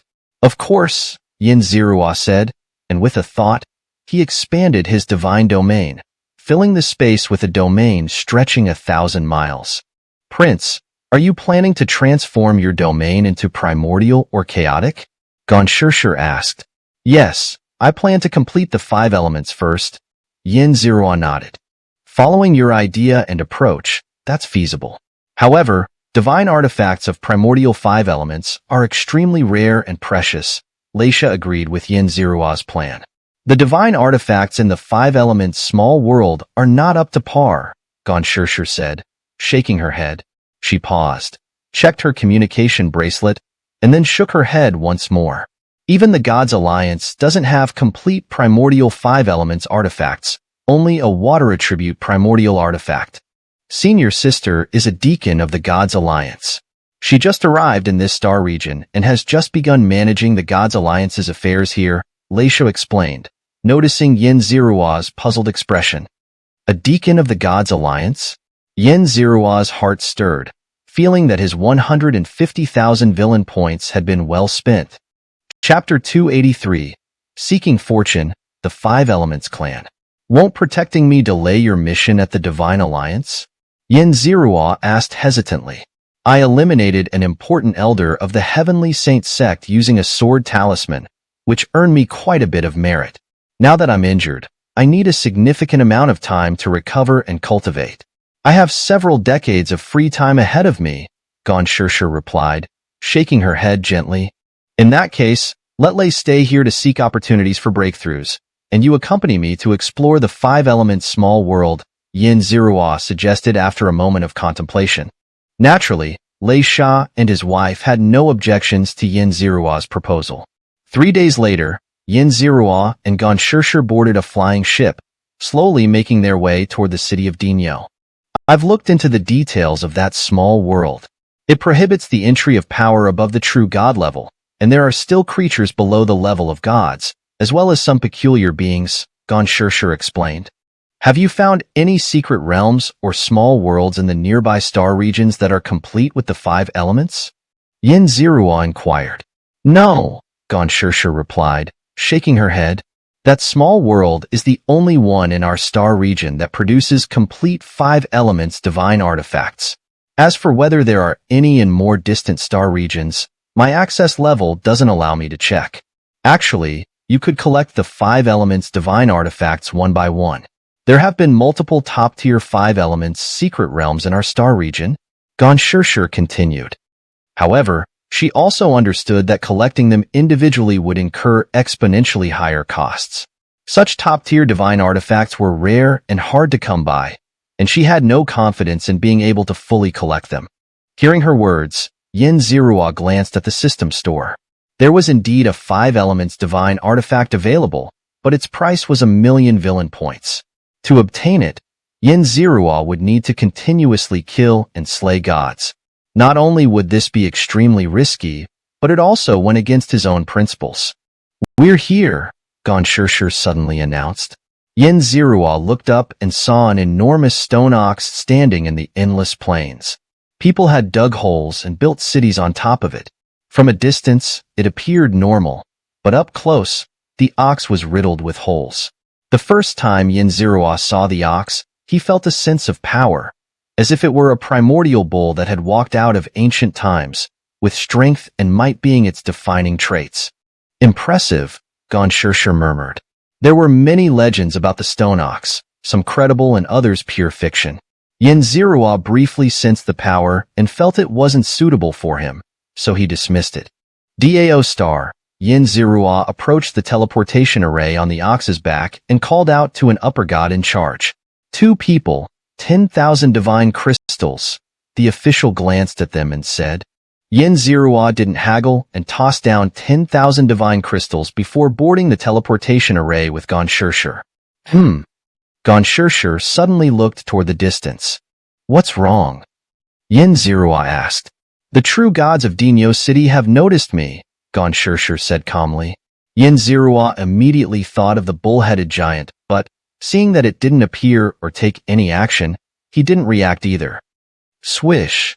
The void twisted, and when Xianxia could see clearly again, he found himself standing in the endless void. Xianxia looked down and realized he was standing on a massive platform. Behind him was an enormous planet. The first sight of it made his mind instinctively recall its name, Dao Star. Dao Star doesn't allow outsiders to enter. All teleportation arrays are set up outside. Xianxia glanced at her communication bracelet and introduced casually. Let's go! Xianxia waved his hand, and a massive flying ship appeared in the void. This was the ship he had seized from interstellar pirates. Although Xianxia had even larger and more luxurious ships, Xianxia felt they were too ostentatious, so he didn't ask for one. The two left the platform and boarded the ship. The vessel gradually accelerated, eventually slicing through the void at an extremely rapid speed. Pop! The ship pierced through a thin membrane in the void. Xianxia felt as if he had entered a trap, sensing that his ship was now like an insect trapped in amber, unable to move.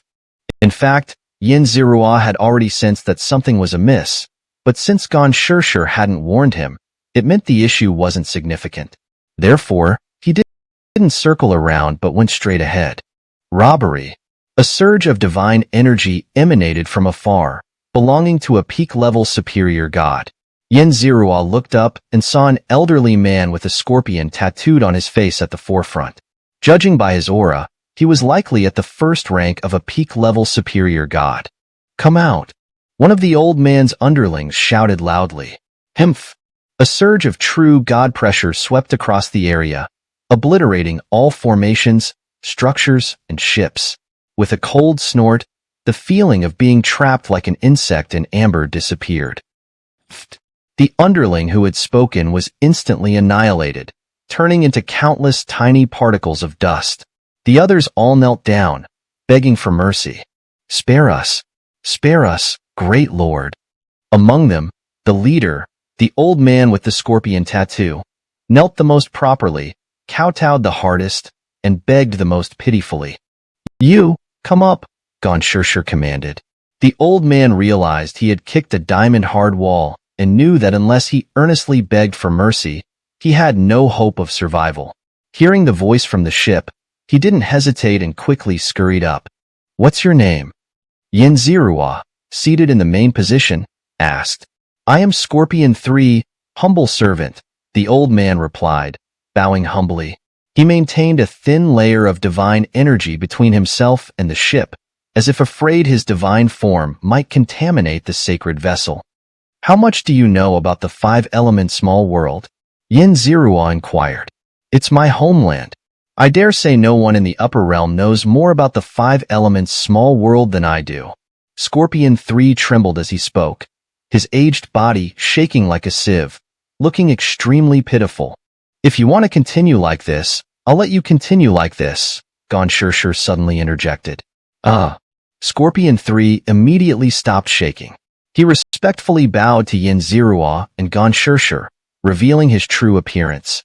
He was a creature with 5 colors. His hair, skin, and even his eyes were divided into 5 distinct hues.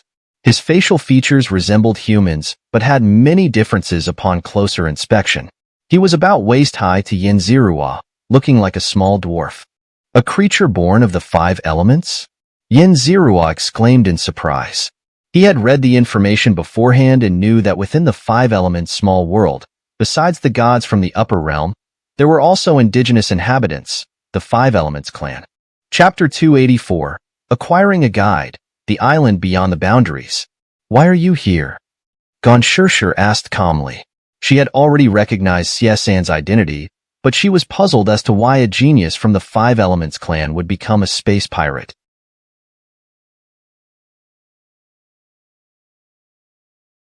Xianxia was not old, yet he had already achieved the status of a high god. For someone from such a small world, such an accomplishment was undoubtedly rare, making him a top-tier talent. Reporting to the high god, the resources in my homeland, the 5-element small world, are extremely scarce. I came here to become a space pirate to gather resources and intelligence, or to intercept and kill gods who travel to my homeland. Xianxia felt bitter inside. The moment he saw the girl shrouded in mist, he knew she was a true god. Having been in the upper realm for so long without encountering many strong figures, he never expected to run into a true god so soon. While despair filled his heart, he quickly revealed his past without holding anything back, not daring to conceal even a single detail. "Are you familiar with the 5-element small world?" Xianxia asked. "I am the son of the high priest of the 5 elements small world. I am very familiar with everything there. No one in the entire upper realm knows the 5 elements small world better than me." Seeing this young man, who was only a rank 1 lower god, sitting on equal footing with the true god, Xianxia dared not hide anything and answered honestly. "Do you have any top-tier 5 elements divine artifacts there?" Xianxia inquired. "No, at least none have appeared in our history. Even ordinary 5 elements divine artifacts are extremely rare. It is precisely because of this characteristic that our small world has not drawn much attention, which is why I dared to intercept those who travel to our world." Xianxia recounted the history he knew. "He's not hiding anything," Xianxia said accurately, noticing Xianxia turning to ask her. Hearing Xianxia's account, a hint of disappointment inevitably surfaced in Xianxia's heart. However, he quickly dispelled it. He was not a person who gave up easily. "I want to go to the 5-element small world, and you will be my guide," Xianxia said. After a pause, he continued, "I'm just going to investigate, and I won't disturb your life or cultivation." Xianxia didn't care much about the natives of the 5-element small world, but since he was there to seek treasures, not to invade, he had no intention of making enemies with them. "Don't have any ill intentions, or I can kill you even from across a world," Xianxia said, flicking her finger and casting a secret divine technique onto Xianxia. "I dare not. I dare not," Xianxia hastily assured her, feeling the destructive power within him. "Dismiss your subordinates, and we'll leave immediately," Xianxia ordered.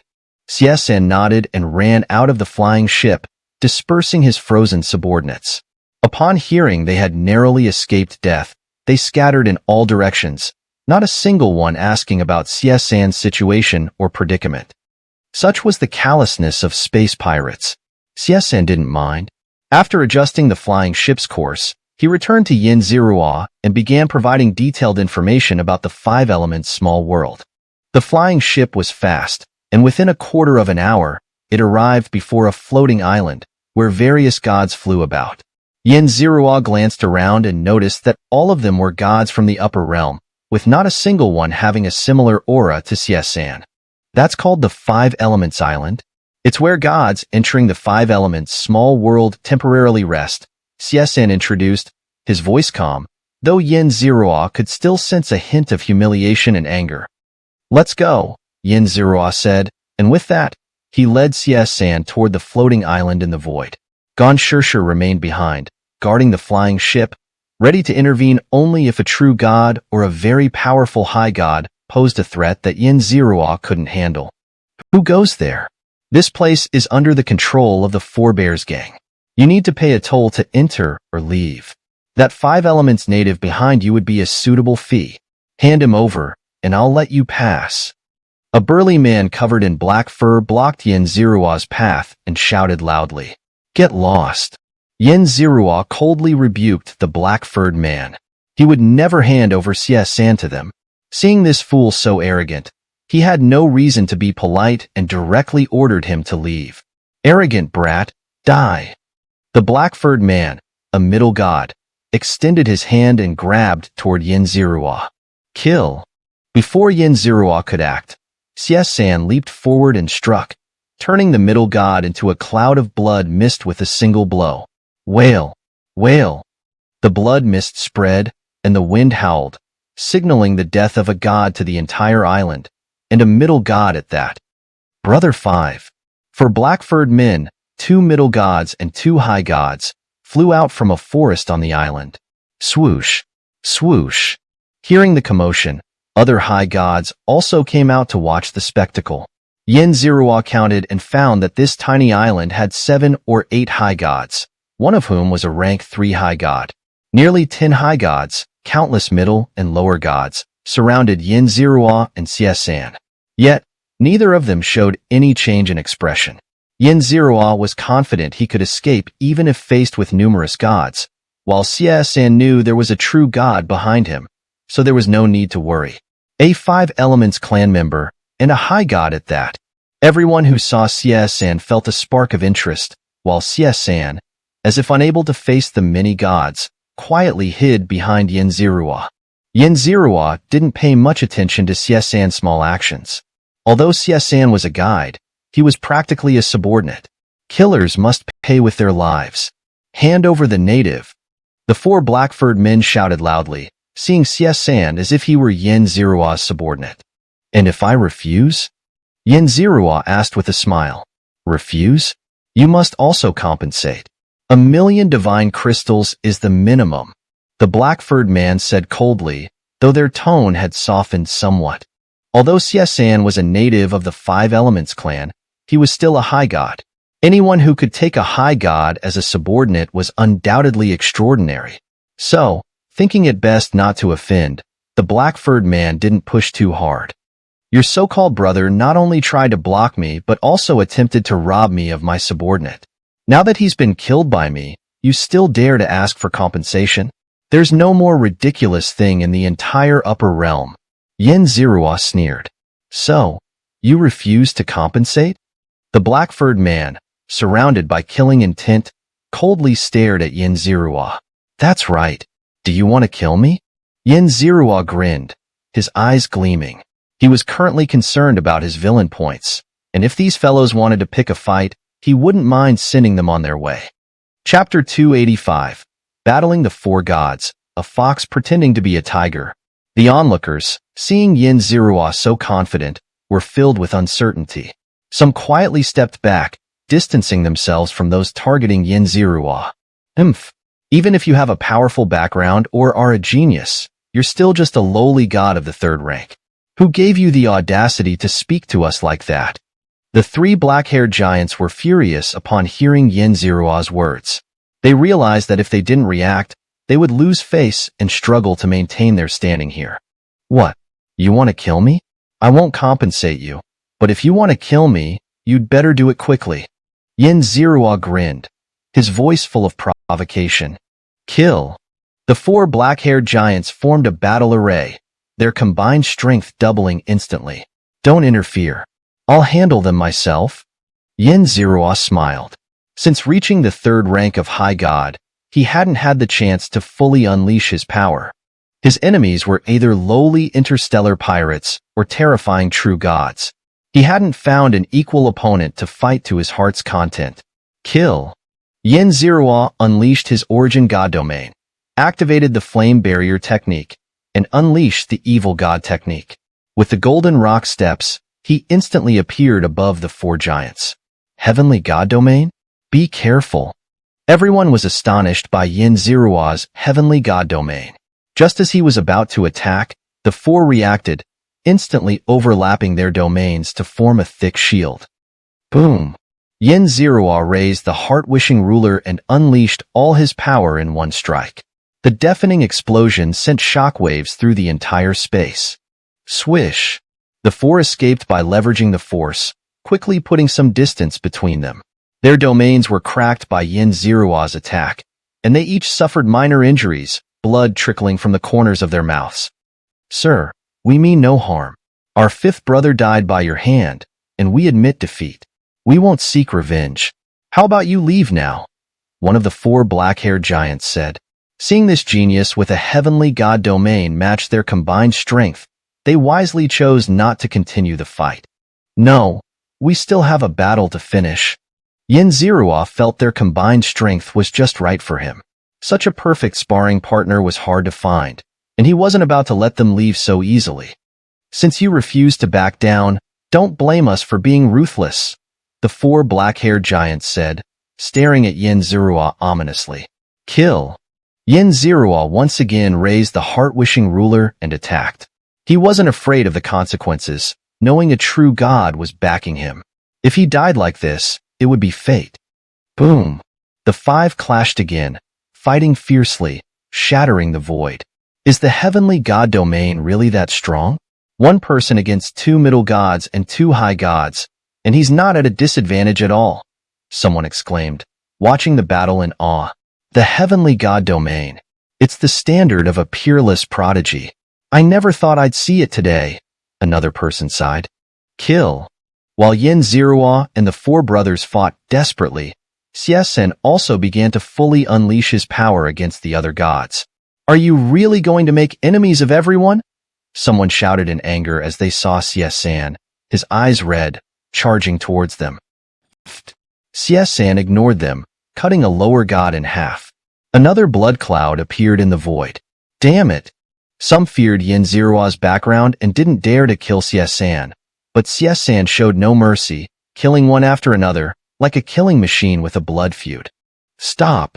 Finally, a high god intervened, joining forces to unleash thick chains of divine power, binding Xianxia tightly. Let me go. Xianxia struggled, his high god power resisting the chains, trying to break free. But how could he easily escape chains formed by several high gods? Kill. Yin Zerua activated his martial Dao Heavenly Eyes, finding a flaw in the black-haired brothers' formation.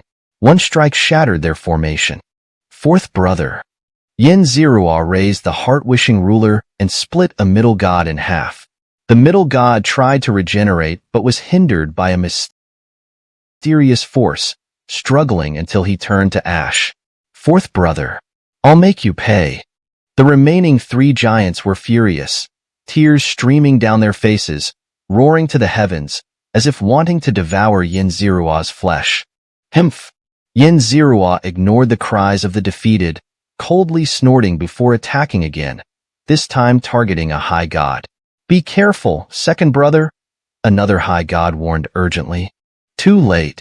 Yin Zerua closed in with the golden rock steps, sweeping the ruler horizontally, cutting the high god in half. Without their formation, the high god was only slightly stronger than an ordinary one. Third brother, run. The remaining high god knew his second brother was beyond saving and quickly shouted for his last brother to escape. Boom! Blood clouds filled the air, the wind howling. A high god fell, and Yin Zerua looked at the remaining two gods, chasing after the high god. Kill! The high god, seeing no hope of escape, turned to counterattack Yin Zerua. Boom! Yin Zerua crashed into his domain, sending it flying.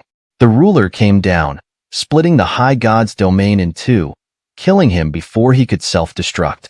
Ding! Congratulations, host, for killing the Destiny protagonist Xianxia and others. Their Destiny points decreased by 18,000. Your antagonist points increased by 180,000. The three gods provided him with 180,000 antagonist points. Yin Zerua was quite satisfied. He turned to look at the last middle god. The middle god was blocked by Xianxia, who had just broken free from the god's restraints.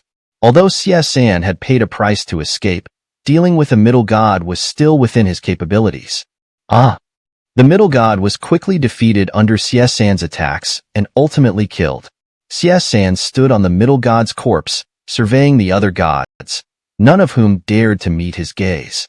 Chapter 286. Following the crowd, entering the Five Elements realm. You seem quite impressive. Yin Zerua strode over to Xianxia's side with a calm yet eerie demeanor. Xianxia's face changed dramatically, and he immediately bowed low to the ground, not daring to utter a word. Humph! Yin Zerua let out a cold snort. He knew that these gods gathered outside might have entered the Five Elements small world before, or perhaps they hadn't.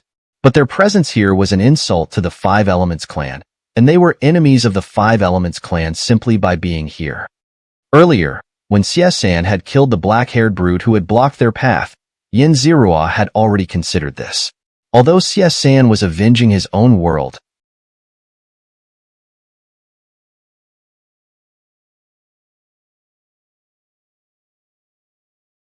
he had been manipulated.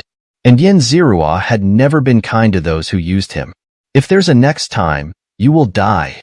Yin Zirua's cold voice resonated, and the killing intent that accompanied it caused Xianxia's entire body to tense up. Yes. Xianxia quickly responded. Previously, he had respected Yin Zirua due to the presence of that true god. But now that he had witnessed Yin Zirua's true strength, he dared not harbor any other thoughts. You, come here. Yin Zirua pointed to an elderly man who was a third-grade high god. Throughout the entire incident, this old man had not intervened, even watching from a distance. Yin Zirua found his behavior somewhat acceptable. The third-grade high god was furious at Yin Zirua's rudeness, but having lived for an extended period, he understood that acting on impulse could be incredibly foolish. Old man Rongimo greets this young master. Rongimo bowed slightly to Yin Zirua. Although he was wary of Yin Zirua's background as a high god, he did not need to bow and scrape before a lower god, even one with the strength of a high god. Are you the strongest here? Did you find any 5 elements divine artifacts in that small world? Yin Zirua asked. If there are no hidden friends lurking, then I am indeed the strongest here, Rongimo nodded. After a moment of hesitation, he produced a colorful stone. This is a 5 elements divine artifact I obtained from that small world. Yin Zirua took the stone and examined it. It was about the size of a pigeon's egg and slightly heavier than ordinary stones. He weighed it gently in his hand and sensed that it contained 5 types of energy, though these energies were very weak. Combined, they might not even be enough to alter a single inferior divine realm. What is the value of this divine artifact? Yin Zirua inquired. It's worth about 1,000 divine crystals. Its main function is to nurture fetuses or serve other special purposes, such as being the core of a formation, Rongimo replied with a hint of respect. Are there many such treasures? Yin Zirua tossed the 5 elements divine stone back to the old man and asked. In certain special locations, one can obtain a few each month, Rongimo pondered for a moment before answering. With such a yield, several thousand divine crystals a month, Yin Zirua could tell that such places must be highly confidential, known only to this old man perhaps. I know of such a place. The artifacts produced there are of slightly better quality than this, Xianxia, perhaps seeking to make amends, revealed a location he was aware of.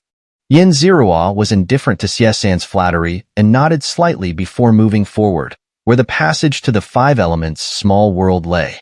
Is this young master planning to search for 5 elements divine artifacts? Rongimo, watching Yin Zirua's back, hesitated before asking. If the young master aims to bring about a qualitative change in his divine realm, I suggest looking elsewhere. Even if the entire small world were refined here, it wouldn't meet the young master's needs, Rongimo hurriedly added when he saw Yin Zirua turn back. Yin Zirua ignored him and continued forward. Whether there was anything to be found, he would see for himself. After a few steps, he noticed Rongimo following and glanced back. The young master is a genius favored by fortune. Following you, perhaps I too can benefit from some good fortune. Rongimo quickly forced a smile as he saw Yin Zirua turn. Humph! Yin Zirua smirked coldly. The old man wanted to follow him for easy gains, but Yin Zirua also hoped to use him to divert the attention of the 5 Elements clan. Yin Zirua quickly moved toward the far end, where a colorful vortex similar to the passage between the upper and lower realms awaited. Young master! Just as Yin Zirua was about to enter, he was suddenly stopped by Xianxia. The people behind! Xianxia pointed at those following behind Yin Zirua, his voice trembling as he spoke to this terrifying lower god.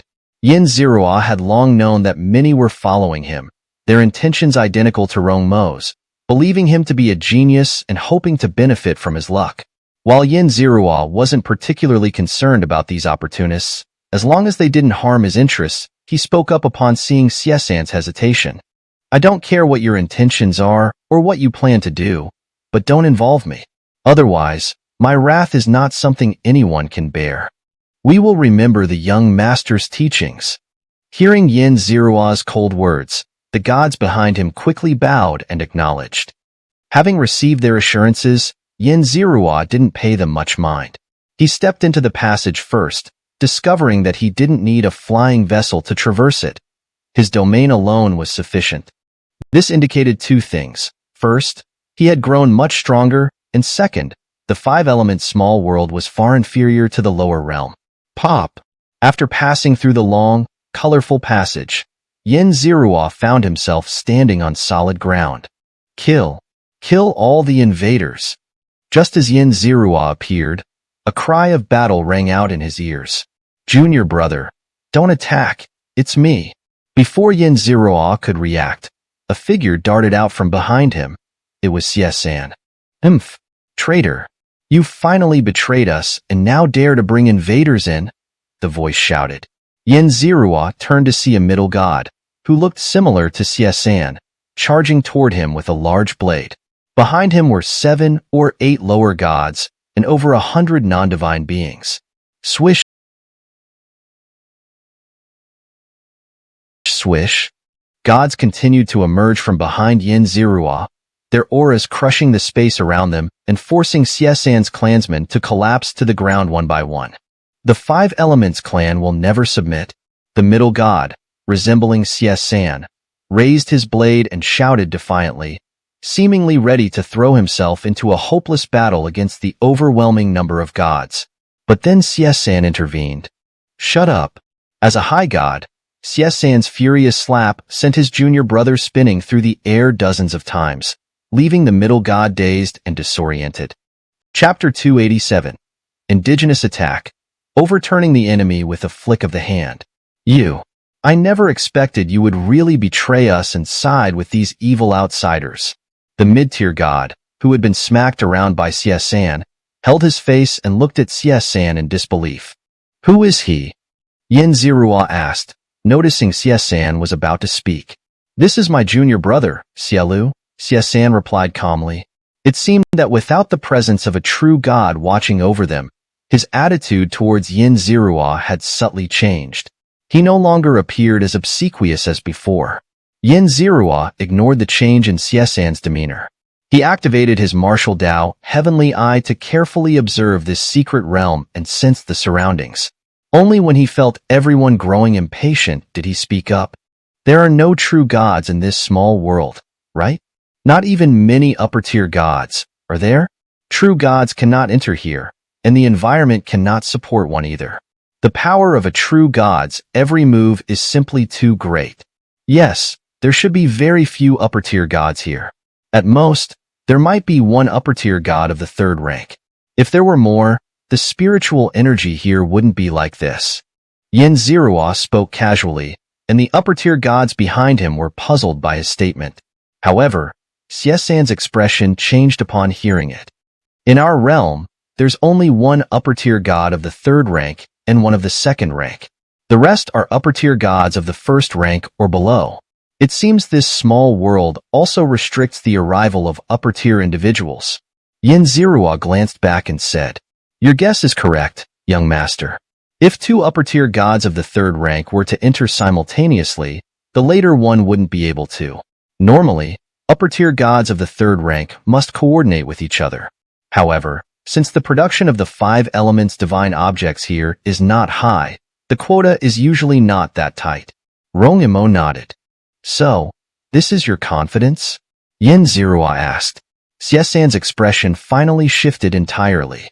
He was well aware that Yin Zirua's strength was at least on par with an upper-tier god of the 2nd rank, and the fact that he could stand on equal footing with a true god was no trivial matter.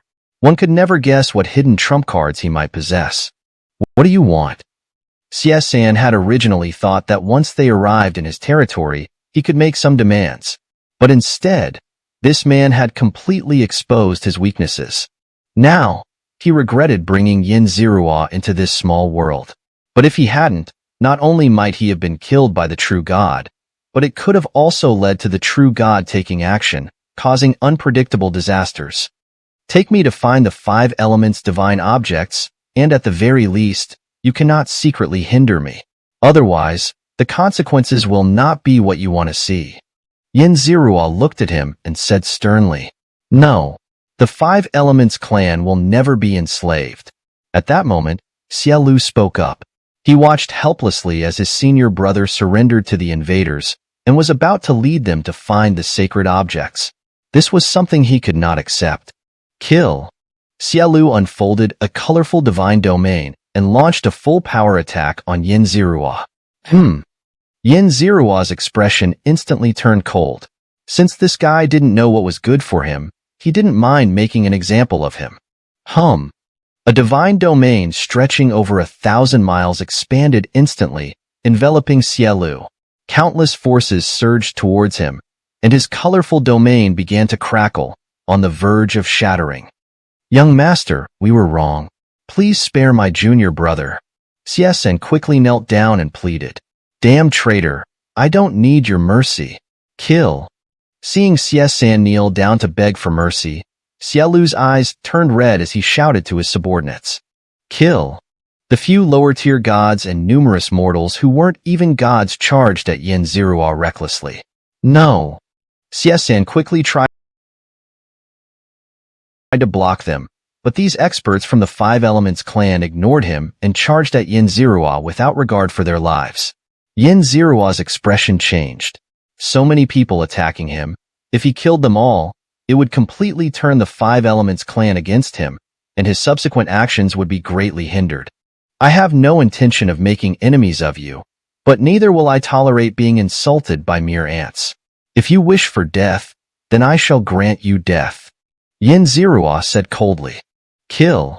The lower-tier gods of the Five Elements clan charged at Yin Zirua without regard for his warning. Meanwhile, Xianxia, after closing his eyes, suddenly opened them and looked at Yin Zirua. "Kill." Xianxia unleashed all his power to attack Yin Zirua. He knew he couldn't kill him, but perhaps his attack could make the man back down or sit down for negotiations, at least saving some members of the Five Elements clan. Very well." Yin Zirua sneered. At the moment Xianxia unleashed his power, he clearly sensed a force within Xianxia's body, a power left by Xianxia. With just a thought, he could make this power erupt. Facing the crowd's assault, Yin Zirua paid them no heed. Instead, he glanced back at Rongimo and the other outsiders, who stood idly by, watching the unfolding drama. Some of them had their energy subtly poised, as if uncertain which side they might strike next. "Kill." At that moment, the crowd's attacks arrived. Yin Zirua stepped with the golden Pong steps, soaring into the sky like a giant bird, and in an instant, he dodged their attacks. Boom! The many experts of the Five Elements clan attacked the spot where Yin Zirua had been standing, creating a deep crater. "You finished attacking. Now it's my turn." Yin Zirua stood in midair, looking down at the numerous ants from the Five Elements clan below, and gave a cold smile. Blazing extreme. With a thought from Yin Zirua, the Flame Barrier Divine Technique erupted, along with the Evil Divine Technique. A domain with several times the power enveloped all the members of the Five Elements clan below. Some of the non-god members of the Five Elements clan couldn't withstand the power of Yin Zirua's domain and instantly turned to ash, leaving behind a trace of Five Elements essence that was absorbed by his domain. No. Xianxia was furious and wanted to unleash all his power to attack Yin Zirua. His multicolored hair spread out like ghostly hands floating in the air. With a roar, he transformed from being waist-high to Yin Zirua into a giant over a zhang tall, his strength increasing several times. Yin Zirua felt that his domain couldn't completely restrain the transformed Xianxia, and his expression changed. His body moved, and he instantly appeared beside Xiaolu's colorful domain. "Break!" Yin Zirua coldly shouted, and all his power descended on Xiaolu's domain, almost instantly crushing it. Before Xiaolu could react, Yin Zirua had already grabbed his neck. "Don't move, or he dies." Yin Zirua's voice was like the whisper of a demon king. Xianxia and the other members of the Five Elements clan immediately froze, watching helplessly as Yin Zirua held Xiaolu by the neck. Chapter 288. The Five Elements High Priest, rare opportunities. No. Scorpion 6 struggled violently, screaming in despair, as the power within his body began to surge and rage, a sign of imminent self-destruction. Humph! Yin Zirua let out a cold snort, her wrist lightly twitching. A surge of power descended upon Scorpion 6, instantly calming and sealing his turbulent energy. Are you all coming? Yin Zirua glared at the deities of the Five Elements clan, including Scorpion 3. Don't mind me, hurry. Kill these alien demons. Kill them all. Scorpion 6, feeling completely powerless and at the mercy of others, urged desperately. Young master, let's exterminate the Five Elements clan and empty this entire small world. A high-ranking deity of the first rank shouted from behind Rongemo. Yes, exterminate the Five Elements clan. Empty this world. The surrounding deities, hearing this high-ranking deity's call, began to stir and shout in agreement. Your Grace, without our Five Elements clan, those divine artifacts will cease to be produced. This is akin to killing the goose that lays the golden eggs. Scorpion 3's face changed upon hearing this, and he quickly tried to persuade Yin Zirua. After searching the entire world, the rewards will be enough to satisfy everyone. Killing the goose for its eggs? So what? And after searching thoroughly, perhaps those top-tier divine artifacts will appear. The Upper Realm deities sneered. Please no. We of the Five Elements clan are the original inhabitants of this world. This world nurtures us, and we enhance it. If our clan is exterminated, it may lead to unforeseen consequences. Seeing that Yin Zirua seemed somewhat tempted, Scorpion 3 hurriedly presented a terrifying possibility.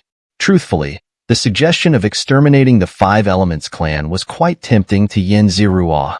However, he decided to save this option for last. If they couldn't find what they were looking for, they might consider it. Everyone waited for Yin Zirua's decision. The members of the Five Elements clan focused on Scorpion 3, wondering why he seemed so wary of Yin Zirua. Meanwhile, the Upper Realm deities, dissatisfied with Yin Zirua's hesitation, turned to their strongest member, Rongemo, but he remained unmoved. At that moment, an elderly figure clad in a magnificent five-colored robe descended from the distance. His appearance was similar to Scorpion 3's, but his once colorful hair had turned silver, his face was wrinkled with black spots, and his once vibrant five-colored eyes now appeared somewhat cloudy. Father! Scorpion 3 bowed to the elder. High Priest. The other members of the Five Elements clan knelt in respect. Master, save me. Save me. Kill all these alien demons. Kill them all. Scorpion 6, still held by Yin Zirua, cried out urgently. Silence! The High Priest of the Five Elements clan bellowed, instantly silencing Scorpion 6. Yin Zirua's expression grew solemn. From that single shout, he sensed the High Priest's immense power. This elder was at least a third-rank high-level deity, and an extremely powerful one at that. Yin Zirua knew he was no match. I am Xianxia, the High Priest of the Five Elements clan. Greetings, Your Grace. The High Priest respectfully bowed to Yin Zirua.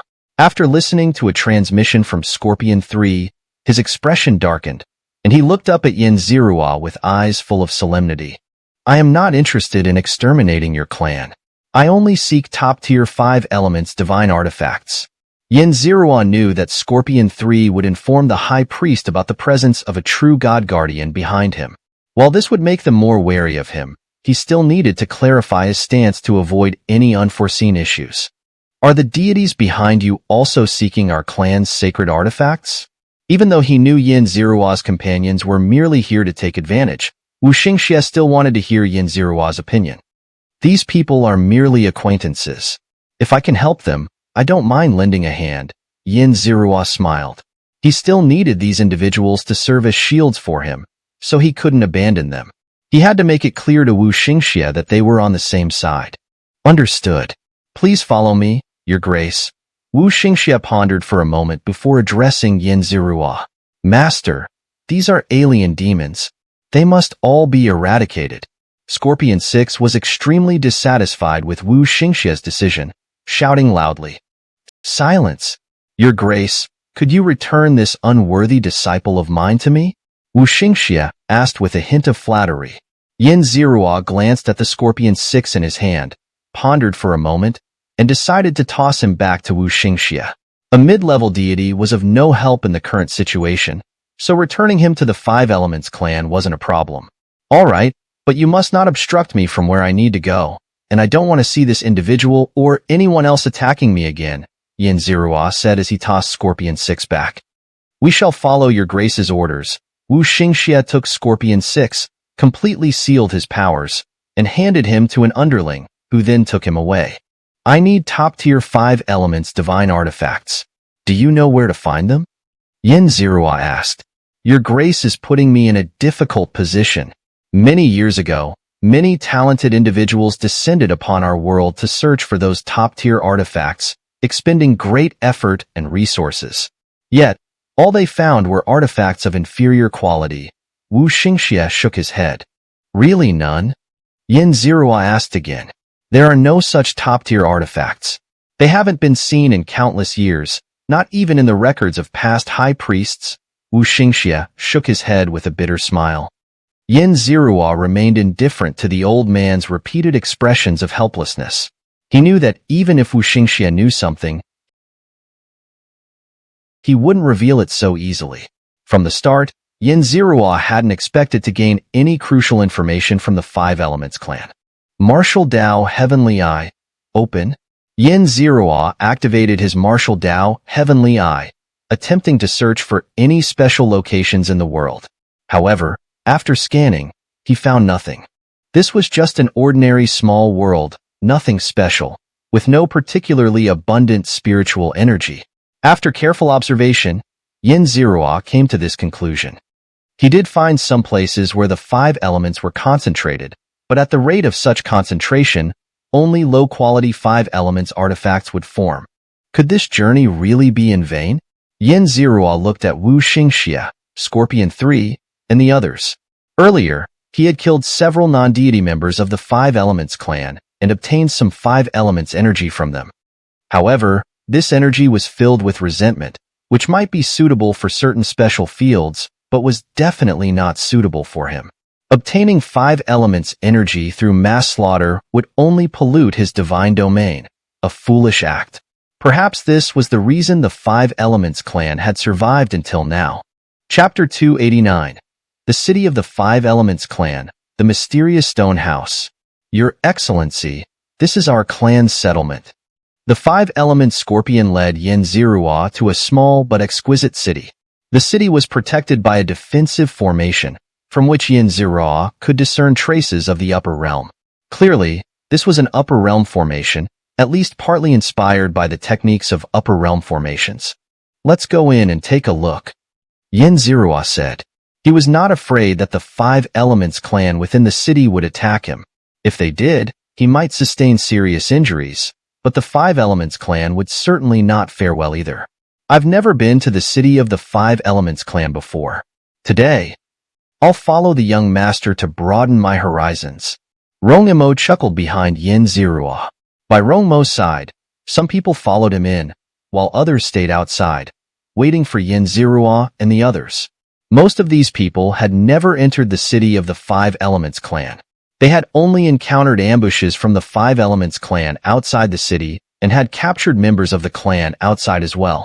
Yin Zirua followed the 5 Elements Scorpion inside. Fortunately, the city gates and streets were quite wide, allowing him to pass through despite his stature being twice as tall as the average member of the 5 Elements clan. The city was bustling with activity, much like a regular market in the Luangu Empire. The market was filled with tiny figures, only 3 to 4 feet tall, with colorful appearances that looked quite extraordinary. Sky demons! The members of the 5 Elements clan screamed loudly upon seeing Yin Zirua and the others, scattering in panic. Run! The sky demons have invaded. Hurry, run! Some shouted in panic, while others rushed back to their homes and locked their doors.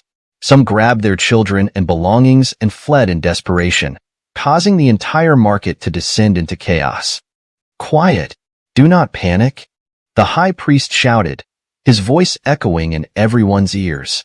Hearing the high priest's voice, they finally calmed down slightly, turning back with fear and uncertainty to look at Xianxia and the others. High Priest, how could you bring these demons in? Someone finally noticed the High Priest and Scorpion 3 standing beside Xianxia. They knelt down and bowed, questioning loudly. These are friends from the upper realm, here only to observe. There is no need for everyone to be alarmed. The High Priest, 5 Elements Scorpion, spoke in a calm tone, trying to soothe the restless crowd. High Priest, these sky demons are cunning and vicious. Please be careful. An elderly member of the 5 Elements clan, dressed in fine robes, spoke tremblingly. With me here, they won't cause any trouble, 5 Elements Scorpion reassured. He continued to persuade and disperse the onlookers, leading Xianxia and the others toward the center of the city. Although the members of the 5 Elements clan were still worried, the High Priest's long-standing authority made them dare not linger, and they dispersed. Up ahead is the place where we worship our ancestors. 5 Elements Scorpion pointed to a distant stone house. The stone house was about 3 zhang high, carved entirely from a single piece of white stone.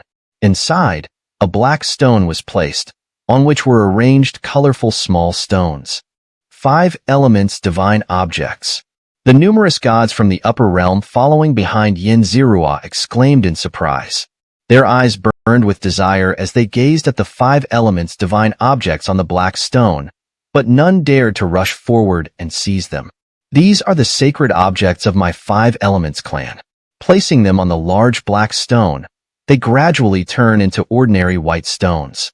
Our previous priests speculated that perhaps the spirits of our ancestors absorbed their essence, 5 Elements Scorpion explained, retrieving a few of the 5 Elements Divine Objects and showing them to Xianxia.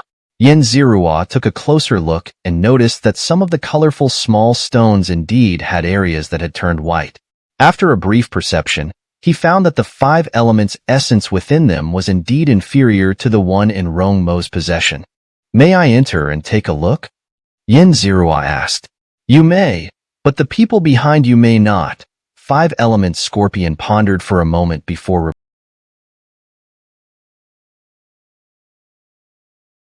replying. He knew that Xianxia was accompanied by a true god. If a true god were willing to protect the 5 Elements clan, their situation would not be so dire. Why can he enter, but we cannot? The gods behind Xianxia protested loudly. They were extremely dissatisfied.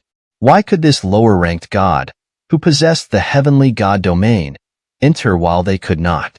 Xianxia glanced at the people behind him and noticed that Rong Mo and a few upper-ranked gods of the second rank remained silent, while the upper-ranked gods of the first rank and the middle-ranked gods were the ones protesting.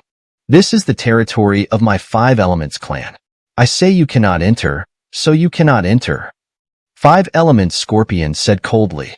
Xianxia was worth investing in and worth pleasing, but the others behind him were all worthless in his eyes, and he had no good words for them. A mere native, do you think I'm giving you face? One person shouted in anger, unfolding their domains, ready to erupt at any moment. Humph!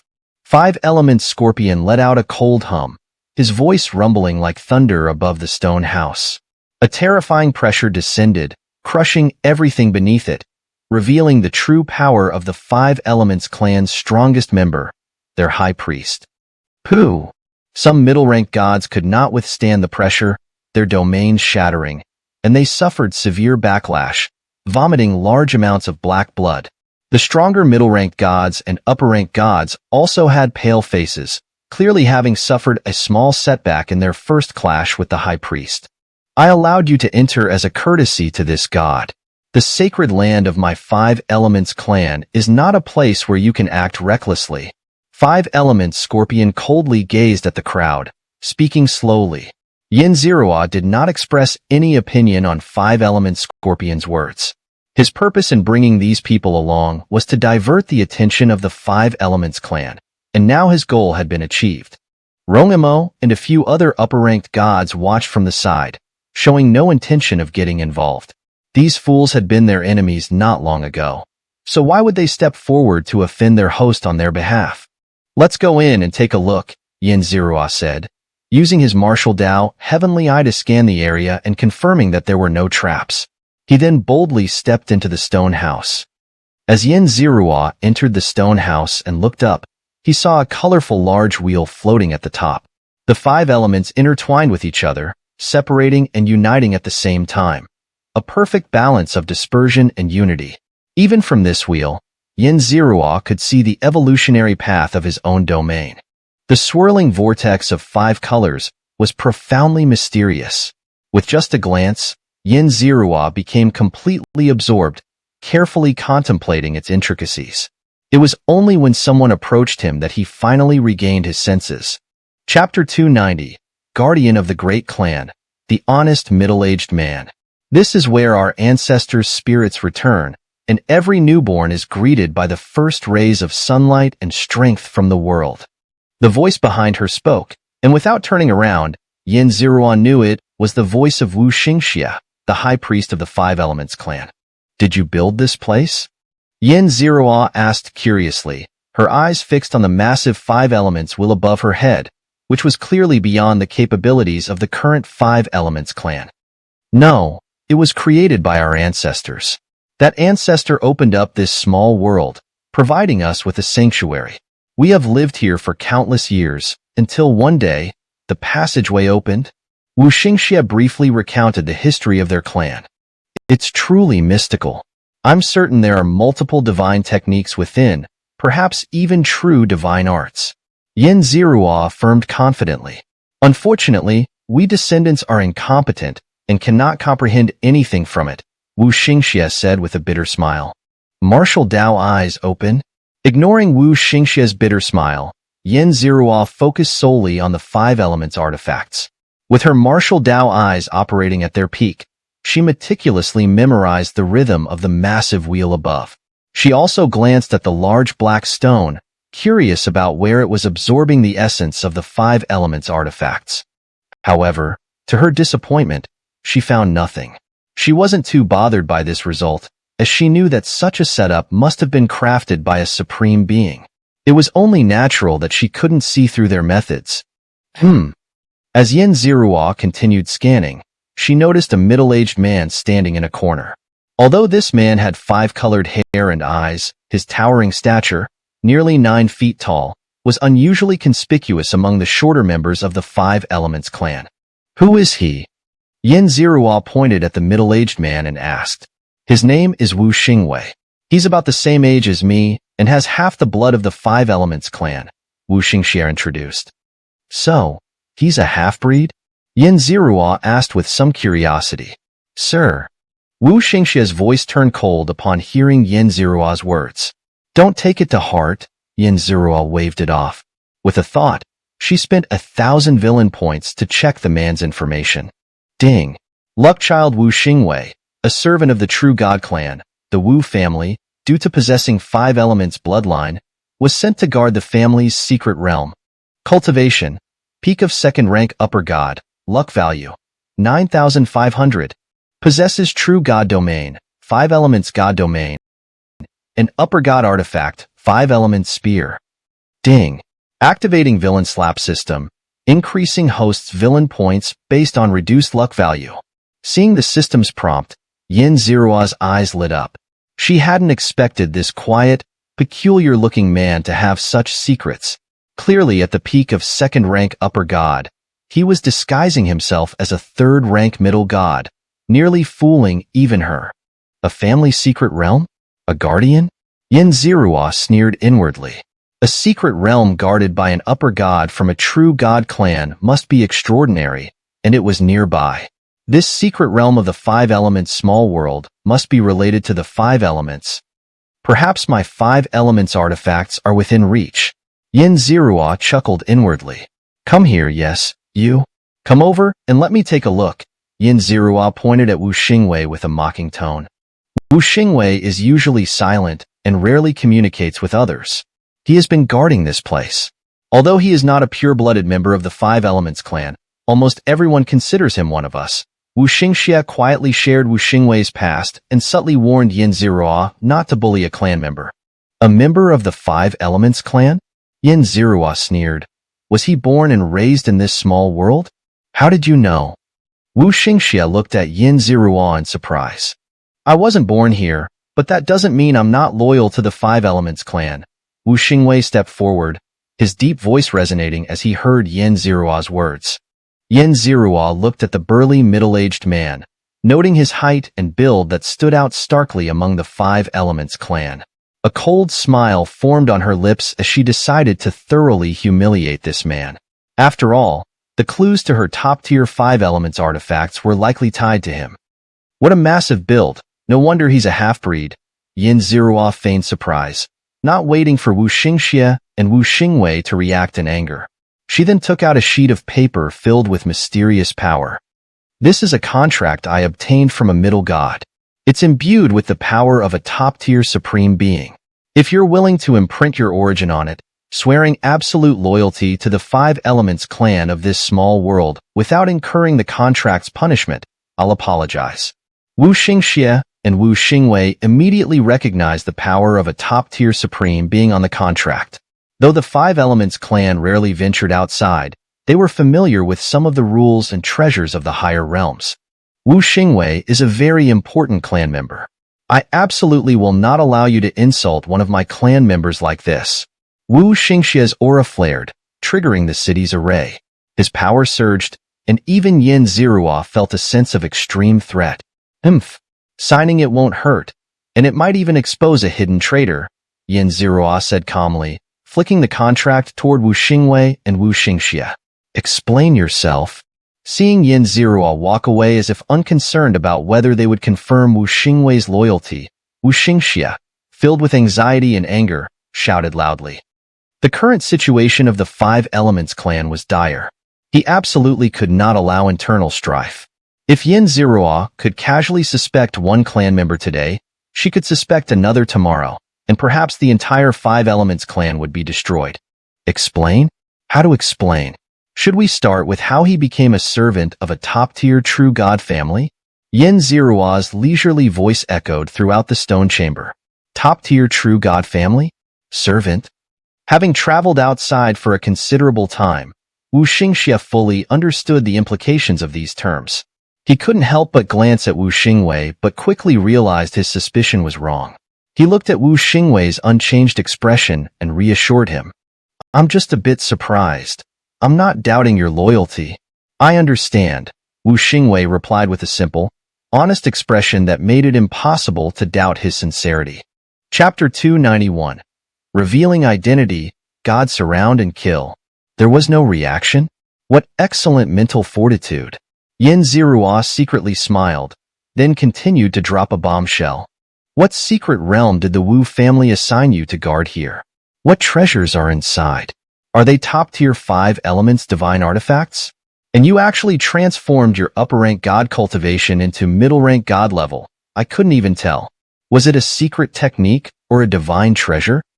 By now, Yin Zirua had stepped out to the entrance of the stone hut, speaking loudly to the many upper-rank gods and Five Elements clan members outside. Sunlight poured down, illuminating Yin Zirua standing at the stone hut's entrance, the Five Elements scorpion behind the threshold, and the Five Elements guard even further back. However, both the Five Elements scorpion and Yin Zirua were fully bathed in sunlight, while the Five Elements guard had half his upper body hidden in shadow, making it hard to see his expression. Young master, what do you mean by this? Scorpion 3 asked with a grave expression. He had heard most of what Yin Zirua said and fully understood who he was referring to. I mean, Yin Zirua was about to continue when a terrifying killing intent surged from behind him. Die! A deep voice echoed from behind. A massive fist infused with the Five Elements shot toward Yin Zirua at incredible speed. Boom! Sensing the intense Sai from behind, Yin Zirua leaped, perfectly dodging the attack. He somersaulted in the air and landed in front of the crowd, calmly looking at the Five Elements guard. You couldn't hold back after all. Yin Zirua sneered coldly. His body was now surrounded by divine energy and filled with murderous aura, as he had long prepared for a sneak attack from the Five Elements guard.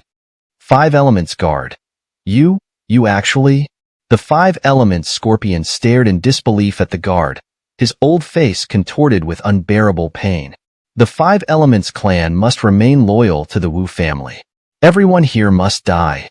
The Five Elements guard stepped out forcefully, his momentum continuously rising until it reached an alarming level. No wonder you're a servant raised by a prestigious family. Your combat power far exceeds that of an ordinary upper-rank god of the second rank. Xianxia praised. Kill. The Five Elements guard strode forward, unfolding his true god domain. A terrifying killing intent instantly suppressed the entire area. Let's attack. Perhaps he knows the location of the most important divine artifact of the Five Elements' small world. Xianxia shouted. He activated the Flame Barrier Divine Technique and the Evil God Technique, wielding the Heart's Desire Ruler as he launched a fierce assault on the Five Elements guard. Kill. Hearing this, the other's eyes turned red. A top-tier true god clan sending an upper-rank god to guard a treasure. Even a fool could tell how precious it must be. Boom. Countless gods surrounded the Five Elements guard, unleashing a rainbow of attacks that crashed onto his domain, producing earth-shaking roars. Damn it! The Five Elements Scorpion and his son, seeing the gods attacking the guard, couldn't help but curse loudly. They hurriedly activated the Grand Formation to protect the battlefield, preventing the shockwaves from affecting the entire city of the Five Elements clan. Kill. The gods roared in unison, unleashing their most powerful moves and divine techniques. Despite possessing the heritage of a top-tier true god clan, the Five Elements guard still retreated under the onslaught, his domain beginning to crack. Boom, boom, boom. Centered around the Five Elements guard's domain, the gods continued their relentless bombardment, causing the void to tremble. The Five Elements Scorpion and his son nearly lost control of the shockwaves. Don't kill him. He knows where the treasure is. Someone shouted, seeing the gods about to slay the Five Elements guard, and quickly stop them. Cough, cough. The gods stopped their attacks, turning to look at the Five Elements guard. His domain was in tatters, and he floated within, heavily injured, coughing up blood. Ha ha ha. You lowly scum dare to covet the treasures of a true god? Dream on. The Five Elements guard laughed wildly to the heavens. At this moment, his divine energy surged violently, and his entire domain glowed. He's going to self-destruct. Stop him quickly. Someone realized the guard's intentions and shouted urgently. Facing the self-destruction of an upper-rank god of the second-rank peak, only an upper-rank god of the third rank could stop it. Everyone turned to look at Rongimo and the Five Elements Scorpion, the two true gods. No, I can't stop his self-destruction. Rongimo shook his head. Stopping the self-destruction of a god, not much weaker than himself? Not getting injured by the explosion would be good enough. Have you ever been loyal to the Five Elements clan? The Five Elements Scorpion ignored the other's pleas. He looked up at the Five Elements guard, who was preparing to self-destruct, wanting an answer from him. I understand. The Five Elements guard didn't answer, but his contemptuous gaze, his eyes looking down on the lowest of creatures, made the Five Elements Scorpion realize everything in that instant. It had all been an act. Perhaps he had always been secretly despising the Five Elements clan. Stop him from self-destructing. You fool. Seeing this critical moment, the gods, enraged by the question, roared at the Five Elements Scorpion. The Five Elements Scorpion didn't even glance at these upper-rank gods. Treasures? What did they have to do with his Five Elements clan? Boom, boom, boom. A powerful self-destruction was finally contained within a small area in front of the stone hut, thanks to the Five Elements Scorpion and his son's full efforts. Although the damage was limited, the Grand Formation was destroyed to the point of near collapse. Ah, the treasure. Seeing the only lead, the Five Elements guard, self-destruct, the gods couldn't hold back anymore, dropping to their knees and wailing as if they had lost their parents. You deserve to die. Some gods, furious, glared at the Five Elements Scorpion as if ready to devour him. Hmph! Five Elements Scorpion let out a cold snort, his gaze icy as he surveyed the gods. Emerging behind him were numerous deities, the accumulated strength of the Five Elements clan over countless generations. their entire combat force, summoned by the preceding battle and the self-destruction. Seeing the many gods of the Five Elements clan, even the angriest and most impulsive among them calmed down. Sweat dripped from their foreheads as they thought about how to escape next. We only seek the divine artifact, not a conflict with the Five Elements clan. Rongimo stepped forward to speak. Yes. We're only after wealth, not interested in a life-and-death struggle with your Five Elements clan. The other gods quickly chimed in. Remember your words. Five Elements Scorpion snorted coldly, gesturing to disperse the approaching gods. These were the Five Elements clan's accumulated strength over countless years, not to be casually expended here. We still have a chance. That young master mentioned that the Five Elements clan's wretch was guarding the divine artifact here. Perhaps the artifact is inside that stone hut. A quick-witted person finally realized, shouting loudly. Young master? Stone hut? Some searched for Yin Zirua's figure, while others looked toward the stone hut. Chapter 292. The Mirror Realm, where the divine artifact resides. Yin Zirua was currently observing the large rotating disc of the Five Elements located above the stone hut. Earlier, he had found it extremely profound and beneficial to him. After dealing with the Five Elements guards, he returned to examine this multicolored disc, sensing that the treasure they were guarding might be hidden within it. However, even with his martial Dao heavenly eye, he couldn't see clearly. Perhaps I should try attacking it. Yin Zirua thought to himself. The Five Elements clan likely hadn't explored the secrets of this stone hut, so some mysteries might be easily uncovered, though the Five Elements clan dared not venture into them. A faint divine force quietly shot toward the Five Elements disc. The moment it entered, Yin Zirua clearly felt a subtle spatial fluctuation. Although he hadn't delved deeply into spatial principles, he still had some understanding of them. Swoosh! With a thought, Yin Zirua unleashed a more powerful force toward the Five Elements disc. Hum! A low hum resonated, and the entire stone hut began to shake. In Yin Zirua's martial Dao, heavenly eye, significant changes occurred. He saw most of the energy converging above the stone hut, where a transparent realm seemed to exist. What are you doing?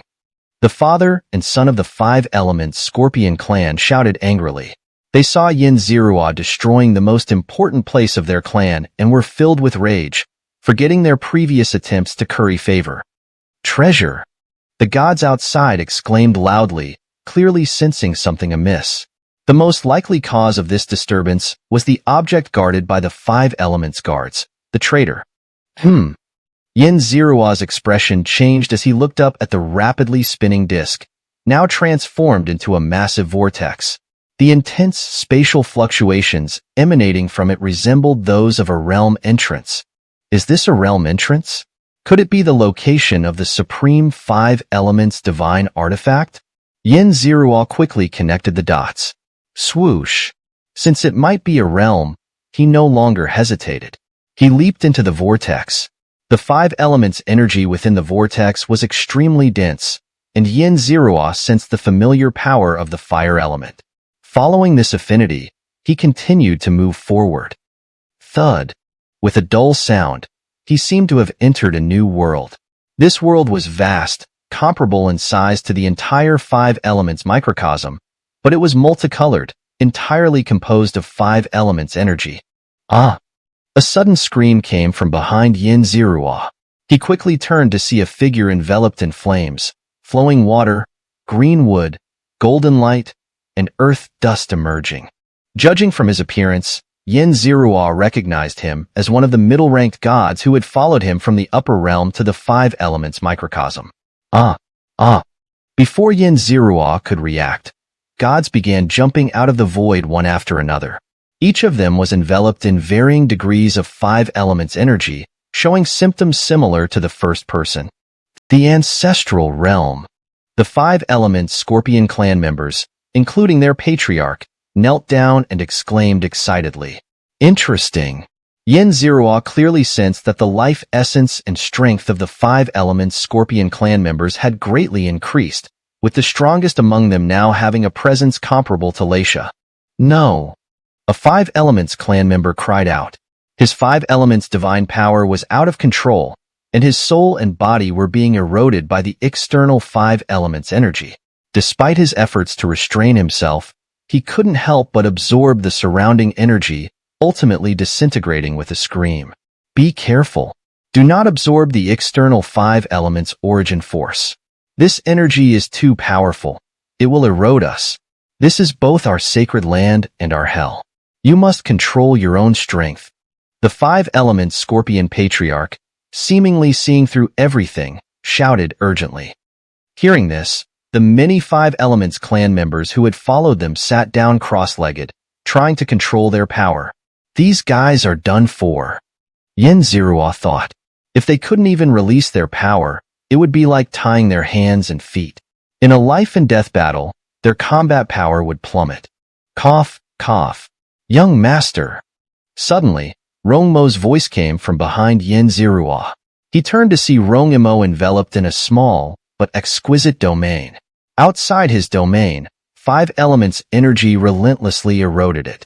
Although he wasn't visibly injured, he wasn't faring well, as all his strength was being used to resist the Five Elements. What is it?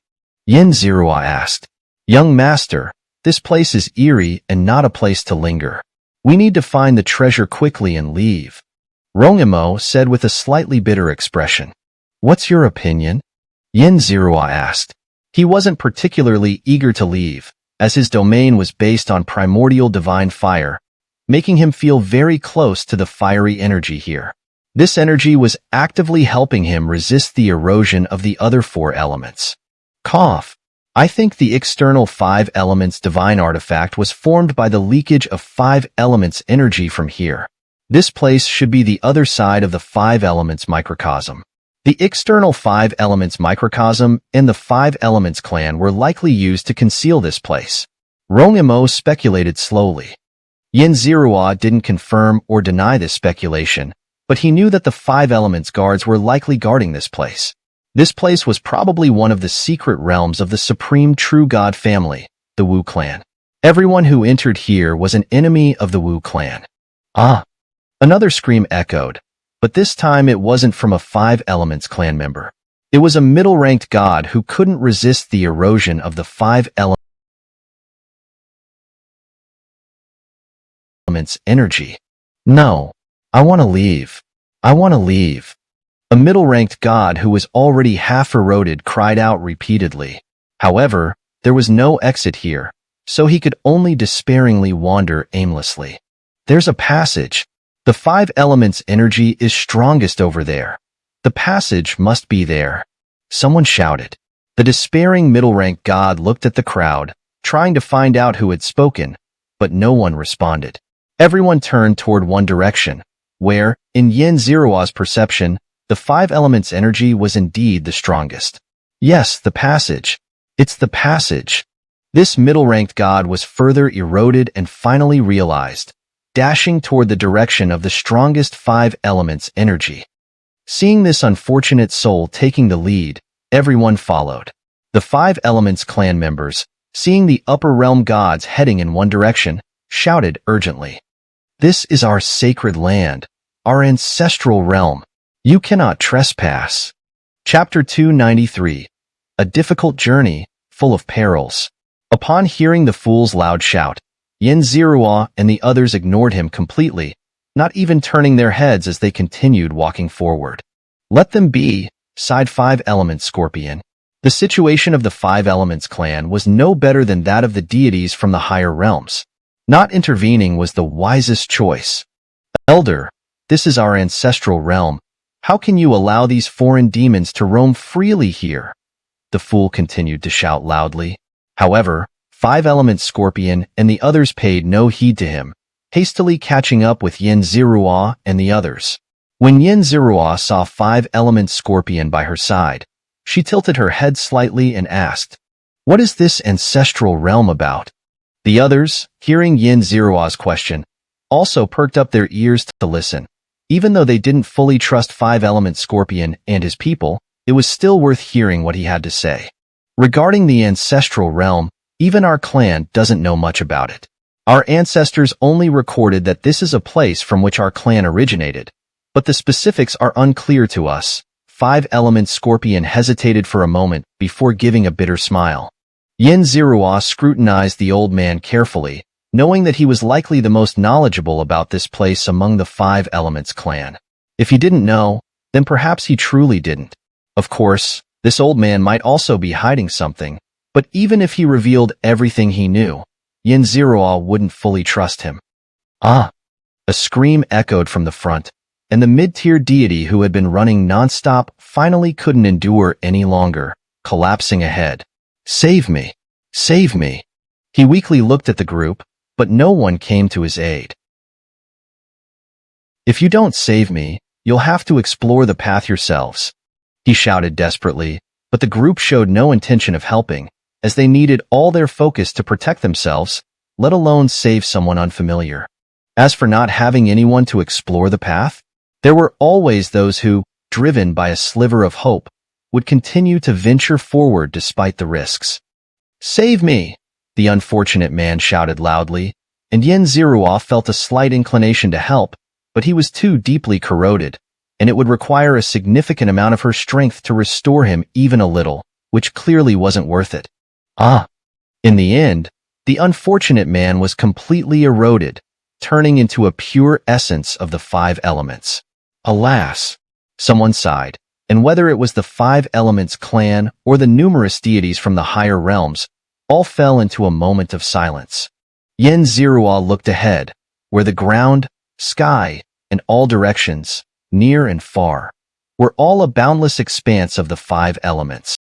After a while, she felt a slight dizziness, as if her vision was being overwhelmed.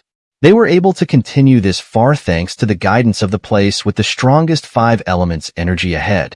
The entire world's 5 elements energy seemed to converge towards that direction, constantly radiating outwards. They were almost there, just ahead. Yin Zirua's martial Tao, heavenly eye clearly saw that the place had the strongest energy and was not far from them. You're the most corroded, you go. Rong Imo pointed at a tall, sinister-looking young man, whose body was already entirely eroded by the 5 elements energy, except for his sinister horse-like face. Why should I go?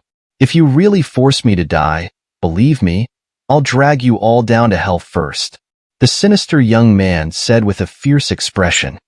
Not going? You die, Rong Imo said calmly, his upper-tier deity 3rd-rank aura erupting, faintly transforming into a sword aimed at the sinister young man.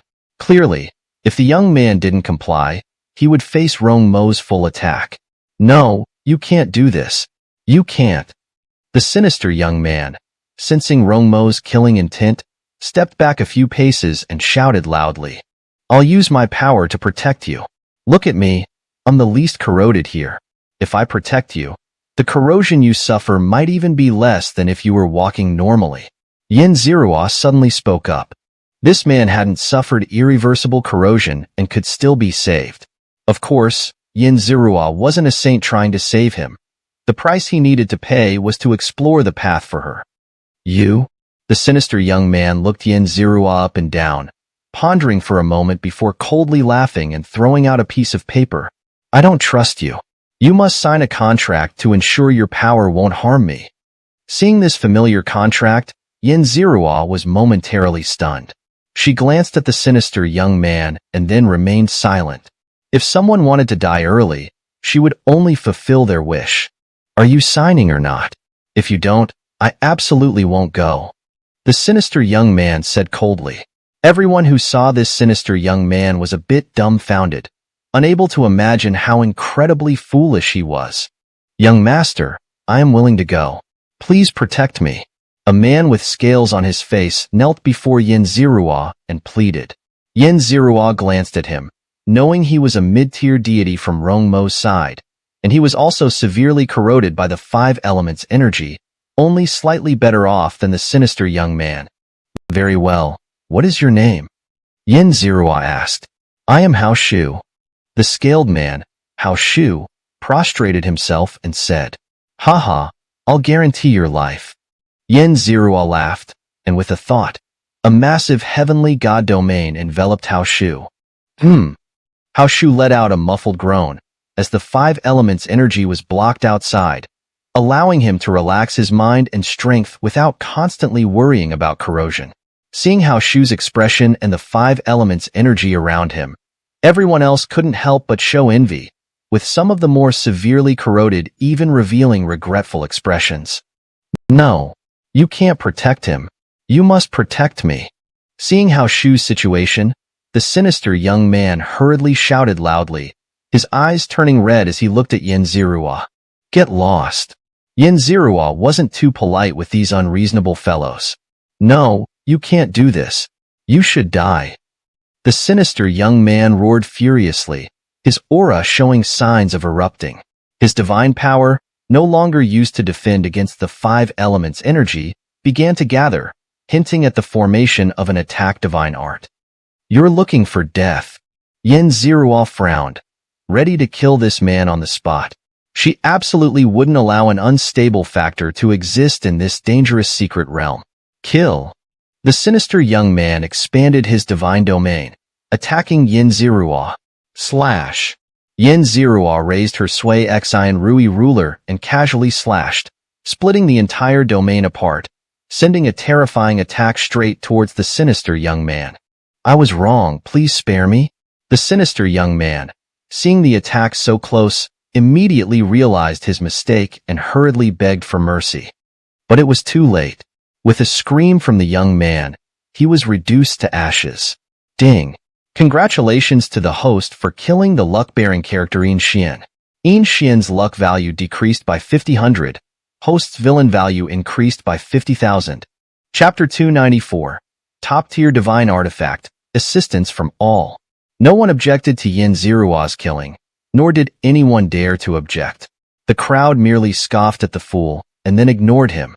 Under Xianxia's protection, Hao Shu slowly advanced. As they gradually approached the center, everyone could sense the growing strength of the five elements. Several more screams echoed, and a few more people perished, but no one showed any emotion. Apart from strengthening their defenses, no one said or did anything else. We're almost there. We're almost there. Feeling the immense power, Xianxia rejoiced inwardly. Only by approaching this convergence of countless forces could he sense the high-quality power of the five elements. Only here could the five-element power he absorbed allow his primordial divine domain to evolve and transcend. Young master, could you lend us a hand? Rongimo suddenly spoke up. He could still endure, but those around him couldn't bear it. Perhaps they would all die before reaching the center. Xianxia glanced around and noticed that even the five-element scorpions, members of the five-element clan, were suffering greatly. A couple had even retreated. Seeing this, Xianxia grew anxious. Without these experts, if there were any enemies at the center, he would have to face them alone. With a thought, Xianxia fully expanded his domain, enveloping everyone within. Simultaneously, his domain rotated, crazily absorbing external power to fuel its own evolution. Everyone silently exhaled a breath of relief. Boom. Xianxia and the others seemed to cross a boundary, entering a small, exquisite space. This space had no five-element power but instead transformed into a spherical void. At the center of this void hovered a five-colored stone, slowly undulating and spinning as if alive. Lying on this five-colored stone was a person.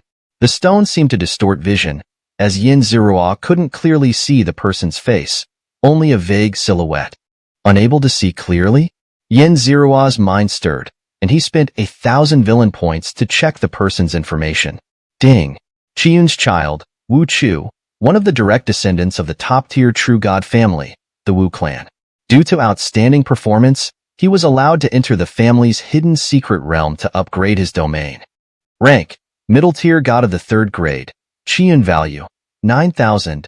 Domain, top-tier True God domain, 5 elements domain, True God artifact, 5 elements spear. Ding. Activating villain slap system. Rewards corresponding villain points and True God artifacts based on reduced Qiyun value. Indeed, a member of the Wu clan. Xianxia thought. and his panel information is similar to that of the 5 elements guards, except his master's Qian value is even lower than that of a servant? Huh? Who are you? Why are you here? Where are the 5 elements guards? Seemingly sensing Yin Zirua and the others' approach, the figure lying on the 5-colored stone awoke, glaring at them and shouting angrily. Yin Zirua frowned at the young man looking down on them. Before he could speak, someone couldn't help but shout, "We are your grandfathers, here to kill you, this unworthy descendant. As for your foolish subordinates, they were already killed. Before dying, they told us your location and asked me to pass on a message. You are a bastard." Yin Zirua glanced at the person who had cursed Wu Chu, somewhat surprised. He hadn't expected one of their group to be such a talented individual. "You're seeking death," Wu Chu raged, causing the entire space to tremble. The 5-element power outside began surging towards them. As soon as this 5-element power approached the 5-colored stone, it was absorbed and then expelled. The stone then slightly rotated, instantly dispersing the expelled 5-element power, leaving a vast empty space. Hemph! The person who had insulted Wu Chu remained silent, glancing at Yin Zirua before quietly retreating back to the group, hiding his achievements and fame. "Are you their leader? How did you get here? Oh, and the 5-element clan? Do you not know that our Wu clan is your master? Seeing me, the young master, you didn't even bow. Forget it, you're all going to die anyway." Wu Chu continued speaking, his voice growing softer. "Kill." Wu Chu suddenly expanded a 5-colored divine domain stretching 900 miles, crushing towards Yin Zirua. He used a divine technique to amplify his domain's power several times, almost rivaling the primordial divine domain without using the flame barrier divine technique. Boom! A loud crash echoed as the 2 domains collided. Yin Zirua took a few steps back, while Wu Chu was sent flying several miles. Heavenly God Domain? Wu Chu stared solemnly at Yin Zirua. "Are you here to steal our family's divine artifact to upgrade your domain? Just give me the stone behind you, and I'll leave immediately." Yin Zirua smiled. "Anyone who covets our family's divine artifact must die, no matter who they are." Wu Chu pulled out a 5-colored long spear.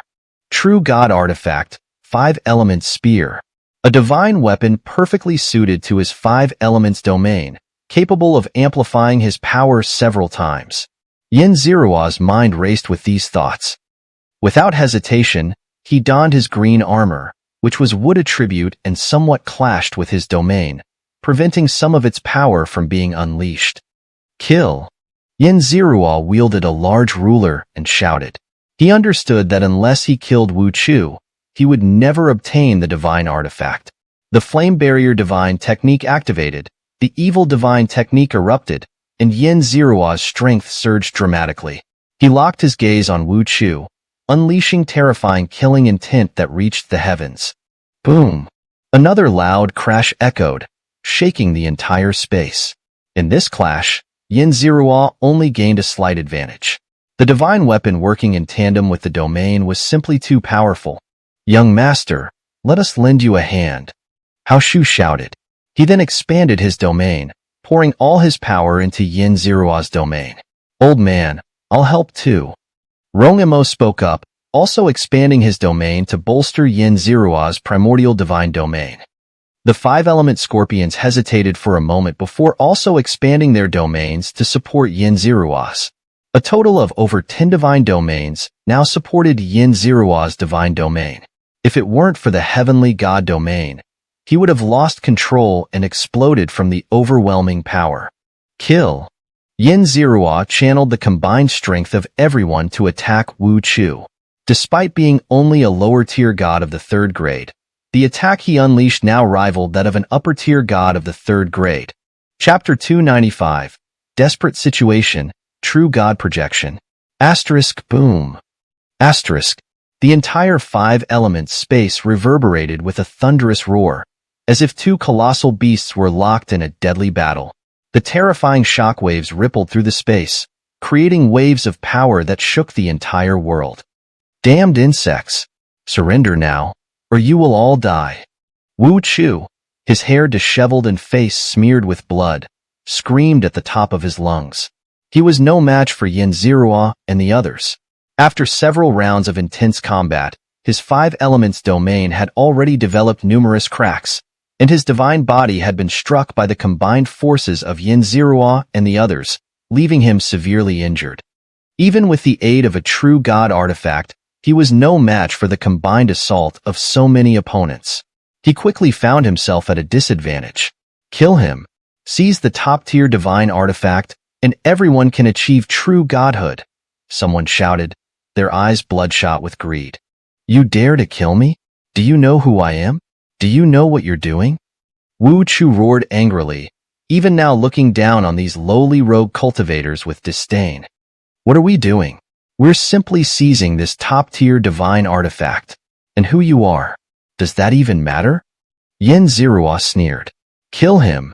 Without waiting for Wu Chu to respond, Xianxia mobilized the combined strength of everyone and launched a direct assault on Wu Chu. Asterisk swish. Asterisk. Xianxia activated his origin domain, stepped into the golden Pong stance, and instantly appeared above the top-tier 5 elements divine artifact, his hand mere inches away from seizing it. You dare! Wu Chu bellowed, his hair standing on end in fury, desperately unleashing his full power. His blood essence surged out of his body, turning him into a blood-soaked figure. The 5 elements spear in his hand glowed with unprecedented brilliance due to his explosive strength. Heh! Xianxia let out a cold chuckle, his body shifting to hide behind the 5-colored divine artifact, using it as a shield to block Wu Chu's attack. Damn it! Seeing Xianxia's shameless tactics, Wu Chu hastily retracted most of his power, fearing even the slightest damage to the top-tier artifact. Asterisk puff. Asterisk. The backlash from retracting his power inflicted severe injuries on Wu Chu, causing him to spit out another mouthful of blood. His spirit immediately plummeted, and even his 5 elements spear dimmed significantly. Die! Strike while the iron is hot. Xianxia seized the opportunity, stepping into the golden Pong stance and instantly appearing behind Wu Chu. Kill! Xianxia raised the heart's desired ruler, a divine artifact, unleashing all the power he had amassed, delivering his most formidable blow. Asterisk crack. Asterisk. A crisp sound echoed as Xianxia's powerful slash tore through Wu Chu's domain, appearing before him in an instant. No! A sense of mortal danger surged through Wu Chu, and he let out a frantic scream, managing to slightly shift his body at the last moment. Asterisk ah. Asterisk. Despite the slight evasion, Wu Chu was still struck by Xianxia's attack, losing more than half of his body. Divine blood sprayed wildly. Although he had avoided a fatal blow, the attack had nearly crippled his combat abilities, and his already severely damaged domain showed signs of collapsing. Feeling good? Xianxia asked. I'll say it again. If you're willing to give up that top-tier divine artifact, I can let you leave. We don't have any mortal enmity between us. No mortal enmity? Wu Chu sneered, looking at Xianxia and the others.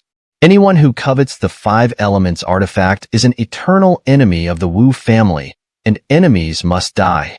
It seems you're determined to die. Xianxia coldly stared at Wu Chu. He couldn't understand why Wu Chu hadn't fled with the artifact, but he wasn't about to give up on it just because Wu Chu was willing to die to protect it. Die? It's you who will die. Wu Chu laughed maniacally, his gaze filled with contempt, as if he were looking at a herd of pigs. Xianxia frowned. Since Wu Chu hadn't fled with the 5 elements artifact and had no means to kill them, why was he still putting up a futile resistance? Were scions of great families really so loyal that they would risk their lives for their cause, even when faced with certain defeat? Ha ha ha, you'll never comprehend the true depths of a top-tier true god family's heritage. Today, I'll show you what it means to belong to a great clan. Wu Chu declared with a cold laugh.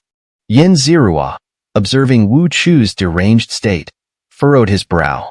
He focused his gaze and saw Wu Chu floating within his domain, his hands rapidly forming seals.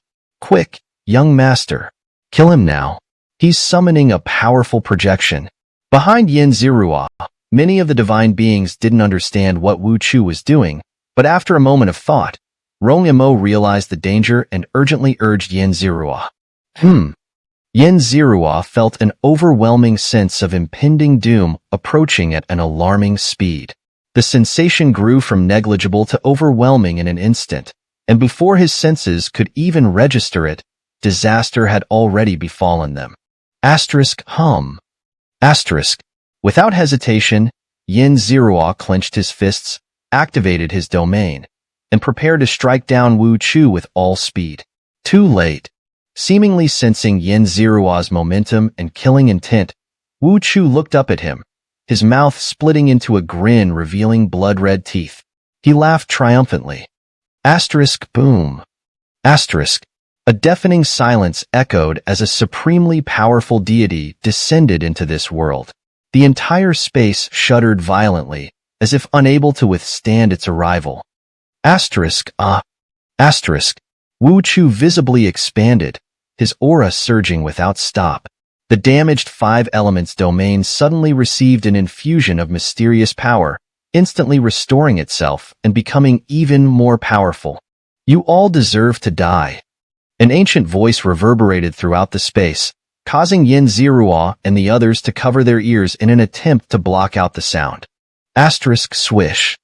A terrifyingly powerful divine will swept through the entire space in an instant, and Yin Zirua felt as though he had been completely exposed, with no secrets left. Some of the weaker individuals couldn't withstand the pressure of the deity's presence and instantly exploded. Run! The divine beings who had been supporting Yin Zirua's domain felt the overwhelming pressure and lost all will to fight. They hastily withdrew their power from Yin Zirua's origin domain and fled toward the horizon, their speed reaching its peak. They seemed desperate to outrun the impending doom. Don't run. Only by killing this true god projection do we have any hope of survival. Rong Imo shouted urgently. These were the rogue cultivators. They could only fight when the odds were in their favor. The moment things turned sour, they ran faster than anyone else. But such cowards often died the quickest. Yin Zirua thought with cold disdain as he watched the fleeing fools. Glancing around, he found that only a few remained. Rong Imo, Hao Shu, the 5-element scorpion, and a handful of others. Most of the upper realm divine beings had fled, but surprisingly, many of the 5 elements clan members had stayed behind. Seeing this group, Yin Zirua breathed a sigh of relief. With them by his side, perhaps they wouldn't be annihilated in a single strike by the descending projection. Chapter 296, Battle with a True God, Shattering the Secret Realm. Insects, you all deserve to die. Wu Chu spoke in a deep, muffled voice as he expanded to his limit. His voice was incredibly ancient, carrying a peculiar fluctuation that caused headaches for Yin Zirua and the others. Seeing Wu Chu swell to the size of a giant, Yin Zirua felt a slight heaviness in his heart. He knew that Wu Chu could no longer be referred to as him, but rather as it. The unknown projection had completely taken over Wu Chu's body. Lowly insects die. The ancient voice of Wu Chu echoed through the secret realm. Yin Zirua's expression changed slightly as soon as the voice faded. He sensed danger approaching and the alarm bells in his heart rang frantically. Defend! Yin Zirua shouted coldly, pushing his origin divine domain to its limit. Behind him, Rong Imo, 5-element scorpion, and others, upon hearing Yin Zirua's command, quickly channeled their strength into him. Each of them felt a sense of solemnity, aware of the impending crisis. Hum.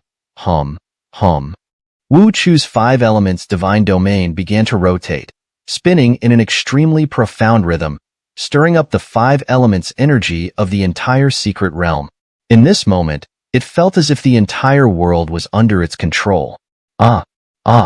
Those who had escaped from Yin Zirua's origin divine domain were now being eroded by the 5 elements energy, their screams echoing as they were turned into 5 elements essence.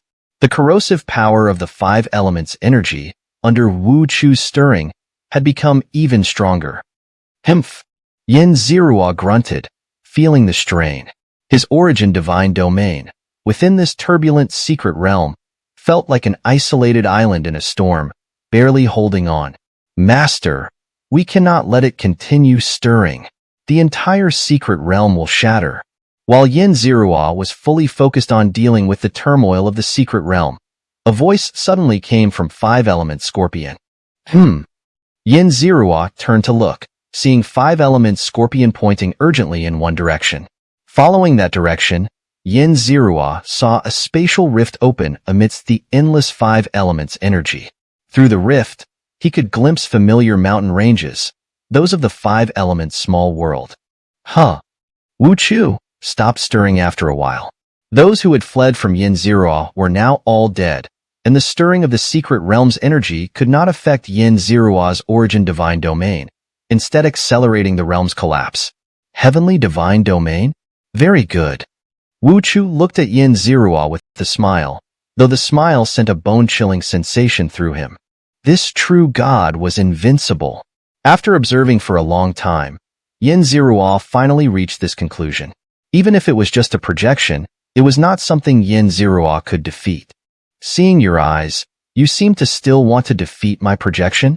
Wuxia asked in a deep, resonant voice, its bulging eyes staring at Yin Zirua with a hint of curiosity. I not only want to defeat your projection, but I also want to obtain your top-tier 5 elements divine artifact. Yin Zirua retorted with a cold laugh. You cannot take this divine artifact. The karma within it is immense. Even our Wu family, a top-tier clan, dares only to use it to assist in enhancing our domains. Wuxia shook its head. Hearing these words, Yin Zirua finally understood everything. But no matter how great the karma, it could not stop his domain's advancement. Foolhardy. Wuxia saw Yin Zirua's expression and instantly understood his intentions. With a cold laugh, it said no more. Boom. Wuxia and Yin Zirua ceased their conversation, and in the next instant, unleashed their strongest attacks, the deafening sounds echoing throughout the secret realm. Cough, cough. Yin Zirua, Rongimo, and the others retreated several steps, each of them injured to varying degrees. Yin Zirua quickly assessed his condition and felt it was far from good. This projection of a true god was impossible to kill. Either escape through the spatial rifts or be utterly annihilated here. But Yin Zirua was absolutely unwilling to flee, so he had to find a way. 5-element Scorpion. If this secret realm shatters, what effect will it have on your 5 elements clan? Yin Zirua's thoughts raced as he turned to 5-element Scorpion and asked, You absolutely cannot break this secret realm. 5-element Scorpion looked at Yin Zirua in shock, his voice trembling slightly. I've said it before, my goal is the 5 elements divine artifact. Everything else, I care little for. Yin Zirua whispered, his voice so low that Rongimo and 5-element Scorpion behind him seemed not to hear. Insects, you have 2 choices, die or flee. What will you choose? Wuxia strode toward Yin Zirua, laughing loudly. I choose the third option. Kill you? Yin Zirua smiled faintly. Kill. Yin Zirua gathered all their strength, preparing to engage Wuxia in another battle. Insects dare to challenge a dragon. How laughable. Wuxia channeled his power, forming a massive 5-colored palm that pressed down towards Yin Zirua. Kill. Yin Zirua shouted, his eyes fixed on the looming palm print of Wuxia, almost crushing him. Instead of attacking the descending palm, he channeled all his strength downward. Boom! The attack, comparable to that of a top-tier high god, struck the boundary of the secret realm, instantly punching a colossal hole through it. Through the hole, the landscape of the 5-element small world could be seen. What are you doing? The 5-element Scorpion glared at Yin Zirua with fury in his eyes, as if he wished Yin Zirua were dead. What am I doing? Fleeing, of course. Yin Zirua said coldly with a smile. His figure moved, and he activated the golden Pong step to its fullest, desperately evading the extremely powerful palm strike from Wuxia. Damn it. Xianxia finally realized what was happening and shouted angrily at Yin-Ziruo, but he had no other options at this moment. If he didn't rely on Yin-Ziruo's strength to escape, he would surely die. Swoosh! Yin-Ziruo managed to escape the palm strike with everyone in tow. He looked at the 5-element scorpion and said, "I saved your life. Now, I owe nothing to the 5 Elements clan." Boom! Before the 5-element scorpion could say anything, a loud rumble echoed from where they had just been. Yin-Ziruo turned his head to see the giant palm print pressed against the gap he had just created. Crack, crack. Yin-Ziruo clearly heard the subtle sound of cracking as the space of the secret realm shattered. The 2 incredibly powerful attacks hitting the same spot instantly blasted the already fragile secret realm into a state beyond self-repair. Crack, crack. The fissures spread in all directions, leaving the entire secret realm marred with signs of fragmentation. Chapter 297. Acquiring the Divine Artifact, Escaping to Safety. Humph! At that moment, a thunderous snort echoed, instantly solidifying the entire secret realm. Yin-Ziruo turned to see Wuxia, staring at them with a livid expression. Impressive speed technique. I'll take it. Although Wuxia's face was grim, the greed in his eyes was almost palpable. Dream on if you think you can have my golden rock steps. Without hesitation, Yin-Ziruo punched the secret realm, creating another massive hole and causing the already fractured realm to crack even further. You're courting death. Wuxia glared at Yin-Ziruo, his voice filled with rage. Stop! The 5-element scorpion shouted at Yin-Ziruo, his voice desperate. Destroy this secret realm, and you won't generate the 5 elements divine artifact. The gods from the higher realms won't be interested in you anymore. Yin-Ziruo glanced back at the 5-element scorpion and said calmly, "He's maintaining this secret realm now. This is the best chance to seize the divine artifact." Rongimo observed Wuxia carefully and said, "Who's willing to assist me in seizing the divine artifact?" Yin-Ziruo asked. "I will." Rongimo and Haoshu immediately reinforced Yin-Ziruo's domain with their own, and the gods from the higher realms also lent their strength. Among them were a few members of the 5 Elements clan, including Xianxia. Our entire 5 Elements microcosm absolutely doesn't want to be treated as a hunting ground by the gods of the higher realms anymore. Xianxia said solemnly when he saw Yin-Ziruo looking at him. "You ungrateful brats. This is our sacred place, the birthplace of our ancestors." The 5-element scorpion was incredulous to see Xianxia joining Yin-Ziruo. And once this secret realm is destroyed, who knows what changes will occur in our microcosm. Countless of our people might perish. The 5-element scorpion screamed at the top of his lungs, but Xianxia ignored him, standing within Yin-Ziruo's primordial divine domain and expanding his own, pouring all his strength into Yin-Ziruo's heavenly domain. Good. Yin-Ziruo felt an immense surge of power once again. Though not as strong as before, it was still formidable. "Are you sure you want to do this?" Wuxia asked coldly, his gaze fixed on Yin-Ziruo. Swoosh.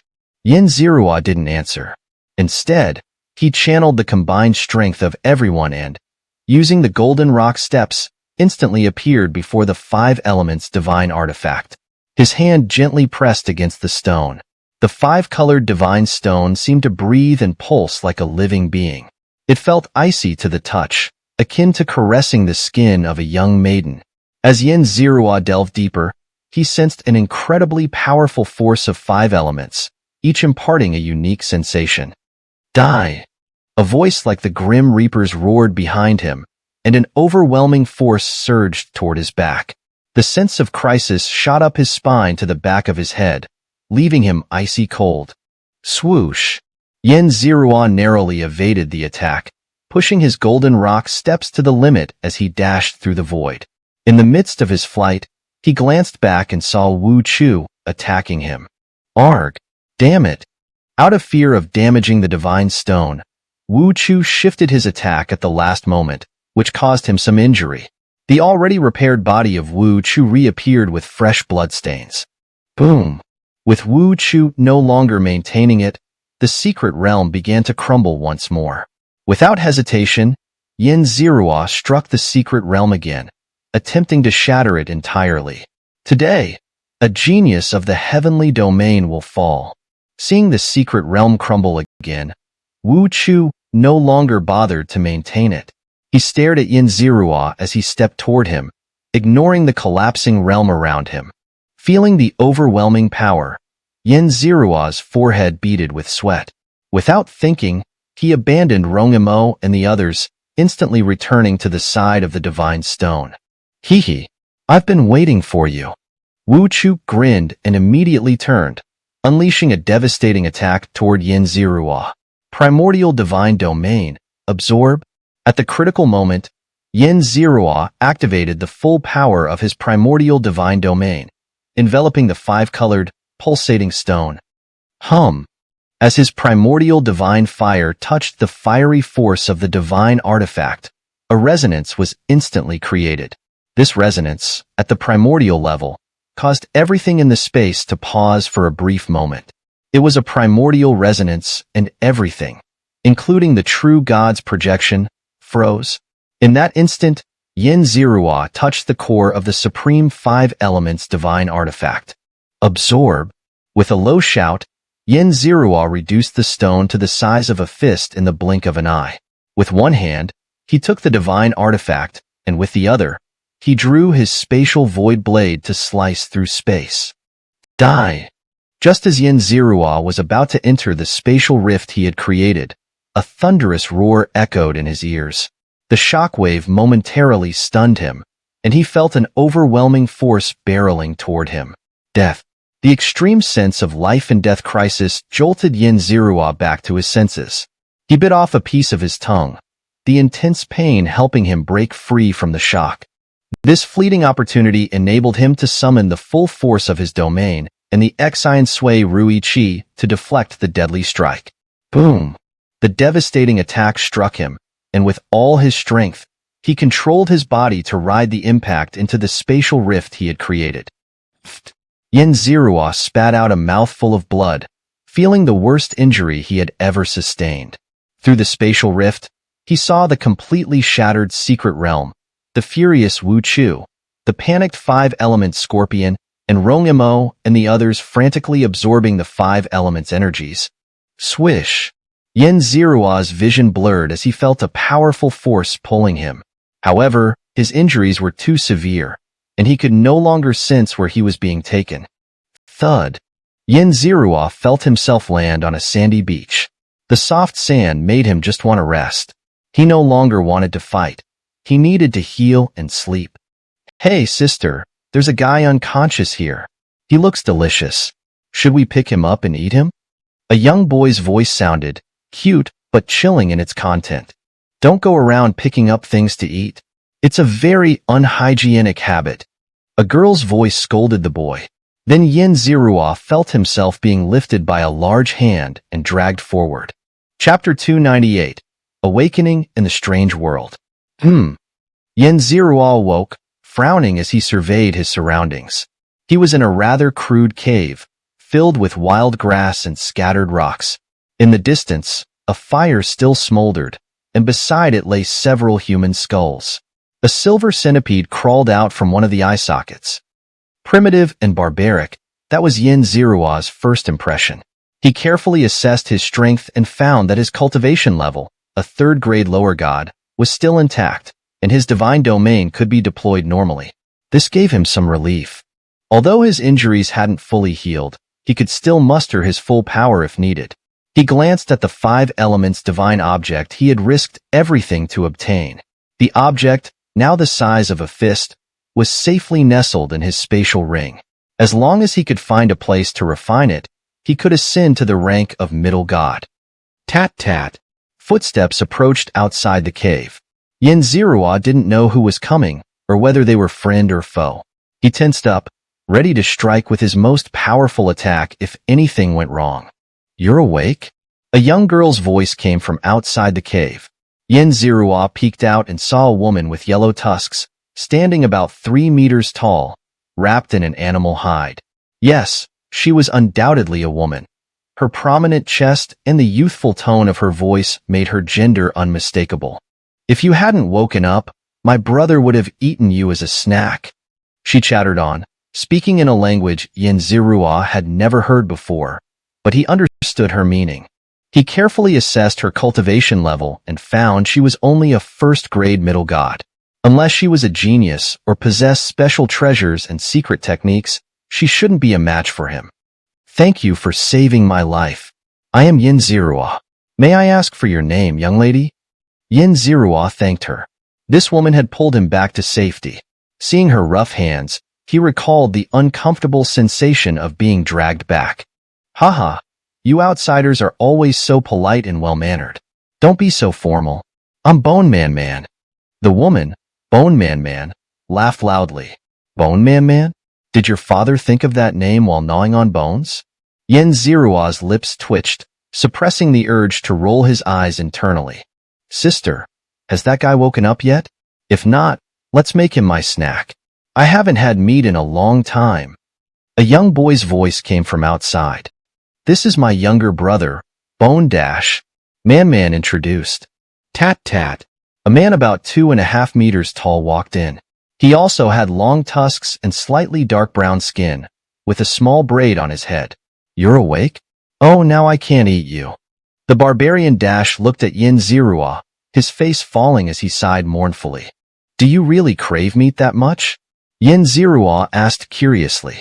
Even in the lower realms, cultivators with higher levels, such as emperors and saints, could suppress their desire to eat and sustain themselves through breathing exercises. Some could even achieve complete abstinence from food. "You don't know, little guy. Roasting you over a fire would make for an exquisite taste." Bone Dash licked his lips as he looked at Xianxia. Feeling the blatant gaze, Xianxia almost couldn't help but strike the man down on the spot. "Ahem. Actually, my brother has never eaten a human before. He's just been corrupted by those unscrupulous elders in our tribe." Seeing Xianxia's aura begin to flare up, Bone Man Man quickly explained. "That's our family heirloom. Our clan takes pride in eating powerful humanoid beings. Those skulls have been around for who knows how many years. They're just something my father uses to decorate the place." Seeing Xianxia glance at the skulls by the fire, Bone Man Man hastily explained, her voice tinged with embarrassment and shame. "A cannibalistic tribe? Taking pride in consuming humanoid creatures?" Xianxia's mood grew heavy.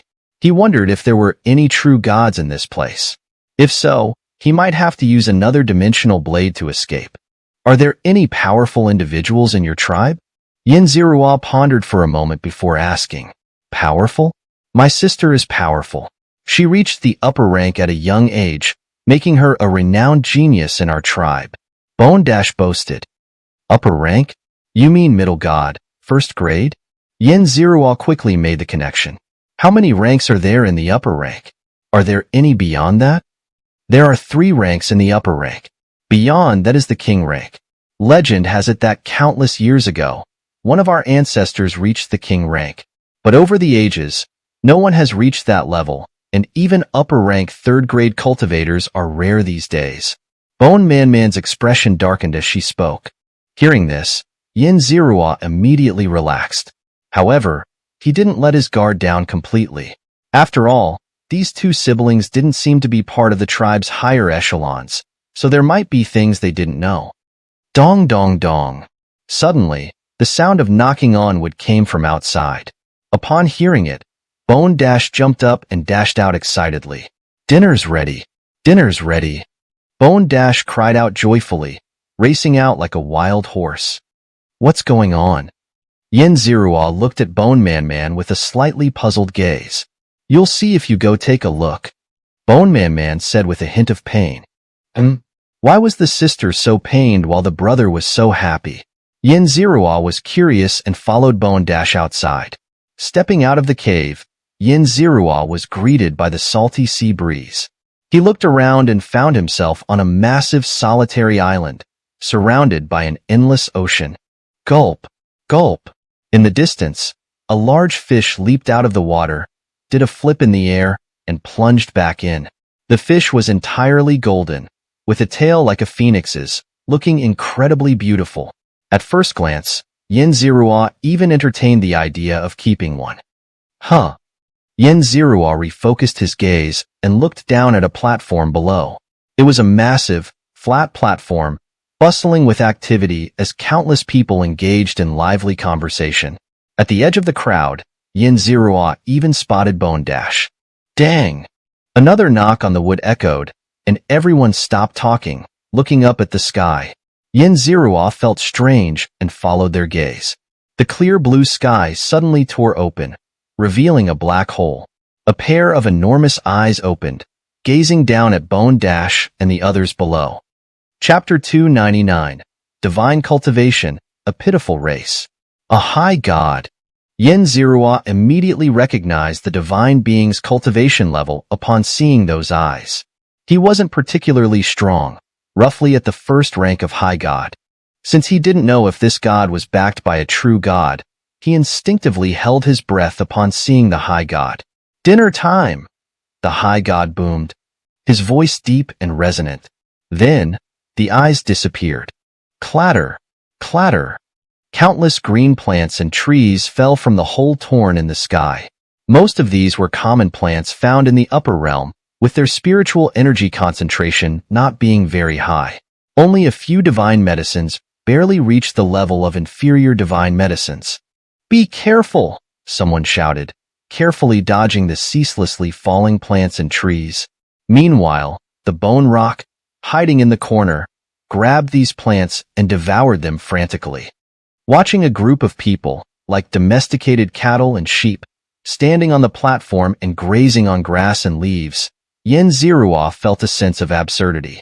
It was hard to imagine that these divine beings, who were at least at the lower god level, lived with less dignity than the poorest commoners in the lower realm. This is the current state of our clan, Bone Man said as she approached him, her gaze fixed on the distant scene of her clansmen fighting over grass and leaves. Her voice carried a subtle sadness. Is this how the high god keeps you? Xianxia asked. Yes, our clan is cursed. We must stay within this world and consume those things. Otherwise, we feel extremely uncomfortable. That's why we can't break through to the upper realm and become kings. We are a pitiful clan, Bone Man said with a hint of a sob. Xianxia didn't say much in response. If it was within his power, he wouldn't mind helping his savior. But if there were true gods or higher existences involved, he felt it was better to wait until he himself reached the true god level before attempting to save their clan. Foreigner, I don't know why you came here, but I think you'd better leave as soon as possible. This world contains a special aura that can corrupt you, Bone Man said seriously, looking at Xianxia. A special aura? Xianxia sensed it slightly and noticed a faint fishy smell in the air. The fishy aura, as soon as it tried to approach his body, was completely neutralized by the divine power on his skin. This aura couldn't affect him, but staying in such a controlled small world was far from ideal. He needed to find a way to leave quickly. Xianxia thought silently. The fish are here. The fish are here. Bone Rock and others on the platform suddenly cried out.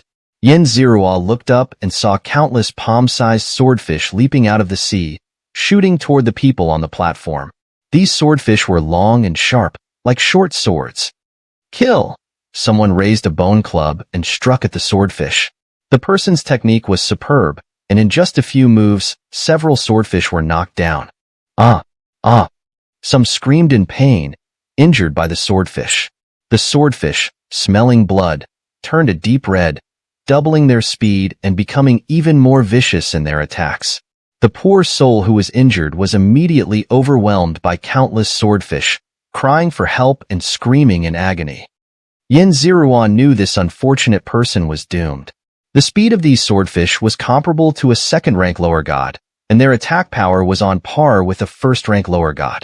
Once blood was sensed, both their speed and attack power surged significantly. The majority of the people, who were mostly at the lower god level, were no match for them.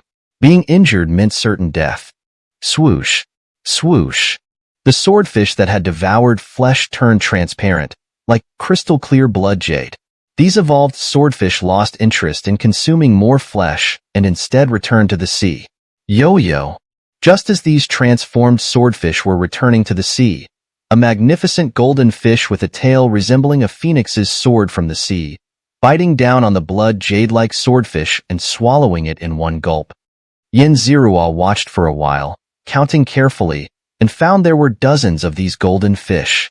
Most of them had a presence comparable to middle gods, with some even reaching the level of high gods. The high god in the sky threw down plants and trees to feed Bone Man-Man's clan, who in turn fed the swordfish, which then fed the golden fish. Xianxia quickly understood the entire cycle. From his observation, neither the swordfish nor the golden fish had sufficient intelligence.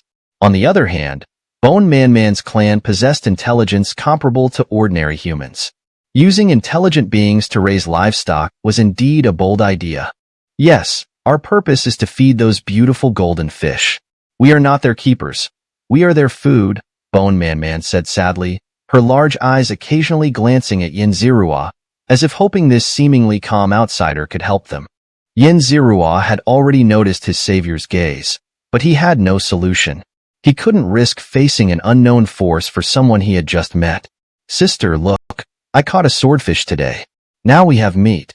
Do you want some? I can share a tail with you, Bone Rock said excitedly, holding up a large fish and walking toward Bone Man-Man.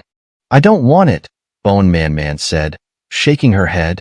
She glanced at Xianxia, who remained indifferent, her eyes slightly dimmed, and she walked away. Did you upset my sister? I'm telling you, my sister is a genius, a top expert in the upper realm. If you really upset her and she kills you, then I can eat your flesh, Bone Rock warned. I didn't upset your sister, nor will I be killed by her, or eaten by you, Xianxia replied with a slight smile. The people here had regressed in civilization, living like savages, craving the flesh of their own kind. Perhaps, countless years ago, they were all of the same race. Hee, you'd better return to the cave quickly. Otherwise, if those people see you, they might come to capture you. They've never tasted human flesh and are extremely eager for it, Bone Rock said, glancing at Bone Man-Man's retreating figure and urging Xianxia. Xianxia nodded. Having gained a general understanding of this world, he stopped observing. With a flash of his figure, he disappeared right in front of Bone Rock. He was going to ascend to the middle god level. In the face of all kinds of demons and gods, only strength was the greatest reliance. He also wanted to see how powerful his divine domain would become after the ascension. Chapter 300. Refining a Divine Artifact, Ascension in Realm. Chapter 300. Refining a Divine Artifact, Ascension in Realm. Xianxia found a secluded spot on the island and used his free will ruler to dig a deep cave. He then set up a formation within the cave that could temporarily withstand attacks from true gods. After preparing everything, Xianxia took out a spirit-gathering cushion and sat on it. Only after ensuring everything was ready did he retrieve the 5 elements divine artifact he had obtained at great effort. Holding the fist-sized, 5-colored divine stone in his hand, Xianxia pondered slightly. The projection had mentioned that this divine artifact carried immense karma, enough for even the top-tier true god family, the Wu clan, to avoid it. A heavenly god, or even an ancestral god? Xianxia murmured. Only beings above the level of heavenly gods would be enough to make the Wu clan wary. Forget it, no matter.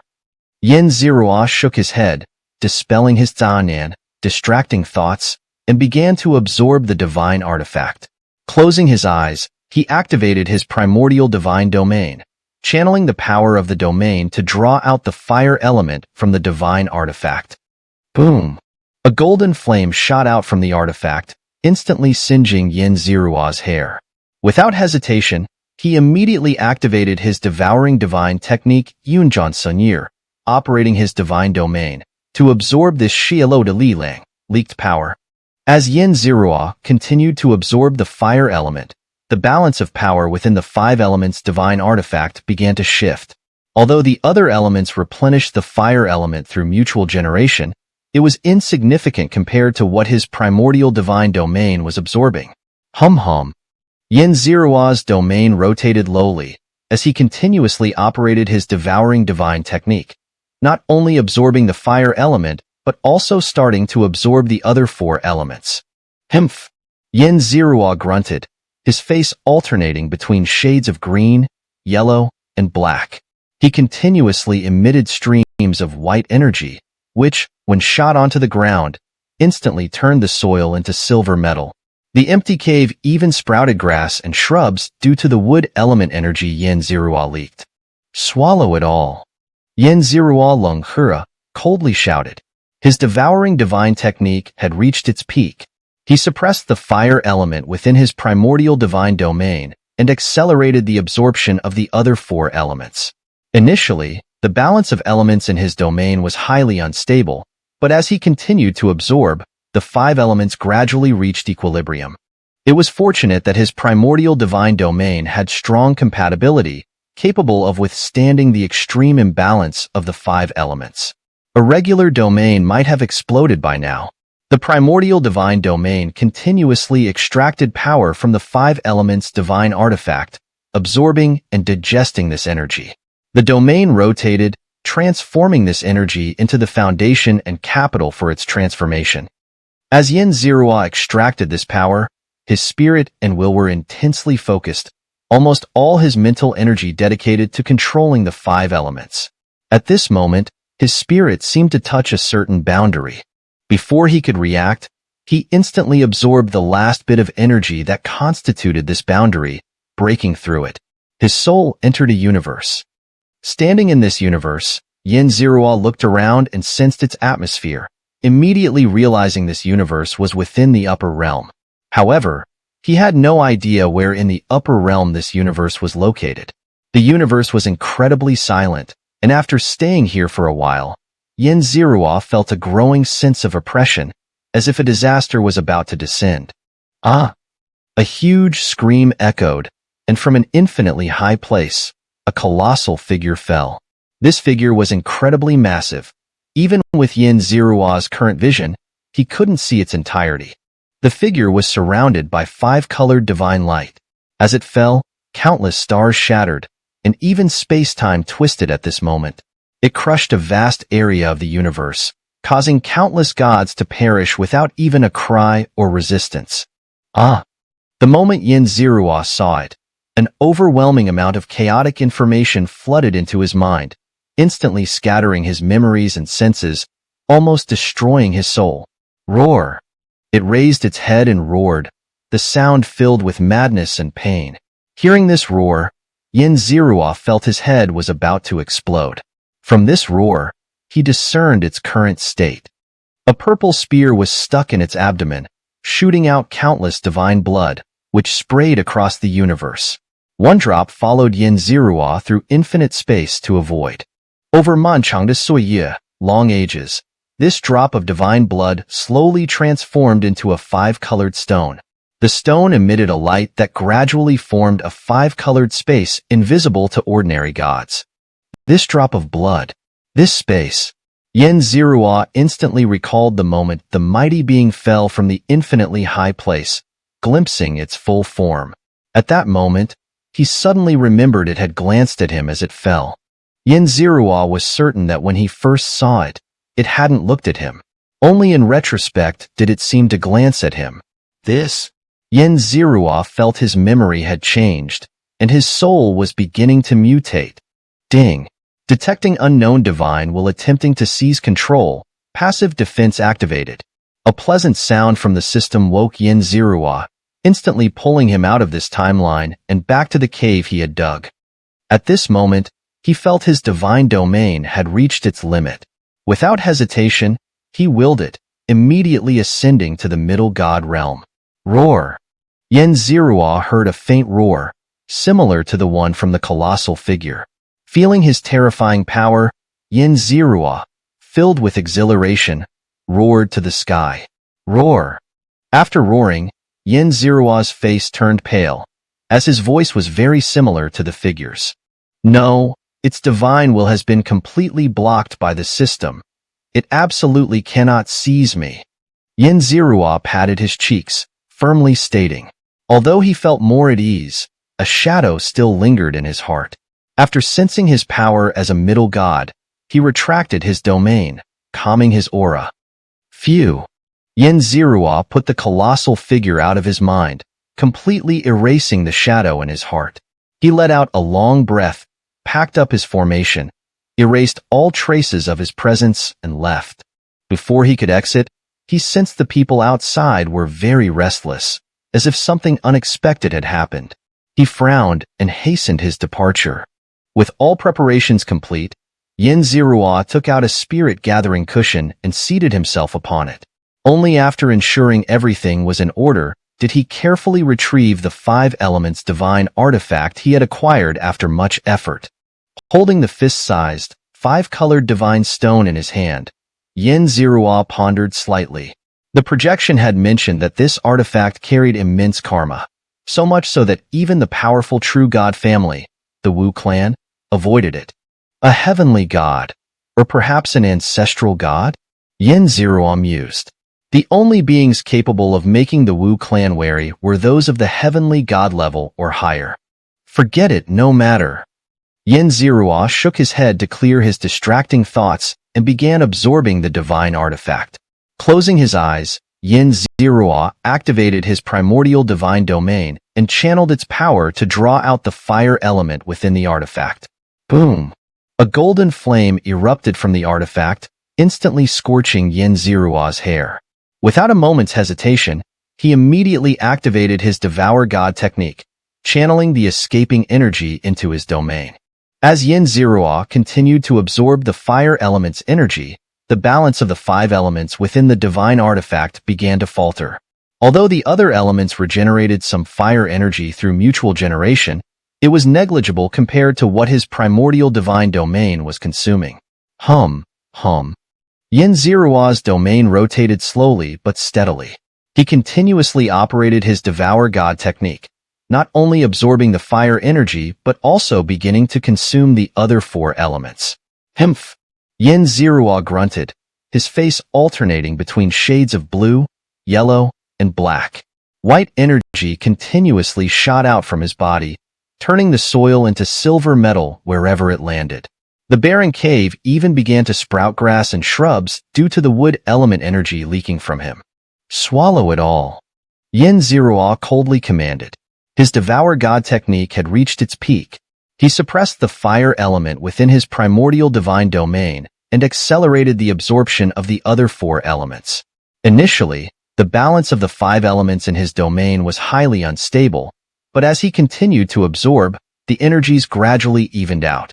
It was fortunate that his primordial divine domain had a strong compatibility, capable of containing the highly imbalanced 5 elements energies. A normal domain might have exploded by now. The primordial divine domain continuously extracted energy from the divine artifact, absorbing and digesting it. The domain rotated, transforming this energy into the foundation of his domain and the capital for his transformation. As Xianxia extracted this energy, his spirit and will were intensely focused, almost entirely devoted to controlling the 5 elements. At that moment, his spirit seemed to touch a boundary. Before he could react, he instantly absorbed the last bit of energy that constituted this boundary. He broke through, and his divine soul entered a universe. Standing in this universe, Xianxia looked around and sensed its atmosphere. He immediately realized that this universe was within the upper realm, though he didn't know its exact location. The universe was eerily silent. After spending some time there, Xianxia began to feel a growing sense of oppression, as if a disaster was imminent. Ah! A loud scream echoed from the infinite height, and a colossal figure fell from above. This figure was so enormous that even with Xianxia's current vision, he couldn't see its entirety. Surrounded by 5-colored divine light, the figure's descent shattered countless stars and even distorted time and space. In that instant, it crushed a vast area of the universe, causing countless gods to perish without a single cry or resistance. Ah! The moment Xianxia saw the figure, countless chaotic pieces of information flooded into his mind, overwhelming his memories and senses, nearly destroying his divine soul. Roar! The figure let out a roar filled with madness and pain. Hearing this roar, Xianxia felt his head was about to explode. From this roar, he sensed the figure's current state. A purple spear was lodged in its abdomen, spewing divine blood that scattered across the universe. One drop followed Xianxia through infinite space to a void. Over eons, this drop of divine blood gradually transformed into a five-colored stone, which emitted a glow that formed a five-colored space invisible to ordinary gods. This drop of blood, this space. Xianxia instantly recalled the moment the great being fell from the infinite height, glimpsing its full form. At that moment, he suddenly remembered that the figure had glanced at him as it fell. Xianxia was certain that when he first saw the figure, it hadn't looked at him. It was only in retrospect that he realized it had glanced at him. Xianxia felt his memory had been altered, and his divine soul was beginning to mutate. Ding! Detecting an unknown divine while attempting to seize control, passive defense activated. A pleasant system notification woke Xianxia, pulling him out of that moment and back to the cave he had created. Feeling that his domain had reached its limit, he didn't hesitate and willed himself to ascend to the rank of middle god.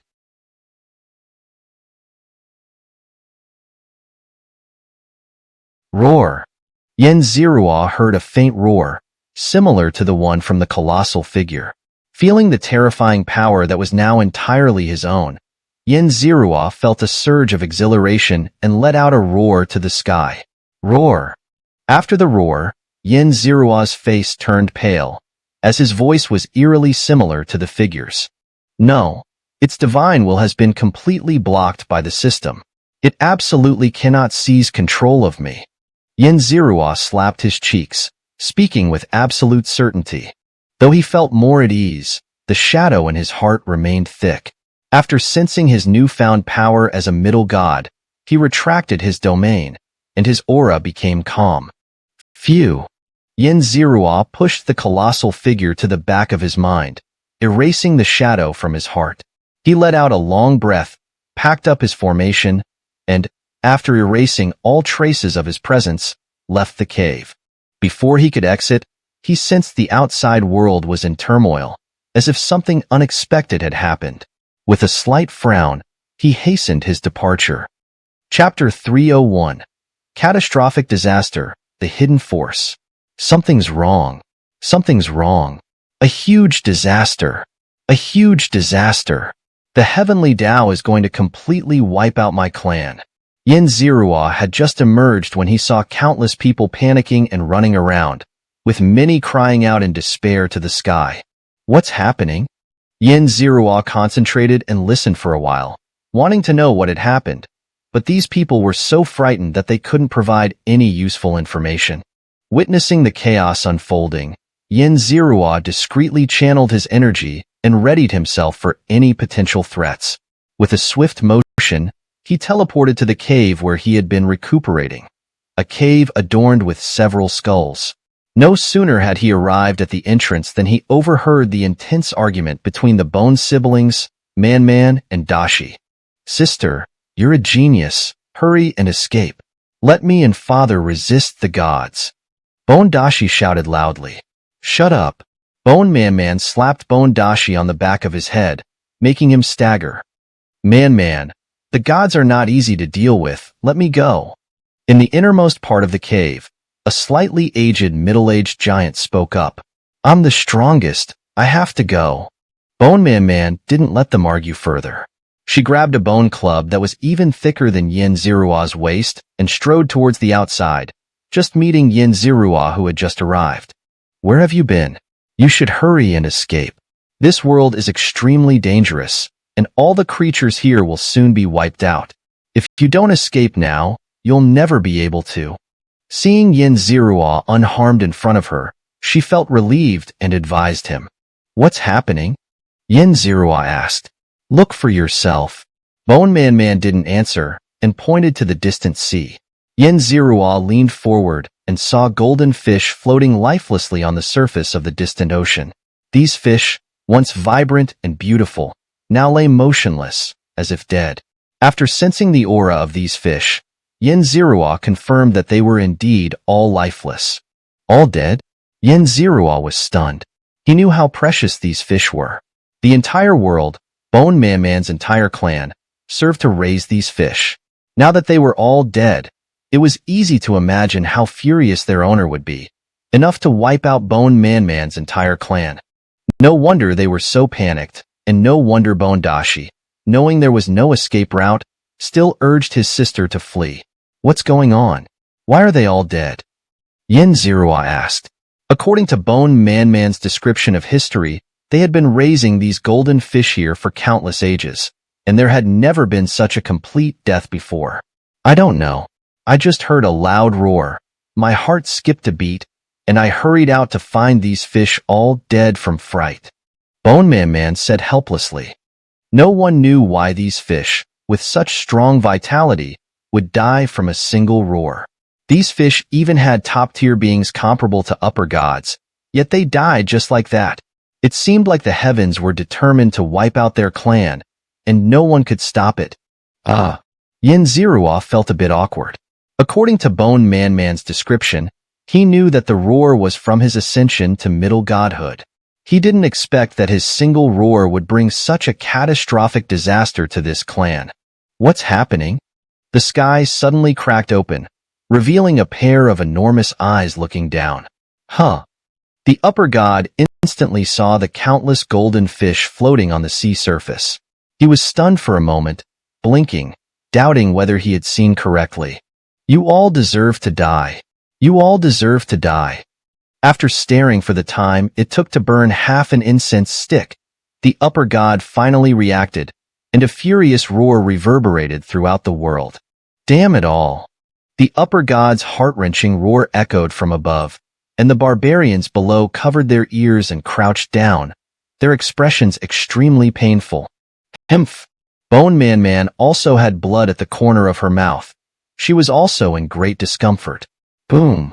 The sky collapsed, and a terrifyingly powerful aura descended from the heavens. It was an upper god of the first rank, a creature covered in hair with 4 arms, resembling a giant 4-armed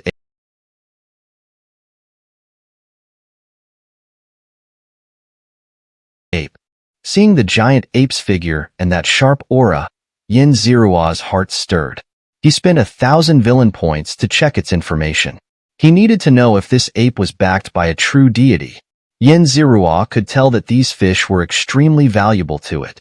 By killing so many of them, he had caused significant losses not only to the ape, but also to the forces behind it. He didn't know what actions this 4-armed ape would take, nor whether they would trace it back to him. For these potential enemies, Xianxia never hesitated to spend villain points to investigate their information. With a crisp sound from the system, the information about the 4-armed ape appeared before him. Ding! Luck Child Yuan Laowu, 5th Elder of the Upper God Force Duyuan Mountain, guarding Duyuan Mountain's pillar industry, Phoenix Tail Fishta. Cultivation. Upper God First Rank, Luck Value, 7,000. Possesses 100 Beasts Submission Domain, Middle God Artifact Peachwood Club. Ding! Activate Villain Slap System. Increase corresponding villain points based on reduced luck value.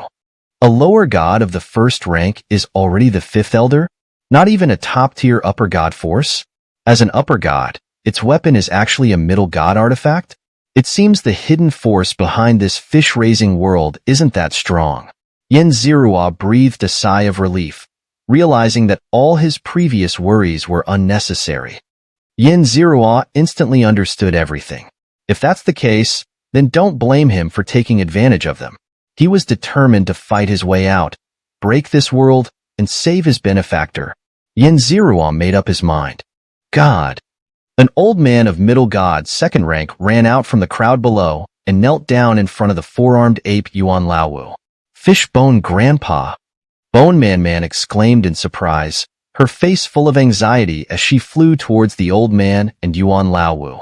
Xianxia, on the other hand, smiled calmly and leisurely followed. Swish! Before the old man could say anything, Yuan Laowu grabbed the old man's head, as if trying to extract information about the culprit from his mind. The old man was in extreme pain as his memories were extracted, screaming non-stop, but he didn't dare to resist, not even struggling, instinctively screaming to relieve the pain. Stop! Seeing the old man's painful state, Bone Man, full of anxiety, launched her strongest attack, the bone club carrying a powerful force smashing towards Yuan Laowu. When I fight this god, find a way to leave here. Run as far as you can. Bone Man transmitted a message to Yin Zirua, not even looking at his expression, and charged towards Yuan Laowu with her fists. Chapter 302. Killing the Guardian, Shattering the World. Insect. Yuan Laowu leaped to the side, dodging the bone club hurled by Bone Man. He roared in anger and spread out a domain filled with countless beast shadows, enveloping Bone Man who was charging towards him. Trapped within this domain, Bone Man struggled to move her limbs, but within Yuan Laowu's domain, her movements were as sluggish as if she were wading through mud. Her attacks were far too slow to even think about landing, let alone dodging Yuan Laowu's own attacks. She was practically a stationary target. Stupid insects, your entire clan is filled with fools. Yuan Laowu sneered coldly. Ha ha ha. Old Fishbone, the elder, turned his dim eyes towards Bone Man, who was completely restrained. He wanted to say something, but could only open his mouth without uttering a word. His turbid eyes were filled with despair and resignation, his spirit visibly waning. You lowly creatures, all of you die. Yuan Laowu cackled. As soon as he finished speaking, the shadows of divine beasts within his domain surged towards Bone Man, as if to engulf and devour her. What an arrogant fellow! A faint chuckle echoed throughout the heavens and earth. Who's there? Yuan Laowu bellowed, his surroundings instantly filling with countless beast shadows that surrounded him. His aura surged, his fur standing on end like steel needles, glowing with divine light. His eyes darted around, searching for the source of the voice. It's your grandpa. Yin Zirua suddenly appeared behind Yuan Laowu, whispering softly into his ear. Kill. Yuan Laowu's fur bristled, each strand glowing with divine radiance, making him look extremely dangerous. But before he could finish his words or react, a large ruler pierced through his back, impaling his heart, and emerged from his chest.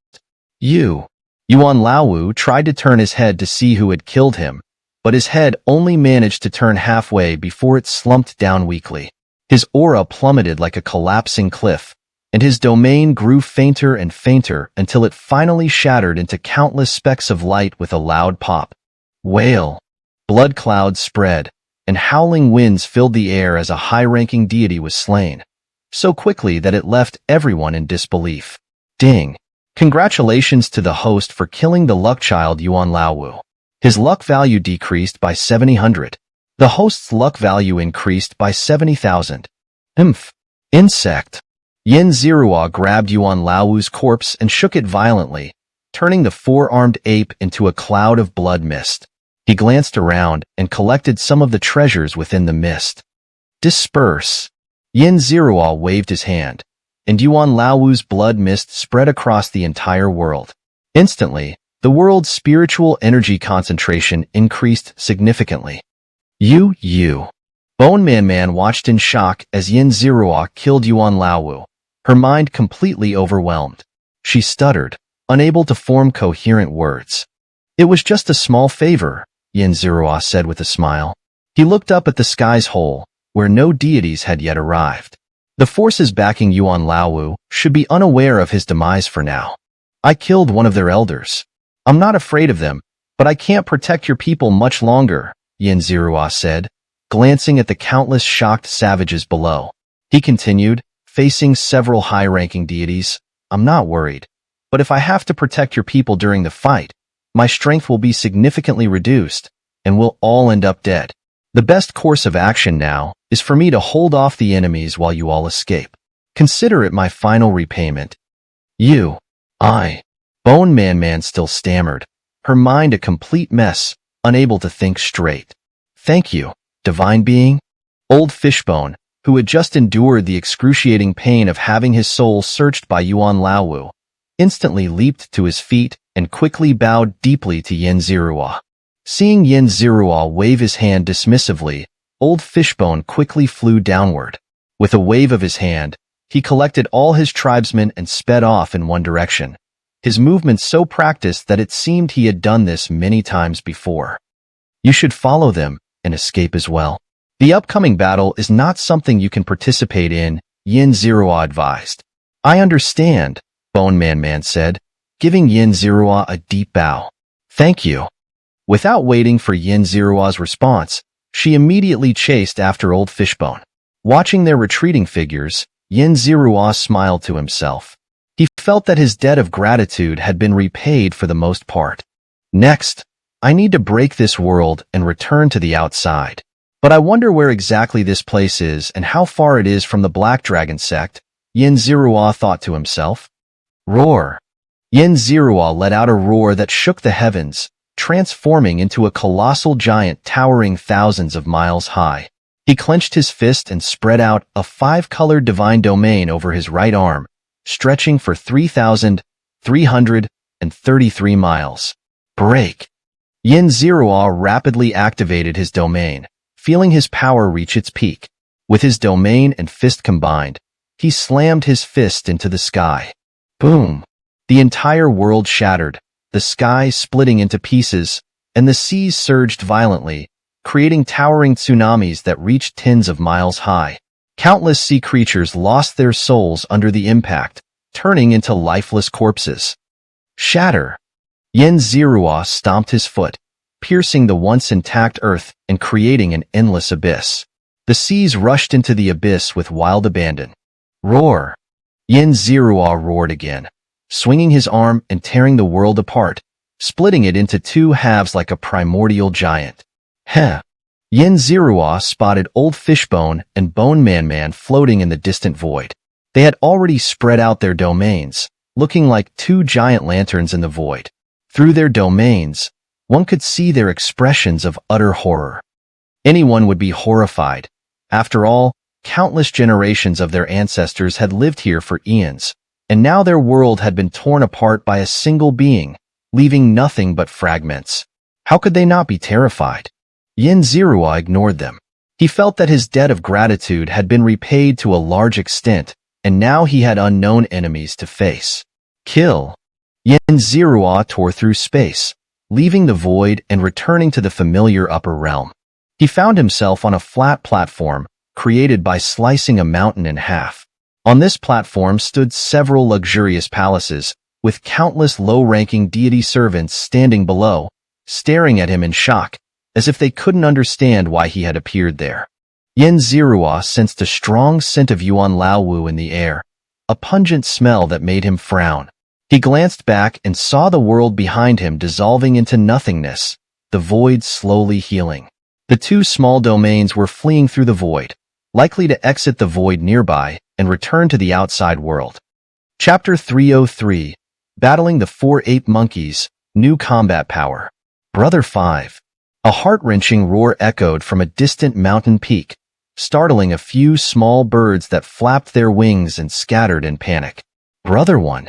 Brother 1. Brother 1. Shouts of alarm came from several peaks in the distance. A terrifying surge of upper-tier god-level pressure reverberated through the mountains, causing weaker gods to collapse to the ground, unable to move under the overwhelming force. Swoosh, swoosh, swoosh. The sound of breaking air filled the sky as 4 four-armed ape monkeys suddenly appeared in mid-air. One was a third-tier upper-tier god, 2 were second-tier upper-tier gods, and 1 was a first-tier upper-tier god. Individually, none posed a significant threat to Xianxia, but their combined aura made his skin tingle. Who are you? One of the ape monkeys bellowed from above, his voice filled with suspicion as he questioned Xianxia's presence. Your grandfather. Xianxia sneered. He knew that conflict with these creatures was inevitable, so there was no point in being polite. Bold for a mere middle-tier god of the first rank, daring to act so arrogantly in front of us brothers. One of the ape monkeys shouted. Never mind him. Brother 5 might be dead. The third-tier upper-tier god roared in anger. Brother 5?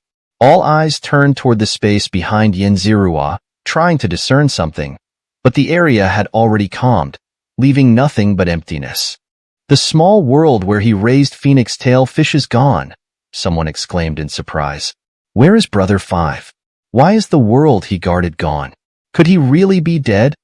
Another asked, his face pale with worry. The world has been destroyed. There are remnants of it in this void, and I found some of Brother 5's fur and bones. The third-tier upper-tier ape monkey explained. With a wave of his hand, he summoned from the void some fur and blood-stained bones, along with fragments of land, seawater, and half a phoenix tail fish, among other debris. Hemph, this guy has some tricks up his sleeve, Xianxia thought, impressed that despite the destruction, the ape monkey could still retrieve such miscellaneous remains. Was it you who killed my brother? The third-tier upper-tier ape monkey suddenly turned to Xianxia, his tone more of a statement than a question, filled with certainty. How could it be him? Brother 1, have you been drinking too much lately? This insect? I could crush a whole swarm of them with a single slap. A second-tier upper-tier ape monkey sneered, his gaze filled with contempt. Silence! The third-tier upper-tier ape monkey slapped him so hard that he spun around several times, blood dripping from the corner of his mouth, his face swollen on one side. I am Yuan Lauda. May I know your name, sir? The third-tier upper-tier ape monkey, Yuan Lauda, bowed slightly and asked politely. Xianxia. Xianxia replied with a faint smile, showing respect in return for Yuan Lauda's courtesy. Did you kill my brother? Why did you kill him? Yuan Lauda asked. Isn't that how it is in the higher realms? I killed your brother. What's so strange about that? Xianxia retorted with a cold smile. True enough. What if I killed you? Yuan Lauda asked, drawing a metallic staff that radiated the aura of an upper-tier divine artifact. Then so be it, as long as you have the ability, Xianxia replied, pulling out his own weapon, the Xianxia. He glanced at the 4 ape monkeys. Only Yuan Lauda was speaking with him. The others remained silent, clearly intimidated by Yuan Lauda's earlier slap. When they saw Xianxia draw his weapon, the other 3 ape monkeys also readied their staffs. If you truly wish to fight me, there's a chance your 3 brothers might perish, Xianxia warned, glancing at the ape monkeys behind Yuan Lauda. Perish if they must. That's how it is in the higher realms, Yuan Lauda replied with a smile. Kill. Xianxia and Yuan Lauda roared simultaneously, each unleashing their most powerful attack against the other. Boom! The explosion was deafening, and the entire mountain peak was obliterated. The lower-tier god servants who had served Yuan Lauda's brother were either killed or fled in terror. The heavenly god domain? Yuan Lauda said, his voice heavy as he gazed at Xianxia's domain. Before he could finish, his 3 brothers quickly moved to his side, their auras merging with his, causing their combined power to rise. Hemph, if you don't give it your all, you'll truly meet your end here, Xianxia said with a smile. He wanted to test his true strength and saw this battle as the perfect opportunity. Boom! Xianxia's Xianxia clashed with Yuan Lauda's staff, producing a thunderous roar. Buzz! The combined strength of Yuan Lauda's 3 brothers surged into him, and a domain filled with countless beast shadows unfolded. Xianxia could almost hear the roars of countless giant beasts. Xianxia's heart stirred. He unleashed his Yin AI divine art and stepped into the golden rock steps, transforming into a golden rock as he charged toward Yuan Lauda at incredible speed. Boom! Boom! Boom! The clash was immense. Xianxia's 5 elements domain flowed like a giant saw, cutting through Yuan Lauda's 100 beasts domain. Kill! Yuan Lauda's eyes turned red as he roared, growing desperate as he saw his domain being suppressed. He unleashed all his power, even as the strain caused his brothers to bleed profusely. Die! Xianxia seized an opportunity, slicing through Yuan Lauda's 100 beasts domain with his Xianxia in an instant. He appeared beside the weakest of the ape monkeys, a first-tier upper-tier god. Be careful, Brother 4. Yuan Lauda and the other 2 ape monkeys shouted in alarm, but their cries could not stop Xianxia's attack. Splat! With a single strike, Xianxia severed the lower half of the ape monkey's body. His terrifying 5 elements domain immediately began to erode the remains, turning them into pure elemental energy. Ah! The ape monkey screamed in agony as most of his body was consumed by the elemental corrosion. Brother 4. Without hesitation, Yuan Laoda smashed the remaining body below the ape monkey's neck, leaving only the head, which he quickly caught in his arms. Brother 1. The head of the ape monkey, Yuan Laosi, cried out repeatedly, tears streaming down his face. Though he had been saved, the cost of restoring his divine body would be immense, a burden that filled him with despair. Yuan Laoda ignored his brother's cries, his eyes locked onto Yin Zirua. His grip on his staff tightened, the sound of his knuckles cracking echoing in the air, but he remained motionless. The two middle-tier gods behind him also stood frozen, too afraid to act. Chapter 304. The Extraterrestrial Visitor, Meeting the Beast God Again. Friend, this time we've lost. Please spare our lives. Yuan Laoda, his gaze fixed on Yin Zirua, finally exhaled deeply and spoke. Yuan Laoda and his 4 brothers had failed to defeat Yin Zirua together. Now that they had lost their youngest brother, continuing the fight would mean their certain annihilation. All 5 brothers would perish unless they had a hidden ace up their sleeves. Spare you? That's not impossible, but I want sufficient compensation, Yin Zirua said. Having gained a better understanding of his own strength, he now saw these opponents as dispensable. Whether to kill or let them go was entirely up to him. While he had the power to wipe them out, it might come at a significant cost, which wasn't worth it. What kind of compensation? As long as I, Yuan Laoda, can do it, I won't hesitate, Yuan Laoda said gravely. Despite Yin Zirua having killed Yuan Laowu, he showed no sign of grief. 30,000 divine crystals, 2 high-grade divine artifacts, and 4 mid-grade divine artifacts. Yin Zirua knew that Yuan Laoda must hate him deeply, so he didn't hold back. The wealth he demanded wouldn't drive them to fight to the death, but it would certainly bankrupt them, forcing them to cough up all their hard-earned gains. Impossible. Absolutely impossible. A second-grade high god behind Yuan Laowu shouted out, glaring at Yin Zirua with burning anger. Shut up, Yuan Laoda roared, forcing a smile as he looked at Yin Zirua. I'll need some time to gather this wealth. Brother, where can we find 30,000 divine crystals? Even our 3rd and 4th brothers don't have high-grade divine artifacts, another second-grade high god behind Yuan Laoda shouted, revealing himself to be Yuan Laower. I told you to shut up. Yuan Laoda roared, his aura instantly suppressing Yuan Laower, who turned red in the face. Yuan brothers, come out? Just as the Yuan brothers were arguing, a loud shout came from the sky. Yin Zirua looked up to see a massive flying ship hurtling toward them. That voice, Yin Zirua felt it was somewhat familiar, reminiscent of Kong Xuan, the beast god. Damn it! Yuan Laoda, who had been enduring silently, suddenly leapt up, cursing at the sky. His aura erupted, showing a clear intent to fight whoever was outside. Boom! The sky seemed to collapse as a luxurious and massive flying ship pierced through the atmosphere, descending rapidly. The ship, rubbing against the air, ignited countless flames, resembling a giant meteor. Come out, or we'll destroy your planet. Another voice echoed, deep and powerful, like that of a burly man. Yin Zirua immediately recognized it as the voice of Nyo Mo. Yin Zirua suddenly sensed that the remaining 4 Yuan brothers had quietly positioned themselves behind him, not too close but not too far, acting like his subordinates. Trying to make the newcomers think I'm their leader and make me take the blame? Yin Zirua sneered. They had no idea that the incoming visitors were people he knew.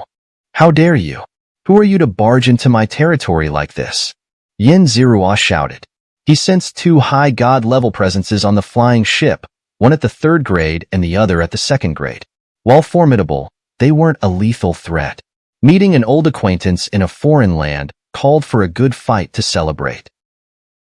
Who are you?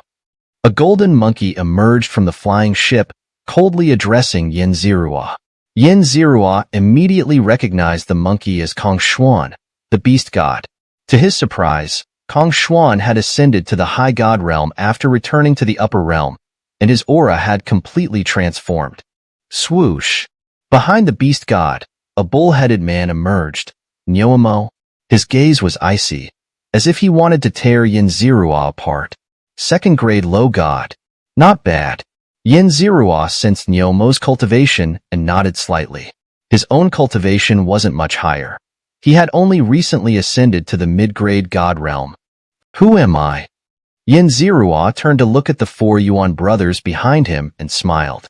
I'm their master, and they are my slaves. We monkeys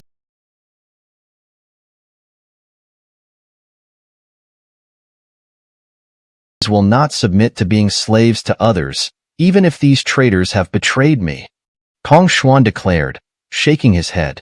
With his hands behind his back and hovering in midair, he radiated the imposing presence of a prince of the Yaoju.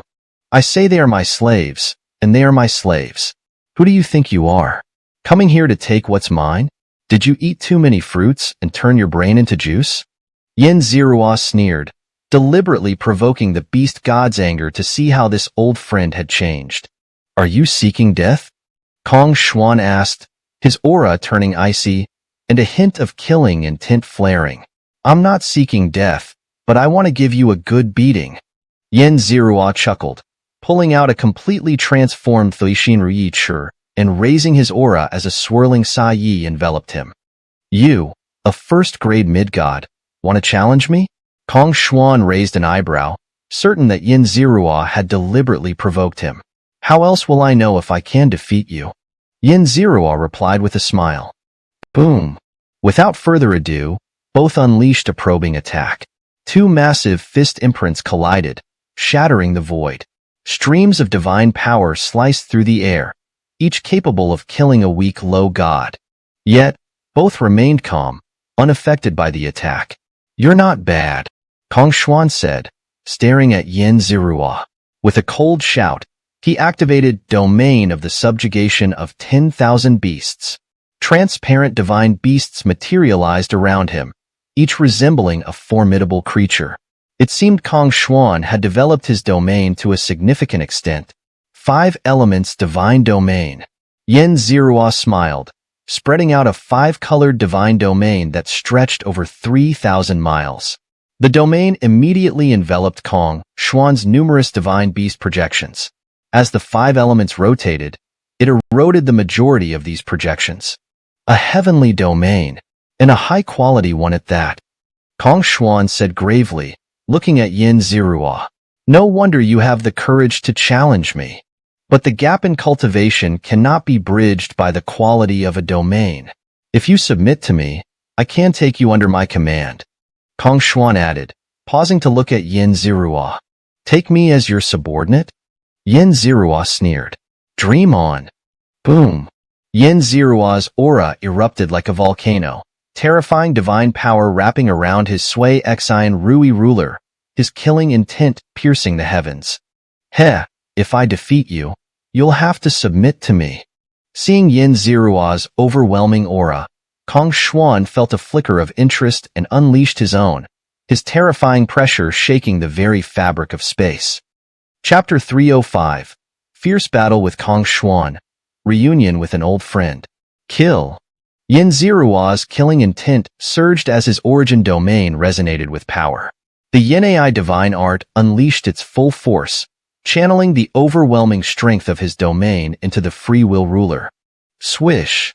With a casual slash, a formidable blade aura struck the beast god Kong Xuan.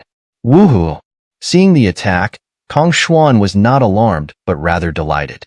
He let out a series of wild howls, spun around, and once again summoned countless phantom images of divine beasts behind him. These phantoms, some of which seemed quite lively, simultaneously raised their heads and roared to the sky, unleashing a strange power that infused into his body. Boom! Kong Xuan punched, dispersing Xianxia's attack. His eyes burned with a fiery battle intent as he looked at Xianxia. This is exhilarating. This is exhilarating. I've decided. You must become my subordinate. Kong Xuan exclaimed, excitedly dancing around. Humph! Xianxia sneered, pointing at Kong Xuan's injured fist, which was dripping with golden blood. Wait until you lose, and you'll become my subordinate. Kill.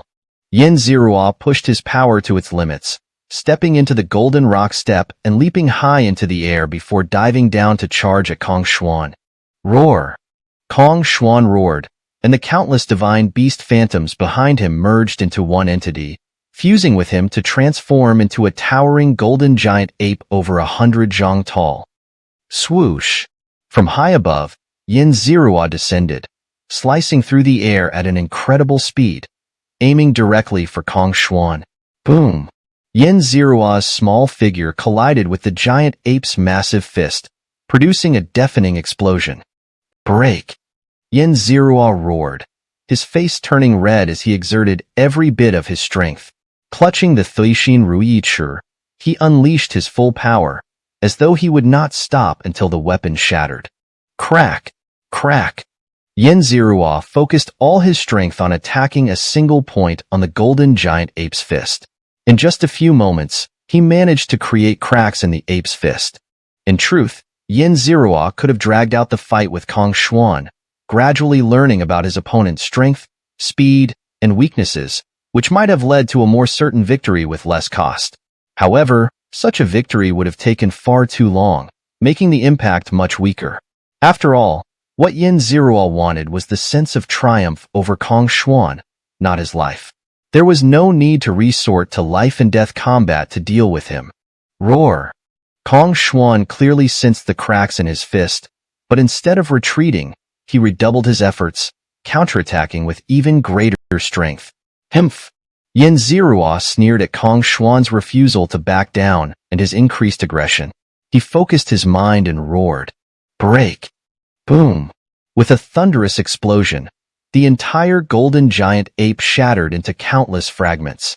Among the debris, Kong Xuan stood motionless, seemingly stunned. Swoosh! Xianxia seized the opportunity, leaping with the golden rock step and appearing behind Kong Xuan. A sharp-looking blade was now pressed against Kong Xuan's neck. You've lost, Xianxia said with a smile. Stop! A surge of third-rank high god pressure swept across the entire planet, and all the killing intent of this third-rank high god was instantly focused on Xianxia. This killing intent carried a warning, telling Xianxia not to act rashly and harm Kong Xuan, or the consequences would be dire. Swoosh! Swoosh! Swoosh! The luxurious flying ship instantly disgorged countless gods. Among them was Nyoamo. Seeing this familiar face, Xianxia smiled inwardly. He slightly moved the blade against Kong Xuan's neck, causing a trickle of golden blood to flow. Don't move. Do you believe I'll kill him right now? You won't be able to save him before I do it. The gods accompanying Kong Xuan, hearing Xianxia's words, dared not move, their eyes fixed on him, afraid that a twitch of his hand would end Kong Xuan's life. Let's talk calmly. We can offer any compensation. Please, don't harm our young master. The third-rank high god was an old ape, who looked at Xianxia and said gravely, Young master? This guy is actually a young master? Xianxia looked at Kong Xuan with some surprise. To be addressed as a young master by a third-rank high god, his background must be at least a top-tier high god faction, or even a true god faction. Humph, what do you think? Afraid now? If you're scared, release me immediately and kneel to beg for mercy. Maybe I'll spare your life. Kong Xuan, who had been silent until now, spoke up. He showed no concern for the blade at his neck and spoke with an air of arrogance. Young master! The old ape anxiously exclaimed. These young geniuses were fearless, and if they were truly angered, Kong Xuan could be killed, leaving no one to seek justice from. Are you really not afraid I'll kill you? Xianxia asked coldly. If my head's cut off, it's just a bowl-sized scar. If I say another word, I swear I won't eat meat for the rest of my life. Kong Xuan declared loudly, tilting his head slightly and looking at Xianxia with disdain, pointing at his neck. Cut here. If you don't, you're a coward. Seeing Kong Xuan speak with such certainty, as if completely unconcerned about having his head cut off, Xianxia realized he had recognized his identity. How did you know? As everyone watched to see how Yin Zirua would handle Kong Xuan, whether he would kill him or not, Yin Zirua asked, his tone tinged with curiosity. Himph, when you lift your ass, I know whether you're shitting or pissing. Seeing Yin Zirua remove the blade from his neck and revert to his usual large ruler, Kong Xuan secretly breathed a sigh of relief and sneered. Observing Kong Xuan's reaction, Yin Zirua understood. Although his fighting style had changed significantly, some of his old comrades were still familiar with his combat tactics. Kong Xuan had fought alongside him countless times, making him one of the people most familiar with Yin Zirua's methods. It wasn't surprising that he had recognized him. Moreover, Kong Xuan hadn't been entirely certain, only suspicious. It was only when Yin Zirua removed the blade from his neck that he fully confirmed it. You're Zirua, aren't you? Nyoamo exclaimed in shock and joy. Humph. Do you have the right to call me by my name? Address me as Superior God or Supreme Lord. Yin Zirua wiped his face, restoring his original appearance. He snorted coldly, unleashing a terrifying pressure that silenced Nyoamo's next words. Let's go drink and feast. We can reminisce about the past and share stories of our time in the lower realm. Kong Xuan called out, flying toward his luxurious flying ship, completely ignoring the immobilized Nyoamo. Meeting an old friend in a foreign land, especially one of his closest, filled Yin Zirua with excitement. He glanced at the frozen, shocked Nyoamo, laughed heartily, and without paying attention to the others, followed Kong Xuan toward the luxurious ship. Chapter 306. All matters resolved, great beings watch. Wait. Just as Yin Zirua and Kong Xuan were about to step onto the flying ship, Yin Zirua suddenly remembered something and called out to stop Kong Xuan. What is it? Kong Xuan looked at Yin Zirua with some confusion. What's going on with these people? Yin Zirua pointed at Yuan Laoda and his group, asking. He knew Kong Xuan had come here for Yuan Laoda and his men, and he didn't want them to affect their friendship. After Yuan Laoda and his men had stirred up trouble between Yin Zirua and Kong Xuan, they had planned to quietly leave.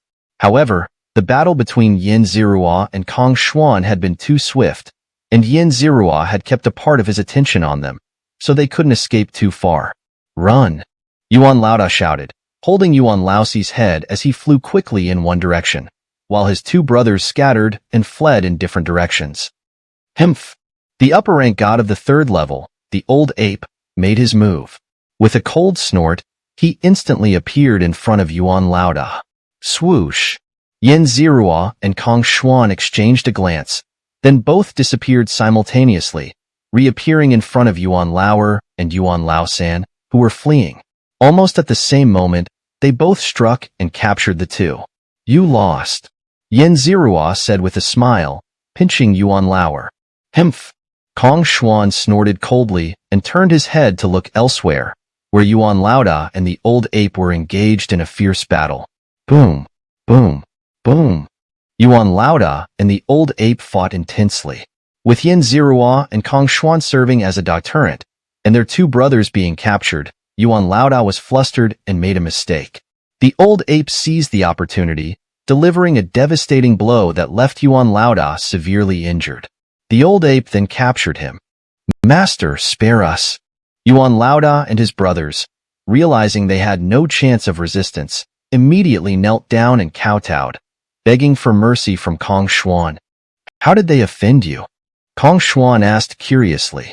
Yin Zirua briefly recounted his experiences, snatching a divine artifact, escaping from the secret realm, being rescued after fainting, killing Yuan Laowu, and finally shattering the world. Of course, he didn't mention the terrifying great being he had encountered during his ascension to middle-rank god, a secret he would share with no one. You say their clan escaped from that void? Kong Xuan asked, turning to look at the old ape. Meow Lao, could you please go check? The old ape bowed to Kong Xuan, then vanished with a flash. When he reappeared, he had captured two people, Bone Man Man and Old Fishbone. Are you all right? Bone Man Man widened her eyes and looked Yin Zirua up and down, relieved to see no wounds on him. This planet is yours now. Your clan can live under my protection from now on. Before Bone Man Man could say anything more, Kong Xuan impatiently interrupted her, gifting them a planet. Come on, let's drink. Kong Xuan pulled Yin Zirua into the cabin, completely ignoring the astonished Bone Man and Old Fishbone. This is top-grade stuff from the upper realm, the most exquisite piece of meat from the Baixiang beast. Kong Xuan exclaimed. Yin Zirua glanced around and saw many delicious dishes, realizing that the Wu Tai Sheng made by Dun Yuan was merely a minor dish here. After savoring a few bites, he noticed that his newly ascended cultivation had even slightly improved. Ugh. Yin Zirua let out a burp, his face flushed with a hint of drunkenness. Kong Xuan's monkey wine was quite potent. Just a few cups made Yin Zirua feel dizzy. He decided not to use divine power to dispel the drunkenness, as that would be a bit of a spoil sport. The luxurious flying ship slowly glided through the cosmic void. The old ape stood straight, scanning the surroundings with the aura of an upper-rank god of the third level, enough to deter any lowly beings with ill intentions. Haha, I never expected to see you here, you rascal. The beast god Kong Xuan was also quite drunk, slapping Yin Zirua on the shoulder and laughing heartily. It's only been a few years since we last parted, but it feels like a century. Nyoamo also sighed with emotion. What's the deal with these guys? I've never heard you were a young master in the lower realm. Yin Zirua pointed at Yuan Lauda and the others. These guys? They used to be my subordinates. Later, I went to the lower realm, and after countless years, they dared to declare independence and no longer recognized me as their master. Can you believe it? So, I came to teach them a lesson, and I didn't expect to run into you. Kong Xuan looked at Yuan Lauda with clear disgust. Master, we were wrong. Please spare our lives. Hearing Kong Xuan's words, Yuan Lauda hurriedly kowtowed. I'm one of the young masters of Demon God Mountain, a top-tier force in the upper realm. I'm just one of many branches, not particularly valuable, but I can still command a couple of true gods.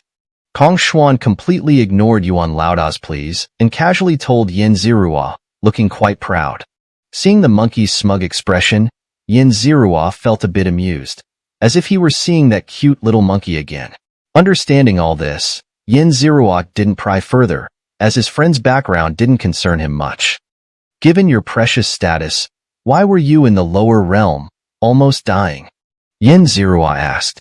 Kong Xuan had said he went to the lower realm out of mischief, but as a true god-level force, rescuing someone from the lower realm might not be easy, but it certainly wasn't difficult.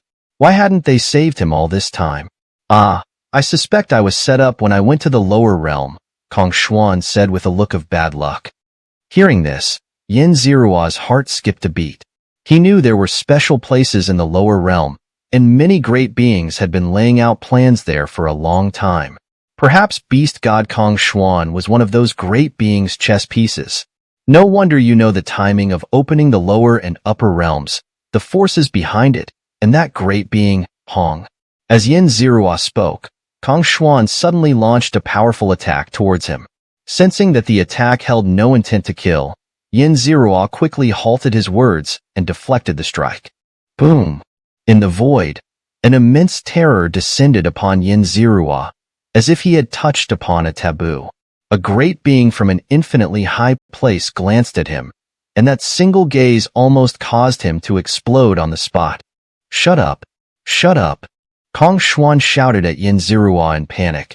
Those great beings are not to be mentioned by us. In the upper realm, you must never utter the names of those great beings, nor think about their deeds, names, or images, or they might sense you. Yin Zirua was also filled with fear, realizing the consequences of merely mentioning a great being's name. He had almost lost his life over a single sentence. Chapter 307. The Continent of Kongshuan.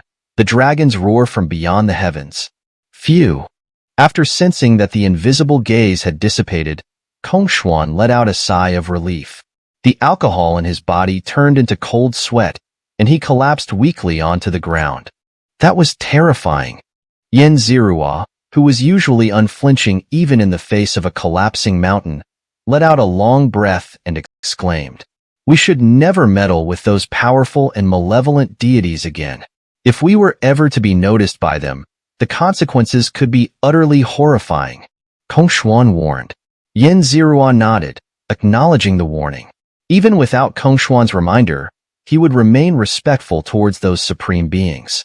Until his own strength reached a certain level, he had no intention of provoking such entities. After this intense scare, no one had the mood to drink or eat anymore. Yin Zirua, Kong Xuan, and the others randomly chose a training room to begin their cultivation. Since they were invincible against any enemy below the level of a true god, and even above that level, their speed made little difference. The luxurious airship they were on moved at a leisurely pace. They sipped wine and calmed their minds, gradually erasing the shadow of the supreme being. Thud. After several days of traveling through the void, Yin Zirua and the others finally arrived at Kong Xuan's lair, the continent of Kong Xuan. This was a continent composed of countless towering trees, inhabited by a myriad of divine beasts. They hunted, played, and leisurely soared through the skies. It was like a wonderland of exotic creatures. Yin Zirua marveled at the countless strange and rare beasts he had never seen before. Roar, howl, growl. Upon seeing the luxurious airship appear above the continent, countless divine beasts took to the skies, roaring and bellowing incessantly, creating a somewhat chaotic scene. These exotic beasts, each with at least the cultivation of a lower god, leaped into the air and formed two parallel lines in the void. The massive, luxurious airship glided through the path formed by these divine beasts. Kong Xuan stood at the prow of the ship, inspecting his subordinates. Each beast knelt and bowed its head in submission as Kong Xuan passed by. Impressive, isn't it? Bull Demon nudged Yin Zirua and asked. Indeed it is. Yin Zirua agreed. Such a grand spectacle was something he had never seen elsewhere.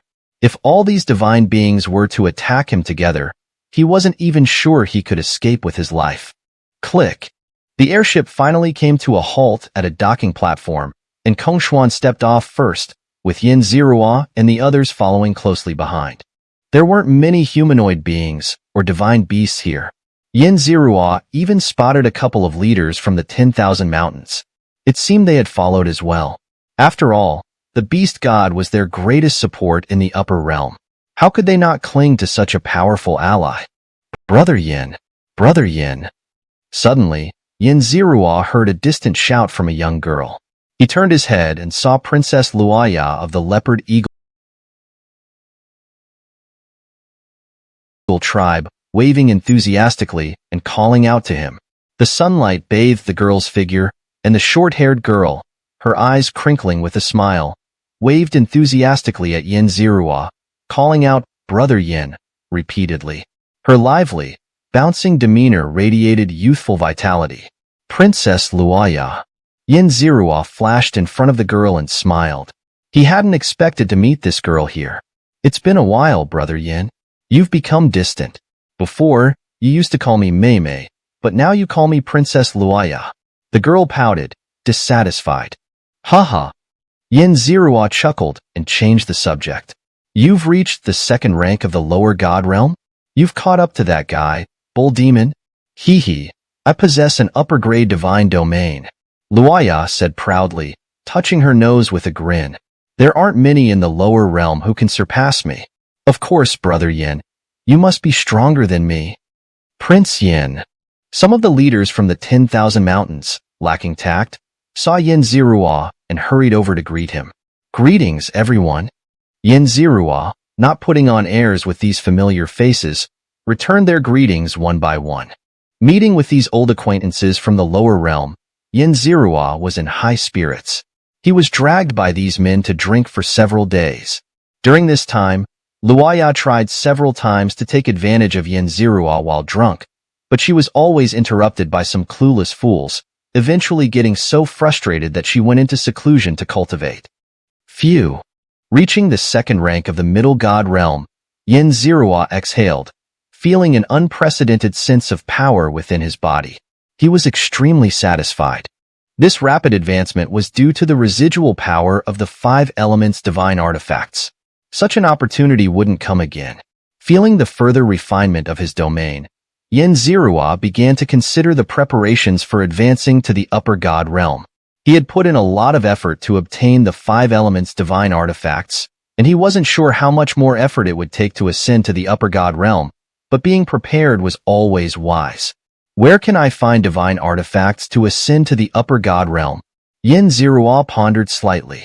He wanted to ask